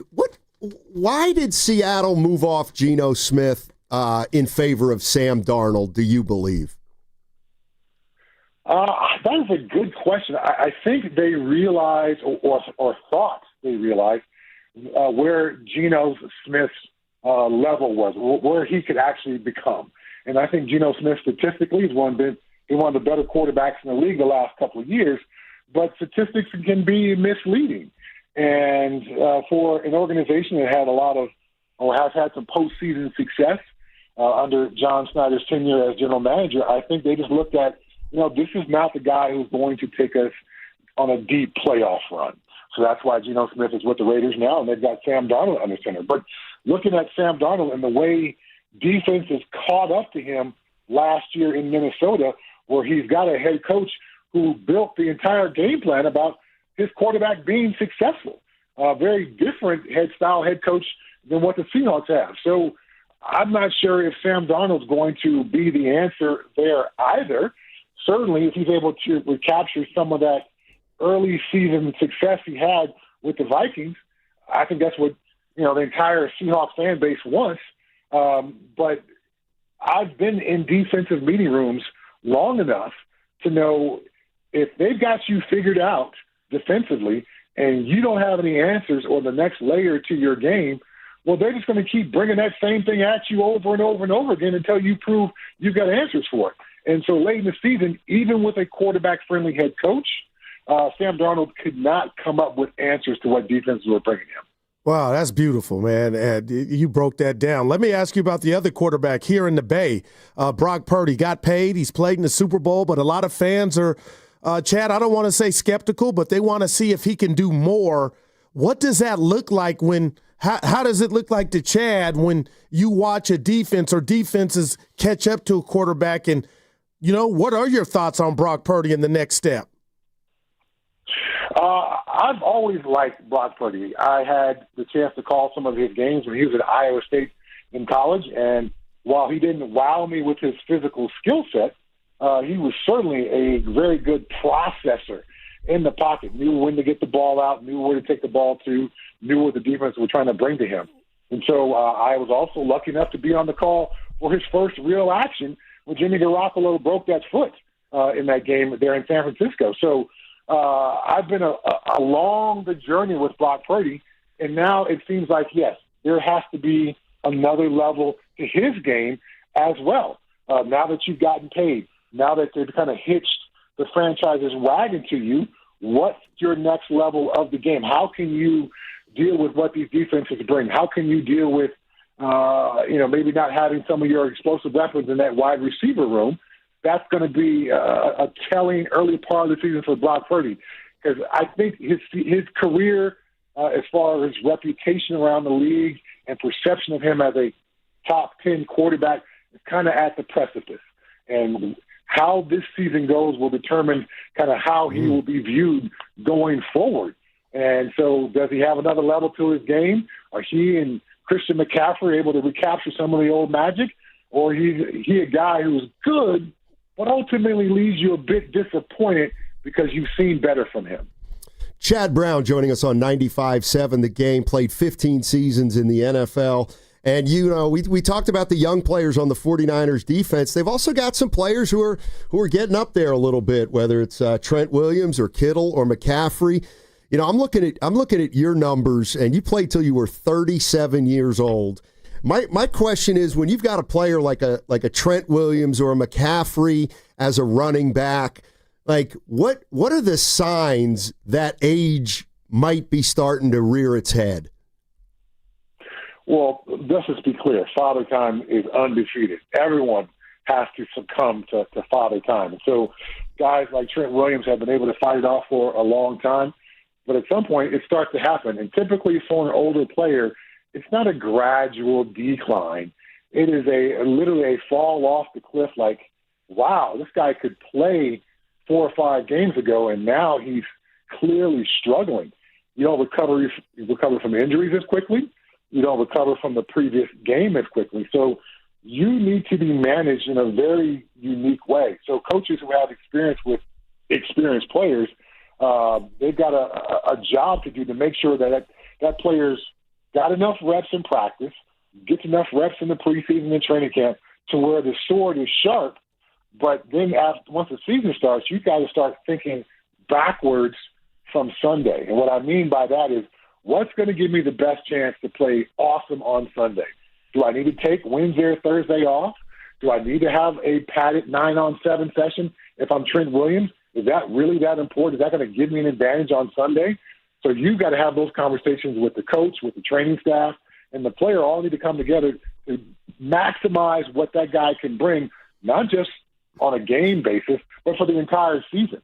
I was lucky enough to be a part of the Patriots towards the end of my career, and I was in the linebacker room with myself in year 15. I think Junior Seau was in year 17 or 18. Mike Vrabel was in year 11. Teddy Bruschi was in year 11. Don Davis was in year, I think, 10 or 11. Roosevelt Colvin was in year 10. I mean, we had dang near 100 years of NFL experience just in the linebacker room alone. So Bill always made sure that we were fresh, that we were ready to go. We got all the mental part done, but some of that physical work was, taken by the younger guys in practice so we could be as fresh as possible for Sunday. Wow, great stuff. Let me ask you this, Chad. It's kind of weird. There's no Geno Smith, no DK Metcalf, Deebo Samuel, is on another team. What are your keys to this game, and what are the Seahawks trying to be under head coach McDonald? Well, when you got a defensive-minded head coach, they want to run the ball. And last year, the Seahawks couldn't run the ball. And last year, the 49ers couldn't stop anybody from running the ball or throwing the ball. So I think whoever can control the pace of the game, there's so much unknown about who these players are. So I don't think it's time for some wild game plan from either head coach. Let's control the pace of the game. Let's control what we can control. So for the Seahawks, we want to run the ball. We want to test this 49ers defense. We want to take pressure off our new quarterback. We want to give our defense a chance to rest and limit their exposure out there. Kyle Shanahan is a good enough play caller. Well, if the Seahawks are forced to play 75 or 85 plays on defense, well, guess what? He's going to dial up some good plays and figure some things out. But if they keep it down to 50 or 60 plays, well, now that starts to tilt in favor of the Seahawks. And then for the 49ers, what is Christian McCaffrey going? What's his effect on the defense? What can he do in those mismatches in the pass game? How can you keep him on the field and have him successful in the run game? How do they make up for some of the deficiencies of the injuries in that wide receiver room? And can this defense return to some of the glory days of Robert Saleh and not that defense with Nick Sorsen that could not stop anybody? Yeah. Hey, Chad, let me ask you this. Trent Williams is 37, and that's how long you played. This may be a crazy question, but is it any harder or easier to play at that age as a linebacker versus an offensive lineman? I think it's probably easier to be an offensive lineman. While Trent Williams' game is based on athleticism, offensive line in the end, to me, is probably the most technique-oriented position on the field. So that's why guys like Bruce Matthews could play until his 40s, because the technique he had honed in so well. So Trent Williams obviously has the physical prerequisites from a size, strength, and speed standpoint. At some point, the speed starts to slow down. The agility starts to slow down a bit. You still remain quite strong in your older years as a player. But I think the difference between playing linebacker at that age and offensive line at that age is just as a linebacker, you start to get vulnerable and attacked by opposing offenses because, yes, at 37 years old, what am I going to do with Christian McCaffrey coming out the backfield? I got no shot. Right. I got no shot at 37 years old. Most people don't have a shot at 27 years old. So how am I going to handle it at 37? Versus Trent Williams, the pass rushers are going to be good, but because of his knowledge, because he knows the snap count, because he's got inside help with the guard, because Brock Purdy can always step up in the pocket, if Trent can wheel that pass rusher around, I think it's easier to play offensive lineman at an advanced age. Wow. And just hearing you break that down, Chad, would I be correct in saying it sounds like you'd be Niner fans more concerned about Christian McCaffrey at his age and only playing 4 games last year than Trent Williams? Would you be shocked if we don't see Kyle kind of lessen his load? Or what do you expect on that front? Because we don't know. Because Kyle's demonstrated sometimes he'll just blow past it. Don't tell me to slow down. If the player's out there, I'm giving him his touches. Yeah, that's always a tricky one because as a coach, your obligation is to win the game. And if this guy gives me best chances to win the game, then I've got to do that. And if we need to worry about getting him rest during the week or trying to get somebody else ready to go next week who could take 20% of these snaps away, well, then that's next week's worry. Today's worry is this is the guy who gives me the best chance to win. This is the guy who gives me the most mismatch possibilities on the field. And I got to ride with this horse until this game is over. And then we'll figure out if we can add another horse to the stable after that. Hey, Chad, before I let you go, I know you do a lot of college football. How's my Tulane Green Wave going to be this year? Oh, Lord. I must admit, I am not up on Tulane. Hey, they were look at. There were others receiving votes this week. Oh, good Lord, Chad! This college football is crazy early in the season. As we saw, Alabama got out-efforted and out-physical. We saw, Ohio State in Texas and Arch Manning, the Heisman Trophy frontrunner and going to be the number 1 pick in the draft, goes out and lays an egg. I've got Michigan, Oklahoma this week. Michigan's got their starting quarterback who's a freshman, the first starting quarterback freshman, I believe, ever in Michigan history. So, it's a really difficult time to, put on your prognostication hat and tell everybody what exactly is going to happen for these first couple of weeks of the college football season. Same thing in the NFL, but even to a greater extent in college football. So I had that North Carolina game, and, man, to see Coach Belichick's team not just get beat, but did not compete. They had no energy, no life, no passion. It was just hard to believe that was the same guy who coached me, not too long ago at the end of my career with the Patriots, and his team just didn't even show up at all at a home game and get beat down like they did. You know what? I'll say this to that, Chad. Somebody in my home had the Horned Frogs -1.5. But other than that, I was like, man, I was shocked at how inept they look. Hey, I fell in love with the quarterback at Cal. You mentioned him, JKS, a lefty. Did you get a chance to peep him, Chad? Because he looks like he has the goods. He does. He certainly does. And so Justin Wilcox, I think he deserves a lot of credit. I know folks are always like, well, can we do better? When you're a program like Cal that's in a misaligned geographically conference, when you don't have the NIL dollars to be able to compete with the tops of college football, I think Justin Wilcox has done a great job. So to bring in this quarterback, now the question becomes, how long can you keep him? Yeah. How long can you keep him there? Because it's college football. Right. There will be a blue blood who will come knocking on the door and offer a ton of money. So Cal fans, it's sad to say, might only get a chance to enjoy this kid for one season. Oh, hey, Chad, thank you so much, man. Really it. appreciate it. Great stuff. And hopefully we'll talk to you soon and have a great season calling college football. Well, thanks for having me on. And anytime you guys want to talk ball, I'm always excited to do it. So let's do it again. You're awesome, man. Thank you so much. That's Chad Brown on the River Islands guest line. It's time for you to discover the islands. Some guys just have a gift. Yeah, you're right. We got Evan, but I feel like he could just come in here and pull up a chair, Chad, and we could do a show with him. But what does Evan have to do with anything? That's our third. We got 3 stars, but he fits. But Chad just seems like a real one, man. And go ahead, Evan, because I got to say something about NIL, and I'm going to sound, won't be the first time, ignorant. Cal is located in the Bay Area, Silicon Valley. So I just say that to say is, where is the NIL Bay Area money to keep our guy here, Evan? Cal is a school first and an athletic program second. Unlike almost every other major Power 4 school they have to compete with. That's number one. Number two, Steiny, you had the gall to ask him about Tulane. Yeah. He's a college football analyst. He covers the big boys. Currently with Compass Media, college football analyst.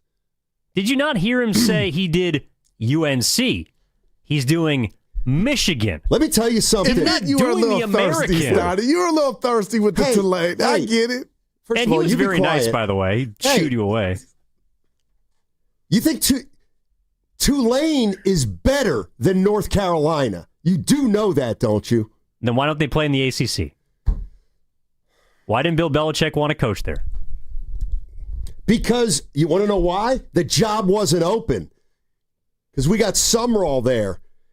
You are the best. I am the best. And if he's any good, he's going to leave too. No. Summerall established a dynasty at Troy University, and then he came to Tulane. But you know when he heard you say Tulane, he was like, who? Dude, they're a top 30 program. But to the national college they're like landscape. D3. No, they're not. What was his answer? They were ranked 17th at one point last year. I'm with you. Now, not get your against facts you. straight. I'm with you. Dude, Chad Brown played at Colorado when they were legit. He played 15 years in the NFL. Why would he care about Tulane? Man. Well, then he doesn't do a good job covering collge football. So what? I'm supposed to not pay attention to? He does a great job covering college football. I shouldn't know anything about the Washington Wizards because they stink. You don't. Yes, I do. Reese Only because your friend runs the team. He's on Atlanta. Oh, did you see my guy SARS out? He got hurt. I did see that. Go Green Wave. Thank you.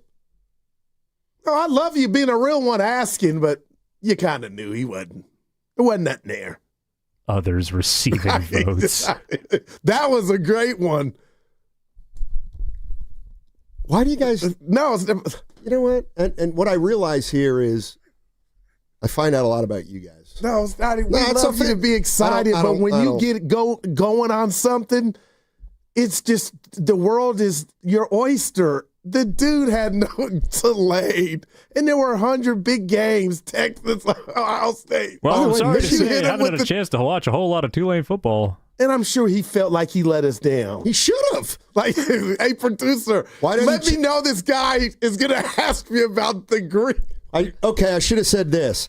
Joining us on the River Islands guest line, Chad Brown. He's currently working with Compass Media. He's a college football analyst, but he only knows about the top 10 ranked teams in the country. Once you get to 15, he doesn't know anything.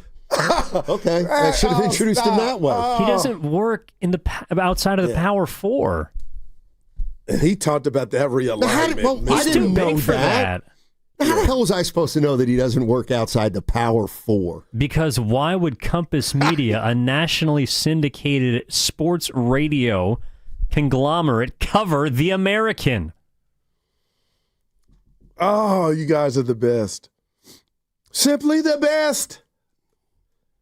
I'll tell you what. I want to get to the bottom of this Bay Area NIL money. There is none. Have you driven up Shattuck? All those beautiful homes? The Those alumni? are fraternities. I know. I'm talking about the real houses. Dude, where's the Bay Area money?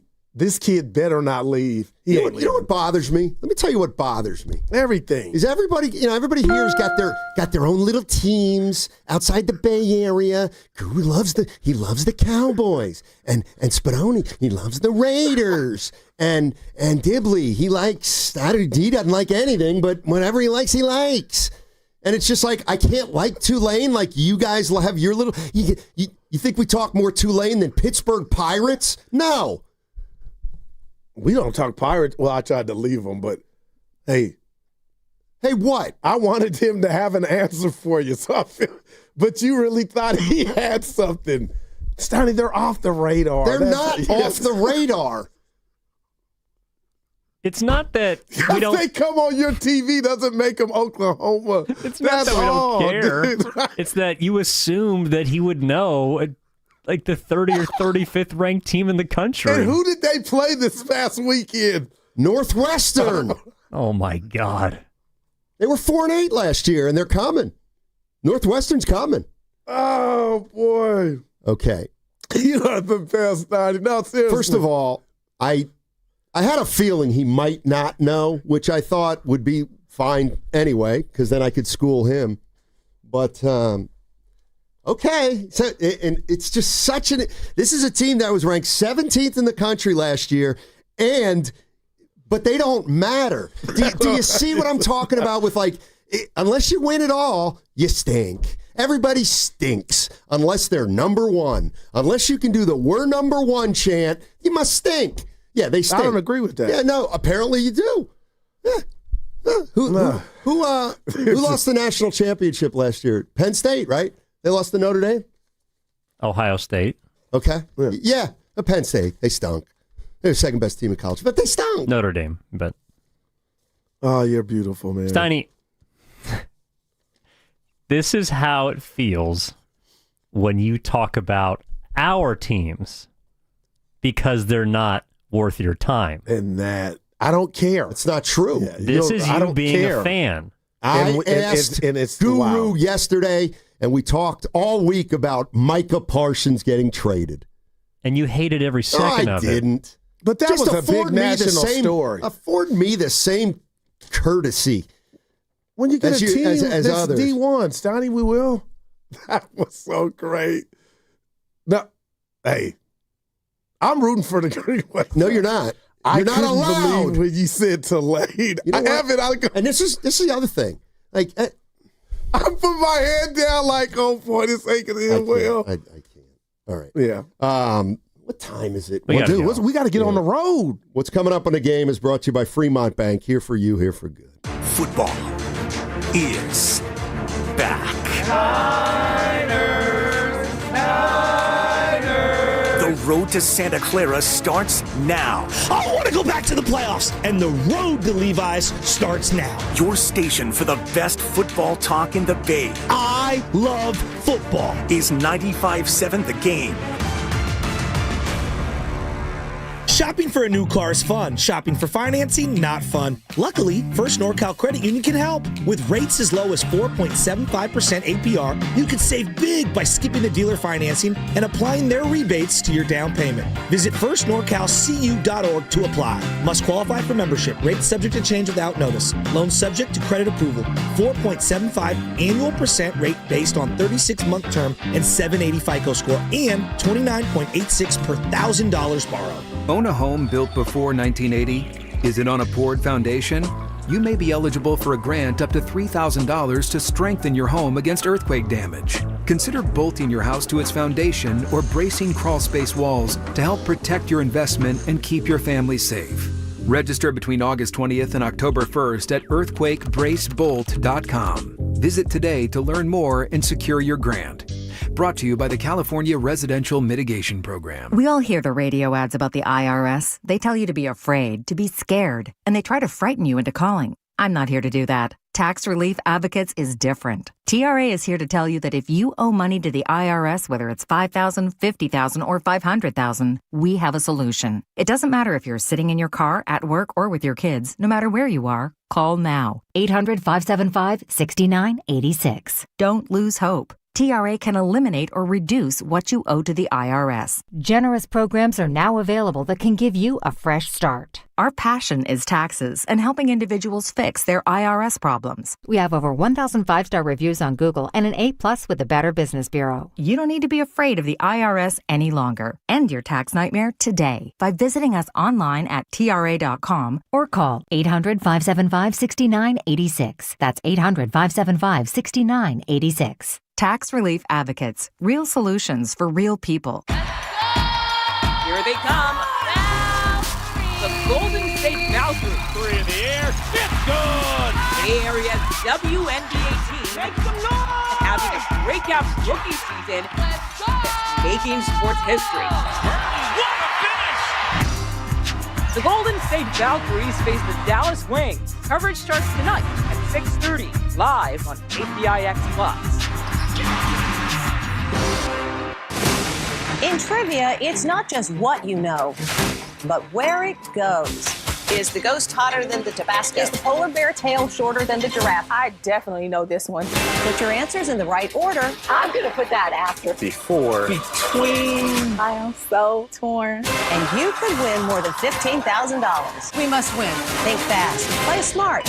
Make the perfect line. A new game show with Deborah Norville premieres Monday at 10 on KPIX+. Neuropathy is a debilitating condition that is sometimes misdiagnosed. Symptoms can include pain, numbness, and tingling in your hands, legs, and feet. Neuropathy is a progressive condition that only worsens unless you get effective treatment. SF Bay Wellness is a leader in neuropathy reversal and uses FDA-cleared, non-invasive electric cell therapy to restore nerve function with no injections, no drugs, and no surgery. The treatments have a 95% success rate. If distance is a factor, ask about our virtual consultation option. Call SF Bay Wellness at 844-94-NERVE for the $99 neuropathy evaluation and receive a personal treatment plan that is tailored to your needs. Don't wait another day. Call 844-94-NERVE. That's 844-94-NERVE. Why keep suffering with the painful symptoms of neuropathy? You deserve to live a pain-free life. Start getting the treatment you need for your neuropathy symptoms. Call today. Star One makes home loans simple. Dream big, start small. At Star One Credit Union, everything we do is in your best interest, which is why we offer low down payment options with flexible terms that put you first. Your dedicated Star One loan advisor will facilitate a fast approval for a quick close. We also offer special benefits for first-time home buyers and jumbo loans up to $5 million at the same competitive rate. Apply today. Star1.org. Star One Credit Union, in your best interest. Federally insured by NCUA, Equal Housing Opportunity. Cars for Kids. No more stressing over your old vehicle. Donate it today and get it picked up tomorrow. It's the easiest service out there. Donate online at carsforkids.org. That's cars with a K. This is McGruff the Crime Dog, and I need you to help me take a bite out of crime. Another teenager, victim to fake pills bought from social media. This doesn't seem like a drug deal, but it definitely is. Should buying prescription pills be that easy? Many fake pills contain fentanyl, and an amount small enough to fit on the tip of a pencil can be lethal. So listen, before buying pills from social media, think again. Learn more at mcgruffpsa.org and go for real. Brought to you by USPTO and the National Crime Prevention Council. Today we're constantly taking photos and videos to remember our favorite moments. But what about those captured before the smartphone? What about the memories tucked away on aging VHS tapes, film reels, or in fading photos? These cherished memories are fading away with time, vulnerable to threats like heat, moisture, and mold. But fear not, there's a solution to safeguard your legacy. Hi, I'm Adam. And I'm Nick. Together we founded Legacy Box over a decade ago with one mission, to bring your memories into the 21st century. It's time to bid farewell to old tapes you can't watch and faded photos. Legacy Box transforms them into digital treasures, ready to share with a click. Just like magic, your shoebox of memories is now safely stored in the cloud or on a thumb drive. Over 1 million families have trusted Legacy Box, so you can rest assured your priceless moments are in good hands. Don't let your childhood fade away on old tapes. It's time to digitize those priceless moments. Fast forward into the digital age. Visit legacybox.com/value and unlock 50% off your order. That's legacybox.com/value. Keeping your family safe starts with making an emergency plan. Visit safetyactioncenter.pge.com to get started today. And join PG&E at the Marin Fairgrounds for the 4th annual Ember Stomp Wildfire Preparedness event on September 6th. For more details, visit 957thegame.com.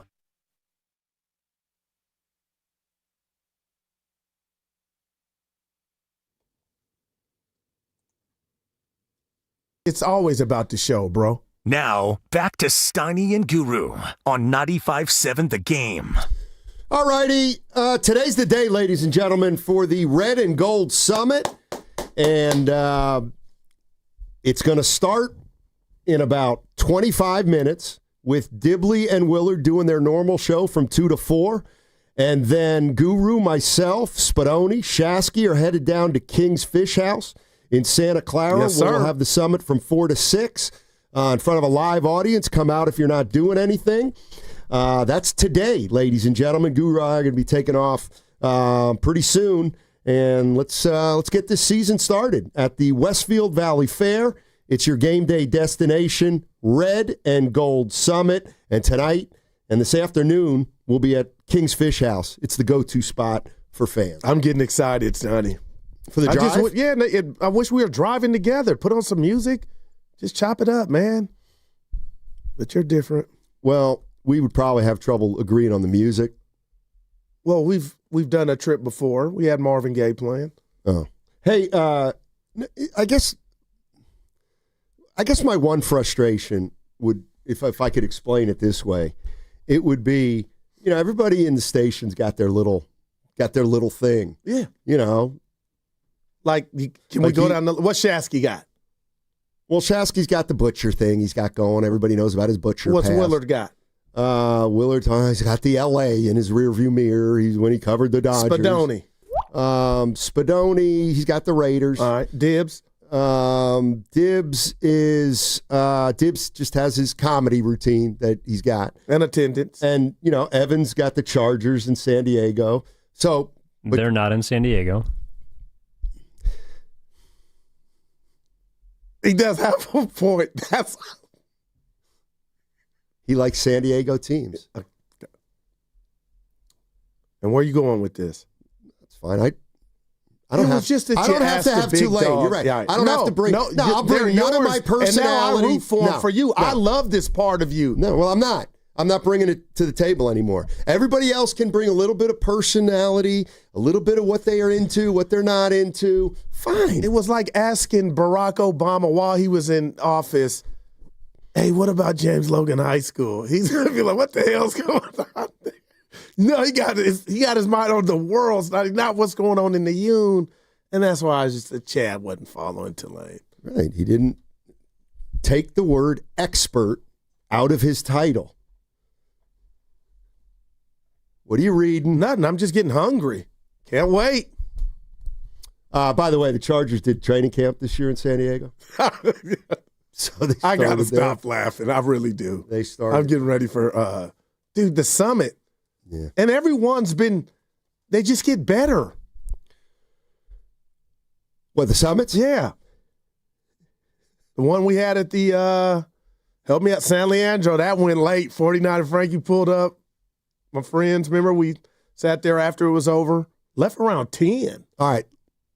Let's make a prediction on the Niners. All right, let's do it. But go ahead. What do they get? Well, Willard's, all right. We'll probably have to do it tonight, too. Okay, but that's all right. yeah, it's a different crowd. Well, let's do everything.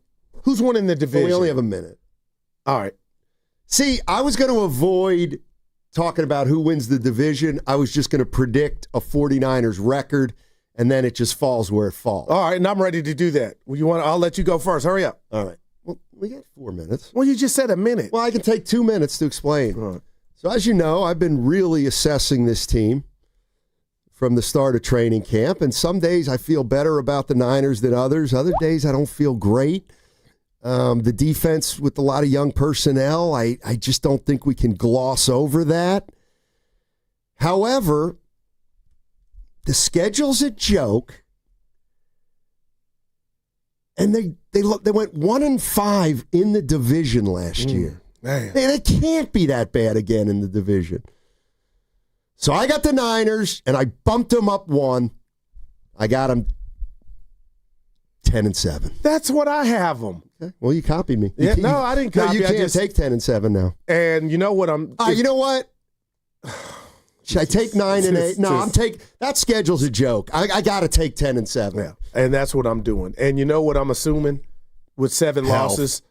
That they're undefeated in health, because that's what it's going to take, I believe, for this team to get 10 wins, Steiny.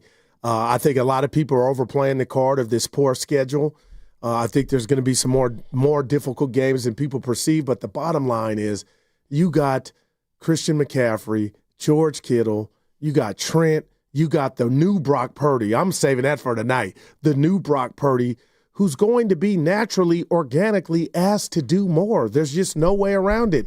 And I love what our guest just said, Chad Brown, Steiny. He was saying the leagues make an adjustment. Now can Purdy make the adjustment to that adjustment? Did we see some of that last year? I don't know. He didn't have his best prized possession in McCaffrey, but the defensive side of the ball, they were porous last year.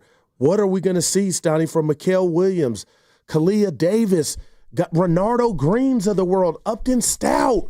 Like, we don't know. And I got my popcorn ready, but all that goes into the pot of, yeah, now you say that. How many games are they going to win? I stole that from Pete Franklin. The Guru Computer, 10-7. Okay. I don't even need to go to the summit now. Yeah, you wish. You wish. I get tired of riding alone. Well, try to get some friends. I mean, try to make a friend. It's not that hard if you're nice to people. I get off at 2. They work. Why, you were talking about a crutch earlier. Oh, yeah. What were you talking about? I've got a bunch of them. And the person told me some of yours, too. And then we discussed Who's the person? It'll remain nameless. What's your anonymous? crutch? I don't think it is, but I've been noticing. I'll tell you tomorrow. Let's end on a good note. I mean, I've got my popcorn ready, certainly one. They didn't bring that to my attention. I would say yours. You also.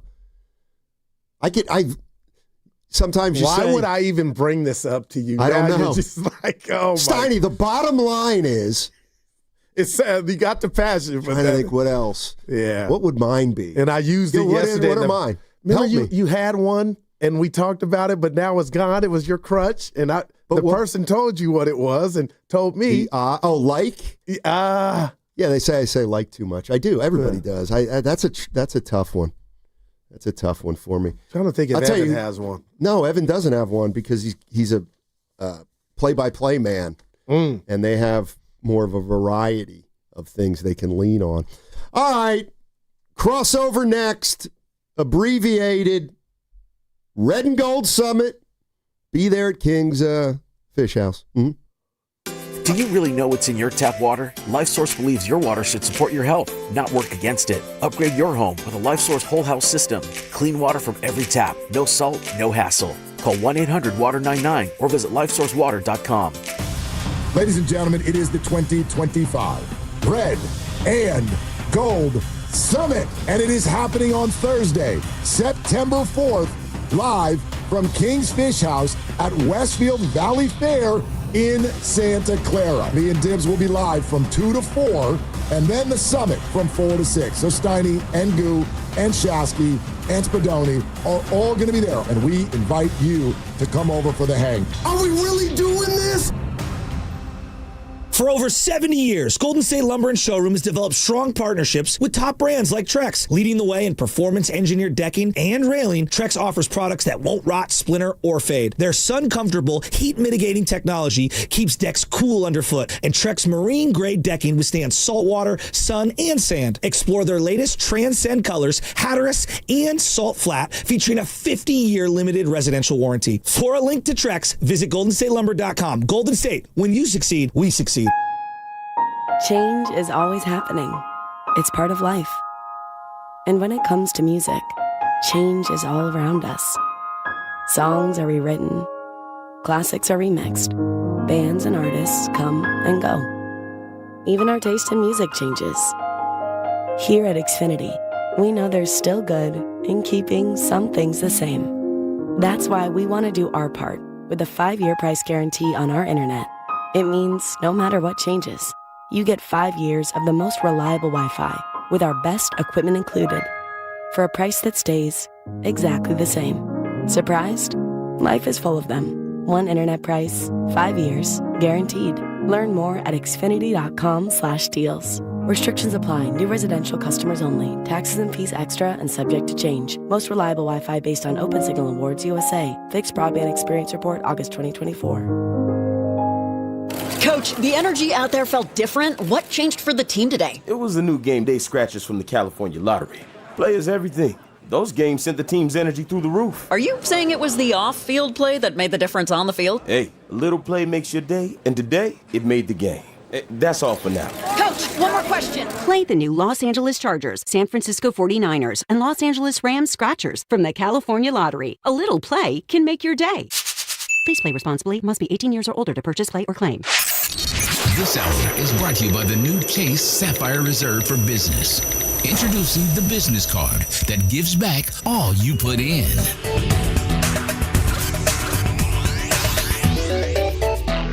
Injured at work? Don't wait. Every day you delay can mean lost wages, delayed medical care, and more stress for your family. At Boxer & Gerson, we fight for people just like you. Construction workers, delivery drivers, factory workers, restaurant staff, hardworking folks who get hurt just trying to earn a living. We won't back down. We get results. You work hard, you deserve real help. Call Boxer & Gerson now at 510-835-8870 or visit boxerlaw.com. The consultation is free, but waiting could cost you. Boxer & Gerson. Justice for workers.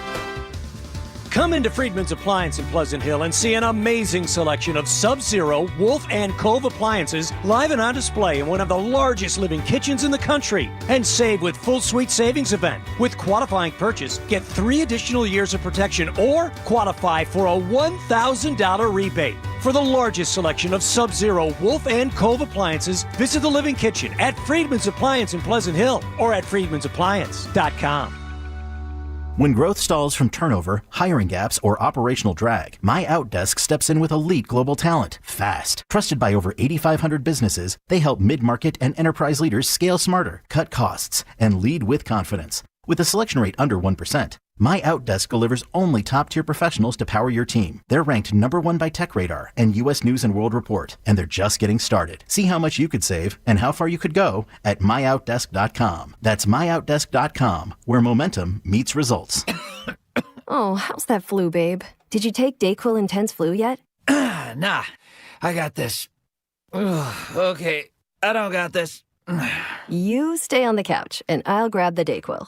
Undo your flu symptoms with DayQuil Intense Flu. DayQuil Intense Flu provides powerful relief of your flu symptoms. I'm ready for that to-do list. Wow, you do got this. DayQuil Intense Flu. The daytime coughing, aching, fever, under your flu medicine. Use as directed. Keep out of reach of children. Let's go! You're still glowing, flirting, grooving. You still got it. But your immune system weakens as you age, making it harder to fight flu, pneumococcal pneumonia, RSV, and COVID-19. Vaccines are a key part of any health routine and help strengthen your immune response. Ask your doctor or pharmacist which vaccines you need. Schedule in minutes at vaxassist.com. Sponsored by Pfizer. eBay has reinvented vehicle buying. From click to curb, everything's covered. Ever try to buy a car online and end up in a parking lot with a stranger and some blind trust? That era is over. Now with Secure Purchase, eBay isn't just where you find your car. It's where you buy it, start to finish. Title, financing, registration, delivery, it's all built in. This is the modern way to buy your next ride on eBay. eBay. Things people love. Secure Purchase is powered by Caramel Dealer Services, LLC, an eBay subsidiary.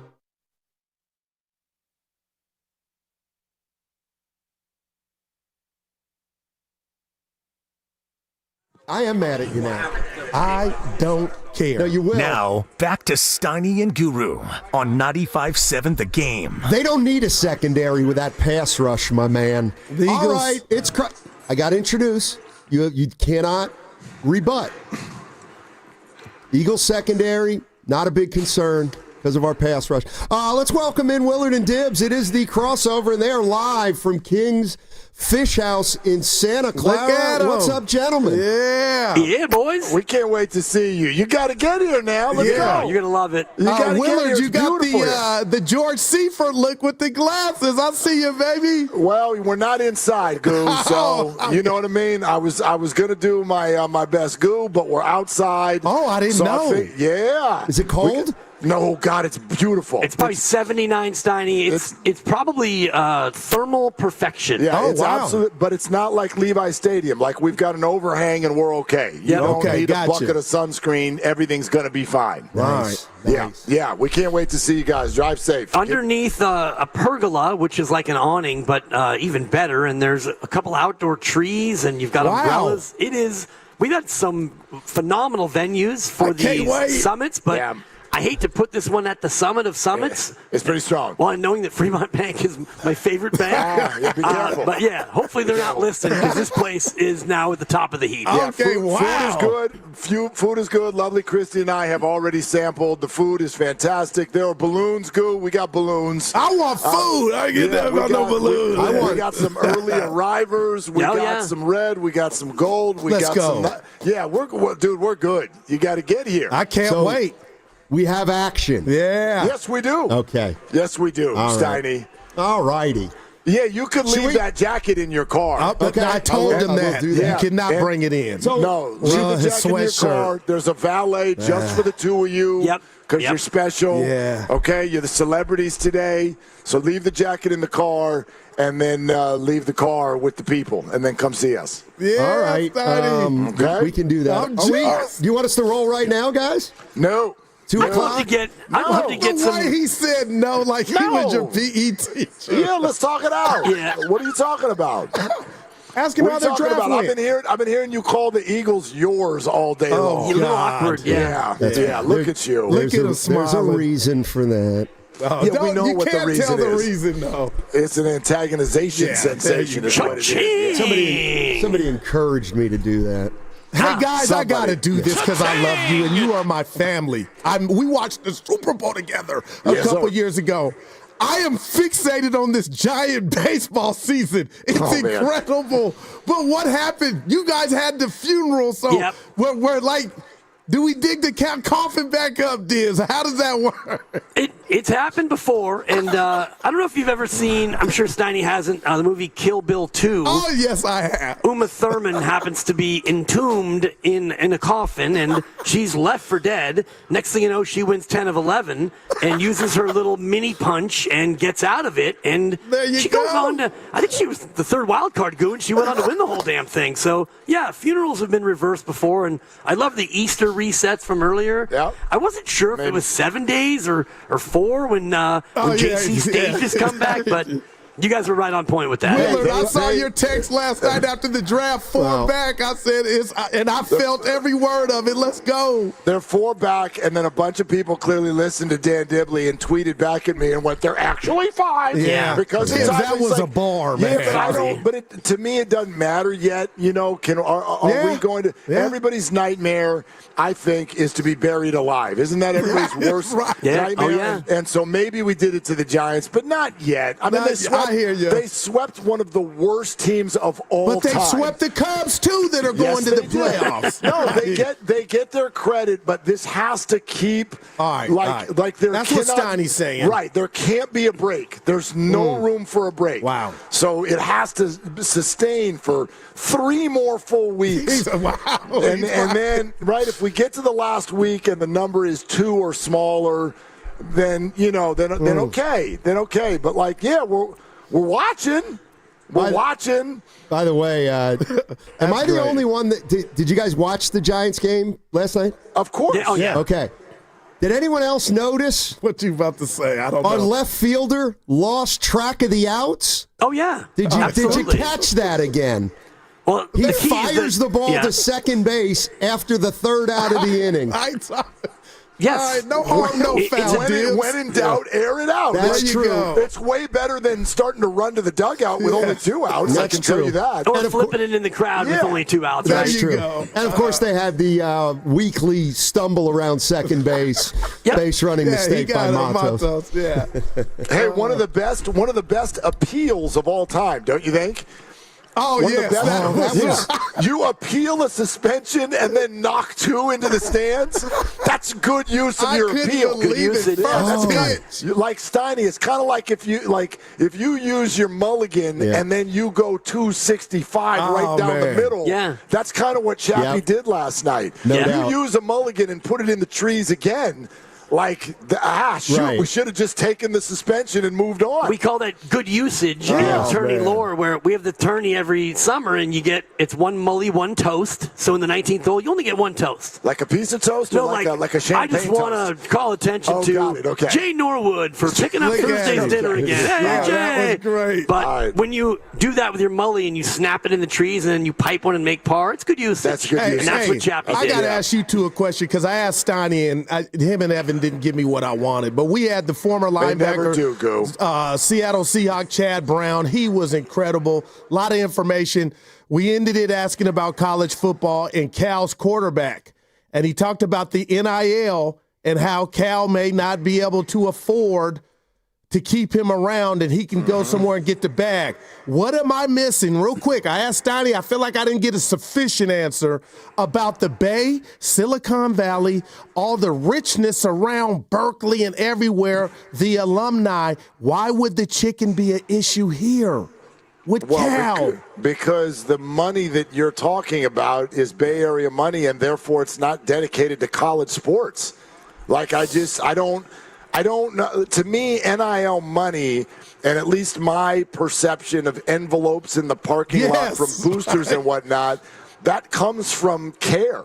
That comes from people in Alabama who wake up and then go to bed, and everything in between is Bama football. Wow. We don't have that here. You know, those people are all thinking about Christian McCaffrey's tendinitis. Wow. They're not worried about, and I'm glad you called him Cal's quarterback. For at least 5 more weeks, that's his name. Because I have no idea, right? And I don't mean that because no one cares. I mean that because that's going to take some practice to pronounce that name. So we'll just go with Cal's quarterback for a little while. Perfect. Yeah. Wow, guys, that's interesting, man. Yeah. Well, what do you think? It's the exact same thing. Yeah. And if you're in Alabama and you're a big-time alum and you go to every game and you happen to have a lot of money, you'll break off $10 million, and now you've got the best ultimate access ever. And out here there is money. And is there money mixed with passion, and then it's redirected into the university? We haven't yet seen it, and I think Stanford's more poised with people like Joe Lacob, for example, who is fond of Stanford to where he could be that sort of benefactor. But Bay Area college sports just hasn't discovered that pipeline here. Wow. Yeah. JKS. Yeah, that's it. That's what Willard, Goose going with.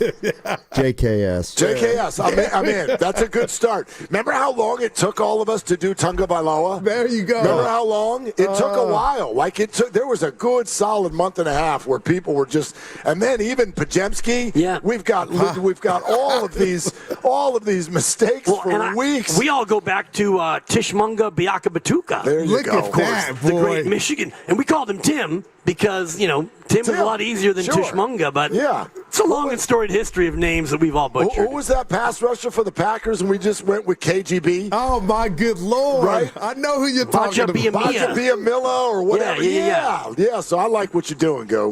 You guys are the best. The guy that stumped me early until I got it was former Warrior guard Sharunas Yasikevicic. Sound like a vegetable. That was the he was in on the Steven Jackson trade. He was stumping you early, and then you got it. Yeah, you weren't liking it early. No, I wasn't. But you were loving it late. Out of Maryland, if I'm not mistaken, Steiny. I believe you're correct. Yeah. I do believe you're correct. So I guess when I see Mike Silver or Cal alums, I got to get on him about open that book. That's right. That's right. It's all on him. You want to keep your quarterback? Real quick. Yeah. Stanford's got Joe Lacob and Cal's got Mike Silver. I'll tell you what. That was great. That was a 5. Herb Edwards, we got to call Herb. Yeah. Hey, what do you want to start with today when you get here? What do you want me to throw at you? And I was Willard. I got to say so. I got to give you some flowers. I love the way you set it up too. But just I love the introductions. I feel like Arsenio Hall when you say what's popping right now. I mean, the Eagles are going to play the Cowboys, but what's the first thing that comes to your mind about Sunday right now? That it feels like the NFL is king because, and I know I'm going off the ranch here, is because week 1 feels like a playoff game because the NFL only gives us one a week. You can't tell me that's not a big part of why it is turned into what it's turned into, guys. Yeah, Monday feels like it's either going to be awesome or a disaster, right? Doesn't Monday? Overreaction Monday. Well, it's a big one. It is, but Steiny and Goop both had them at 10-7, and I don't know if you played the actual schedule game, but if you're going to play with 10-7, for me, this would be one of the 7 that you would lose if you're going to go 10-7. And that's interesting. This is a hard one. Yep, this is a hard one. Oh, no doubt. I'm just interested in seeing something a little different with expectations a little different and just not really knowing who they are or what they can be. Let's find out. And Willard, last week we left a crossover. You go, how did we not talk about what did you say? I forgot what it was. We left it. And that's why. What about Jennings and that little bump he got? Well, but super interesting that breaks right as our draft is starting last night, which was fun. But it also that breaks last night, and then this morning we hear, the Niners did offer him a long-term extension, and he said no. That way it was not to his liking. So now, they meet in the middle, and he's betting on himself, and I'm also betting this is his last year with the 49ers. Yeah. Man. All right, so guys. Tempers it a little bit, right? Time for us to we're headed to you. Make our way down there. Yep. I just mapped it from here to the station. You're looking at an hour 8, so you're fine. Okay. All right. When you pull up to Bloomingdale's, I want you to turn left into the valet because you're special. Well, I have to charge my car, so I don't. May have to figure that out. Yeah, that's a you thing. Okay. That's a you thing. All right. Do you want me to do the? Do you want me to do the idea? Yes, do the legal, please. Time for the legal. Yeah. I appreciate it, Mark. I don't even have the legal in front of me. My You want me to do it? Would you You're please? listening to 95.7 The Game, KGMZ FM and HD1 San Francisco and Odyssey Sports Station. Always live on the free Odyssey app and now broadcasting from Laughing Monk Studios. All right, guys, we'll see you in about an hour. Bye, Steiny. On 95.7 The Game. All right. Yeah. Are they the smartest show in the Bay Area? You guys are an intellectual feast for the smart sports fan in the Bay Area. Wow. You're pretty much the smartest guys on the radio. I agree. Good Lord, how big is your ego? Are they the funniest show in the Bay Area? Give it a laugh. Come on. You're a funny guy. Come on. Give me a laugh. You are funny, dude. Hit that S again. Are they the coolest show in the Bay Area? And no white boys. Hey, cool. That's what people are saying. You guys are phenomenal. This is one of the most perfect ways that I could end my day, getting a chance to talk to Mr. Mark and Dan, you know? We'll let you be the judge. Oh.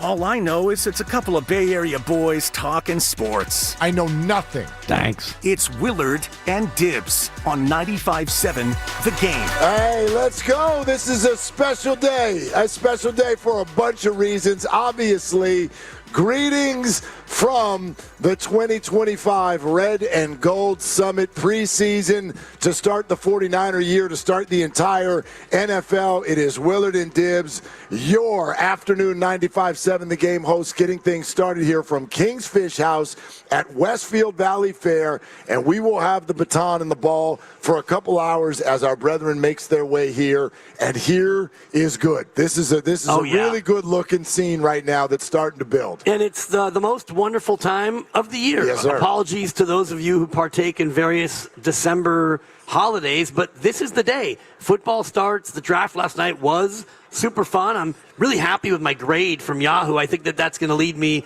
automatically to the title. What was your grade? I got a B+.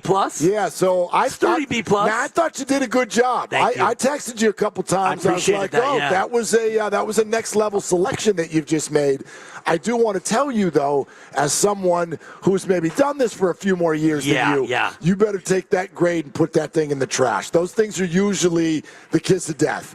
And so fair. They're fine if they're good as long as you ignore them. If you let them go to your head, you're going to have a bad year. That's how it works. Going to go to my head until my first player goes tomorrow, the Kansas City defense, and they'll probably give up 37 in Brazil. Well, they won't all get hurt, so that's the good news. They will be available every week this year, I promise you. Kansas City will play defense. Yes, they will. They're going to have a defense every week. So, I'll bask in the B+ for now, and I'll also bask in the reality that the season starts tonight, and this is one of my favorite events that we do, not only because of the beautiful setting here, but also all of us together and getting ready for another season. Yes, sir. Yes, sir. And we appreciate the early arrivers who are already taking up some of the good seats. Hello to each and every one of you.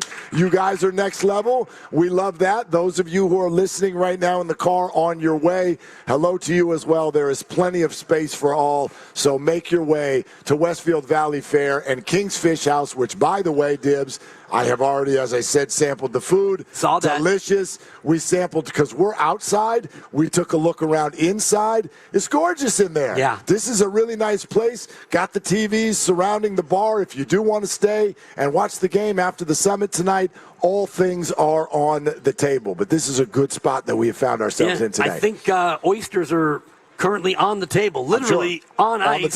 On the table. So I was tempted to go and fire off a couple, but I thought after the show might be most appropriate with, cozy confines here. Breath control is definitely a factor, so I was thinking of you, partner. I'll sit next to you, and you're fine so far. Okay. We're doing fine. But, yes, we do have 2 empty chairs on each side of us, and they will be filled up with Shasky and Spadoni and Steiny and Guru at some point. And if you're a veteran of these summits, we will tell you there is going to be some surprises. There are going to be a few things that are a little bit different this year, but you will also get always the same thing that you always get, which is your involvement, and then us just kind of going through all of the top things that are facing the 49ers in the NFL this year as we get another season started. We are almost exactly 3 hours from NFL kickoff. And one thing I always love to do on this day is just kind of like talk through, this is for individuals, it's for families,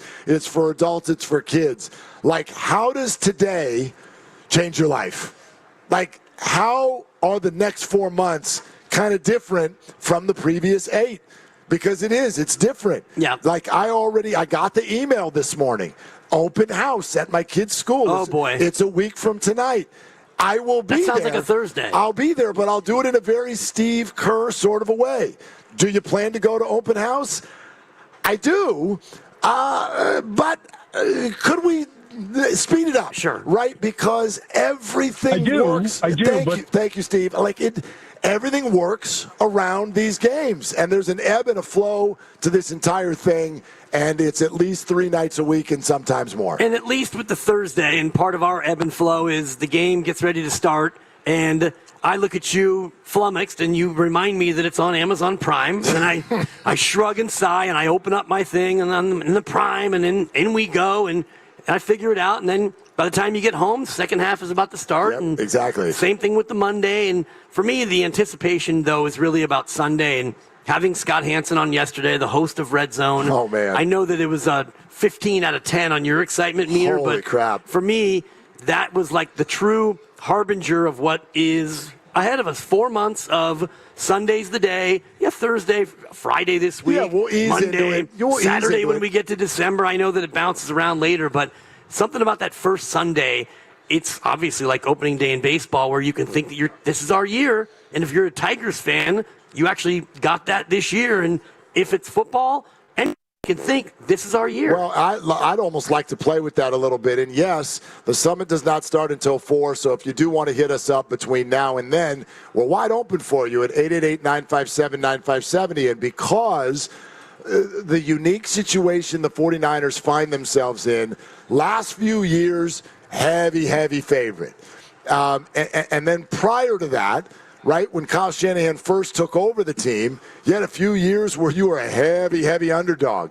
And you usually thought you had a sense of, are they going to be good? Are they not going to be good? Sometimes we're a little bit right. Last year we were very wrong.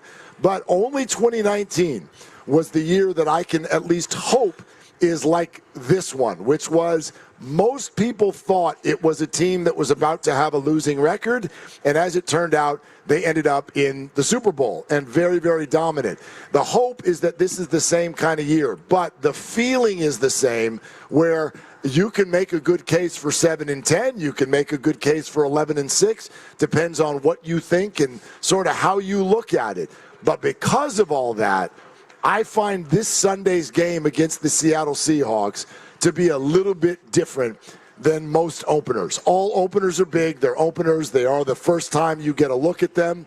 But I really do believe that Monday is going to feel almost like a celebration or a disaster for the fan base. I really feel that way. Yeah. Because this one is such a first look at so many questions. Yeah. And if the answers start coming in no to those questions, I don't think this fan base is going to have a very long period of time before they start freaking out. It depends on how it goes and what the sticking points are. If you lose and your kicker misses a couple of kicks, well, there you go. Everyone's going to be outraged, and maybe the Niners make a move because Jake Moody is probably on the hottest seat of anybody on that team right now.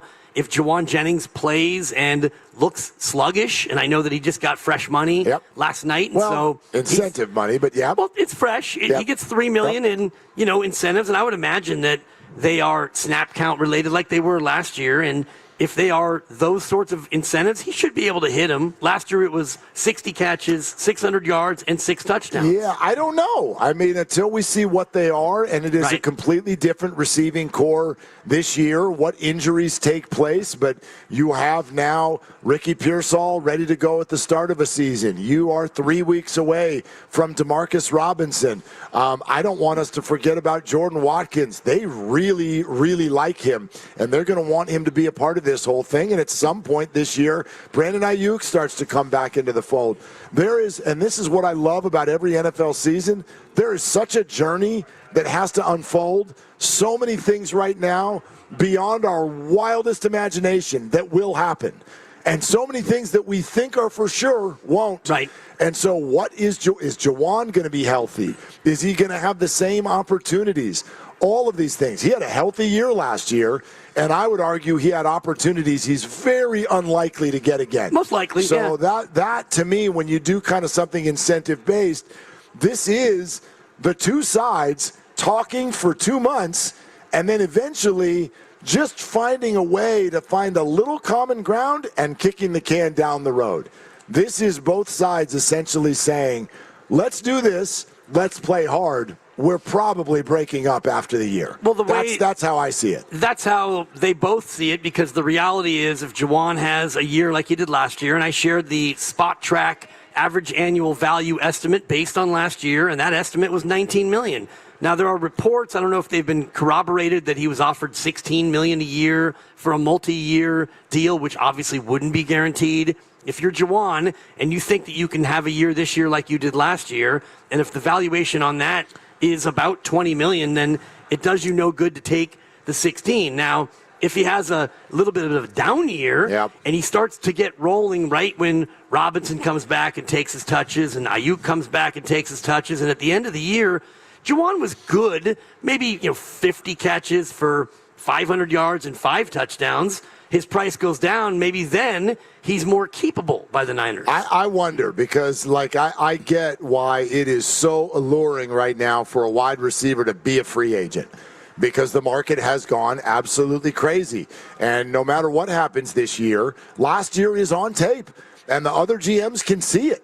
And so if they've got it in their mind that that's what his capabilities are, even if lack of opportunity gets in the way a little bit this year, you might see someone open up the book. Because, oh, by the way, $20 million a year isn't really opening up the book anymore at the wide receiver position. Yeah, exactly. It's nice. Don't get me wrong. I think there's only 20 or 25 players making that, but that number is going to go up big time because somebody has already set the market at double that at the position. And if you think about wide receiver 2s, which is essentially what he is, here or elsewhere, I don't think that a team is going to give him wide receiver 1 money. No. So if you think about what T. Higgins makes and what Jalen Waddle makes, and I guess it'd be Devontae Smith, right, in Philly. They're kind of a 1 and 1A, essentially, but Devontae makes less.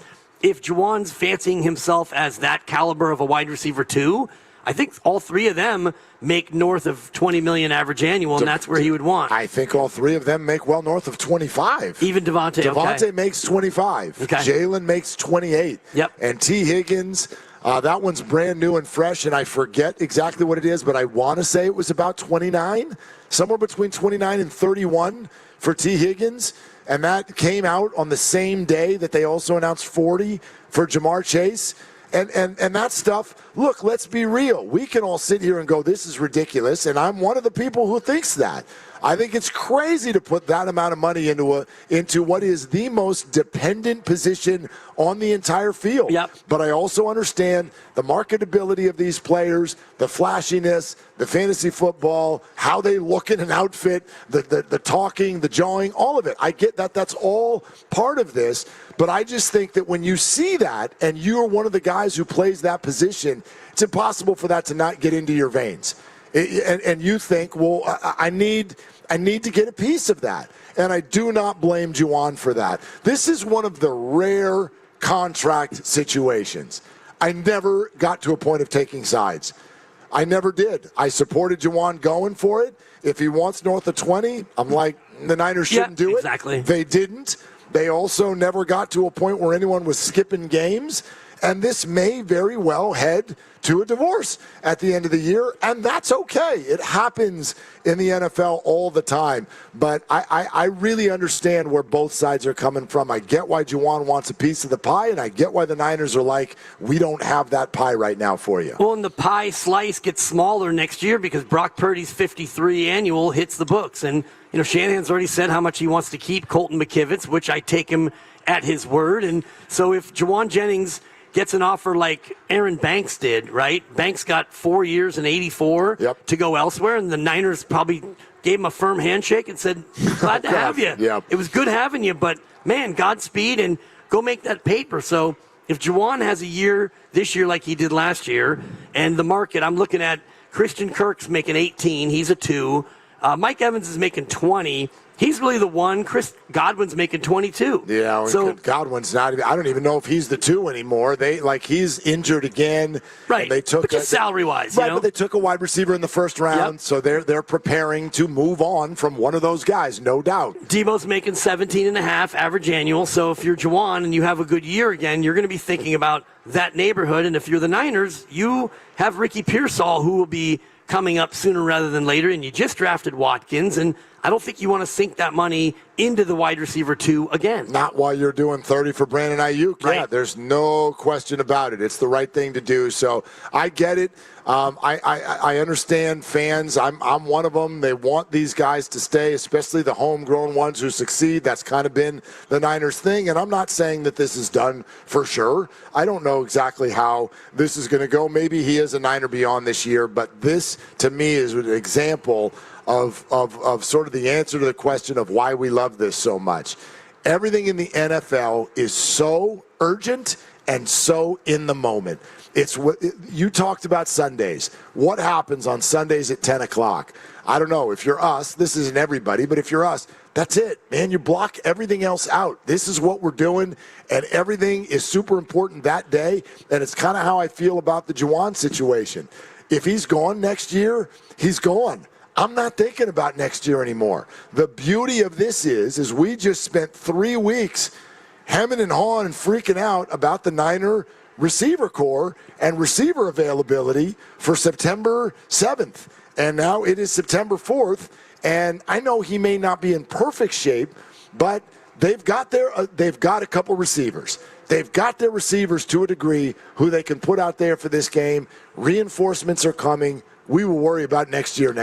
Exactly, and you'll worry about next week, because you don't know what's going to transpire in Seattle that might prompt you to do A, B, or C. And I already mentioned the kicker, and I'll say my kicker, Jake Moody, took him in the fantasy league. I told you I was going to. I was proud of you. Thrilled that he was still available somehow. Yeah, he will still be available if we did 12 more rounds, but I love that you did it because you stuck your pick where your mouth is. Right. So I like that. And yeah. I dig that about you. Appreciate it. It's a terrible pick, but I dig it about you. Well, we'll see. Yeah. I mean, he may have a phenomenal week one he did last year against the Jets. Yes, he won me a game. Exactly. So he can be that guy. He can also go 1 for 3 and lose his gig. And, we have free waiver claims in our league, so I can go ahead and make a claim and you go get another play kicker. rotating kicker. And what round did you take him in? The last round. Was it the last round? Okay. That's the only other thing. Like, at least you waited to the last round. I was proud of you for that, too. All you people who picked Brandon Aubrey in the 9th round of your draft, you're wrong. I don't care. I don't care how good he is. You're just wrong. You don't do that. You pick a kicker in the last round, or you're doing it wrong. My opinion. Yeah. I mean, you can just wait and pick one up on waivers, too, and you pick 15 other players, and you decide who's the weak link. You are the weakest link. I keep ending up with Tyler Loop. You even know who that is? Tyler Loop. No, but I took somebody. Lucas took somebody that we were mentioning, all those names, right? Like, who does this guy play for? And who'd you take, Lucas? Who'd you take at the kicker position? No, not a kicker, but running back, Bashil Tootin. That's right. Yeah, He got Tootin. He got Tootin. I was mad he got Tootin. Yeah, Tootin could be a thing now. And then might take a few weeks. Late in the draft, I took, is it D. Salah or Salabi or Tesla? Thank you, Tesla. Tesla. Make sure you say it right, because people will get put a bumper sticker on your face if you say Tesla. Dude. So it's Tesla. I got Tesla late. Detroit, right? Detroit wide receiver. Thank you. Wide receiver. Rookie wide receiver. One of those where, trying to put the toddler down. It's like, my pick's coming up. We're just going to put Tesla in the queue. No, I noticed and I got the slaw. I noticed that about you because I know you so well. I saw you making picks, and each time I'm like, he doesn't even know who that is. No. He doesn't even know who that is. But you're like, let's do it. Like there's a Round person. 14. There's a person. He's got a job. Let's take him and see what he can do. And in a 16-team league, that's pretty much what's there at the end. We got down to where these players on the list were not. They didn't even have an average draft position. There was no ADP because there wasn't enough data for some of these guys. Some of them don't even have a team. They just have I've been asked that question this week. What does N/A mean when it's next to them? It means they're not on a team. But give it a try. They might be on a team by week 5. Yeah, you never know. I don't know. Not available. So, anyway, that was fun last night, and it did get our group in a really good mood right out of the gate when the news broke that Jawan, Jennings, and the 49ers had kind of come to some sort of an agreement. It gave us also a window into why Jawan did not make himself available to talk yesterday. We were wondering about that yesterday on the show, and I think we got our answers because they knew something was cooking, and they knew an announcement was about to come out, and they're going to let the Schefters and the Rappaports of the world do their thing, and then they'll circle back and talk to people after the fact, which no doubt will probably be today. I don't even know if the locker room is open, but the next time it is, that's when Jawan will speak, and I'm sure that things will have calmed down, and he'll be able to put a smile on his face and say, let's go beat Seattle. Right. Because he's always had his head perfectly screwed on straight, I feel, in terms of being a teammate, a 49er, all of those things. Yeah, and I think that the money he got, $3 million in incentives, is not a complete loss. It's a loss. It's a capitulation sensation in some ways. Right, but he turned down an offer. We don't know what the offer was. But even if it was, let's just theorize. guys if it was $16 million average annual, not fully guaranteed, mind you. I get 3 and 48, of which maybe an additional 18's guaranteed. I don't know. But 16, you know what $16 million is? It's more money than he's made in his career to this point. Right. So, like, I also think about it that way. Like, and I'm sure that if Drew Rosenhaus was doing his job, he sat Jawan down and he said this. Like, okay, they're offering, and again, we're making that number up, or there is a report. If they're offering you $16 million a year, you think you're worth 22. Jawan, I think you're right. I'm with you, pal. I'm with you. But I also want you to consider the fact that you've only made, let's say, 14 in your, how many years has he played now? 5, 6 years? Yep. You've only made less than that in your 5, 6 years. You're approaching 30, and you're about to go play football. So your legs might not be in the same shape in December as they are now. Consider that. And that's the leverage that teams hold over players, and I get it, and we all love it when they bet on themselves.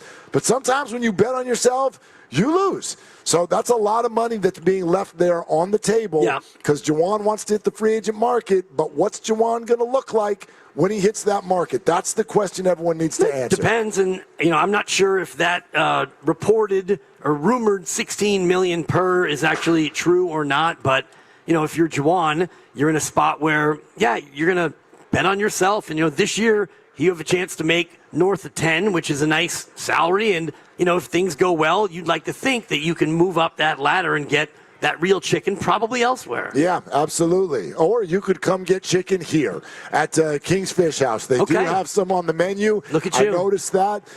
They've got a great burger and obviously some of the best seafood around and just a tremendous atmosphere. And we are out here in the wonderful sunshine. However, sunscreen largely not necessary. Couple sunspots around there for those of you who like to bathe. But we got umbrellas, overhangs, and absolutely perfect temperatures. A wonderful, wonderful atmosphere that's starting to build as we move toward this year's Red and Gold Summit with the other 4 hosts at the station all on their way. And, man, we got a bunch of things to talk about. We got some surprises. John Taylor is here. Yeah, Is that John Taylor? Okay. Because who was the tight end who wore 80? Ross Dwelly, but I'm also thinking back like about John 7 or 8 years. No, but after Frank, but before Dwelly. Eric something. Eric Salbert? Eric Johnson, I think it was. But didn't Eric Johnson wear 82? Jimmy Garoppolo doesn't know. He's here, too. Anyway. You got George Kittle here as well. Kittle's in the building. Thank you for coming. Yep. Yeah, you keep growing the hair. You're not quite there yet. But anyway, we confirm Eric Johnson more. Eric Johnson, 82. Lovely job. Christy. Yeah. Thank you very much. Appreciate you chiming in. Anyway, we're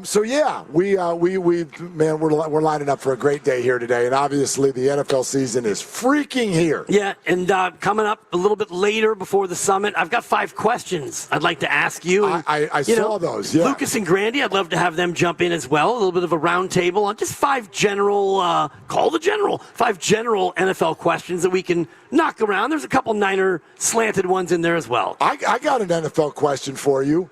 When somebody walks by in a Cowboys jersey, are you allowed to tar and feather him? Oh, boy. Give it to him. Give it to him.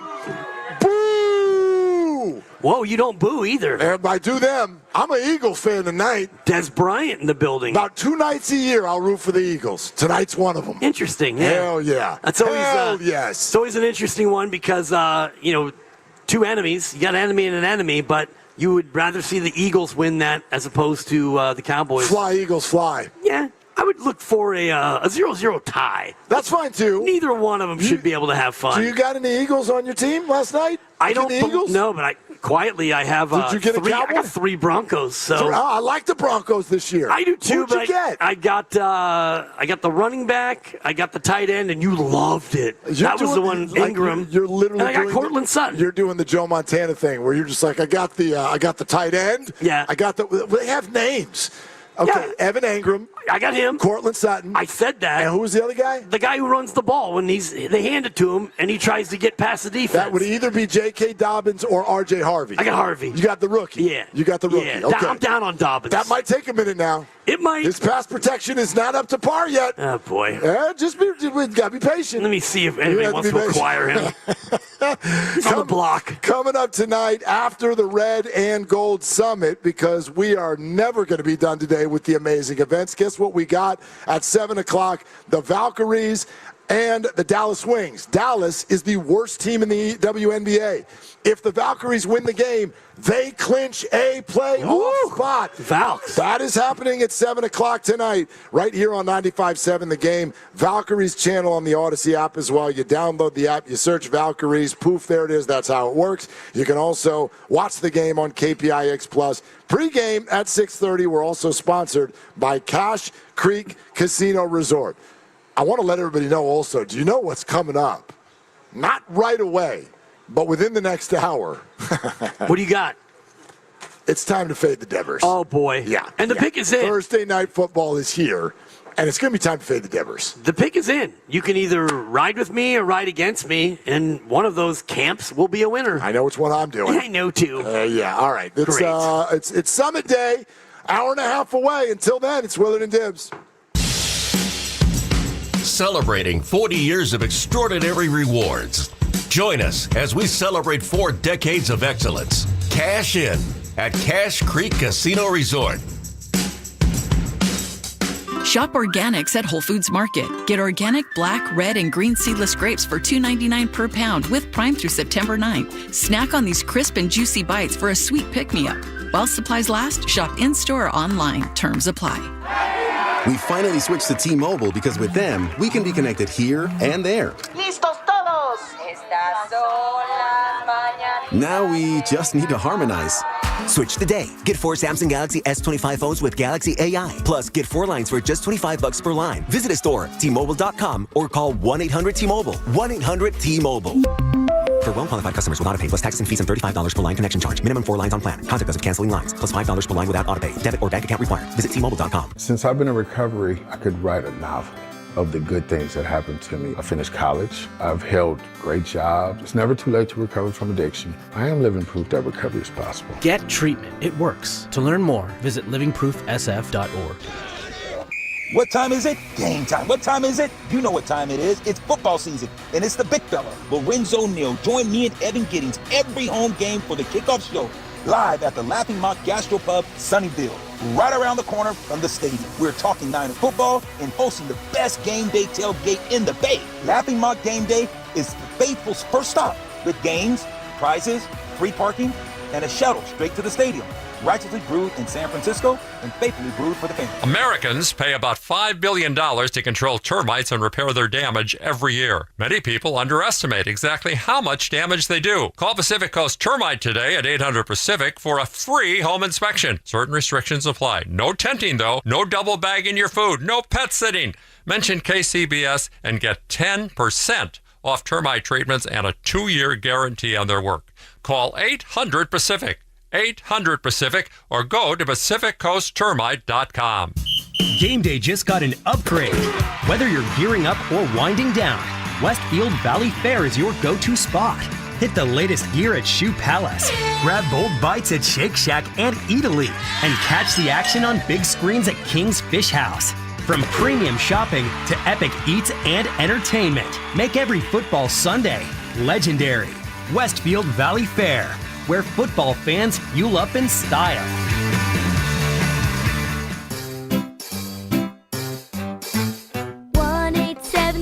Cars for Kids. KARS Cars for Kids. 1-877 Cars for Kids. Donate your car today. 1-877 Cars for Kids. Donate your car today. Ready to get rid of that old car? Donate it to Cars for Kids. Call 1-877-CARS-FOR-KIDS to reach a friendly live agent. Donation's super easy, and your car can be picked up as soon as tomorrow. Call us now, 1-877-CARS-FOR-KIDS. That's Cars with a K to donate your car today. 1-877 Cars for Kids. KARS Cars for Kids.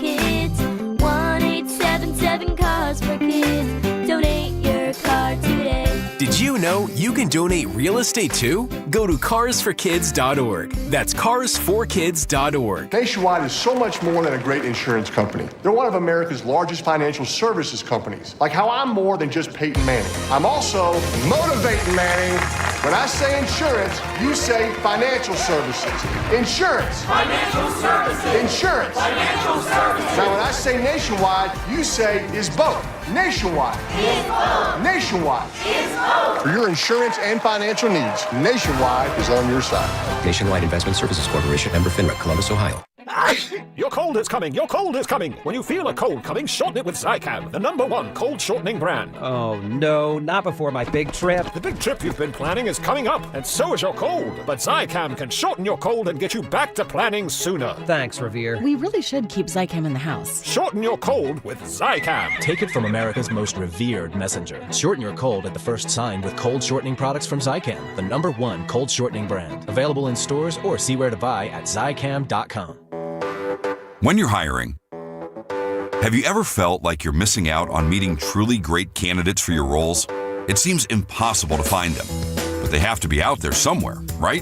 Well, they're not hard to find when you know where to go, and that place is ZipRecruiter. And right now, you can try ZipRecruiter for free at ZipRecruiter.com/free. ZipRecruiter helps 10 million people with their job search every day. And because these people are actively looking for jobs just like yours, it's easy to find the right person right away. In fact, 4 out of 5 employers who post on ZipRecruiter get a quality candidate within the first day. But if you're not using ZipRecruiter, you're missing out. So see what it's like when the impossible is easy. When you go to ZipRecruiter.com/free right now to try ZipRecruiter for free. Once again, that's ZipRecruiter.com/free. ZipRecruiter.com/free. Never miss out on great candidates with ZipRecruiter. Join 95.7 The Game at our annual Red and Gold Summit on September 4th at Westfield Valley Fair Mall in Santa Clara. We'll be live from King's Fish House from 2 to 6 p.m. See all of your favorite hosts kick off the new football season. For info, visit 957thegame.com.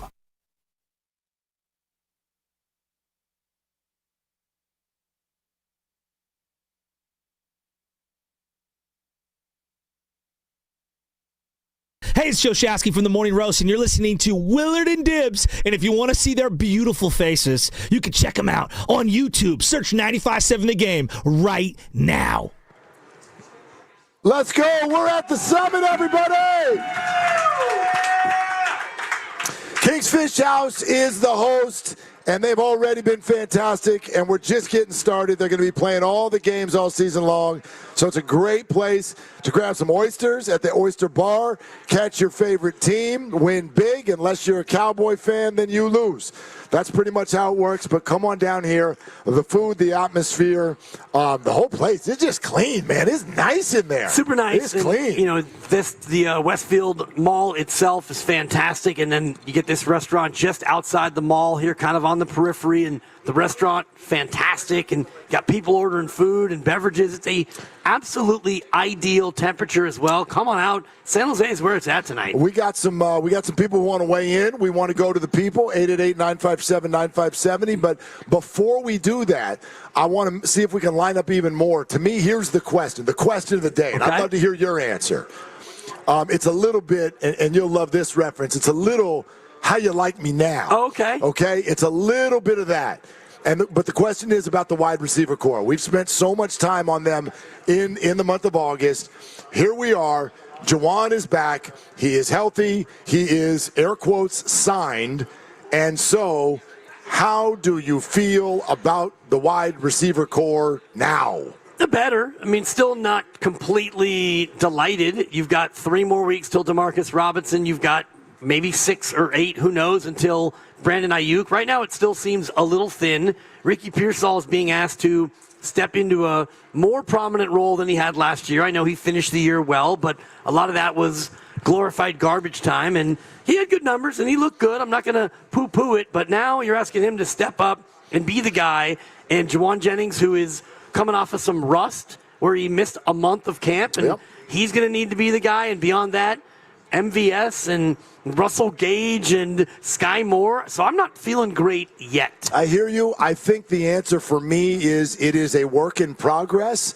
However, I think it's going to end up in a good spot. And I don't know, as you know, like the Brandon Ayuk thing, I'm sort of just treating that as like we'll get what we get and we can't get upset. Yep. I don't know what that's going to look like at any point this year, even when he's back. But if you are blessed with some health and the reinforcements come, when you have, I'm a big Ricky Pearsall fan, I'm a big Jawan Jennings fan. I think, though, when you start adding in the likes of Demarcus Robinson, they really, I want people to remember this now, they really love Jordan Watkins. They're excited about Jordan Watkins. Don't forget that Cowing might have something to say about this at some point.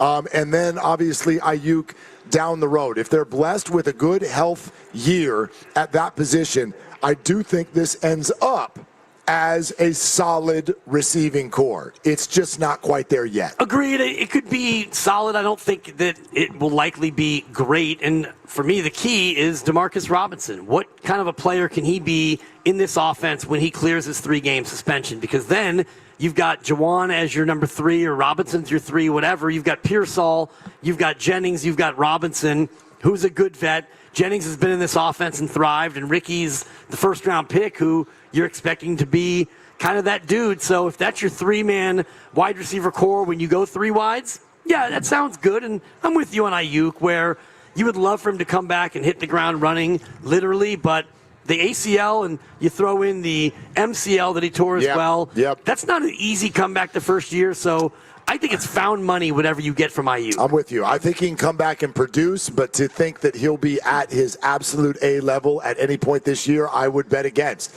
I bet he's not going to really feel like himself until this time next year. That's my bet. That's what Jerry Rice said this morning on the roast. He essentially said the same thing. We'll have that for you a little later. But let's get out to the phones. 888-957-957. You can take it wherever you want, Niner related. But how you feeling about the wide receiver core now? Let's start with Christian in Whittier. Christian, thank you for calling. What's going on?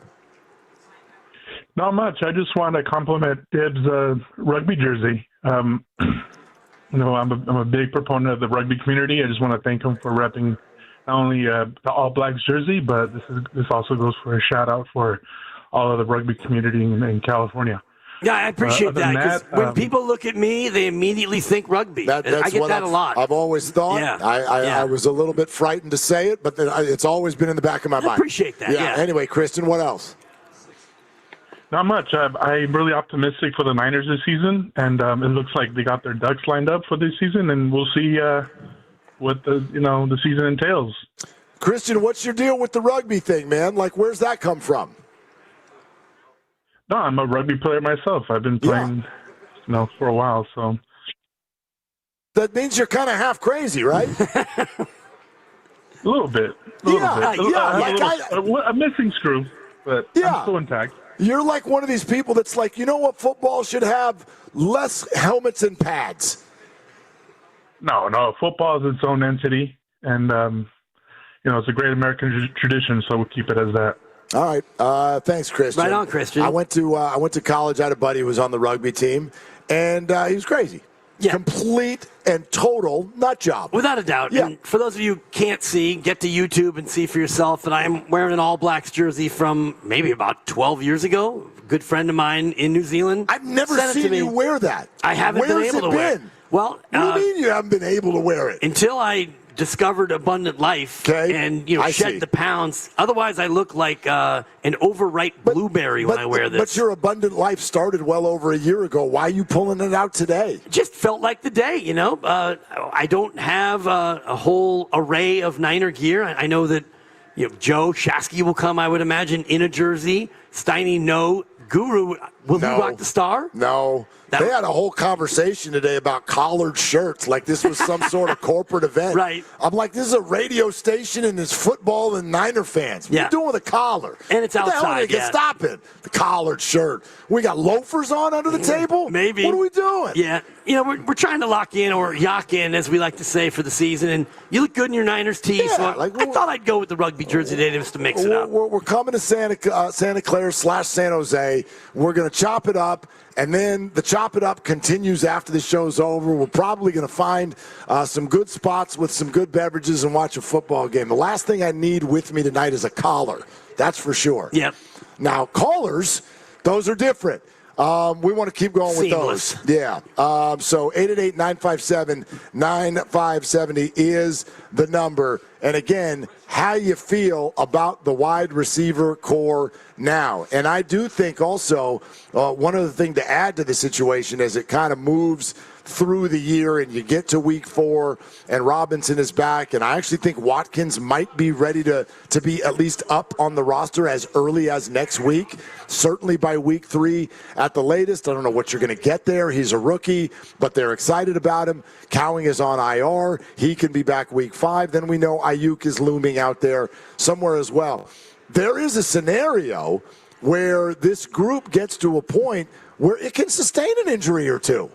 Like there is that. I mean, if you've got Pearsall and Jennings and Robinson, and just the 3 of those are all producing at the levels that we think they can produce, that's a lot less pressure on Brandon Ayuk to rush back or be the dog once he is back. That's certainly true. Yet, when you have that situation, once Ayuk is up and he's ready to go, you got to put him out there, and you've got to allow him to play his way back into that role through playing actual games. So then it becomes a tighter squeeze on who's going to be the odd man out for a receiving core that, based on formation, you don't do a lot of more than 3 receiver sets almost ever. So if you're just playing 3 of the guys who are active on game day, who gets squeezed out? The other interesting one is Jordan Watkins, and they can love him, but also not use him or throw to him very much. And if you look at the history of Kyle Shanahan, he hasn't very often relied on rookie receivers. Brandon Ayuk had a great rookie year. They were 6-10. So if you have another year like that where you're not very good, then, yeah, you can use the rookie a lot more. But if you're hoping to be good, I think Shanahan's going to really temper how much time he actually gets. Well, it's interesting because, again, they did rely a little bit on Ayuk, and I don't know at any other point in Kyle Shanahan's tenure where a rookie receiver was sort of in a position to actually really contribute at a high level, and would Kyle sort of be against that just on principle? Like, in other words, if Ricky Pearsall doesn't get shot, how much are they relying on him last year? I don't know if relying is the right word, but certainly hoping, certainly creating opportunities. And I know Watkins is not a first-round pick, but he had a really good camp. He had a very good camp. They absolutely envisioned a role. The high ankle sprain slows things down, and things are difficult for rookies to pick up Kyle Shanahan's system. But I definitely can see scenarios that get created where Jordan Watkins is a piece of this puzzle and catching some passes, especially in the second half of the year. Yeah, it depends on how reliable he is as a blocker. And I'm just looking at Debo's rookie year, 2019, when they were a good team. They went to the playoffs, and he had 802 yards receiving because he was able to get out there and show that he could block. And Ayuk's rookie year, you remember the doghouse because he wasn't blocking. You got to block to get the rock. Wasn't it after the rookie year, actually? I thought he had a solid rookie year, 700-800 yards. It went to his head, and the doghouse thing was the next year. He only played in, I think, 11 games as a rookie. Okay. So I don't know if there was an injury in there or not, but Debo's rookie year definitely popped, and he played 15 of the 16, and a lot of it was because physically he was doing what was necessary. And I do think last year Ricky Pearsall, had he not gotten shot, would have had a lot more opportunity early in the year. And you look at him now, he's still, like, Sunday will be Ricky's 12th game of his career. Yeah. And they're completely relying on him. Like, I'm almost sure, in fact, that Ricky is going to lead the wide receiver room in snap count on Sunday. That I think you can probably mark down in Sharpie. Yeah, you would imagine he's going to play more than 90% of the offensive snaps, assuming the game is close, and I actually think that it's going to be a close game. The official Nostradamus lock on that game will come tomorrow, along with the Friday night Brazil game. Couple of gifts for you tomorrow, Mark, on Fade the Dipper. You're gonna do the 1-2 punch? You have to. I mean, it's a Friday primetime spot. The audience needs me. The people need me, Mark. But you're giving the Friday pick tomorrow. Correct. Okay. And the Niner pick tomorrow as well. No. Gotcha. I thought you were saying you're going to give them all today. No. And I was like, man, when I get to the end of the show and I ask you if you want to do it again tomorrow, today's one of those days where you're supposed to say yes. Yeah. Yeah. And it is. It's always do it yes. again tomorrow. Yeah, unless I got time off, Yeah, which you don't. It's football season. Thank you. All right. 888-957-9570. The Red and Gold Summit is just over an hour away. Shasky's, Pedoni, Steiny Guru, all on their way. We're at King's Fish House, Westfield Valley Fair in Santa Clara, and already having a great time and meeting a lot of listeners and just having good food and having fun and talking out football. And there's no doubt that when the guys get here, we're going to have all kinds of sort of healthy conversations with regard to one of the NFL's number one lightning rods. And his name, of course, is Brock Purdy. And there's always the conversation about what do you want to see from him? And one of the things that I can't wait to get the guy's opinion on later today in the summit is sort of not that question of what do you want to see from him, but how you're going to judge him. Because what I'm interested in this year, Purdy has publicly said, with injuries last year, I tried to do too much. My goal this year is to trust what we're all doing a lot more, take what's there, not try to be a superhero. What that could mean is stats go down and wins go up. Maybe it's both. I don't know. But that is such it's a tight spot for him because in the day and age of fantasy football, we get very, very stuck on stats rather than wins. So how do you judge Brock Purdy this year? Do you judge him on the stats that he puts up? Does he get to 4,000 yards? Or are you simply going to judge him by whether or not the Niners can get double-digit wins? You're going to judge him on all three. You're going to judge him on the stats. You're going to judge him on the one-loss record. And you're also going to judge him, for me anyway, on the eye test. And a lot of it will come from Greg Cosell and Brian Baldinger, who are two of our regular contributors who really go through and break down the film. So when we ask them after a good game or after a mediocre game or after a bad game, you're going to start to get themes on the things that Brock Purdy is doing. Greg Cosell, who joins us every week, said last year repeatedly, and he reiterated again this year, where he broke the pocket too often. He didn't trust his protection. He left. He got out and he ran more than they would like. And that's partly, I think, what you were saying about him going into hero mode, where now when you look at it, stats, record, sure, but also what do the experts see in terms of his progressions, the decisions he's making, and how he's actually playing? I kind of like your answer because I think it's more important than both, and that is the eye test. And I love that we get to talk to someone like Greg every week. Baldy comes on in the morning, does the exact same thing, and gives us a little bit of an idea of how someone is playing, more so than the numbers will. Brock Purdy this year, just to borrow what we were all doing last night, he is one of the top 10 quarterbacks coming off of the board in fantasy football drafts, which means people are expecting to some level some sort of statistical success. And if that doesn't go well, you will hear people say, hey, not having a good year. You know who suffered from this last year? And we would have to ask Greg about this later on in the year to really get the ins and outs.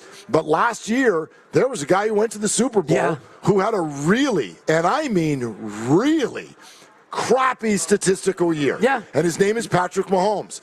Now, he has achieved enough to where I didn't hear anyone say he's having a bad year. They were actually able to pick it apart and go, he's having a bad fantasy year. But I don't know. That's not the way the Chiefs are built anymore. There isn't anymore. There's no Tyreek Hill. They're leaning more on their defense. I'm fascinated that Patrick goes as high as he does in fantasy drafts. So that's kind of the onion that Brock is going to need to peel, because you're right. People are going to want both And maybe neither are really the answer. It's answer number 3, which is where you just watch him and try to assess whether or not he's playing well. Exactly, and I do think a lot of it is dependent on who else is out there with him. If you have McCaffrey for the majority of the year, if your offensive line stays intact, then you're not going to need Brock Purdy to throw for 300 yards every week and 3 touchdowns. You're going to have the Shanahan offense. Get the lead, run it, keep the lead, run it, throw when necessary, and Brock Purdy doesn't have to be a, quote, hero. And you look at Joe Burrow last year, led the league in yardage. I think he led the league in touchdowns, and they weren't good enough to make the playoffs. Yeah, Joe, fantasy football, you're amazing, but the Patrick Mahomes year, if you're a football expert and somebody who breaks down the tape, you look at Mahomes' year and you think a lot better of it than we fantasy heads do. Well, yeah, they won football games. 15-2. Yeah, they won football games. They won close games. That means he made big plays in big moments, but statistically, it was not good. But in the end, nobody cares. Like the Chiefs fans, when they were in the Super Bowl, did not care that he was statistically bad. They cared that he got sacked 1,000 times in the Super Bowl. Yeah. That was difficult. But I just think that kind of what we're talking about, we all love this. I would bet that the majority of football fans, they woke up today and the first thought, unless you're an Eagle or a Cowboy fan, you have one of 2 thoughts that were the first thing that came to mind. Number 1 is, am I going to place some sort of a wager on this game? Yeah. And number 2 is do I need to start anyone for my fantasy team in this game tonight? Or am I going against anyone in this game tonight? And I wish we could all just admit that the fantasy footballification of America has kind of ruined, to a degree, our ability to assess whether or not someone's playing well.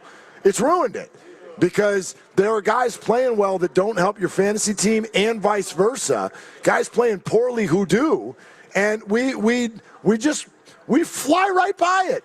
We fly right by it.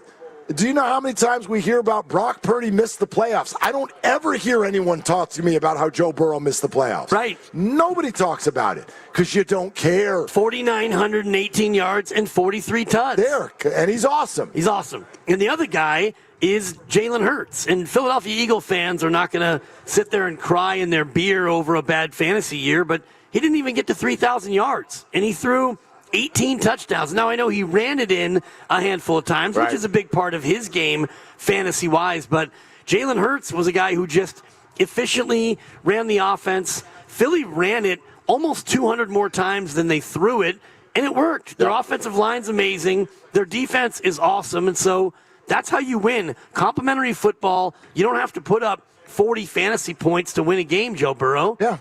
And if his defense is going to be that bad again, God, I wish I had Burrow. I got Burrow. You got Burrow? I took Burrow, and I want everyone to know that because those silly people on the show in front of us, and I think it was actually Evan's fault, but Steiny and Guru are like, who picked Purdy? And Evan's like, who do you think picked Purdy? Oh, funny. And they're like, oh, it must have been Willard. And he's like, ding. I'm like, no, I didn't. I have no idea who the hell picked Purdy last night.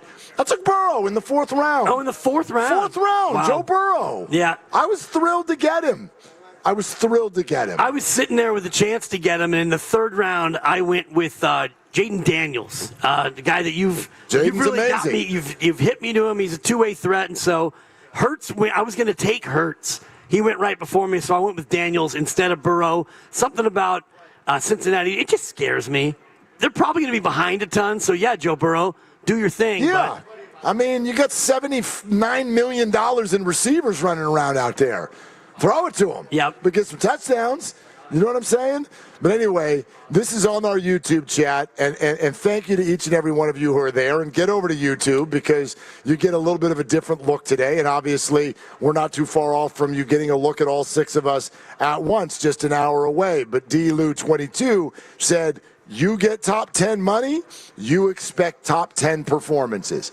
All right, let's talk about that for a second.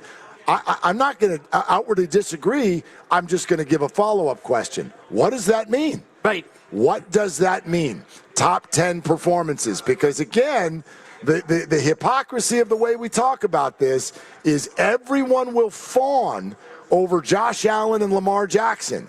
And I'm not arguing with that. They are among the best players in the National Football League. But neither one of them has been to a Super Bowl.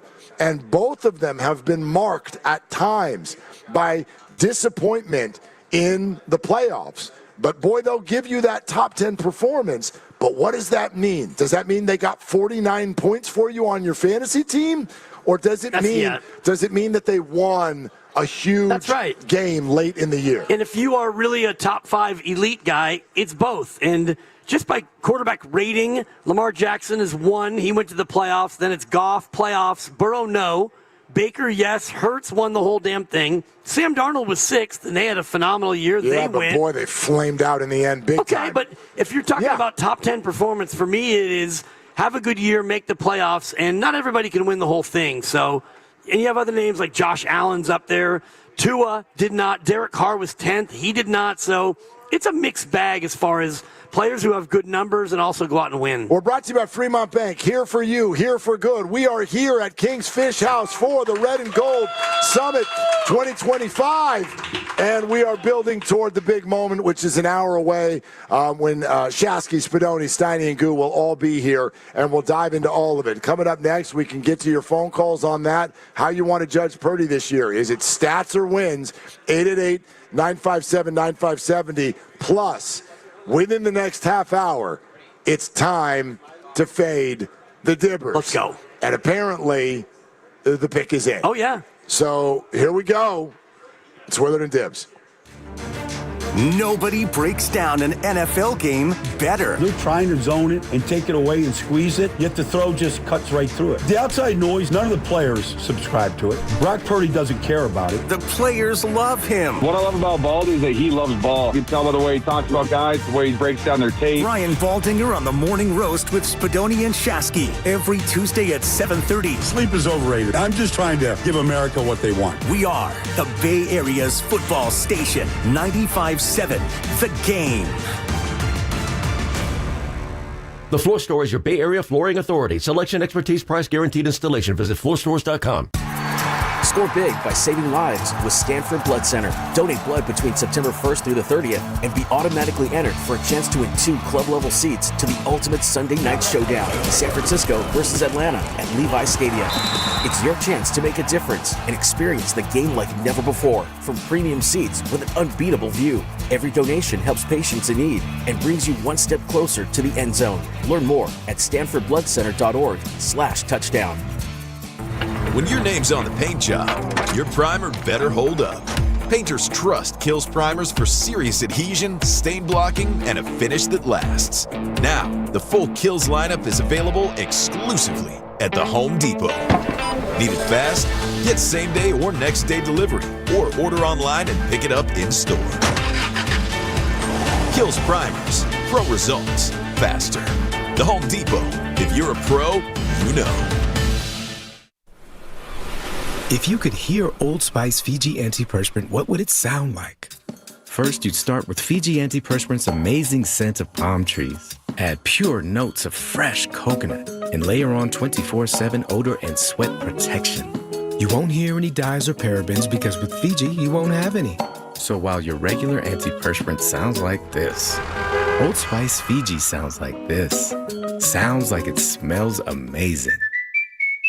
Online security is a must, and millions are choosing NordVPN to stay safer and more private online. And you can do that too. Get NordVPN with 77% off and up to 3 months extra.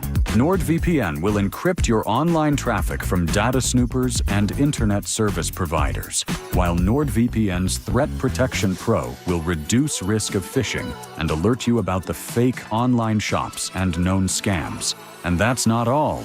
If your email address is leaked to the dark web, you will get an instant notification from the Dark Web Monitor and act accordingly. Get the special NordVPN deal today at nordvpn.com. This offer includes a 77% discount on a 2-year plan and up to 3 extra months. Savings and additional terms apply and can be found on nordvpn.com. The offer is valid until October 15th.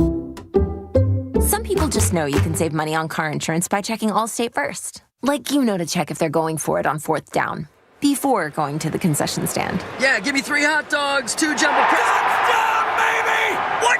Hey, buddy, you want cheese with those? Yeah, checking first is smart. No. So check Allstate first and see what you could save. You're in good hands with Allstate. Potential savings vary, including based on how you buy, subject to terms, conditions, and availability. Allstate North American Insurance Company and affiliates, Northbrook, Illinois. Moms and dads, do you wish you could know where your kids' shoes are at all times? Now you can with Skechers' newest Apple AirTag compatible sneakers, Find My Skechers. There's a clever hidden AirTag compartment under the shoe's insole. It's sleek, secure, and your child can't feel or see it. Then you can check where your kids' shoes are on the Find My app. Plus, they're available for boys and girls. Get Find My Skechers at Skechers.com, a Skechers store near you, or wherever kids' shoes are sold. Apple AirTags sold separately. From carriage house to glass aluminum doors, R&S Doors has a full line of commercial and residential garage doors and gates to suit anyone's taste and budget. Visit rsdoors.com. R&S Doors. Look for the red truck. Odyssey San Francisco is proud to present our 2025 Q3 game changer, Frankie Fan. She's the go-to pro for fast answers, flawless support, and always going above and beyond. Frankie doesn't just help, she leads. Frankie, you truly are a game changer. I'm Bob Burke, founder and chairman of Burke America Parts Group, a family of brands that includes RepairClinic.com, an appliance and HVAC parts solution company that's grown into an international brand. Before AmericanEagle.com, we partially launched a new technology platform developed by another firm. American Eagle helped take our technology to a whole new level with digital marketing, software development, and business insights into our key markets, appliances, HVAC, and outdoor power equipment, and did so both on time and on budget. AmericanEagle.com has the resources, experience, and talent needed to produce solutions. Our new technology platform, developed by AmericanEagle.com, has produced tremendous results with higher traffic, conversion, engagement, and online revenue. If you have any home repairs you need to take care of, check us out at RepairClinic.com. If you need a world-class website or technology project, then I would highly recommend AmericanEagle.com. Call AmericanEagle.com at 773-NETWORK. That's AmericanEagle.com, 773-NETWORK. At Lowe's, save on job site supplies with MyLowe's Pro Rewards. Eligible members enjoy volume discounts on qualifying orders through a quote of $2,000 or more. Offer can't be combined with any other discount, contract, and/or special pricing. Exclusions, more terms, and restrictions apply. Details at Lowe's.com/terms, subject to change. When you own your own business, you need to keep things moving. Need to book a last-minute flight? Earn a $300 travel credit to cover that. Need to take a meeting before takeoff? Do it from the comfort of the Chase Sapphire Lounge by the club. Need to catch your breath before you board? Done. With $2,500 in annual value, the new Chase Sapphire Reserve for Business is the card that gives back all you put in. Visit chase.com/reserve business to learn more. Cards issued by JPMorgan Chase Bank and a member FDIC, subject to credit approval. Terms apply. You're listening to 95.7 The Game, KGMZ-FM in HD1 San Francisco, on Odyssey Sports Station and the home of the Golden State Warriors and Valkyries. Always live on the free Odyssey app and now coming to you live from the Laughing Monk Studios.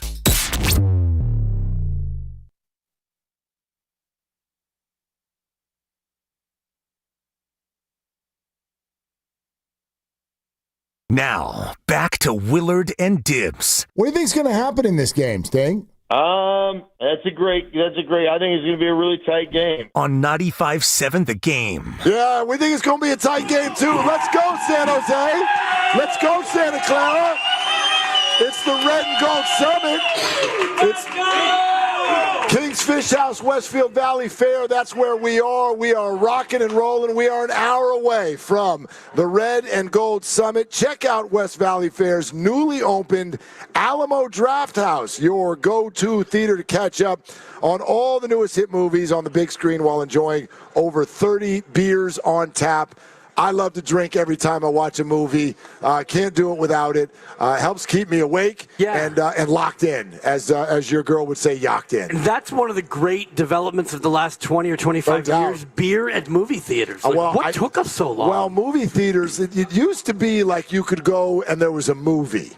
And now you go, and it's turned into a spa that happens to be showing a movie. Yeah, kind of. And I want to know who these people are that are able to, like, hit that bar on the side of your chair, and your feet kick up, and your head flies back, and they give you a beer, and I'm supposed to stay awake during this? Sure. This movie better be amazing, or I'm out. Better be a lot of action and a lot of explosions and whatnot to keep me awake. But, yeah, I'm glad you highlighted that, just one of the many, and over 200 different shops and outlets right here in this terrific mall. Hey, everybody say hello to Fred Warner and Brock Purdy, who have joined us. Yeah! Fred Warner and Brock Purdy joining the show here at the Red and Gold Summit. Fantastic. Hey, speaking of all you lovely people in the crowd and those of you who are about to be in the crowd, if you're still on your way, a couple things to let you know about. Number one, and I'm going to show this up to the camera here. We've been showing it all week. One of you lucky listeners is going to walk away with this today. This is a signed, matted, framed picture of Joe Montana and Jerry Rice, both of their signatures on it, the 49er logo across the top. That thing right there is beautiful. Yep. Somebody's going home with that today, okay? And our guy, Jesse, out there in the blue shirt, 95.7 The Game, he will sign you up. Your name goes in the hopper. One lucky person will win. Absolutely. That's a good uptick. Thank you. And it'll be an uptick to the day for whoever walks away with that. And then we keep telling you that, and some of you have listened to summits, you've been to summits before, it's going to be 6 loudmouths up here talking about football and the 49ers. However, little something different today. Right around 10 minutes after 5, about 2 hours from now, a brand new game here at the summit. And Dibs, unfortunately, they are going to pit the 6 of us against one another. 6 of us against one another? Yes. Okay. Well, or against 2 of other, if you will. Okay. It's 2v2 v2. Each show will play Know Your Co-Host. Oh, yeah. And then there will be a show that is crowned the winner. Questions have been asked ahead of time of each host. We don't know what questions have been asked of the others. We will see what we know about each other. It's kind of like if 6 radio hosts played the Newlywed Game together. For those of you who are old enough old enough to remember. Right. And by the way, in this process, found out that our program director Matt Nahigian was on the Newlywed Show. I need to find that years episode. ago. I need to take a look. He was on it, and his wife whacked his head with the card like you always do. And anyway, so we're going to play Know Your Co-Host, and I'm thrilled. I feel like we're the favorites because of you. You think? This game is set for you. That's a lot of pressure. I don't know how many of y'all know this about Dibs. You know everything about everyone. There's employees walking around Odyssey. Matt Steinmetz doesn't even know who that is.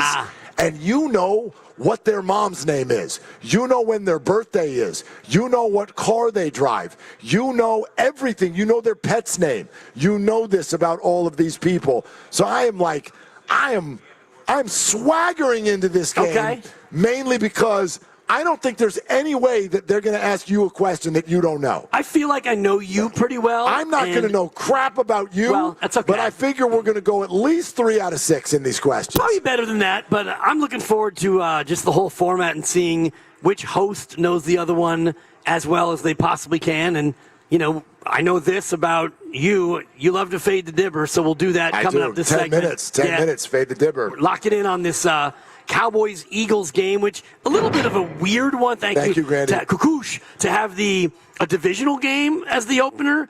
Like they try to make it the Super Bowl rematch if possible. Well, yeah, but I don't. If they're not on the schedule, they'll do a couple different things with it. Sometimes it's cross conference. Sometimes it's not. I'm trying to remember. Like for instance, who I guess the Chiefs played the Ravens last year. They played the Baltimore Ravens to kick things off last year. But the game ended when Isaiah Likely caught the ball with 9 of 10 toes inbounds. Exactly. But that one toe was on the line. No good. And there goes Mahomes, helmet off. Look at me, I win again. Their season was unbelievable. That was their season. It was filled with games like that. And I'd love to be the one that's like, it's not sustainable. It's not going to happen this year. But it probably will because they're so annoying. But anyway, we can talk about them tomorrow because they're not playing tonight. But you're right. The Cowboys and Eagles are. And do I have the number right? Are we still? Is 7.5? Grandy, is that where we're at? 7.5 is the number on tonight's football game? I'm looking at 8.5. 8.5, yeah. It's going up to 8.5. 8 and a hook. Do you know what happened there? I think it was 7.5, and then the Cowboys traded Micah Parsons, and it went to 8.5. That's pretty much what happened. So anyway, that's a big number. Big number. Ooh, that's a big number.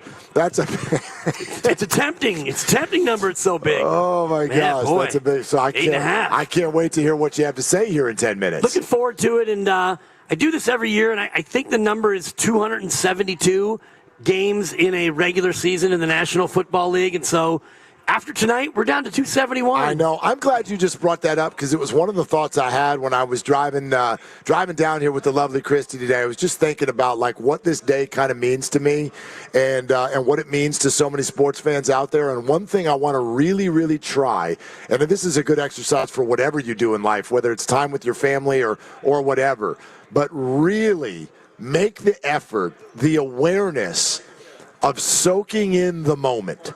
Soaking in the moment, because how many of y'all have had this experience where the NFL season will start and you're like, I'm so excited that it's here. And then you go to bed and you wake up and it's week 5. Mm-hmm. And you're like, dude, slow down. This is going way too fast. I've got to start holiday shopping, and then it's going to be over, and poof, that's it. The season goes so fast because we love this so much. So I'm really going to try to make that effort each week to really just think about, like, let's have fun this week.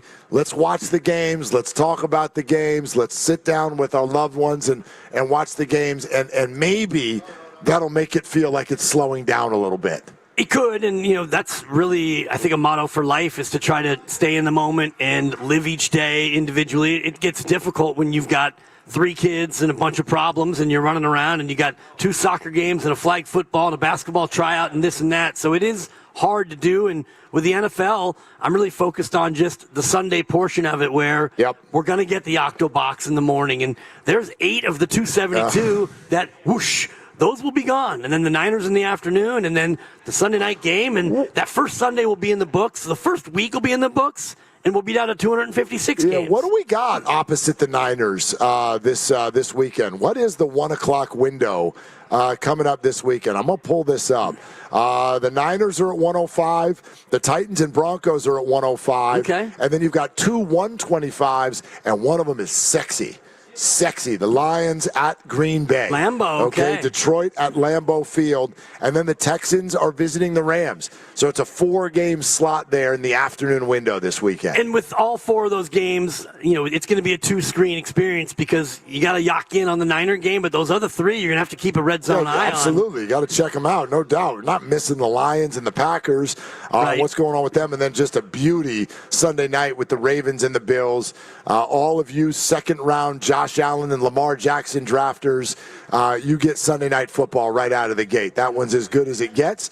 And I know that our 49ers post-game coverage will be going on into a portion of that. But as I always tell Grandy, fire me a text as soon as you guys are done wrapping the Niner game, because you're probably going to join my show with Ephraim right there at about halftime of the Sunday night game, and you can do our little Sunday night watch party, and we'll talk through Ravens and Bills and recap and react to everything else that has happened all day long on Sunday. Allen and Lamar went back-to-back in our league. That's right. In that second round. So you're absolutely right, including Steiny, who took Lamar Jackson 22nd overall. So he definitely will be all in on the Ravens this year. Well, I was excited that I knew Steiny already had his QB.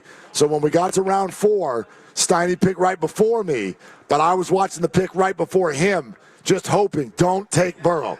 And I knew if I got to Steiny and Burrow was still on the board, I knew he would fall to me, and I was able to handle that. So anyway, here at the Red and Gold Summit 2025 at King's Fish House here in Westfield Valley Fair, and the table's filling up, but I do want to just let everybody know there's plenty of space, whether it is sort of inside the patio or beyond.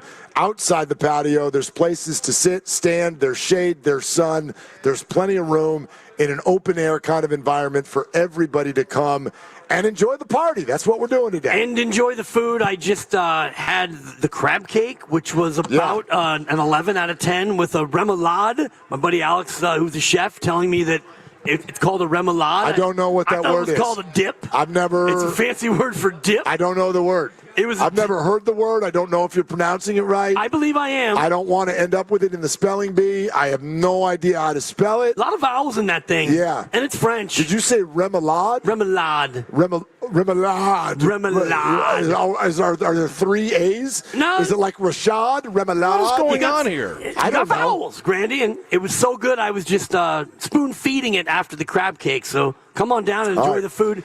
And I'm being told by sources, the oysters, spectacular. I'm sure. Like this is what they do. Yeah, this is what they do here. Yep. So anyway, come on down and join us at King's Fish House, Westfield Valley Fair, Red and Gold Summit 2025. So much Niner stuff to get through. If you are just joining us, obviously the 1-2 and if not 3 punch of Jawan Jennings news late last night. They add $3 million in incentives onto his contract. So business side, good to go. CAF, good to go. But then comes the report this morning that the 49ers did offer a multi-year deal to Jawan Jennings. We don't know the numbers, the years. There are rumors out there. It might have been about 16, but they did offer that to him, and he said no. Yeah. He said, instead, let's do the incentive-based deal. I'm going to bet on me. I'm going to be a free agent next year. And so this is, I guess, for 49ers, a little bit bittersweet. To me, it's more sweet than bitter because, again, the NFL is year to year. And I think what was most important is that it was very clear that the 49ers want and need Jawan Jennings on the field to start this year. The wide receiver room is thin, so they've got Jawan this year. But right now, if you're asking me to bet on whether or not he'll be on this team beyond this year, I would bet no. I think it's an easy bet on the no, and what you're saying is partially true. The other part of it is that Jawan Jennings needed to be on the field as well, not only to help a team that he's going to be on to win, but also to start to rack up the incentives and to rack up his own resume. And I'm kind of with you as far as him going elsewhere. And we always joke that all roads lead to Kuminga. And this one feels a lot like Kuminga, where, you know, he turned down an extension, and Kuminga turned down so far the Warriors extension. And Jawan is essentially betting on himself, and that's what Kuminga might be doing if he plays in the qualifying offer. And a lot more risky to do it in football, but if you're Jawan Jennings and you hit all your incentives and you get $10.5 million, you're thinking that you're going to be worth maybe double that on the open market if you have a big year. The difference between the Jennings and Kuminga situation, though, is sort of emotional, and there's a vibe there, and it's also based on the structure of a football team versus the structure of an NBA team. At no point did I think it possible that Jawan Jennings would skip a game. At absolutely no point did I think that possible. He couldn't. That was not going to help him. It was not going to get him anywhere. Plus, whatever he decided to do from a financial structure has no effect on the rest of the players on the team. That's not the case with Jonathan Kuminga. And we are still sort of figuring out the details of it, but I keep having conversations with people who tell me that if Kuminga were to take the qualifying offer, it kind of throws a wrench into the offseason plan that the Warriors have put together. So this is one of those where I just feel like with Jawan, the emotions are a lot more in check. This is a lot more recoverable, and I do think that professionals led this. He was professional. The Niners were professional. I'm sure he's ticked. I'm sure he wants more, but I don't think that this is now going to have any effect on the season at all. And that's what we as fans were worried about. Depends on how he is able to play, especially early in the year when you come off of a month of missed camp. If he comes out and has an Ayukian start to the season where you're clearly not the player that you used to be, then I think we get into a spot where things can be perceived a little bit differently because he did miss a full month. And so now he's going to come back, and hopefully he's able to ramp up rather quickly because they need receivers right now more than they will later in the year. All right. I do have a nugget to share. Okay. Provided that it fits. Lucas, we'll just do this right here on the air. Y'all want to talk to TJ Houshmandzadeh in about 10 minutes? We would love to. You would love to talk to TJ Houshmandzadeh in about 10 minutes, right? All right, so I think we're going to do that. Stay tuned on that because he is our sort of like our show resident wide receiver analyst. So with everything that's going on in the wide receiver room, we would love to talk to TJ. I think we're going to have that in about 10 minutes. But it's 3:20. It's not 420. No. But it's 320. Yeah, it'd be a lot cooler if it was. Well, I'll tell you what. I know some people that instead of 420, you know what they'd like to smoke? They'd like to smoke a little Fade the Dibber pick. That's what they'd like to smoke. Let's do this.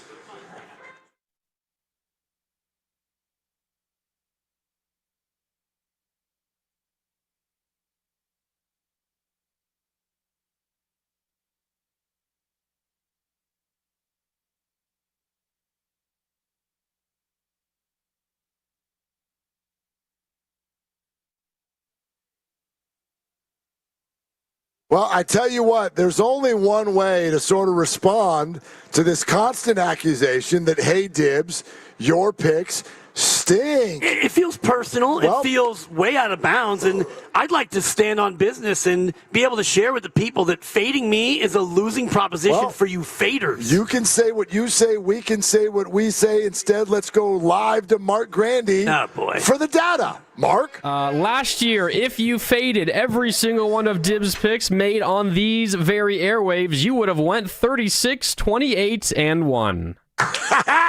Wait a minute. In other words, you would have gotten paid. Fade. Everybody do this. All right. So, calm down. Ladies and gentlemen. Cut that man off back there. The Cowboys, keep drinking. Cowboys, Eagles, tonight, season opener. The home team, the Super Bowl champs, are laying 8.5 points against the hated star and Jera Jones. Dibs? This is the easiest one. What's the pick? I'm coming off a white-hot postseason where I believe I got 3 of the 13 correct. If memory serves. Luckily, that was a long time ago. You're coming off of a white-hot Super Bowl, not postseason. Thank you. Yeah, you did. You finished it with a correct pick, I'm which is just annoying. going to say this. Micah Parsons is going to wreak absolute havoc tonight. Wait, hold on. They don't have Micah Parsons? Yeah. He's not going to be chasing Jalen Hurts? Da-doom. Saquon Barkley coming off a terrible... Wait, Saquon, he's still an Eagle? Ready to go. I'll tell you what, though. The Cowboys are going to be highly motivated. CeeDee Lamb has said, he's going to watch that celebration now. Let me be your motivation, Kelly Rowland. 8.5 is just too much. You're going to take the Cowboys and the points. Oh, let's hear it. Fade. Hey. What's wrong with you people? You picked the Cowboys on opening night? What are you, Darth Vader? Are you not listening to the very program on which you are performing? What kind of a pick is that? It's the kind of pick where you take 8.5 and you say, yeah, thank you, sir. May I have another? And it was 7.5, so I actually got another. No chance they get motorboated by Philly. It is such a good feeling to have you back. Let me just say this. You take Dallas and the points. Cuckoo. Yeah. So, ladies and gentlemen, ladies and gentlemen of America, ladies and gentlemen of San Jose and Santa Clara, ladies and gentlemen here at King's Fish House, you know what to do. Eagles minus 8.5. You hold your nose and you take Dallas, and then you yell fade on your way home and on your way to the bank. I'll see all of you tomorrow, and we'll circle back, and we'll just see whether or not this whole fade the Dibber thing might not need to be put to rest if I come out hot. Yeah, one game. I almost got hot. Like last year, you're like, you got to win 3 in a row to get hot. Yeah, you can't. I think I was hot once. Man, Grandy has the numbers. Actually, Dibs, you were never hot. Dibs, you lost the first pick last year, just so you know. Whatever. It came down to stinking the tight end who can't get his toes in bounds. Otherwise, I win. It's a game of inches, Grandy. I don't know if that was true. Yeah, just because of it. No, I don't think you would have won, They were getting points, I believe, at Kansas City. Correct. Yeah, Kansas City was favored, and they covered. Right, because he didn't score the touchdown in the last play. You understand that when you score a touchdown, I get it. You get a chance to go for 2 and actually win the game, right? What was the final score of that game? So it was 27-20 Kansas City. Dibs had Baltimore +3. Got it. Kakoosh. Yeah, that goes into overtime. So they go for 2 and win it or lose it outright. They don't go on for the 2. road. They're not going for 2. John Harbaugh? No chance. What's wrong with you? No chance. Whatever. Anyway. Game of inches. I'm proud of you. That was a gutsy selection. It's really not. 8.5 It is gutsy. If you look at the record of teams getting 8.5 or more, they tend to win more often than they don't in terms of against the spread. I understand. Not I that gutsy at all. I understand. No, I think it was very gutsy for two reasons. First of all, to come right out of the gate with an underdog is one thing. But second of all, to sit in a room full of 49er fans and tell them to take the Cowboys takes chutzpah. Well, it's not like I'm telling them to take the Eagles, which I think would be as off-putting. If you talk about the teams that Niner fans dislike the most, they're 1 and 2. Seattle maybe would be 3, right, but the Eagles based on the older vintage, but it's not the Rams. The Eagles are a clear 2, though, or 3 or 4. They might be a 1, depending on who you ask. I tell you what, we're having family controversy as we speak. Like, I've got a little text thread with the kids, and I texted everybody because I'm a good dad, and I said, listen, everybody have a great day, and go Eagles at least for one day. And my oldest son, thumbs up. My daughter, absolutely. And then all of a sudden, the little guy yells, no! Boo Eagles. Attaboy. Not attaboy. We got a problem. Attaboy. We got a problem now. We got a problem. I got to address it. I have a son who's rooting for the Cowboys tonight, and so that will be no dinner for him. That's a little harsh, it feels like. That's the way it works around my I mean, it's not like he's taken a team against a beloved team. These are two teams that are severely hated. So,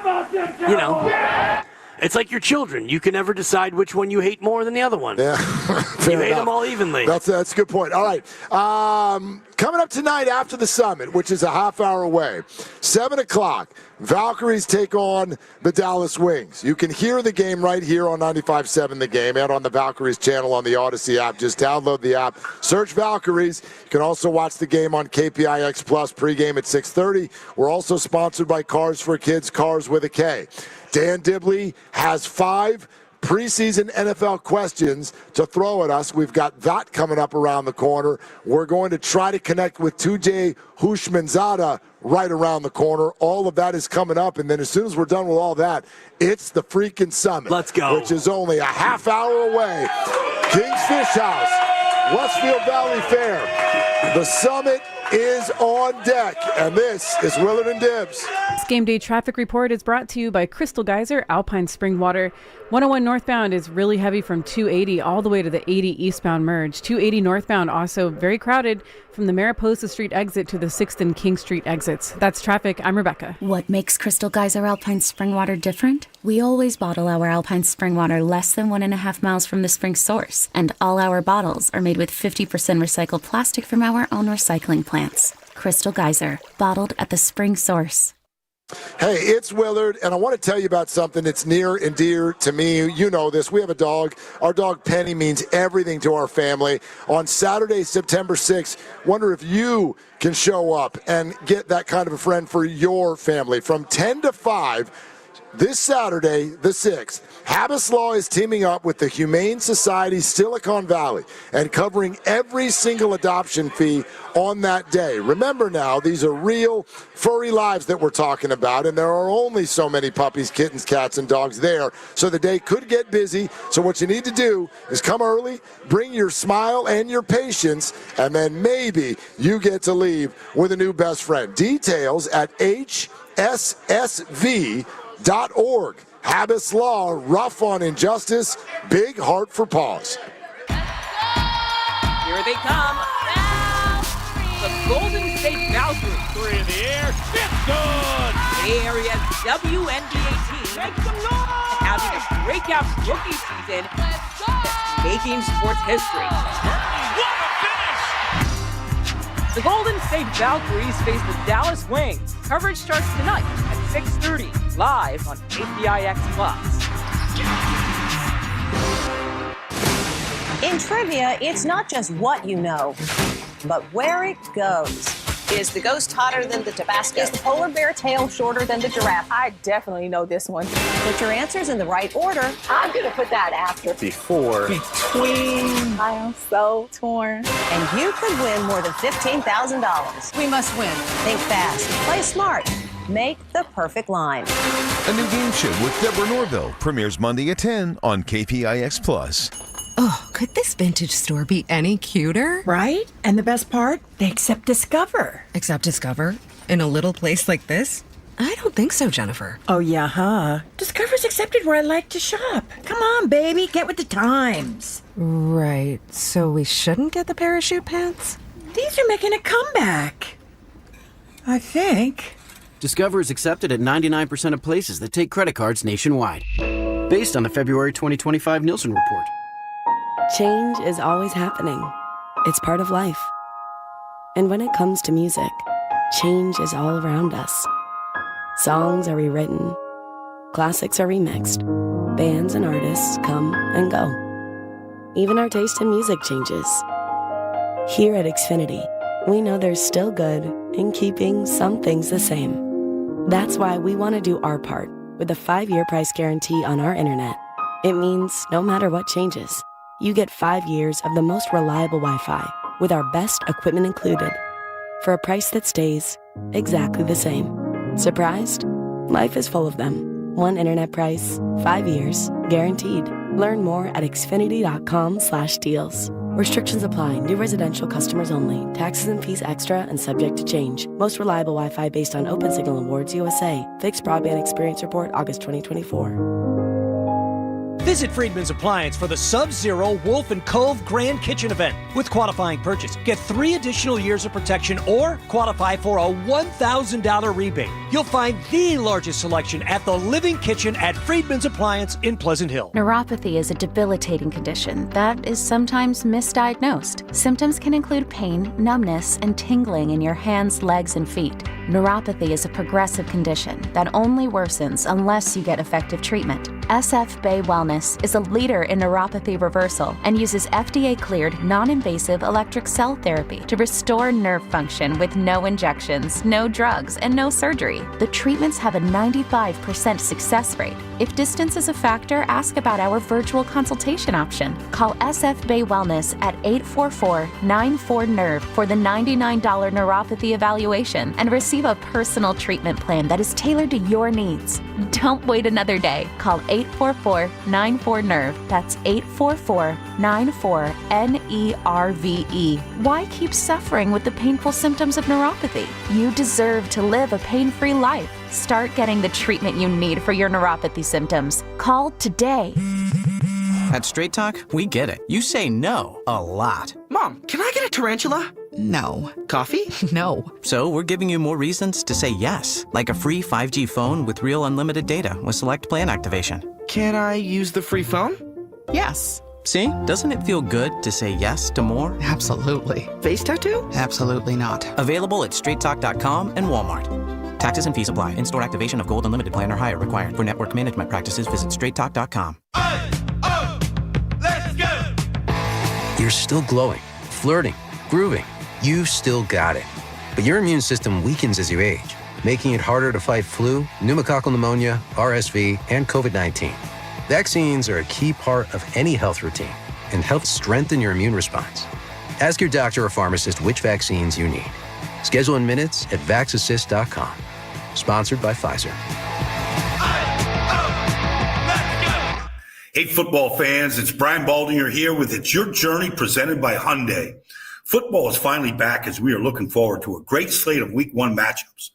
There are 7 division games across the league, but none of which are bigger than Detroit heading into Green Bay.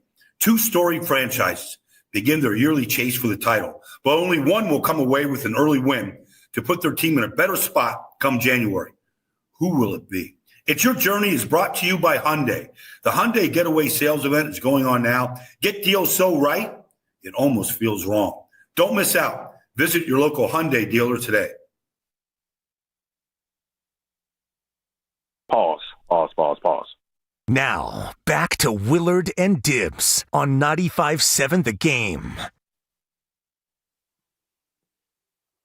All right, we're back. Santa Clara, San Jose.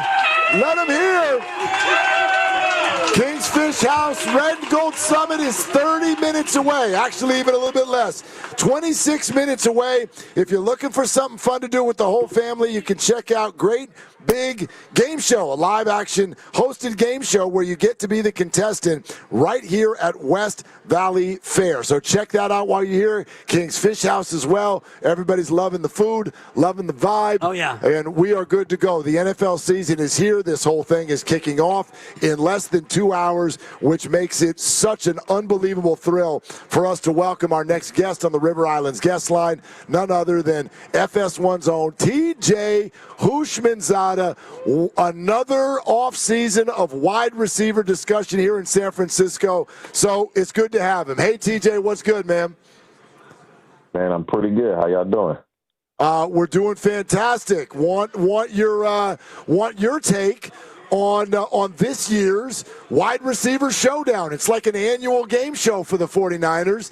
This year, the team and Jawan, Jennings, and there never really was much of a budge. How do you think Jawan is feeling today with the way that this ended up?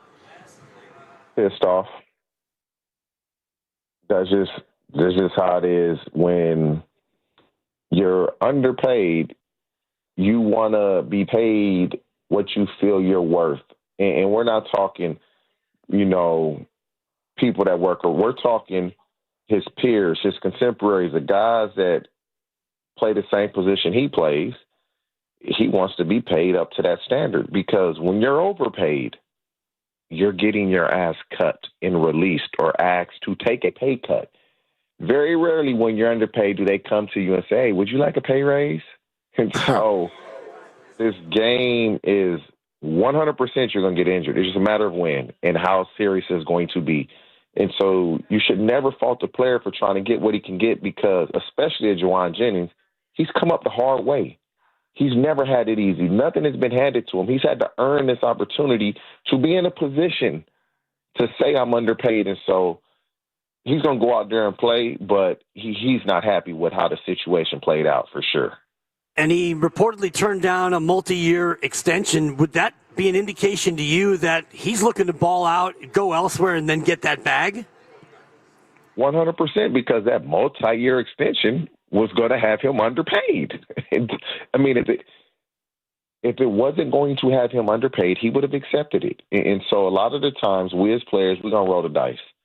I believe in myself more than the team believes in me. Now I got to go make that come true. And it's very simple. But can he avoid injury? How often will he get his targets? For him, if he's healthy, especially with BA not playing at least half of the season, I would assume he has a great chance to go out there and get what he's trying to get, and that's by playing well. Yeah, TJ, that's one of my questions, though, because the opportunities spun his way last year because of the BA injury, because Debo was underperforming and at times hurt as well, because Ricky Pearsall got shot. And so the year starts where it looks like Jawan's going to have a whole lot of opportunity, but Demarcus Robinson is coming, and Brandon Ayuk is coming, and they got another rookie who they like in Jordan Watkins. Do you see the same opportunity this year for Jawan as we have in the past? Absolutely. I see more. Really? BA's not playing. BA's not going to play, the first 7-8 games of the season. If Jawan is balling, they're going to keep feeding him the ball. We don't know what we're going to get out of Pearsall. I know Jordan Watkins. I've trained him plenty of times. He's a baller, but he's a rookie.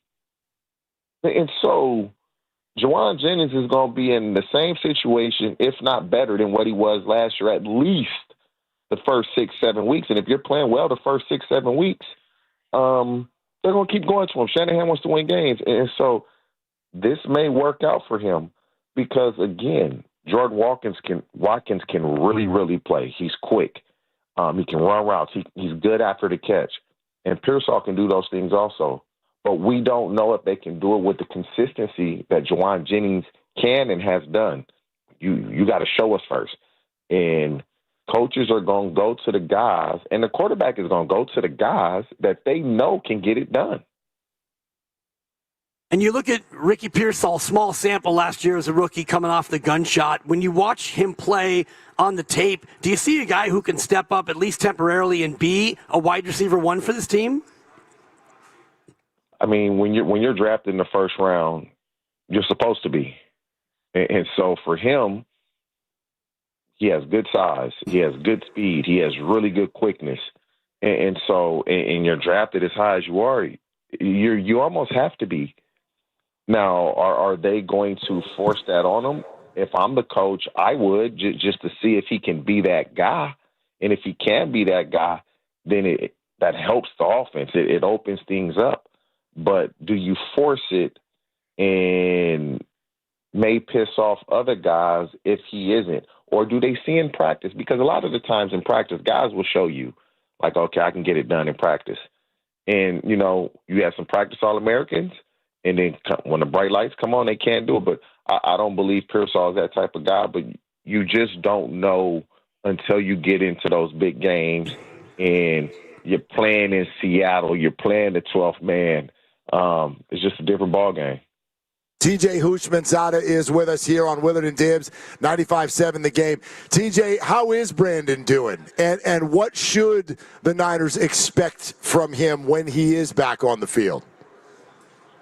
I've never had that type of injury, and so you don't know.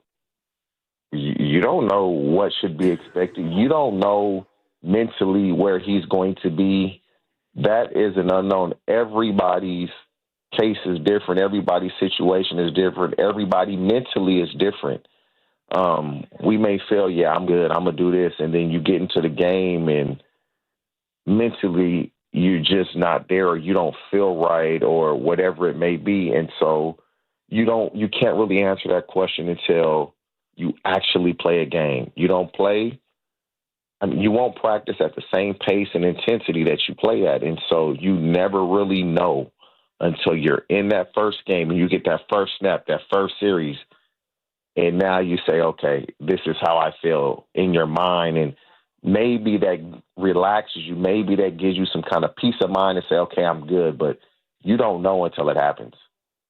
What's the ramp-up like when you come back from an injury like Brandon Ayuk, or you come off a month with no camp like Jawan Jennings? Does it take a certain amount of snaps and time to get fully comfortable again and back to 100%? For BA, he's going to be off like pretty much a year. And there's nothing like playing in a game. You're going to practice, you're going to run hard, but you're not running as hard as you would in the game. It's just something different, And for Jawan, for him, he'll be fine because it hasn't been as long. It's been a month. You're practicing, and you practice to get into shape to play in the game. I believe he'll be fine.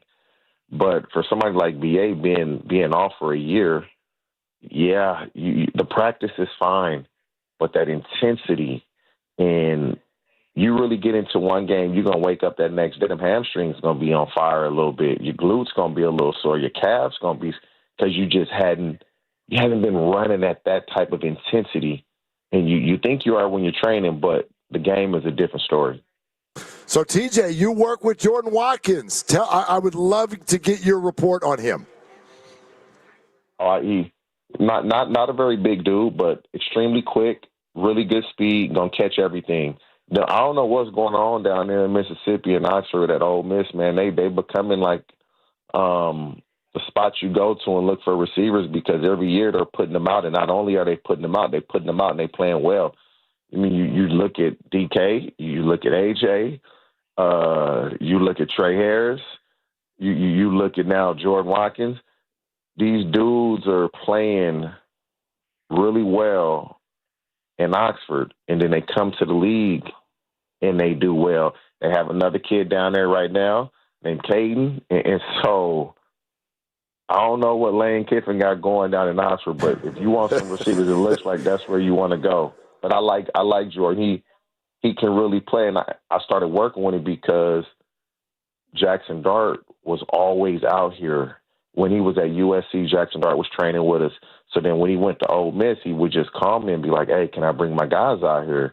And I was like, yeah, bring them. And so he started bringing Trey Harris and Jordan Watkins, and that's how I got to know him. So let's pretend good health, and let's get to the halfway point of the season for the 49ers. You've sort of mentioned what you think about BA's return, but you've got Ricky, you've got Jawan, you've got Demarcus Robinson back, you've got Jordan Watkins. Maybe you can throw Jacob Cowing's name into this too. At that point, how do you see the Niners pecking order playing out at that position? Oh, if everybody's healthy, just off salary, BA gonna be the one. You got no choice but to be the one. You ain't giving the guy that type of money to be nothing but the one. I'll say this: DeMarcus, he can play now. He's so physically talented. I know coaches that have coached him, and they've literally told me, like, the boy can go. Like, he can do everything. He's big, he's fast, he's quick, he can run routes. And so I'm like, why isn't he having more success? Yeah. And so that's going to be the question, why is it? It's a maturity thing. And has he matured? Can he keep the off-field problems and make sure that they don't crop onto the field and into the locker room and kind of derail what he wants to do and what the team wants to do? But as a receiving core, obviously you would assume 100% if they're healthy, BA has to be the one, and he's going to have to be a guy that they can rely on. I would say the 2 would be Jawan, Jennings, and 3 would be Pearsall. That would be how it should, and I would assume the 49ers would want it to go. They would probably want Pearsall to be the 2, but I just believe with what Jawan Jennings has proven, that may be hard to kind of pull him back unless Pearsall just takes a huge jump. And so short of Ayuk returning and Demarcus Robinson's out for 3 weeks, just these first 3 weeks, TJ, do the Niners have enough at receiver to be a team that can go to Seattle and win? Man, you know who their play caller is? Their play caller is a guy by the name of Kyle Shanahan. They going to be all right. They going to be all right. Like, he's so good of a coach, man. Like, he's a teacher. He understands the game. And then they have a guy that nobody's talking about, because, we don't talk about these guys until they do terrible. Robert Salah. Yeah. He's back. We're talking about him here, TJ. TJ, he's getting talked about here. Yeah. Okay. He's back. And I think so highly of him as a coach, as a defensive dude, a leader, just his person. Because I don't know him. I just go off what I see and how his teams play. The Jets were really good with him, and they were terrible without him. And I wouldn't say the Niners were terrible without him, but they weren't as good when they had him. And so I believe with what Kyle Shanahan is going to do with his play calling, they still have McCaffrey, they still have Kittle. Brian Robinson is going to help a lot. Trent Williams is still there. Fred Warner is still there. And you bring Salah back into the mix, I believe the Niners are going to be fine. Going to Seattle is going to be tough. Anytime you play in Seattle, I promise you, that stadium is loud. But the Niners know that. They've played there numerous times. And so it's going to be a great game. But it's not going to be easy. You don't have to. It's not going to be a walk in the park playing Seattle in that stadium. But they've been through that, so it's not going to put any extra pressure. But as long as you got Kyle Shanahan, you always have a chance. Well, and TJ, I know you played there at the end of your career, and I wonder how this grabs you. It is a tough environment, but for whatever it's worth, Vivid Seats put out some info earlier this week that said they are expecting 53% of that crowd to be Niner fans. How does that affect the environment? Man, these Niner fans travel, man. They really do. At one point, man, I thought, when the Niners were hurting for receivers, I thought, wow, if they could have traded for Romeo Doubs, because if they had a receiver combine, Romeo Doubs would finish in the top 10 of every category. Interesting. From the Packers. I read that they were reported to be in on the John Mechie thing. He would also finish in the top 10. Like, them two dudes, oh, my God, from a physical perspective, are unbelievable receivers. Like, unbelievable. I wanted to put that out because I know the Niners were trying to acquire a receiver, and if they could have got one of those two guys, those dudes can step up and be a 1 or a 2. They're that physically talented. But going into Seattle, playing in Seattle, is loud. when you play for the Seahawks, you don't realize how loud it is because you're not really paying attention. But when you're on the visitor sideline, I can't even give you it's just so like you're not hearing anything. You're not hearing nothing. You're just looking at the ball, and when you see that center move, you don't hear anything. It is that loud. TJ, your words are loud to us, man. We love it when you come on, and thank you so much. That was great stuff. Hey, man, y'all keep up the good work, and just so y'all know, my daughter, I don't know how this happened. She's a Niners fan. She walks around the house yelling, bang, bang. I'm like, what are you talking about? Get out Yes, TJ. Yeah, TJ. Yes, TJ. Raise them right. Absolutely love it. Tell your daughter she's on the right track, whether Dad believes it or not. She's the only one in the house a Niner fan, but in our house, you can do what you want to do. But yeah. I love it. Talk to you soon, my friend. All right, y'all take care.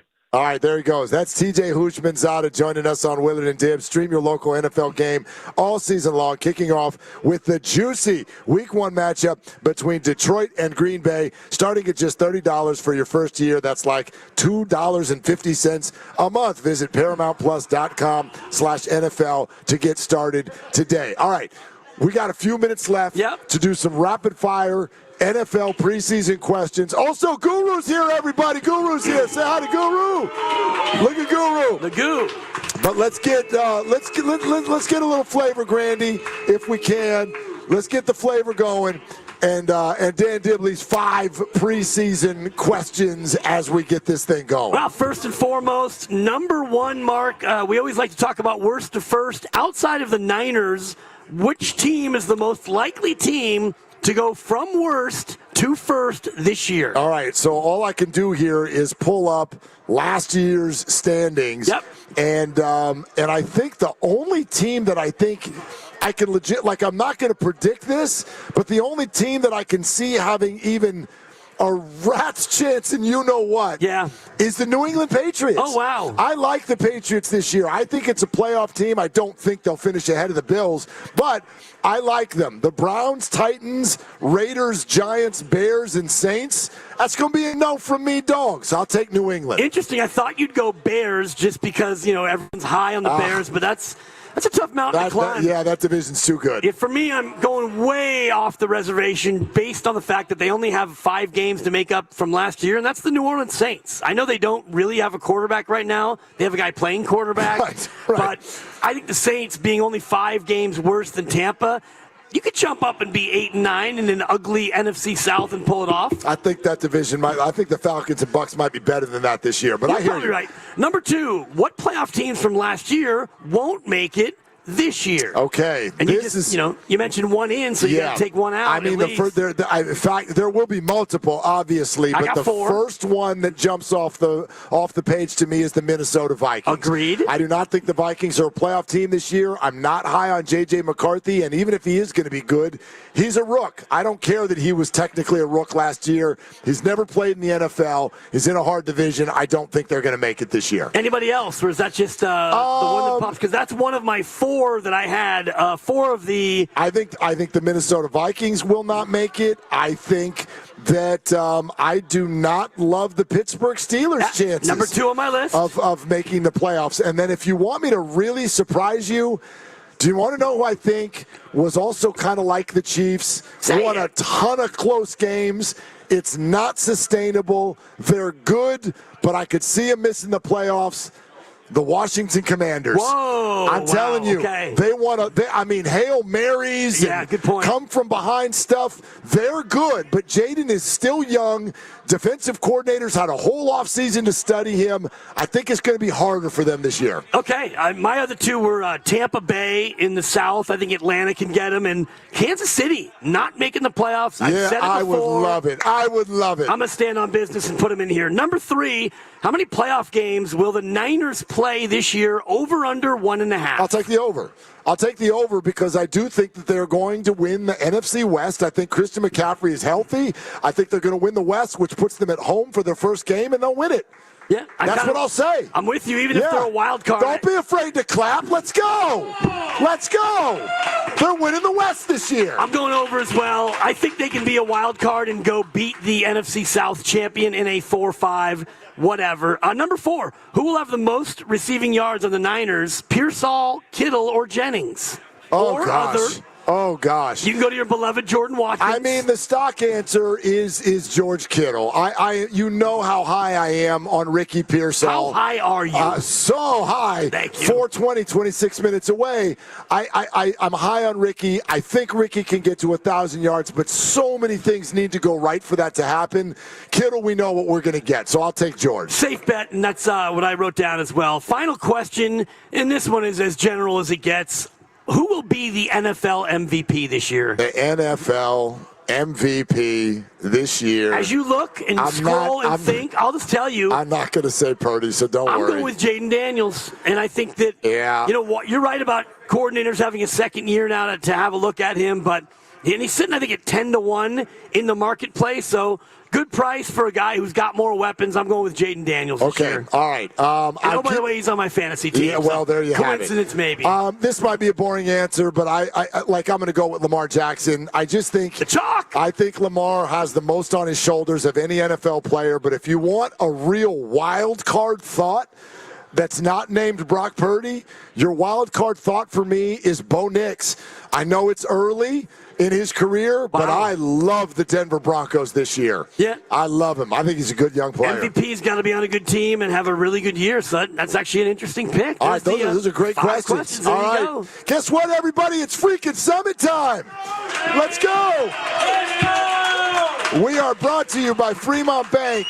Here for you, here for good. We are here for the 2025 Red and Gold Summit. Steiny and Guru and Shasky and Spadoni and all of you. We are about to unveil all of the discussion, the surprises, the awards, everything coming up next as the Red and Gold Summit is here on 95.7 The Game. First, it's Dan Dibley here to talk about Fremont Bank, give you a little bit more detail about my bank, a family-owned bank, and it's got that great family-owned feel. They've been doing it now since 1964, 61 years in business. It started not far from here in Fremont, and they've built it out since then into 21 branches throughout the Bay Area. All the branches devoted to the same ideology, which is supporting local communities. It's a local ecosystem where you deposit your money with Fremont Bank, and they reinvest it into home ownership and philanthropy and businesses and everything else that makes the Bay Area so strong. When you're a part of a good local bank, you know that your money stays local, not one of these big box banks where you don't know where the money's being reinvested. You do so with Fremont Bank. You reinvest it right here in the Bay Area, and they're a big reason why we all love all 9 counties here. It's Fremont Bank, here for you and here for good. Nationwide is so much more than a great insurance company. They're one of America's largest financial services companies. Like how I'm more than just Peyton Manning. I'm also motivating Manning. When I say insurance, you say financial services. Insurance. Financial services. Insurance. Financial services. Now when I say nationwide, you say is both.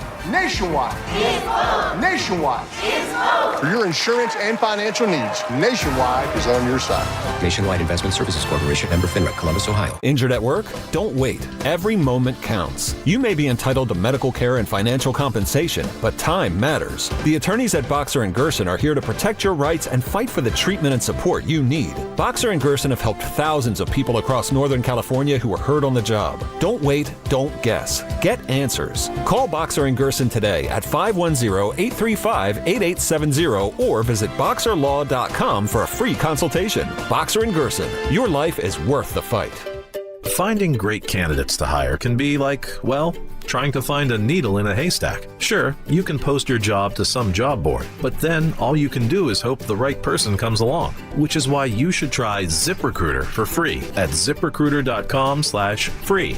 ZipRecruiter doesn't depend on candidates finding you. Its powerful technology identifies people with the right experience and actively invites them to apply to your job. You get qualified candidates fast. So while other companies might deliver a lot of hay, ZipRecruiter finds you what you're looking for.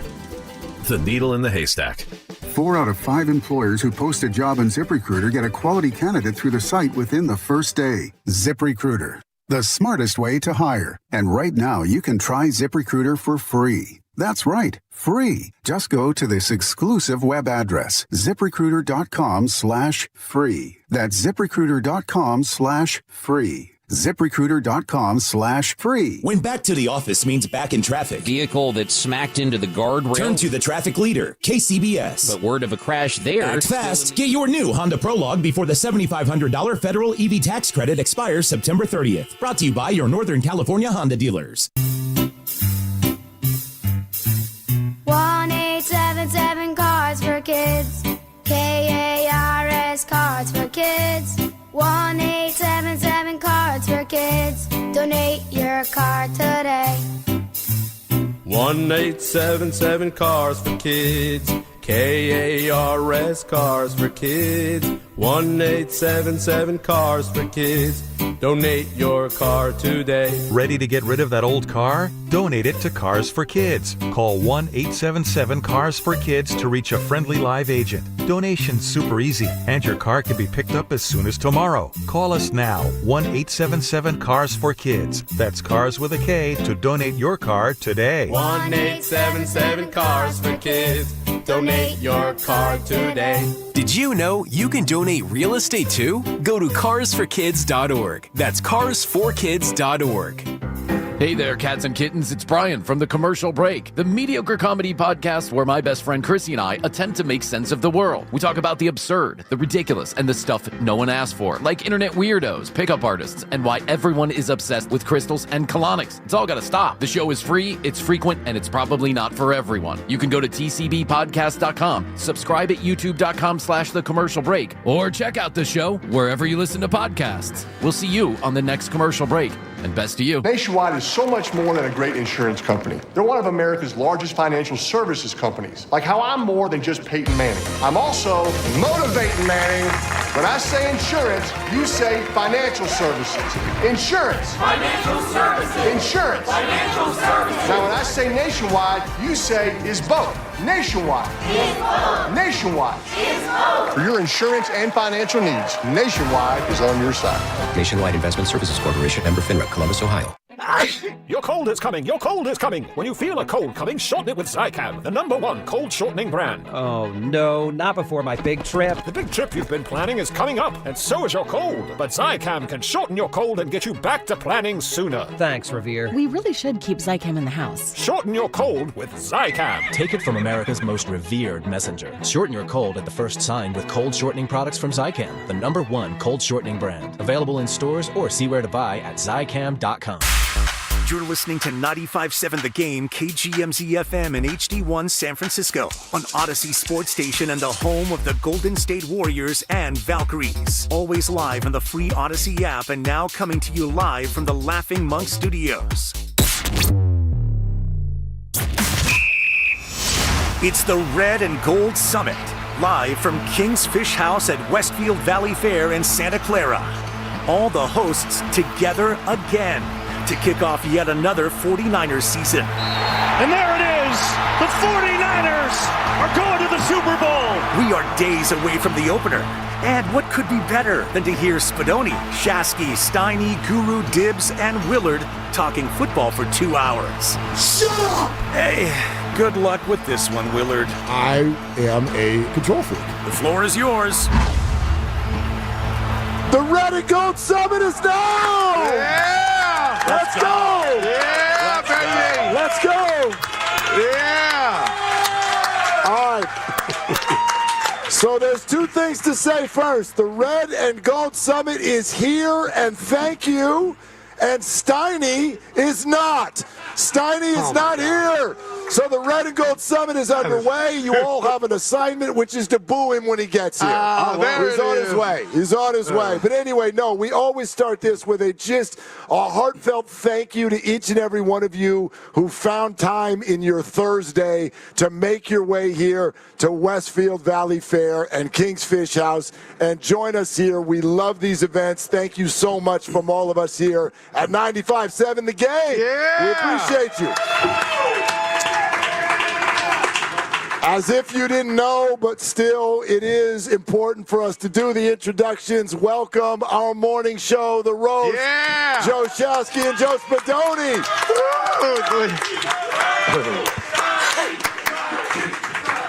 Hi, Steiny. By the way, Steiny, Steiny, Steiny, Steiny. Also, a very special. This is Joe Spadoni's first summit. This is his first summit. Thank you. And now we can officially welcome in, better late than never, Steiny Guru. Yeah. Good to see you. What's up, buddy? How you doing? I'm all right. Good to see you, We're going to dive right into this. Obviously, thank you also to our wonderful host today, King's Fish House.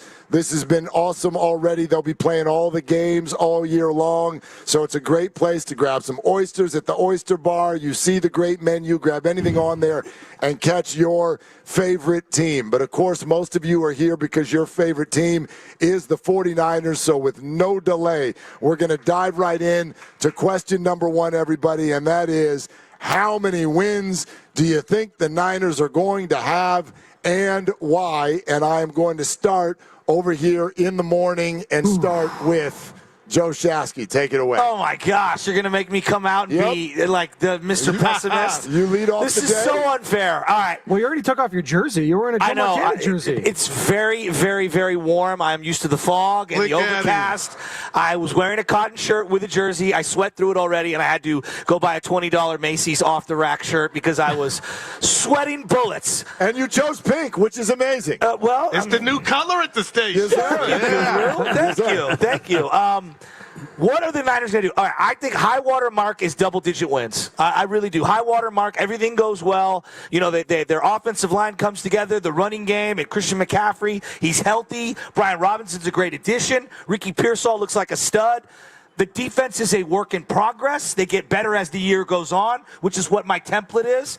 They win 10, maybe 11. Things go well. Maybe Jimmy G's playing for the Rams. Maybe Stafford doesn't play every game. And the Niners aren't 1-5 in division like they were last year. You know, they were 6-9 when Brock Purdy started games. So I'm going to say high water mark, 10, maybe 11 wins. Low water mark, I think at minimum this should be a 7 or 8 win team. Even if all goes to hell in a basket, if you will, I still think this team has enough talent, top-end, premium, Hall of Fame level talent, to win 7 or 8 games. All right, on to Joe Spadoni. I mean, that was such a political answer. He didn't even say what it was. What the number of wins? What are we doing here? Pick a number. How can we know? We didn't see Michael Williams. Well, how do we know? We barely saw anyone in the preseason. How could anyone have a feel for what this team is? I'll tell you they how. have 16 new starters. They're playing a bunch of scrub teams. That's how. They're playing the Saints, who stink. They're playing the Jaguars, who stink. They're playing the Panthers, who stink. They're going to win at least 10 games. I'm saying 10 games they're going to win, and they're going to get in a wide-open NFC. It's the Eagles and then everybody else. And even the Eagles have question marks as far as I'm concerned. Everyone's just trying to shoehorn them into the Super Bowl. No, I'm not doing that. 10 wins for the Niners. They're getting the playoffs. 10 wins. Okay, 10 is the number. I like the definition. Come on, optimism, people. Come on. Steiny Guru. Goo, if we can get you to focus on the Niners, even though your boys are teeing off here in about an hour, how many wins for the 49ers this year and why? All right, before I go, and I love everybody that showed up. We love you. But my 4th grade teacher, Miss Gilbert, is here. Let's give her a round of applause. Yes, she started to 1-4-3. Hey, 4th grade. That's a while ago, y'all. Miss Gilbert, was Goo a pain in the rear or was he a good student? Okay, you got 2 thumbs up. Okay, 2 all right. thumbs up. Here we go. Right, okay. So, to Spadoni's point, when you win 6 games like the Niners did, I think to myself, how much of that consisted of bad football and injuries? And it was a lot of both, right? But at times, I've criticized Kyle, but I also given him and Lynch and the team their flowers in regard to what they've built. So, for me to come in here all the way from the Union on 880, park the ride, and not give them the benefit of the doubt with Bosa, Warner, freshly new paid Brock Purdy, and what Shasky said, McCaffrey healthy, I got to give them 10-7. I got to give them 10 wins until we see otherwise. Last year, 10 wins did not get the Seahawks into the playoffs. I'm just letting you guys know. But last year at this time, I was saying it's a Super Bowl for sure. So I'm just trying to be.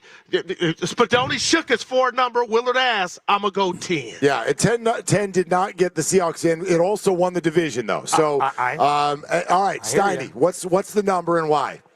Here we go. Well, I'll tell you what. I listened to the interview with Hushmanzada on the way over, and he was pretty optimistic, it sounded like, about the 49ers. Coaching. So, he pointed to coaching a lot. Earlier in the day, I picked 10, and I'm going to stick with 10.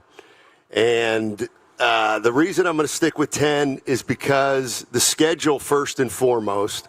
And then secondly, their offense should be pretty good. Their defense should probably get better over the course of the season. And did I mention their schedule? You might have, yeah. So there it is. Here's the other thing. You look at the Rams schedule, for example.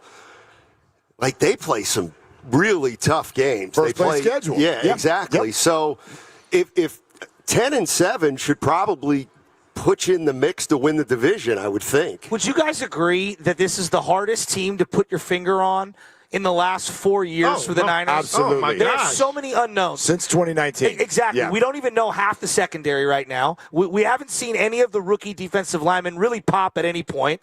We don't know who's going to be their guard right now. Could be Connor Colby, could be Ben Barch. We have zero clue about Christian McCaffrey. I think if we all knew McCaffrey plays 15 games and looks something like what he's used to looking like, we'd have a better feel for what they're going to be. You know what? Let's get to the McCaffrey thing in a little bit, because the idea that we have zero clue, like anybody can get hurt, and people coming off injuries, maybe it's different. He's had a phenomenal camp. He looks fantastic at camp. So I don't know. But Mark, beyond history, what's the evidence that Christian is in a bad spot today? No. They had 40 touchdowns from Debo, Ayuk, and CMC in 2023. 40.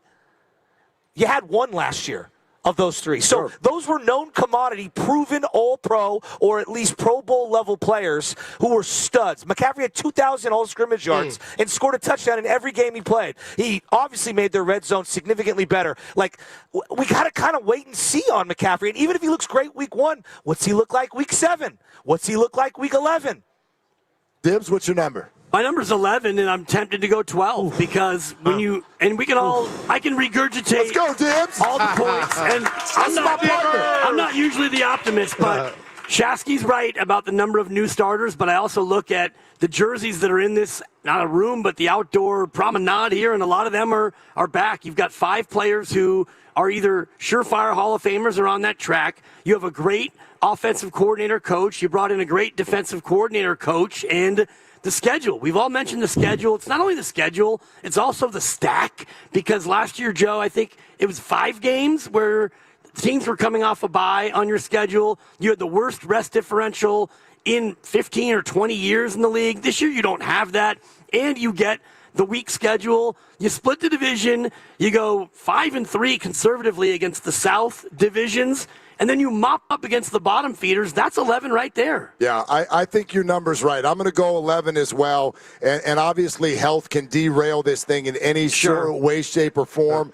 But the bottom line is the schedule is going to have a lot of openings. The coaching is very, very good. I think it's just been undersold, the idea of how bad the 49er defense has been, especially last year, how poorly coached it was, and how that's different. So you might have questions with young players, but those young players are being coached in a way that last year's defense was not. I think Robert Saleh's presence is going to make an immediate imprint, and I see this as the NFC West champion with at least 11 victories this year.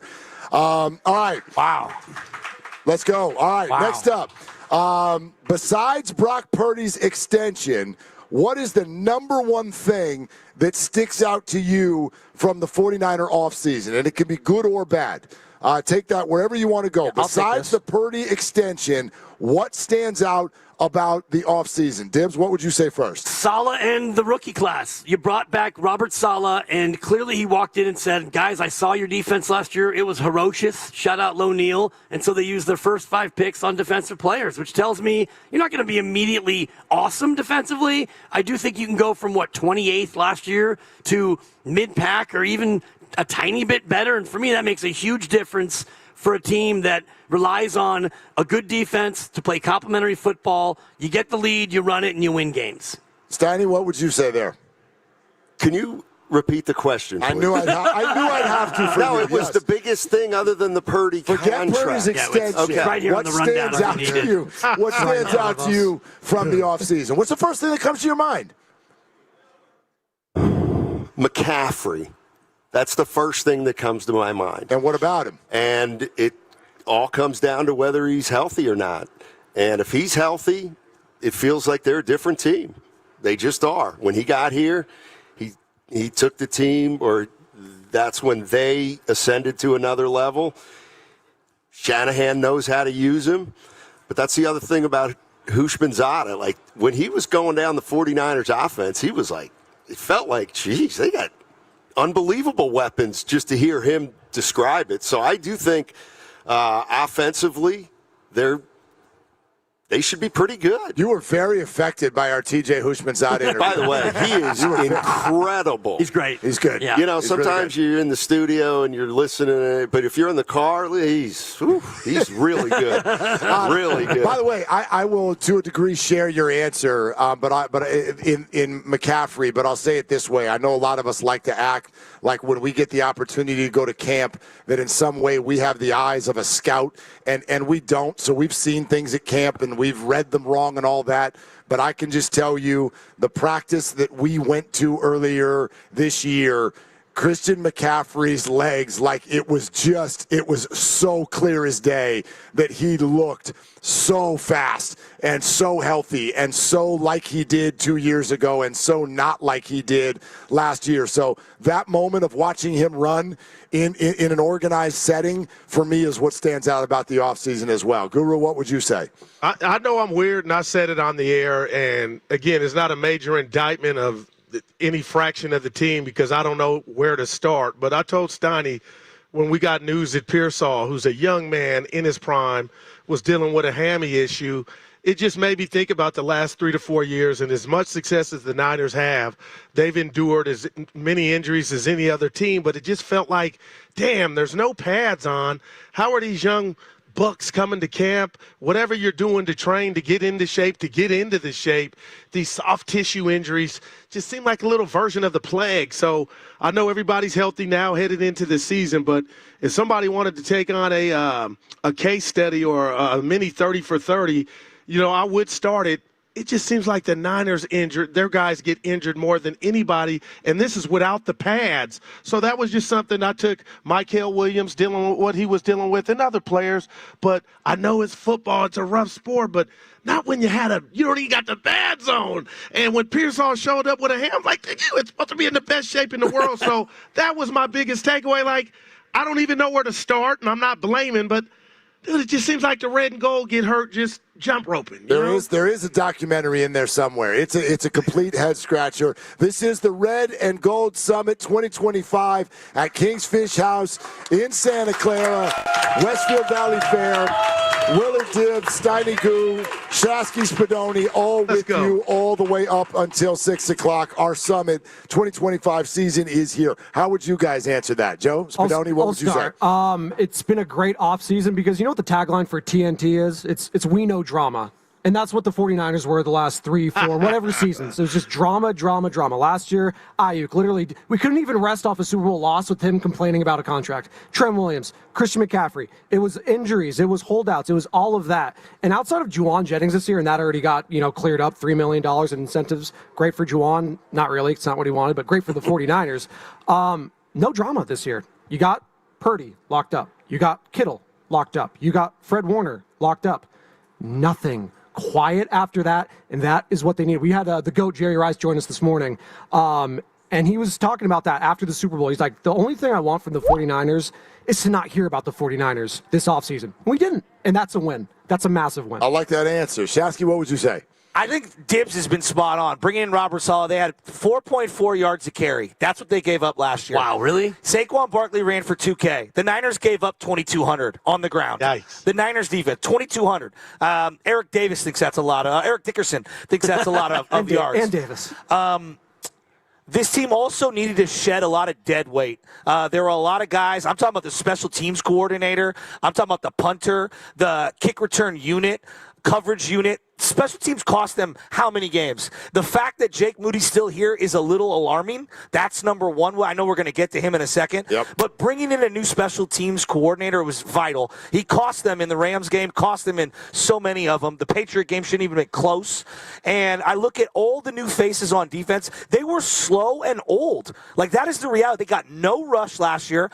Devondre Campbell was terrible. Isaac Yiadom was terrible in the slot. And those guys got picked on. We've got a lot of young faces, a lot of young guys. Those guys have to take a leap forward within the season. That's why I'm so pessimistic. It's just you're relying on a lot of youngsters. If a couple hit, they'll be sitting pretty. But that's asking a lot from guys to go from the SEC into the NFC West. Like, that's a big leap. So we'll see what they look like December. I'm cautiously optimistic on defense, but Robert Saleh coming in is the biggest acquisition, hands down. But you're going to miss Dre Greenlaw. I mean, that guy for one quarter, all saw it. Yeah. One quarter, wow. A handful of snaps. He was an unbelievable tone setter, and I just don't know where they're going to replicate that aura from. They need that kind of spark from some of these young guys. Charvarius Ward was a good Niner. I know it was at the end. How are you going to replace him? So, and then we'll see with the safeties. You know, we will see. So I think the defense is going to be a work in progress. Offensively, they should be able to move the ball, but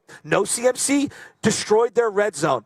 So if you get CMC back and he's healthy, that could be the difference in 4 or 5 games this year. Guru, let's go to you then, and it's good to build off of what Joe's saying right here. What aspect of the 49ers right now scares you the most?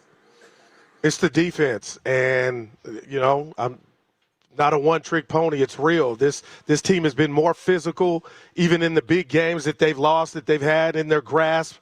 You know, they did well even under Wilkes. And you're talking about what Shasky's talking about and Dibs in regard to Saleh. I love it, but I've heard some of the greatest coaches say you can't win the race if you don't have the horses. So as fired up as I am about Saleh, it's about what he has as an extension of him on the field. And Alfred Collins, all that girth, 6'5", 332, 335, big dude.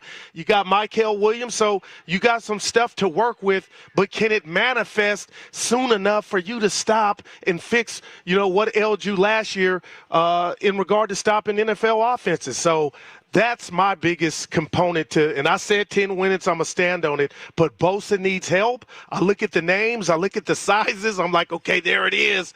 But, man, Hufanga, that was a diamond in the rough. It started off early. True. Now he's not here. But can these youngsters hit like he did where we thought they had the next Ronnie Lott or something like that? So that would be my biggest fear. I got one that I'll throw in next, and I bet a lot of people here who are watching us are about to nod their heads with me. The answer is Jake Moody. Oh, my God. Jake Moody. Lay off of Willard. Are we right or are we right?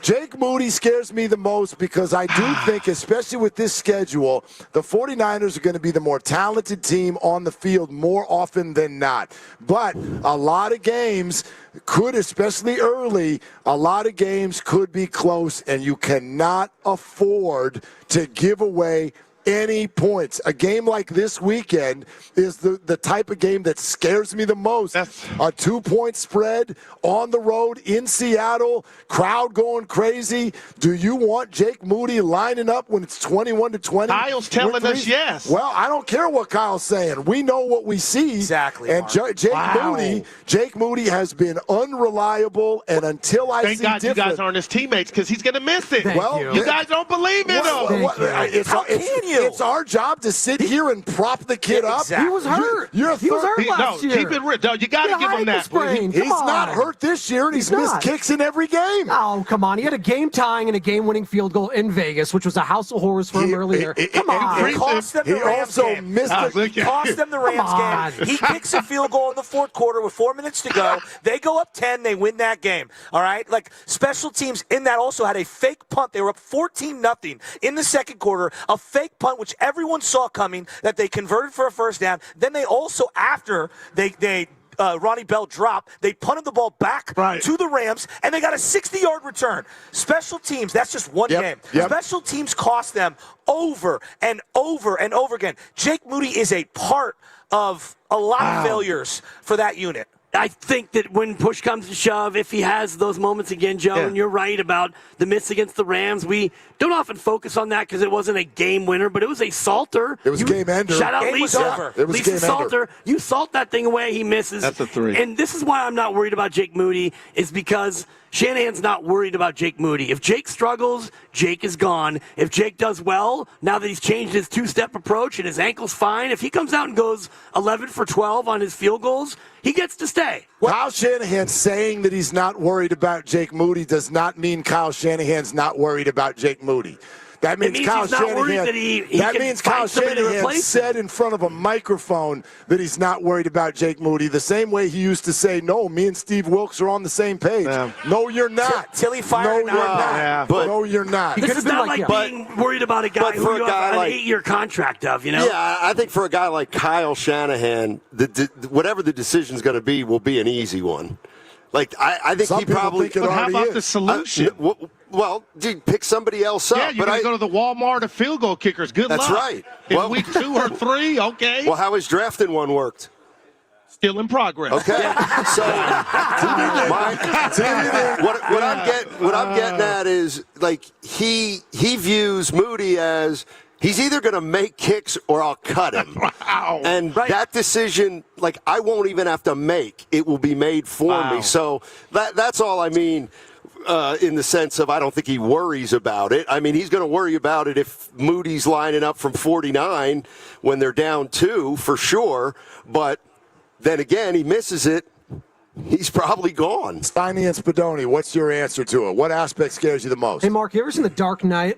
You ever seen that movie? Of course. You know, there's a character named Harvey Dent. I believe in Harvey Dent. Where are you going? I believe in Jake Moody. Okay. All right? I do. All right. Let's go. I believe in him. Let's go. I'm with you, kid. Jerry Rice joined us this morning, and he had confidence in him, the greatest player of all time. Yeah. All right? If he's got confidence in the kicker, I got confidence in the kicker too. All right? He'll get it done. If he wins a game winner this week, this Sunday, he wins a game winner, I don't want to hear anything from any of you. I love I'm with you. I'm pro Jake. I love that everybody up here is like all the people who work for the Niners are in favor of Jake Moody, so we should be in favor of Jake Moody.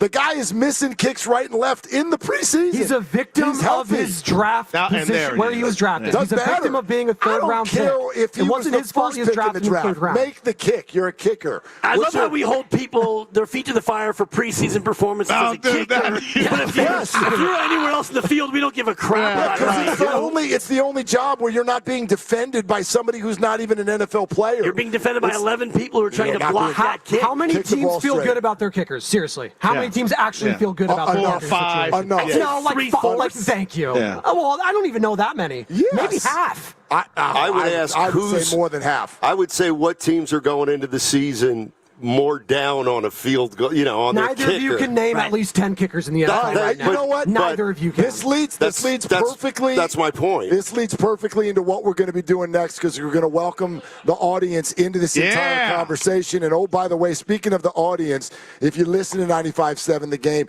you know some of these names. You know Gene is here. You know San Jose Jazz is here. Grandpa Daddy is here. Leroy in Oakland is here. Miss Gilbert already got the shout out, is here. So thank you for all being here. The Red and Gold Summit at Kingsfish House.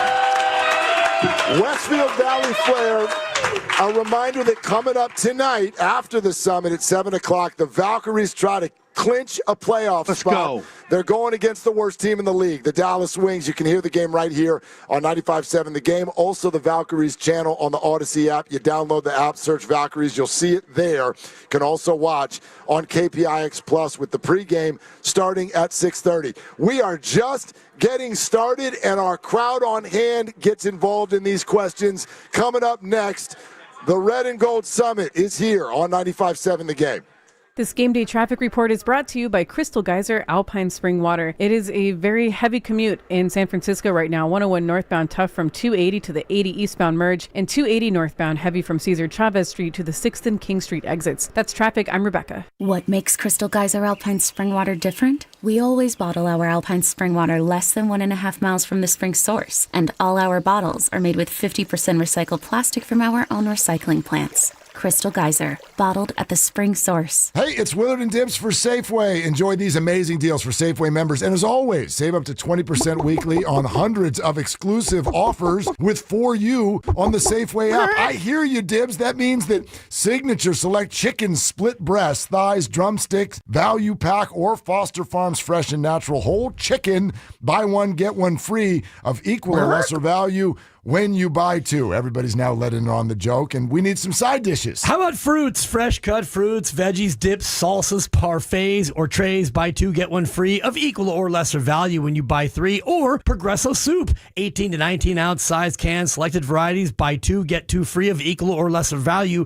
when you buy four. There's no sound for soup, Mark. No, there isn't, but I do love a Progresso party. These and other great digital deals are available in the For You section on the Safeway app. Just download the weekly deals to your account, and they automatically deduct at checkout. How cool is that? We'll see you in the aisles. Injured at work? Don't wait. Every moment counts. You may be entitled to medical care and financial compensation, but time matters. The attorneys at Boxer & Gerson are here to protect your rights and fight for the treatment and support you need. Boxer & Gerson have helped thousands of people across Northern California who were hurt on the job. Don't wait, don't guess. Get answers. Call Boxer & Gerson today at 510-835-8870 or visit boxerlaw.com for a free consultation. Boxer & Gerson, your life is worth the fight.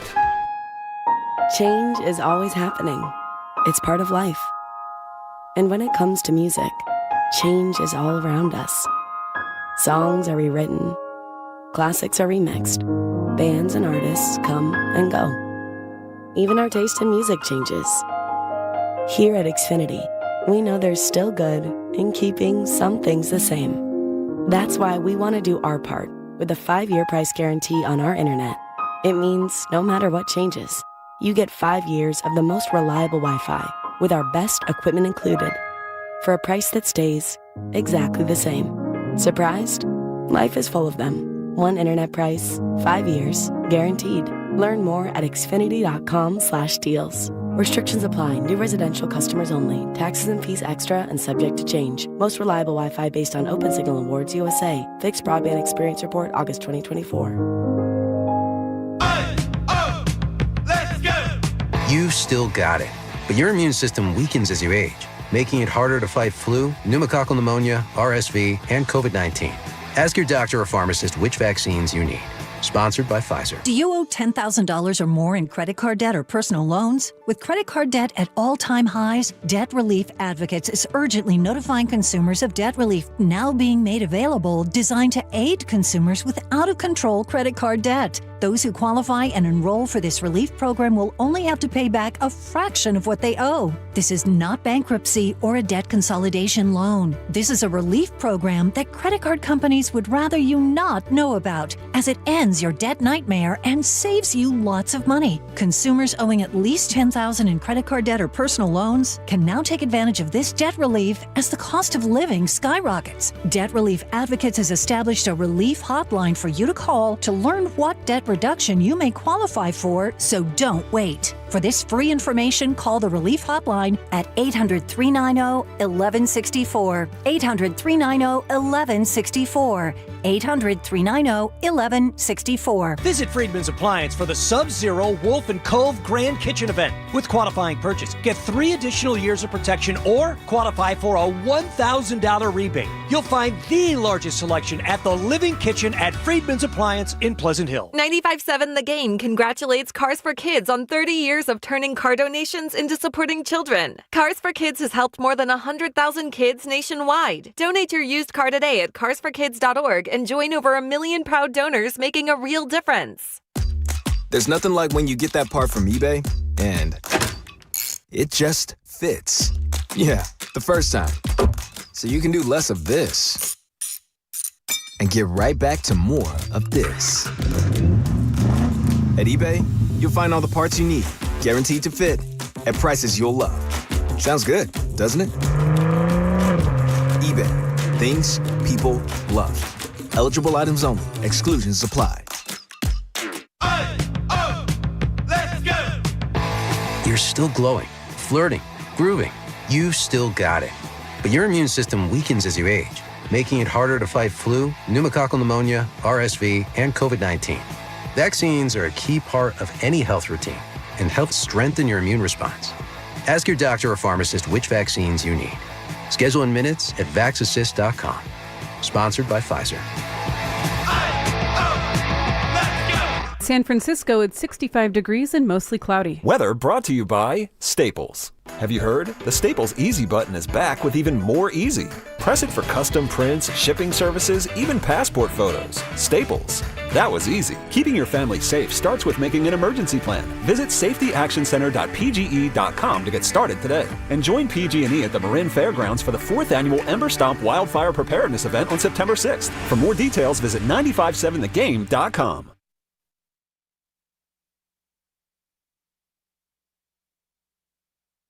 Now back to the Red and Gold Summit, live from King's Fish House at Westfield Valley Fair in Santa Clara. All the hosts together again, getting you ready for another Niners season, right here on 95.7 The Game. Let's ride. It is Red and Gold Summit 2025. Yeah. Keep that energy up because we're going to need your noise in mere moments. So glad you're here. So thankful you're here. A hearty thank you from all of us, Willard and Dibs and Steiny and Goo and the Morning Roast, Joe Shasky and Joe Spadone. Thankful that you're here and thankful that the NFL is here as well. And thankful to King's Fish House. Let's hear it for them. King's Fish House, our host today. They'll be playing all the games all season long, so it's a great place if you want to grab some food. They have amazing oysters at the Oyster Bar. Catch your favorite team. Try to get a win throughout the season here at Westfield Valley Fair. Okay, so your turn, crowd. Instead of listening to us make noise, how about if you make some noise? And we got a couple questions. And with a round of applause or a show of however you want to make noise, you will sort of mark yourself as yes or no. So let's hear it. Do you want Jake Moody on this team this year? If the answer is yes, let's hear it. Woo! Not you, Spadone. Shut up. That was not a lot of noise. Pretty muted. Other than Spadone. If you do not want Jake Moody on the team, let's hear you. Oh, boy. Man, he's got a family. Wow. He's got feelings. Wow. He gone. That was definitive. Well, if that was definitive. If the 100 or so of them were all John Lynch's, then he'd be gone by now. I'm hearing something on this panel that's very odd to me in professional sports. Well, like you literally just said, this is mean. This is the 49ers we're talking about. Thank you. Like what? Why? I'm joking. I know you. Obviously. Dexter Carter. What is this thing how with many this guys? Like, because he's a kicker, are we not allowed to assess his performance like we do every other player on the team? You can assess it. That's fine, but we could also assess it through the lens that he was hurt last year. So let's give him some grace this year. Let him fail first before we crush him. No. Well, define some. Time out. What do you mean some? Some grace. Week 1, if he misses a game-winning kick, sure, kick him off the team. Is that what you want to do? No. There you go. Let's have respect. Well, you do that. I don't have a strong opinion about this. Thank you. But That's a 5. What I would say is that you give them a chance. But here's the issue. The 49ers have now put themselves in a situation where this thing is going to be almost, maybe as big as like Purdy was and stuff. And so, Kyle Shanahan. I was going to say. So all I'm saying is, they've brought this on themselves. Sure, but I also just get frustrated, I guess, when I get people calling in, texting in. Shout out to Boxer and Gerson Work Injury Attorneys text line. Nice. When they're saying, just look at his face. You know he's going to miss it. The amount of people that are body language experts, it might just be his face. We did that to Steve Young. Steve Young was the MVP of the league in 1992. and we thought he couldn't win the big one because of what he looked like on the sideline and his demeanor. I'm being real. As you had Joe Montana on the sideline, people were chanting in the NFC Championship game, put Joe in. So I don't think this is exclusive to kicker. This happens to any position. We did this to Dexter Carter, who was a returner in a first round that they brought in and who fumbled the ball in an NFC Championship game. We've done this to A.J. Jenkins, a wide receiver. We've done this to Kentuan Balmer, a defensive lineman. Like, this is not position exclusive. This is, if you underperform, we will run you out of town. Ronnie Bell last year is a great example. Exactly. And so when the team puts this much eggs into this basket, it's on them. No one's mad at Moody. Yeah. We're mad that he's still the one going out there deciding games. At every other position on this team, they said, can you help us win more than player X? That's why Purdy's the quarterback. That's why they're not letting Trey Lance develop and learn on the fly. They want to win. That's why Colton McKivitz is playing right tackle. That's why hopefully at some point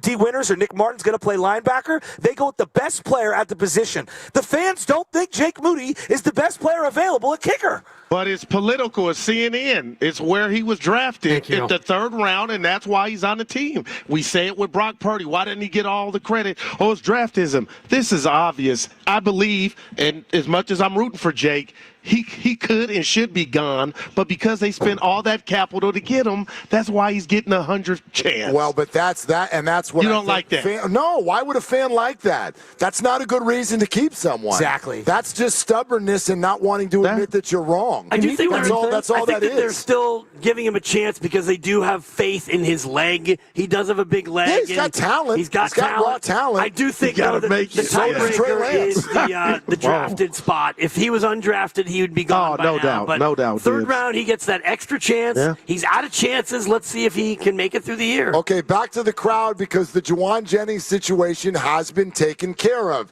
He may not be happy, but he's got his incentives. His calf is magically better, and he's back at practice. So, with that news, yes or no, are you comfortable right now with the 49ers receiving core? Yes. How many of you say no? Okay, gentlemen, right here in the white hat and the black shirt is very uncomfortable with the wide receiver core. It does. I mean, it is a game changer, at least early in the season. And I think if they're blessed with some luck in terms of health, I actually think it can become a deep group halfway through the year. Just don't fall behind in games because we know that Brock Purdy's only come from behind once when entering the fourth quarter with a deficit. And we also know that Shanahan's offense is not built to go 4 wide. And even if you go 4 wide right now in week 1, Sky Moore, ladies and gentlemen, let's get him the rock. So you better survive these early games with your it's fine wide receiver core because, you start to run out of depth pretty fast on this team. Well, Goo, you got a thought, I can tell. I want to give Shasky some love because on my way to Mississippi, I heard his report after going to that practice about one guy that we're all excited about, Ricky Pearsall. And Shasky, you had shared the nugget. It wasn't definitive, but you were like, man, maybe against top-tier DBs, getting off that press is going to be a problem. If you are right, and I haven't flushed that out, then I am concerned. And the best thing about this trifecta of receivers is Kyle's going to put them in a position to win. But forget Kyle. If we were doing a fantasy draft, how much talent do these receivers have? And especially with Jawan, who got his little bump, his bag.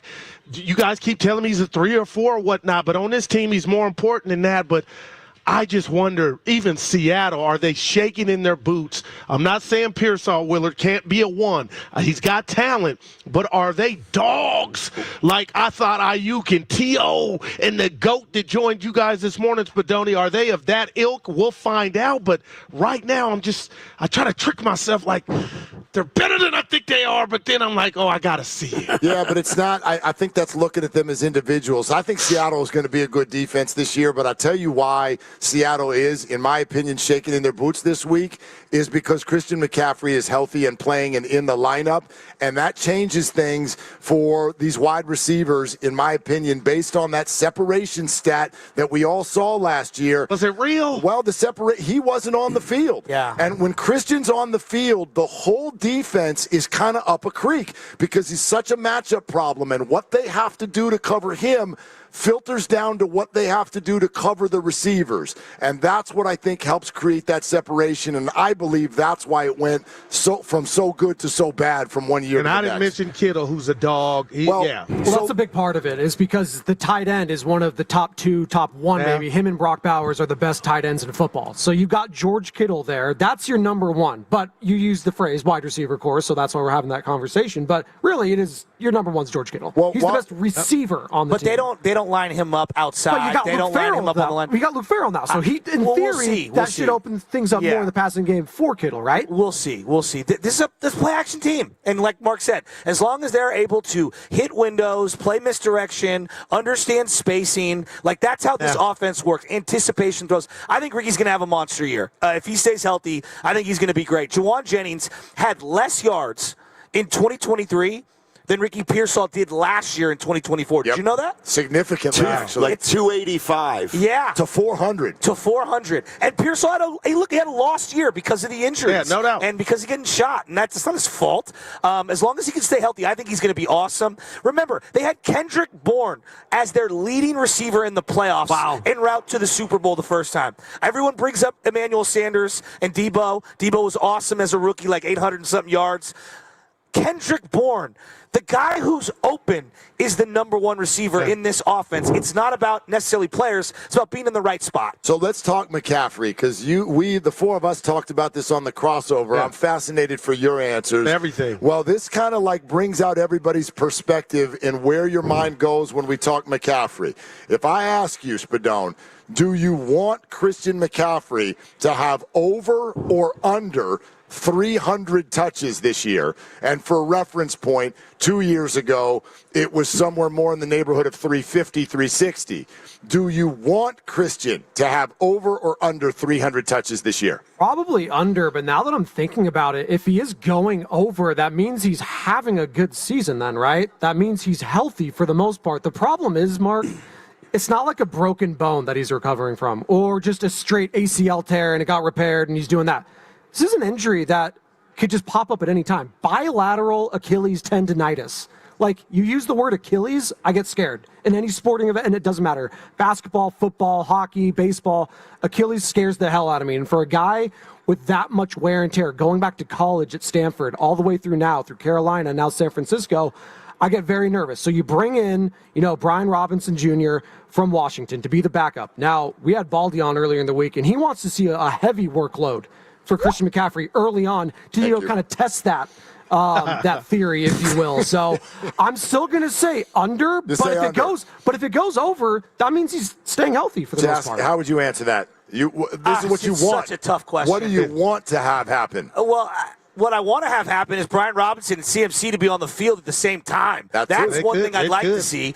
I think that CMC is underutilized as a slot receiver or just as a second running back out of the backfield as a pass catcher. I think he puts pressure on a defense before the snap even happens, and I feel like they failed to utilize him that way in years past because they didn't trust the second running back. So I'd like to see that.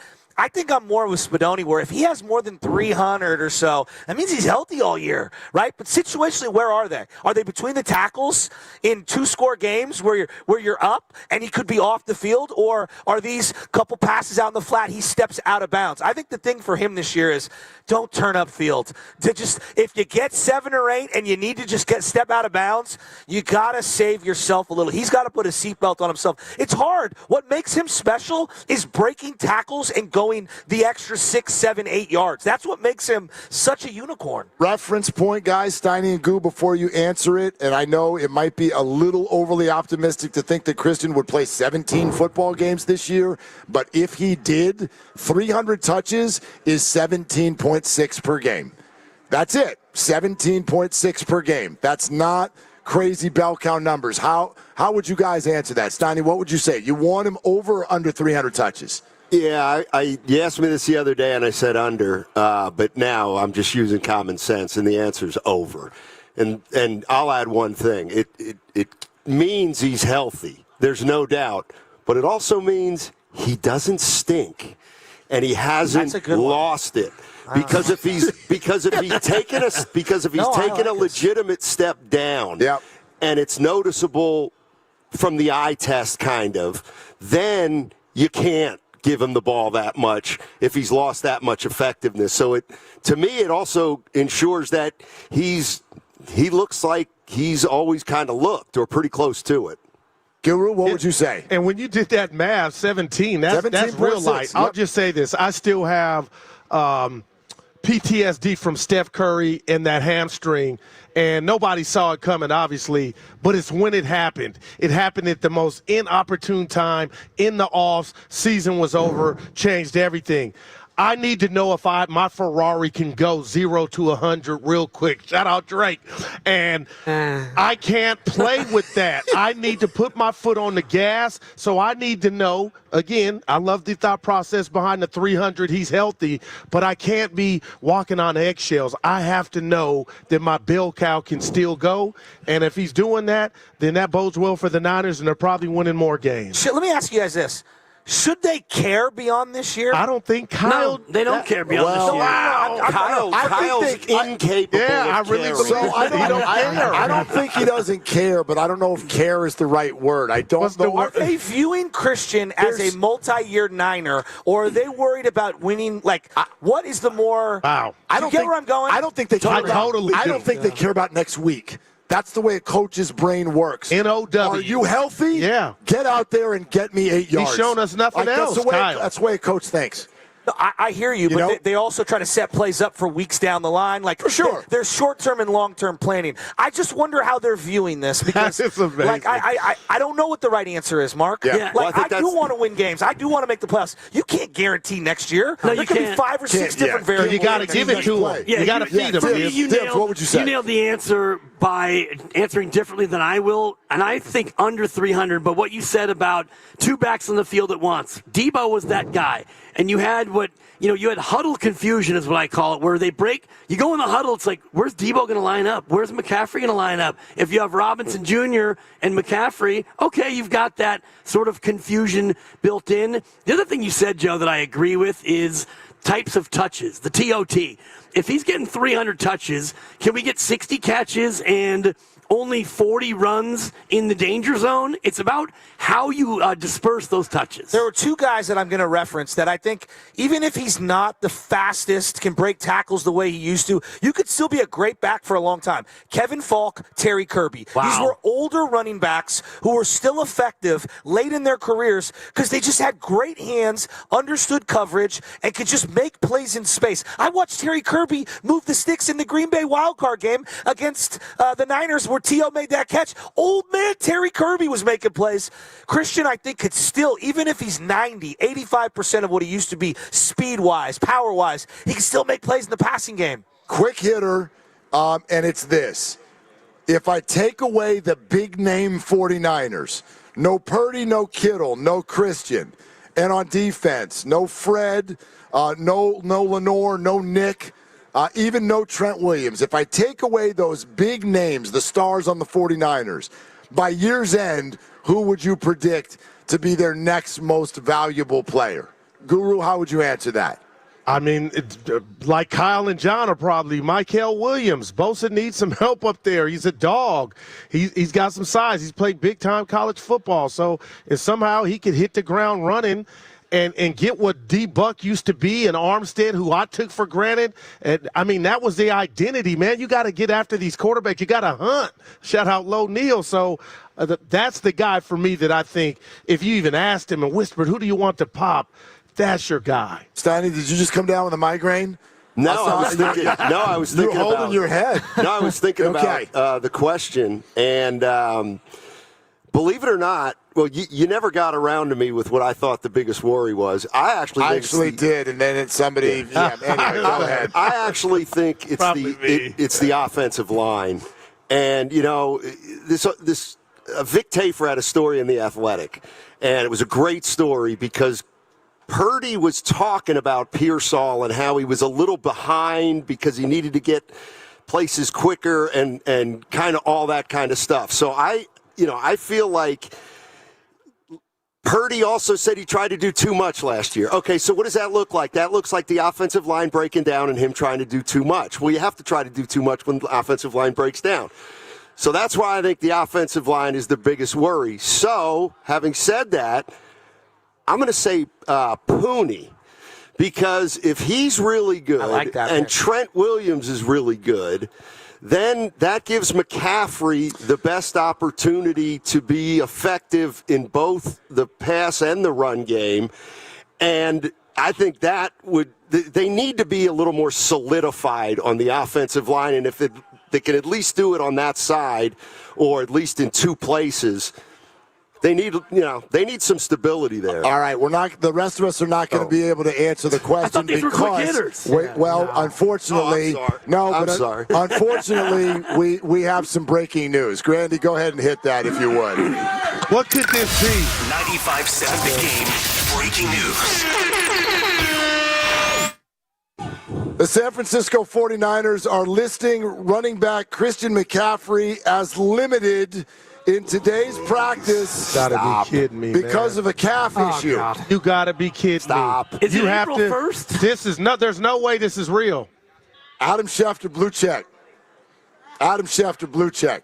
So under 300 touches now, right? That's what we're doing, right? So we got okay. No, but this is. How about 200 touches? And Willard just said, he was running like a deer. He looked fast. But that ain't football, all of it. Well, so Schefter reported that and not the 49er guys? Well, or no, the Niners sent out a practice report. Cam Inman also reporting.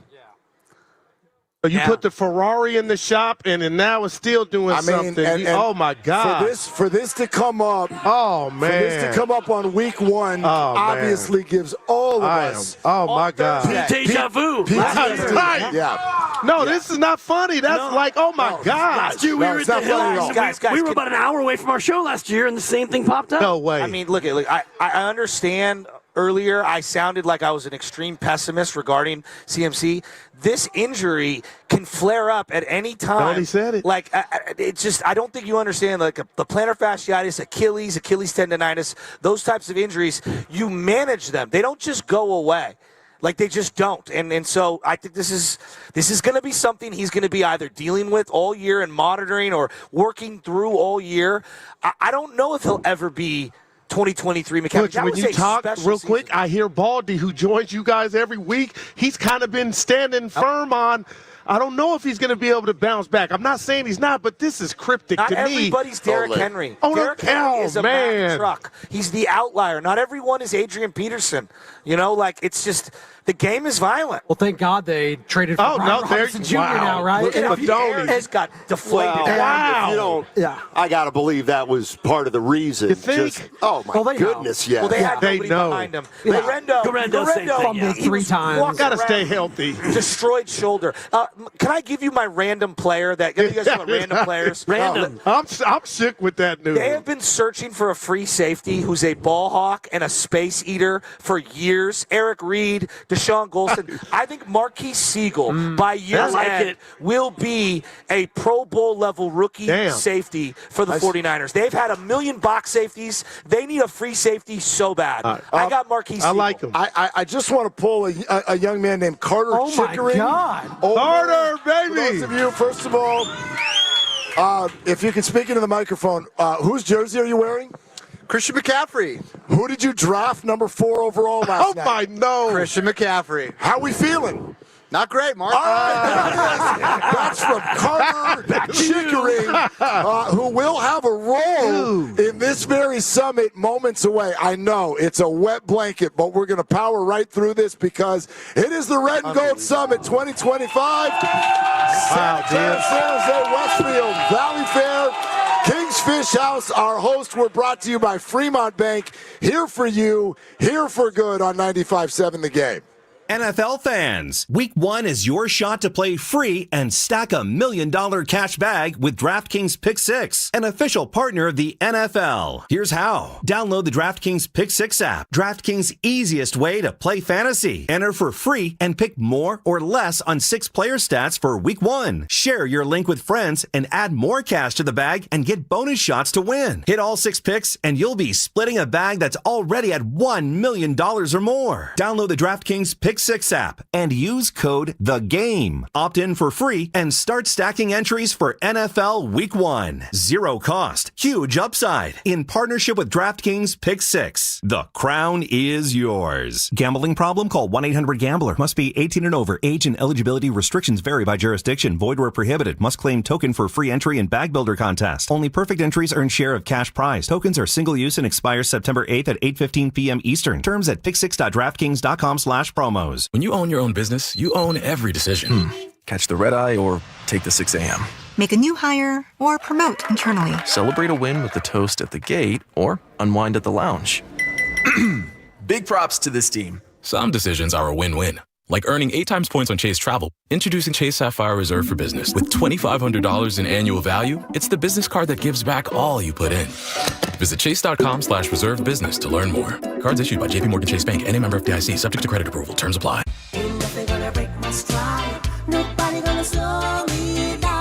Don't let pneumococcal pneumonia break your stride. If you're 50 or older, you're at increased risk. So be proactive with Capvaxive pneumococcal 21-valent conjugate vaccine to help protect against invasive pneumococcal disease and pneumonia caused by certain types of pneumococcal bacteria.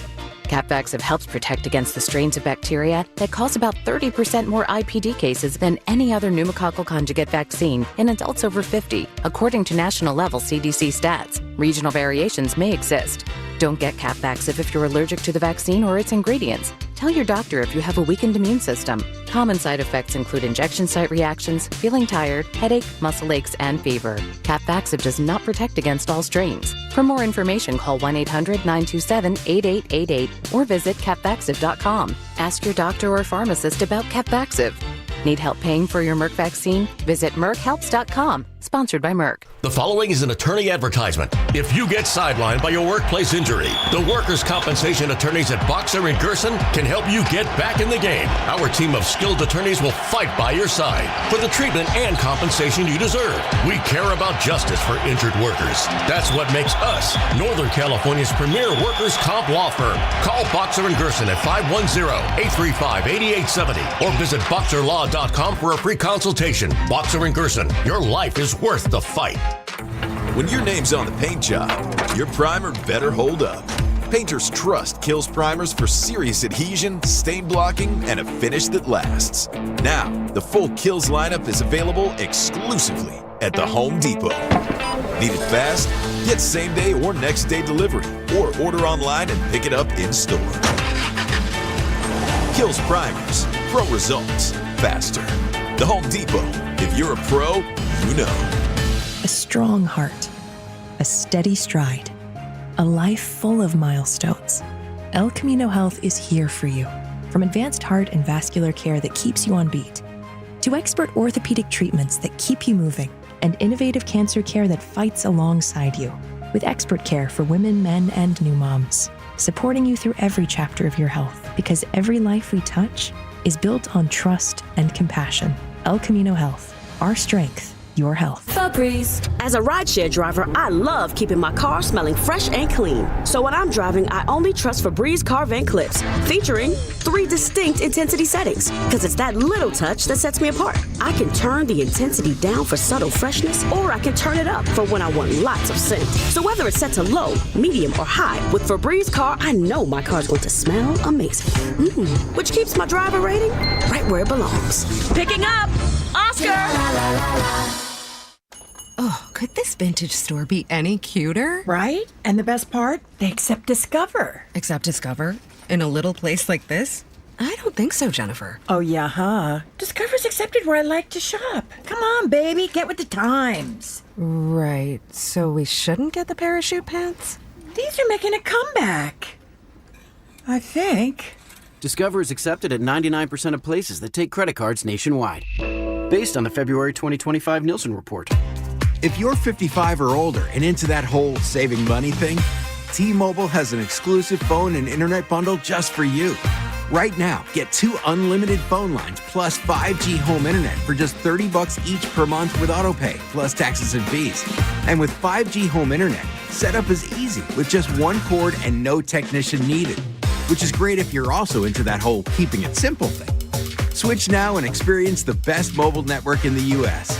Visit your local store to start saving. T-Mobile, it's better over here. Based on analysis by Ookla of speed test intelligence data Q4 2024 to Q1 2025. Ookla trademarks used under license. Unlimited on our network. Customers on voice plan may notice speeds lower than other customers and further reduction if using more than 50 gigs a month due to data prioritization. Video streams and SD on this plan. Home internet pricing after $20 a monthly bill credit plus $5 per line without autopay. Debit or bank account required. See 5G device coverage and access details at T-Mobile.com. You're listening to 95.7 The Game, KGMZ FM and HD1 San Francisco on Odyssey Sports Station and the home of the Golden State Warriors and Valkyries. Always live on the free Odyssey app and now coming to you live from the Laughing Monk Studios.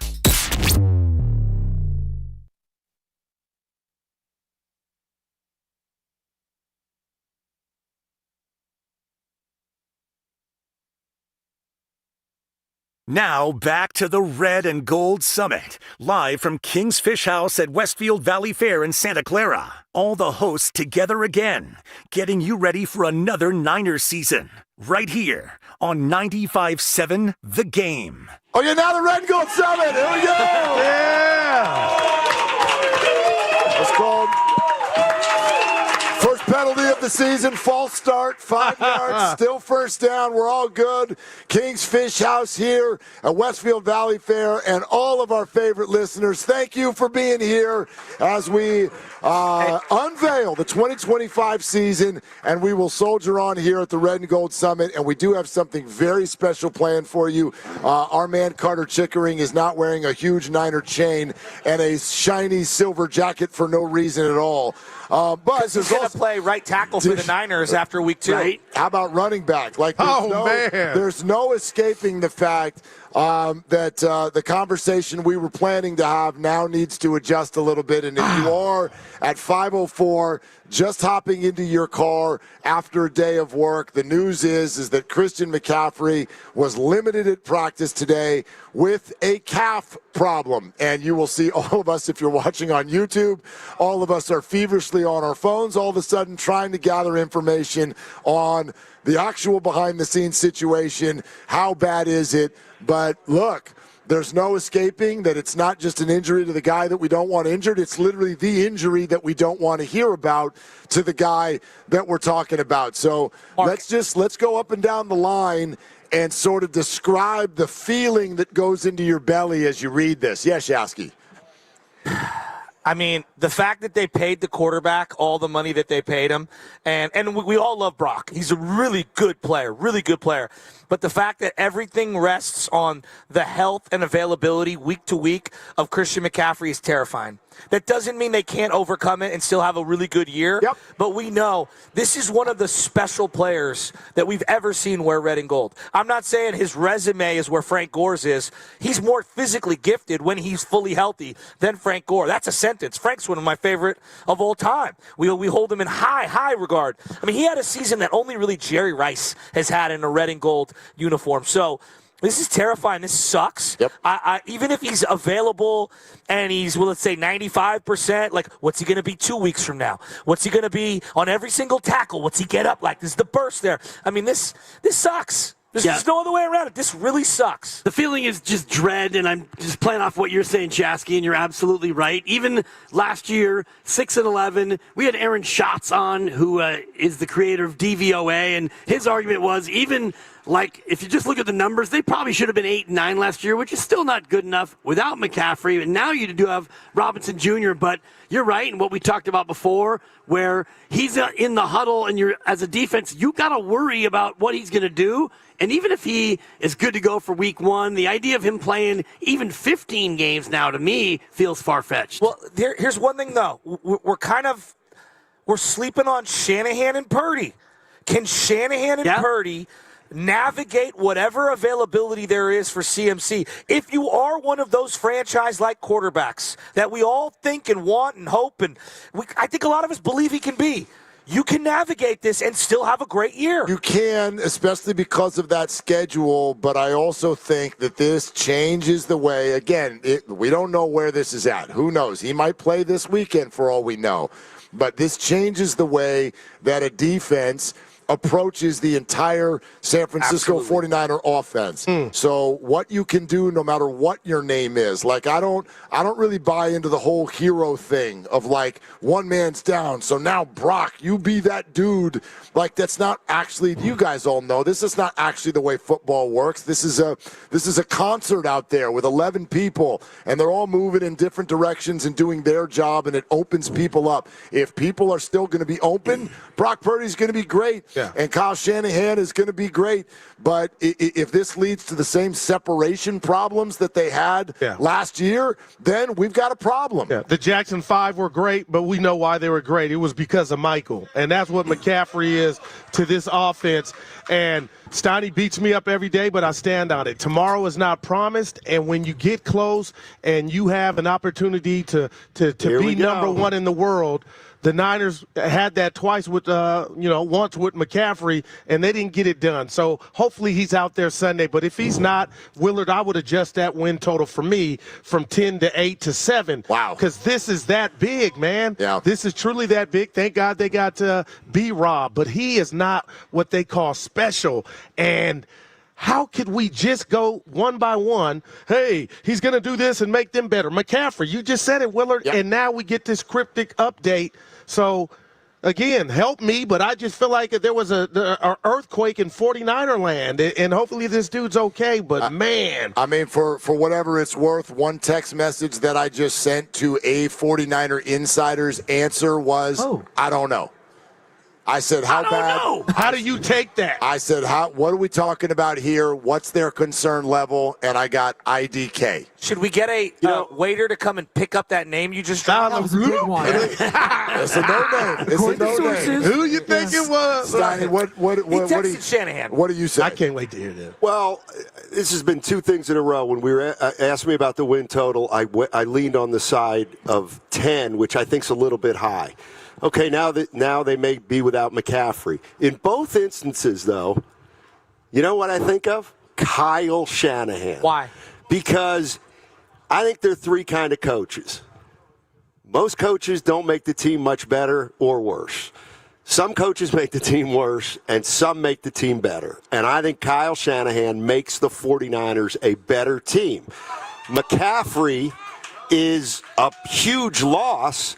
And, of course, nobody can do what McCaffrey does, but Jordan Mason was leading the league in rushing the first 5 or 6. Now, I get it. He's not as multidimensional, but it's there's something about Shanahan where we find ourselves saying here and there, well, Shanahan will figure it out. He'll put somebody in the He didn't last year. They won 6 games. Well, but he's also been to a Super Bowl without Christian McCaffrey. I got right? that. Go ahead. I just think that he did figure it out last year, but something Shasky said earlier just pops up right now, which is the red zone. Why couldn't they score in the red zone very often last year? It's because McCaffrey gives you the run-pass option that Jordan Mason didn't, and you got really tight in the lower red zone. You didn't have McCaffrey, and you had Jake Moody. And how are we feeling about that this year, folks? And when you had them, Dibs, they were number one. In 2023, they were number one in the red zone with McCaffrey. 18th or 19th. One more piece of information to share with everyone with regard to McCaffrey is that Thursday is his usual scheduled media day as well. He was not available and did not appear in the locker room when reporters were present.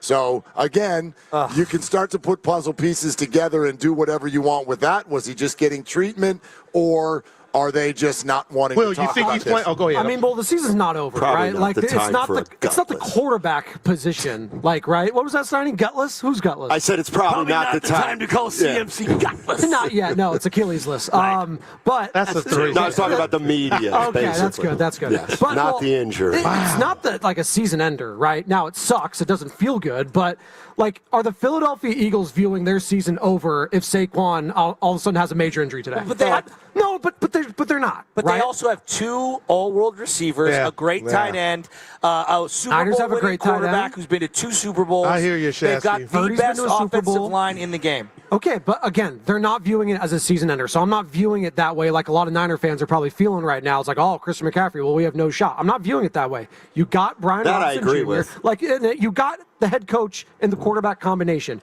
If you have that, and it's that conference in the NFC, which is wide open, I have confidence that they'll figure it out, man. Like, I do. What does figure it out mean? Figure it out means they'll get 10 wins somehow. They will. I think they can. I kind of feel that way too. They can still win games. But to act like this is not a punch to everybody's Adam's apple. I'm not saying it's not. Sure. Yeah, like it's just, to me, it's disingenuous. It's not just CMC. Yeah, You're out Ayuk as well. Right. And you don't know if you're going to get anything from Ayuk to start the year. You have Jawan Jennings, who didn't have any training camp. We saw how that worked out for Trent and for Brandon Ayuk. They just didn't look themselves for weeks on end. So, like, it's not just you're missing CMC. Any of that can happen, but I always look at that as kind of omnipresent. But the fact, I mean, we all remember the feeling. I bet each of the six of us remember where you were when that report came down on opening night last year. I was in the end zone with Christian Evan McCaffrey at the game. I'll sit next to you. Yeah, the fact that Christian was listed as out for the game, and this, to be honest with you, in this moment feels even worse than that. And I you were about to ask me, do I think he's playing this weekend? Probably not. Why would you even do it if you thought he could like that?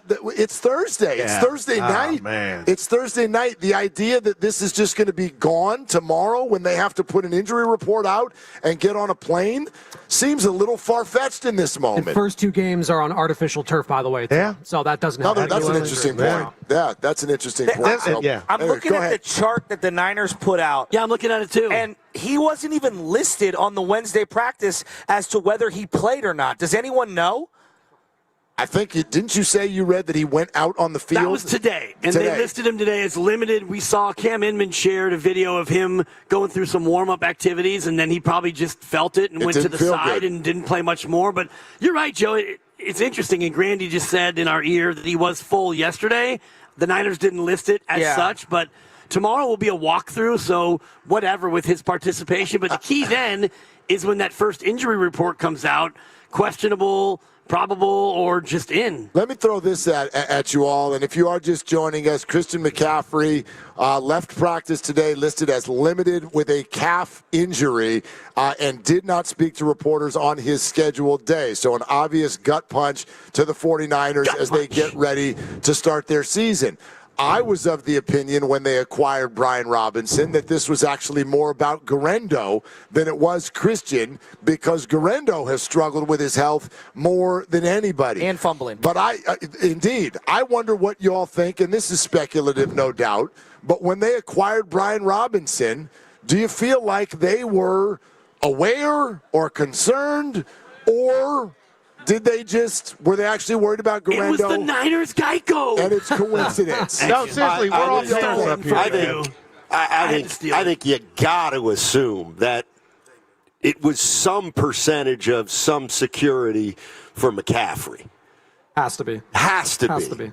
Whether it's if McCaffrey misses 4 games, this guy can play, or whether it's let's only give McCaffrey 15 touches and this guy gets. But if there's concern, then why has he been a full participant all month? But that's what happened last year, Willard. I think you guys are forgetting. Patrick Taylor Jr. was backing him up. He looked terrible, and then he got hurt for the year. They literally had no backup and no healthy option. And Guerendo had the shoulder injury. They had no healthy bodies for the 3rd preseason game. He hurt his shoulder again and kept playing. I'm more in Mark's camp, where I think this was, we need a backup who's competent, and it just so happened that McCaffrey got injured. I don't think this was them being sadistically aware of what was going on. And old man Jeff Wilson Jr. being the running back one in the 3rd preseason game. Well, I'll say this. They run it like the Pentagon. And when I say they, it's like John and Kyle, and we're all parents up here.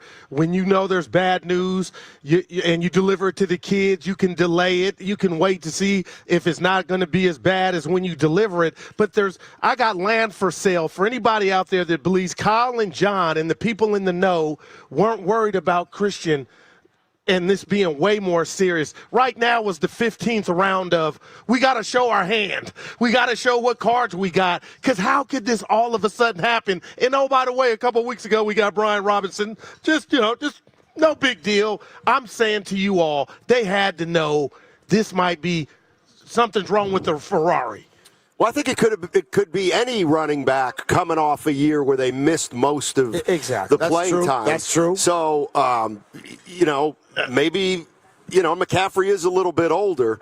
So I got to believe that they were thinking about this, from the start of the offseason. Like, how are we going to, even if Christian's going right, well, it'd be great if we could get a guy who could do a little this, little that with him, without him. And that feels like what Robinson is. Especially when you think about the calf we're talking about now. He tore his PCL in December. He had a severe knee injury.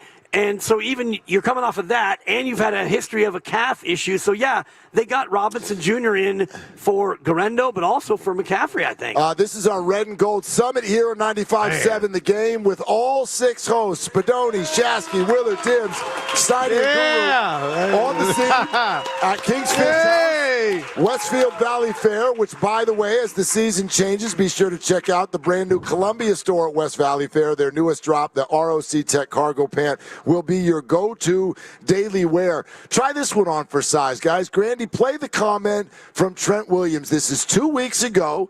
This is the elder statesman of the locker room, and this is what he had to say about how Christian looked and his health at that time. Christian looks fantastic. He looks like Offensive Player of the Year, Christian. So that's really, really refreshing to see, knowing that, what he had to deal with last year, just a little nicks and knacks, and not being able to do what he loved. To see him out there this year, 100% healthy, treating every play like it's his last, playing with his hair on fire, it really motivates the guys when you got a generational talent like that brings it to work and in practice every day. I just look at it this way. I know that that's just a teammate, and they always say things positively, but when it comes to injuries, athletes and sports teams are very careful not to sort of create expectations for the fans that everything is okay unless they truly believe that everything is okay. Maybe I'm naive, but I think Brian Robinson was not acquired because they knew something was wrong. I have a hard time believing that based on everything we've heard out of camp. They knew something could get wrong is why they got him, because they drafted a running back in the 5th round, Jordan James, and he just hasn't been healthy. So that was part of it. Every year. They do that every year, but again, he hasn't really been healthy. So that is part of the conversation. And now maybe he's running back too if Christian McCaffrey can't go. When I hear Trent say that, it hit me like a sack of potatoes. Something happened. There was a flare-up of some sort that was not there a week or two, or what was that, 10 days ago? That was 2 weeks ago. 2 weeks ago. That's the way I perceive that. Because, Trent is waxing poetically. He is a very understated individual. For him to say all that, that tells me something else has progressed. It makes it worse. Yeah, it makes it worse because instead of this still being some sort, think about when Brock Purdy came back from the arm injury. They didn't tell us. They told us after the fact that actually the first 8 weeks of the season he was in terrible pain. Yeah. And he couldn't really let it rip. They were winning football games, so we didn't really care. And they were on their way to the Super Bowl, so we didn't really care. But he was still working his way back. If Christian was working his way back, I don't think that they would sound like that. And I'm with Joe. It makes me think there's a new event that has taken place in his leg, which is worse. We'll see the severity of it or how bad it is. Last year it was bilateral Achilles tendonitis. We all learned so much about bilateral and tendonitis. So until we really hear what this is, we can be cautiously pessimistic, and we should. It is a troubling thing to come out on this day, 3 days before the opener. But the fact that it is the calf, we all go to. How long did it keep you out last year? Yeah. Just the calf alone. Just the calf. Man. He went to Germany. That's how serious the injury was. Yeah. Guys, the if PRP. we move beyond Christian for a second, we haven't discussed Purdy at all. 2 hours, and this guy just got paid hundreds of millions of dollars, and most of it is guaranteed. There's some that he has to reach incentives. Where does Purdy fit into the equation with the CMC news that you're hearing right now? For anyone, does anything pop into anyone's head? Well, got to do more. His own words actually are what pop into my head, because he said last year with injuries around him, the mistake he made was to try to do too much on his own. And so now he may get an immediate test on his own words, which is to trust the people that are around you and the play call and all of that, if he's got to do it without Christian McCaffrey. If B-Rob is starting at running back this weekend, that's a viable player. That's a good running back there. If they win 10 games and McCaffrey plays in 4, 3, yeah. 5, I mean, come on, we're all going to do cartwheels on Purdy. Cartwheels. We'll be thrilled. Starting this week. Like, if there's no Christian McCaffrey and Brock Purdy has some sort of a game-winning drive late in this game in Seattle against your division rival, against Mike McDonald and that defense, I'm feeling a whole hell of a lot better about this season because of the quarterback. But it feels like now with the continuance of last year without if he's not there for the near future, it's like that's what everybody had to deal with last year. I don't want to sound like I'm too cynical by this, but like, are we shocked by this? Are we really like? I'm gonna be honest, but I am setting myself up. The timing of it sucks. The timing blown away. But I'm not like surprised. I'm never shocked by an injury in football. But Willard, you just said what everybody had been saying. He looked great. And he did. I believe that. But I go to bed every night with the idea that any of them can be hurt tomorrow. But this is a recurrence in a non-contact situation. But would it shock y'all if Jawan Jennings pulls up lame in practice tomorrow? No. Because he didn't have camp. No. But this McCaffrey was looking so good. I don't know. And it felt like the bilateral Achilles tendonitis might have been a thing in the past, but like Shasky was saying, these types of ailments, they could be one step away from cropping up. And you know this, guys. I mean, there's no spring chicken on the panel. Maybe spaghetti. I'm just trying to keep it a buck here, but like 30 years on this earth. That's right. I know, right? 28. Yeah, just whatever. I mean, we get to certain ages and like there's ailments that we have that never go away. Exactly. Shocker, Mark. Shake Baldy's hands, and you'll find out those injuries don't go away. But he had been seeing this Baldy. Like, I can't wait to hear what he said. Yeah, he kept kind of prepping us. There's never a Monday where the NFL hasn't changed from Sunday.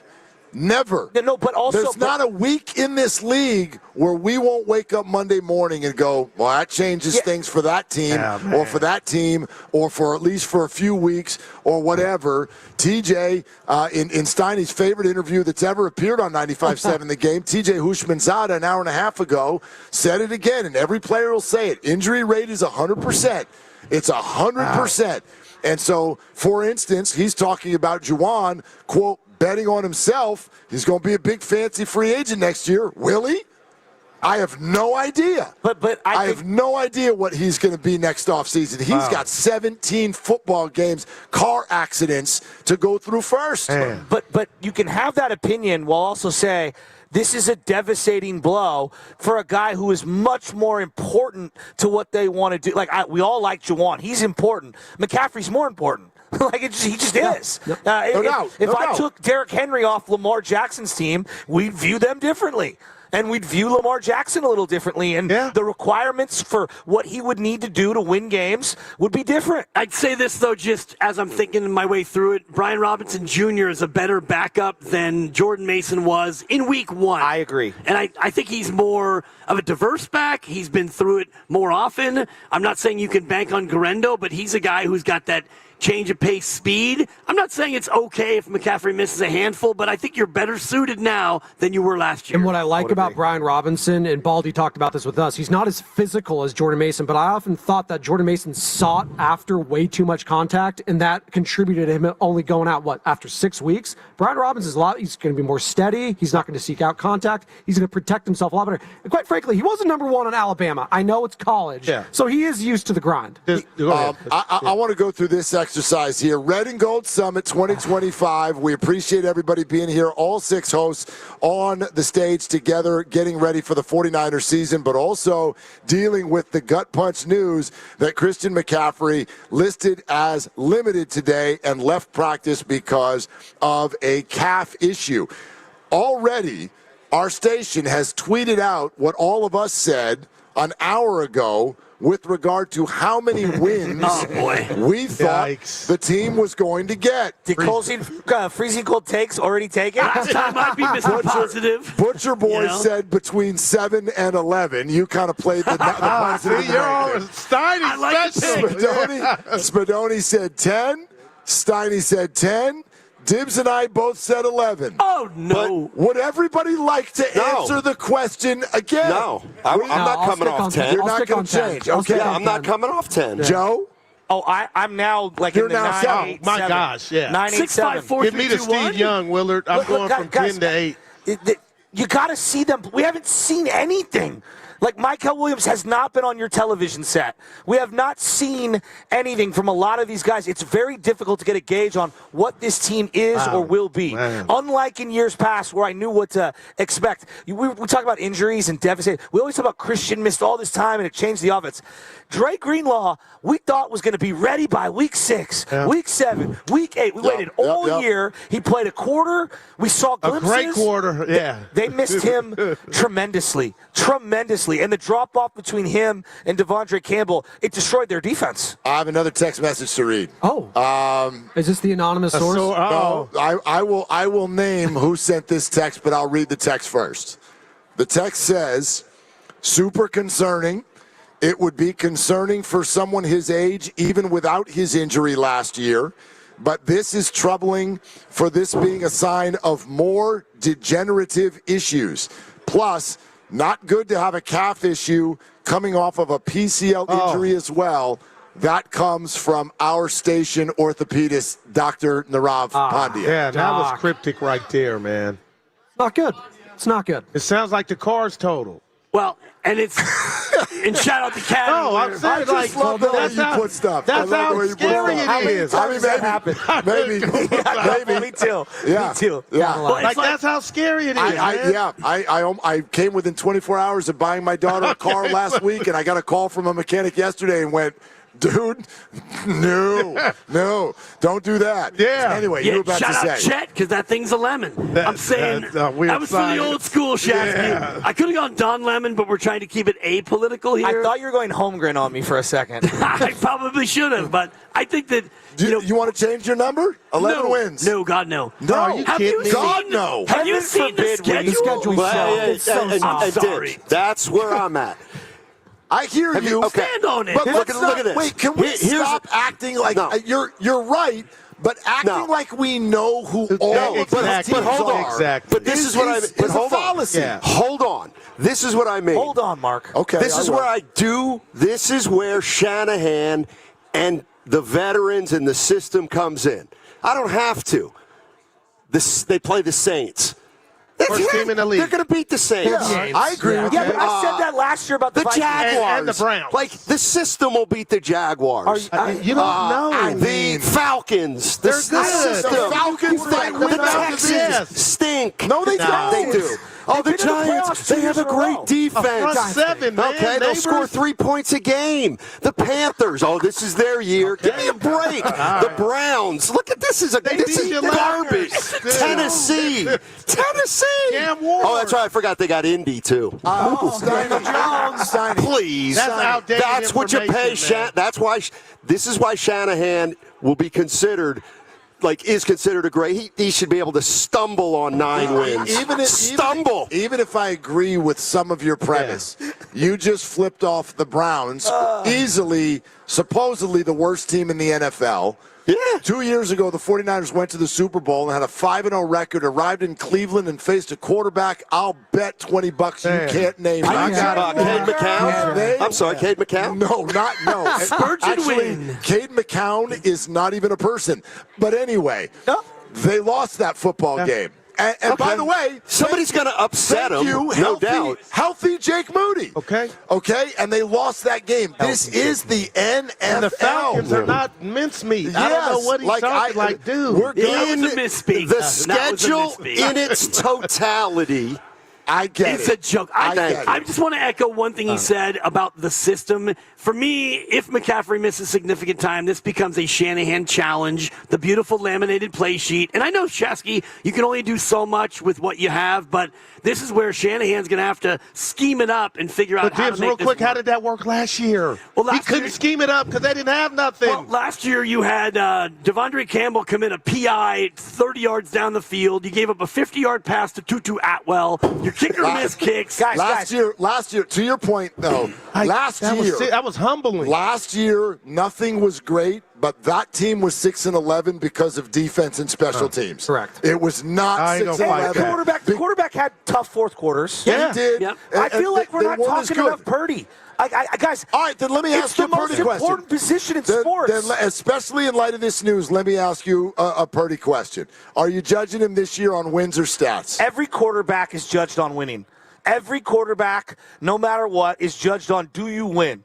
Like, that is what it's about. The name of the game is winning. And it can be ugly, at times. Yeah. I don't care. Win. Like, it doesn't. The Green Bay game, it didn't matter he played terrible in the rain in the playoffs for 3 quarters. What mattered is that he had multiple big-time drives in the fourth quarter, in the pouring rain, to lead this team to a victory. All that matters is winning. So to me, I don't care if he throws 30 touchdowns, 25 picks. If the Niners win double-digit games and McCaffrey's limited, the quarterback's going to be a big part of that in a positive way. He can't be the reason you lose the games. That's how I'm viewing him. I cannot come away from games this season and losses and say it was because of the quarterback. I could hear it if it's the injuries. I can hear it if it's the defense couldn't stop a nosebleed. He cannot be the reason they lose games this year.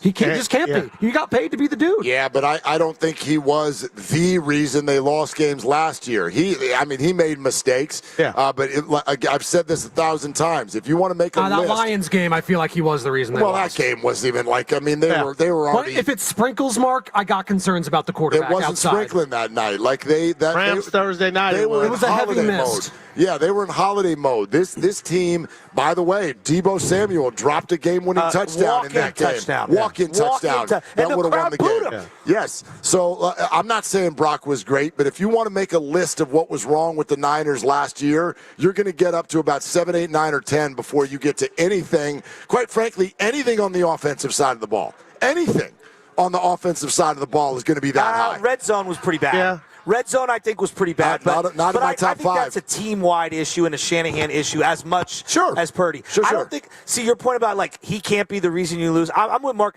Teams win and lose.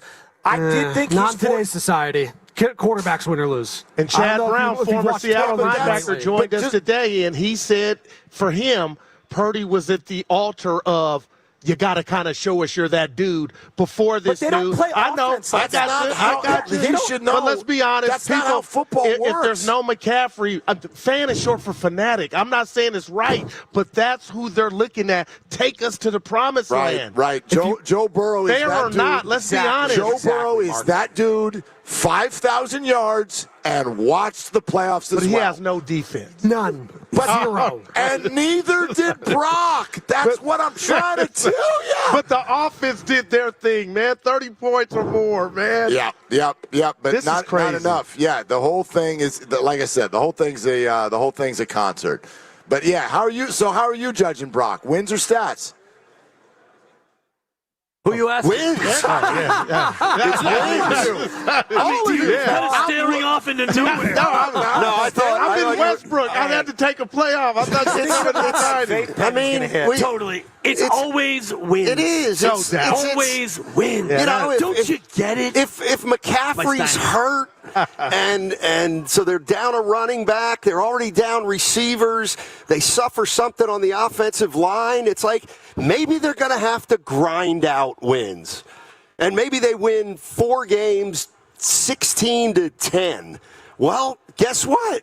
Those are wins. It doesn't matter that Purdy didn't put up huge numbers. It's like they may have to win ugly games. And that's why this whole thing about quarterback records is so fraudulent to me, because you can win games and your quarterback can stink, or your quarterback can be great and you can lose games. Sometimes we get too married to that. But typically the great ones win a lot of games. If we use last year as a reference, had they won a lot of those games, it actually wasn't a Jimmy Garoppolo-looking team that needed to win games 17-16.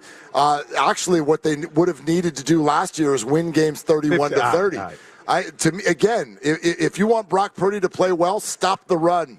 But against Seattle in Arizona at home, the offense had the ball, a field goal or score to put them away, and they just couldn't. That year just seemed consistent of the offense couldn't get that. They had the lead with a minute to go against Seattle and watched Geno Smith go hot knife through butter. That happened. Hot knife through butter. I mean, if you're getting paid as the highest paid player in the history of the San Francisco 49ers, you want me to treat you like a top 10 quarterback? I'm going to treat you like a top 10 quarterback. Win the freaking game. Sorry. That's it. That's it. I treat that way with Lamar Jackson, with Jalen Hurts. I treat the same way with Patrick Mahomes, Josh Allen. You want me to compare him to those guys? I'm going to compare him to those guys. I'm sorry. Well, he's not that type of guy in this offense, and that's where it becomes He might a challenge. need to be, though, Dibs. Well, he might, but let's just say he's in that spot against Seattle week 1, and McCaffrey, for whatever reason, it's the calf, he doesn't play. Now you're down by 4, and you need to pass your way and score. You've got Sky Moore, MVS, a just back Jawan Jennings. It's going to be. You got George Kittle, best tight end in football. All right, that is something.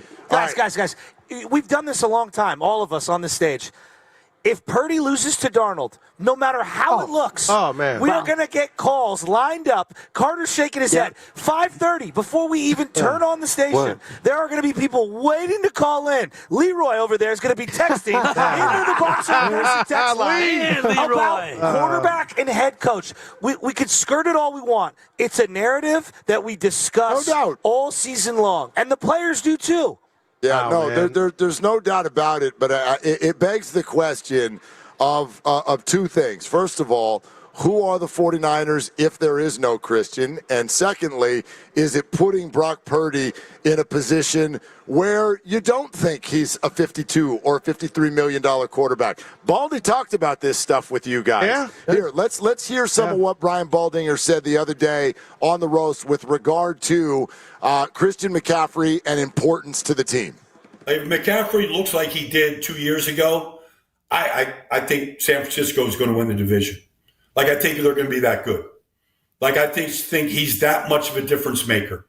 And he's that type of talent. And the offense, whoever Brock is throwing to, it will change if Christian McCaffrey is giving you 100 yards a game. If he's giving you 100 yards a game and then 100 and plus total yards a game like he did 2 years ago, then I have much fewer reservations about this football team. Let me add something to this, though, because the 49ers are not the only team in the division that right now has what they feel is a very scary, tenuous injury situation. Rams. What if the 49ers don't have McCaffrey, but the Rams don't have Stafford? Oh, please. Who's winning the division? Please play Jimmy. Who's winning the division? The 49ers. Maybe Seattle. Well, Seattle might maybe if Seattle. Donald replicates I don't know what to did. make of Seattle. Yeah. I want to see that. And you're we're that down on Jimmy, though, to put him in, because they got a nice O-line now. They got Did Adams. you see how it ended in Las Vegas? No, that was different. That was your It's Raiders. the same this guy. is different, man. He hasn't changed. Devontae Adams is going to be in a mental But ward. my point is, like Jimmy looked the best version of himself under Kyle. Why couldn't he do that with McVay? All right, back with more. This is the Red and Gold Summit 2025. King's Fish House is the spot at Westfield Valley Fair. All three shows all together at once. Back with more on 95.7 The Game. Game day traffic report brought to you by Crystal Geyser, Alpine Spring Water, 101 northbound, a solid backup from 280 to the 80 eastbound merge. 280 northbound also pretty crowded from Mariposa Street to the 6th and King Street exits. That's traffic. I'm Rebecca. What makes Crystal Geyser Alpine Spring Water different? We always bottle our Alpine Spring Water less than 1.5 miles from the spring source, and all our bottles are made with 50% recycled plastic from our own recycling plants. Crystal Geyser, bottled at the spring source. Here they come. The Golden State Valkyries. 3 in the air. It's good. Bay Area's WNBA team having a breakout rookie season that's making sports history. What a finish!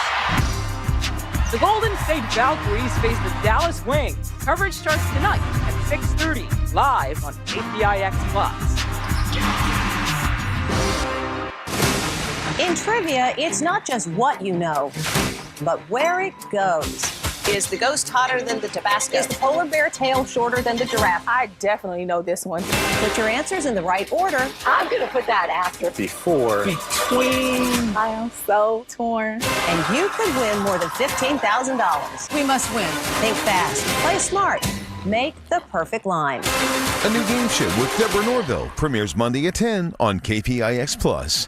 All right, team, it's game time. Blue 42, California 8 scratch right on one. Wait, what play is that? Keep up, man. He said play scratchers for the California Lottery. Oh. With the new Los Angeles Chargers, San Francisco 49ers, and Los Angeles Rams scratchers, it's always a great call. For sure. On one. Ready, set, Play the new Game Day Scratchers from the California Lottery. A little play can make your day.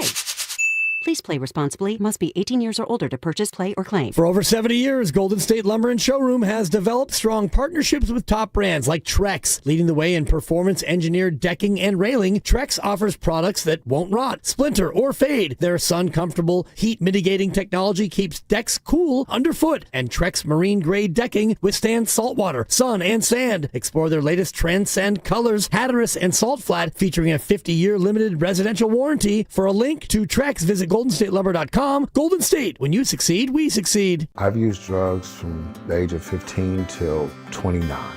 I had no friends. I had no family. I wanted to quit because I didn't want to die. Since I've been in recovery, I could write a novel of the good things that happened to me. I finished college. I've held great jobs. It's never too late to recover from addiction. I am living proof that recovery is possible. Get treatment. It works. To learn more, visit livingproofsf.org. Hey, it's Mark Willard, and our dog Penny means absolutely the world to our family. That's why I'm excited to tell you that on Saturday, September 6th from 10 to 5, Habas Law is teaming up with the Humane Society Silicon Valley and covering every single adoption fee on that day. Remember, these are real furry lives we're talking about here. There are only so many puppies, kittens, cats, and dogs, and the day could get busy. So come early, bring patience, and maybe leave with a new best friend. Details at hssv.org. Habas Law, rough on injustice, big heart for paws. Online security is a must, and millions are choosing NordVPN to stay safer and more private online. And you can do that too.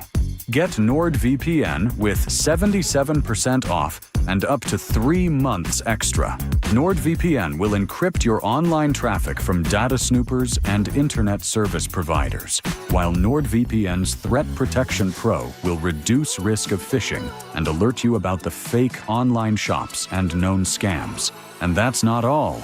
If your email address is leaked to the dark web, you will get an instant notification from the Dark Web Monitor and act accordingly. Get the special NordVPN deal today at nordvpn.com.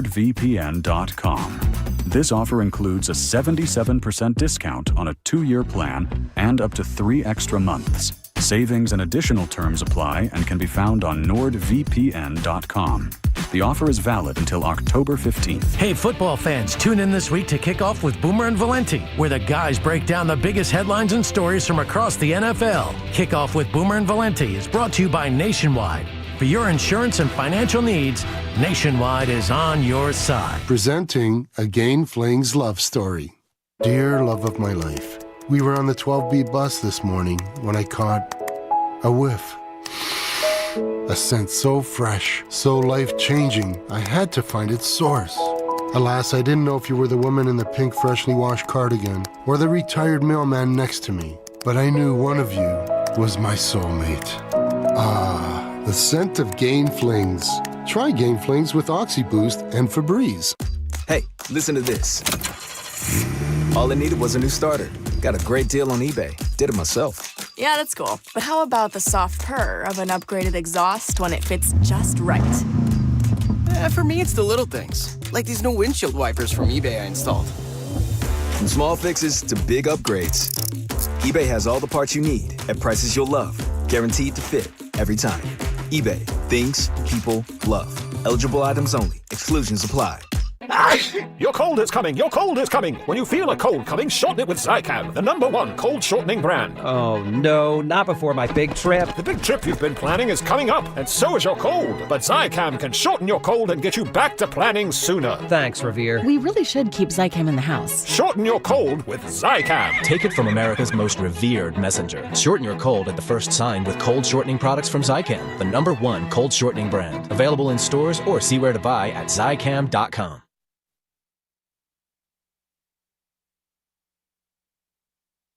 Now back to the Red and Gold Summit, live from King's Fish House at Westfield Valley Fair in Santa Clara. All the hosts together again, getting you ready for another Niners season, right here on 95.7 The Game. Thank you, Red and Gold Summit! Thank you to each and every one of you for coming out. King's Fish House is going to be playing all the games all season long. Get some oysters at the bar. Catch your favorite team all year long. Thank you to King's Fish House for today. Yeah! Special thank you to Rachel Weiser, the Director of Marketing, and Javon Wilson, also Marketing Manager here at Westfield, and Tyshawn Gaskin, the King's Fish House General Manager. Thank you to each of them for their help. Look, Christian McCaffrey may have missed practice, but we can still have some smiles, right?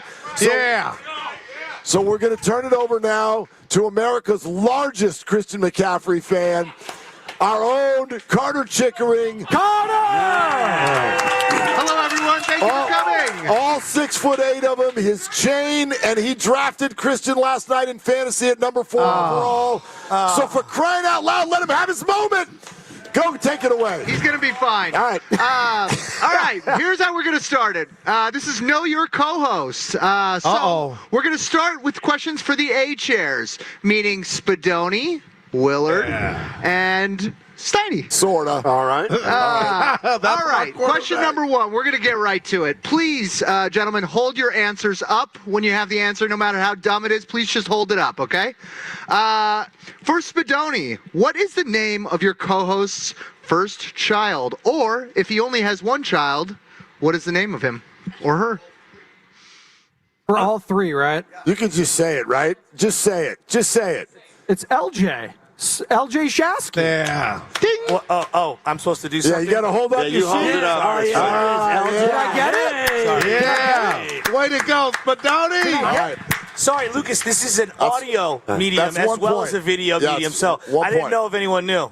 Yes, please state the correct answer if you put your thing up. Please say your answers. Are we doing it in a question form like Jeopardy? No. We'll just keep going here, Shasky. You'll find out in a second. Valkyries at 7, guys. I heard he butchered it. Pre-game 6:30. Steiny. You got courtside? What is the name of your co-host's first child? Little Daryl.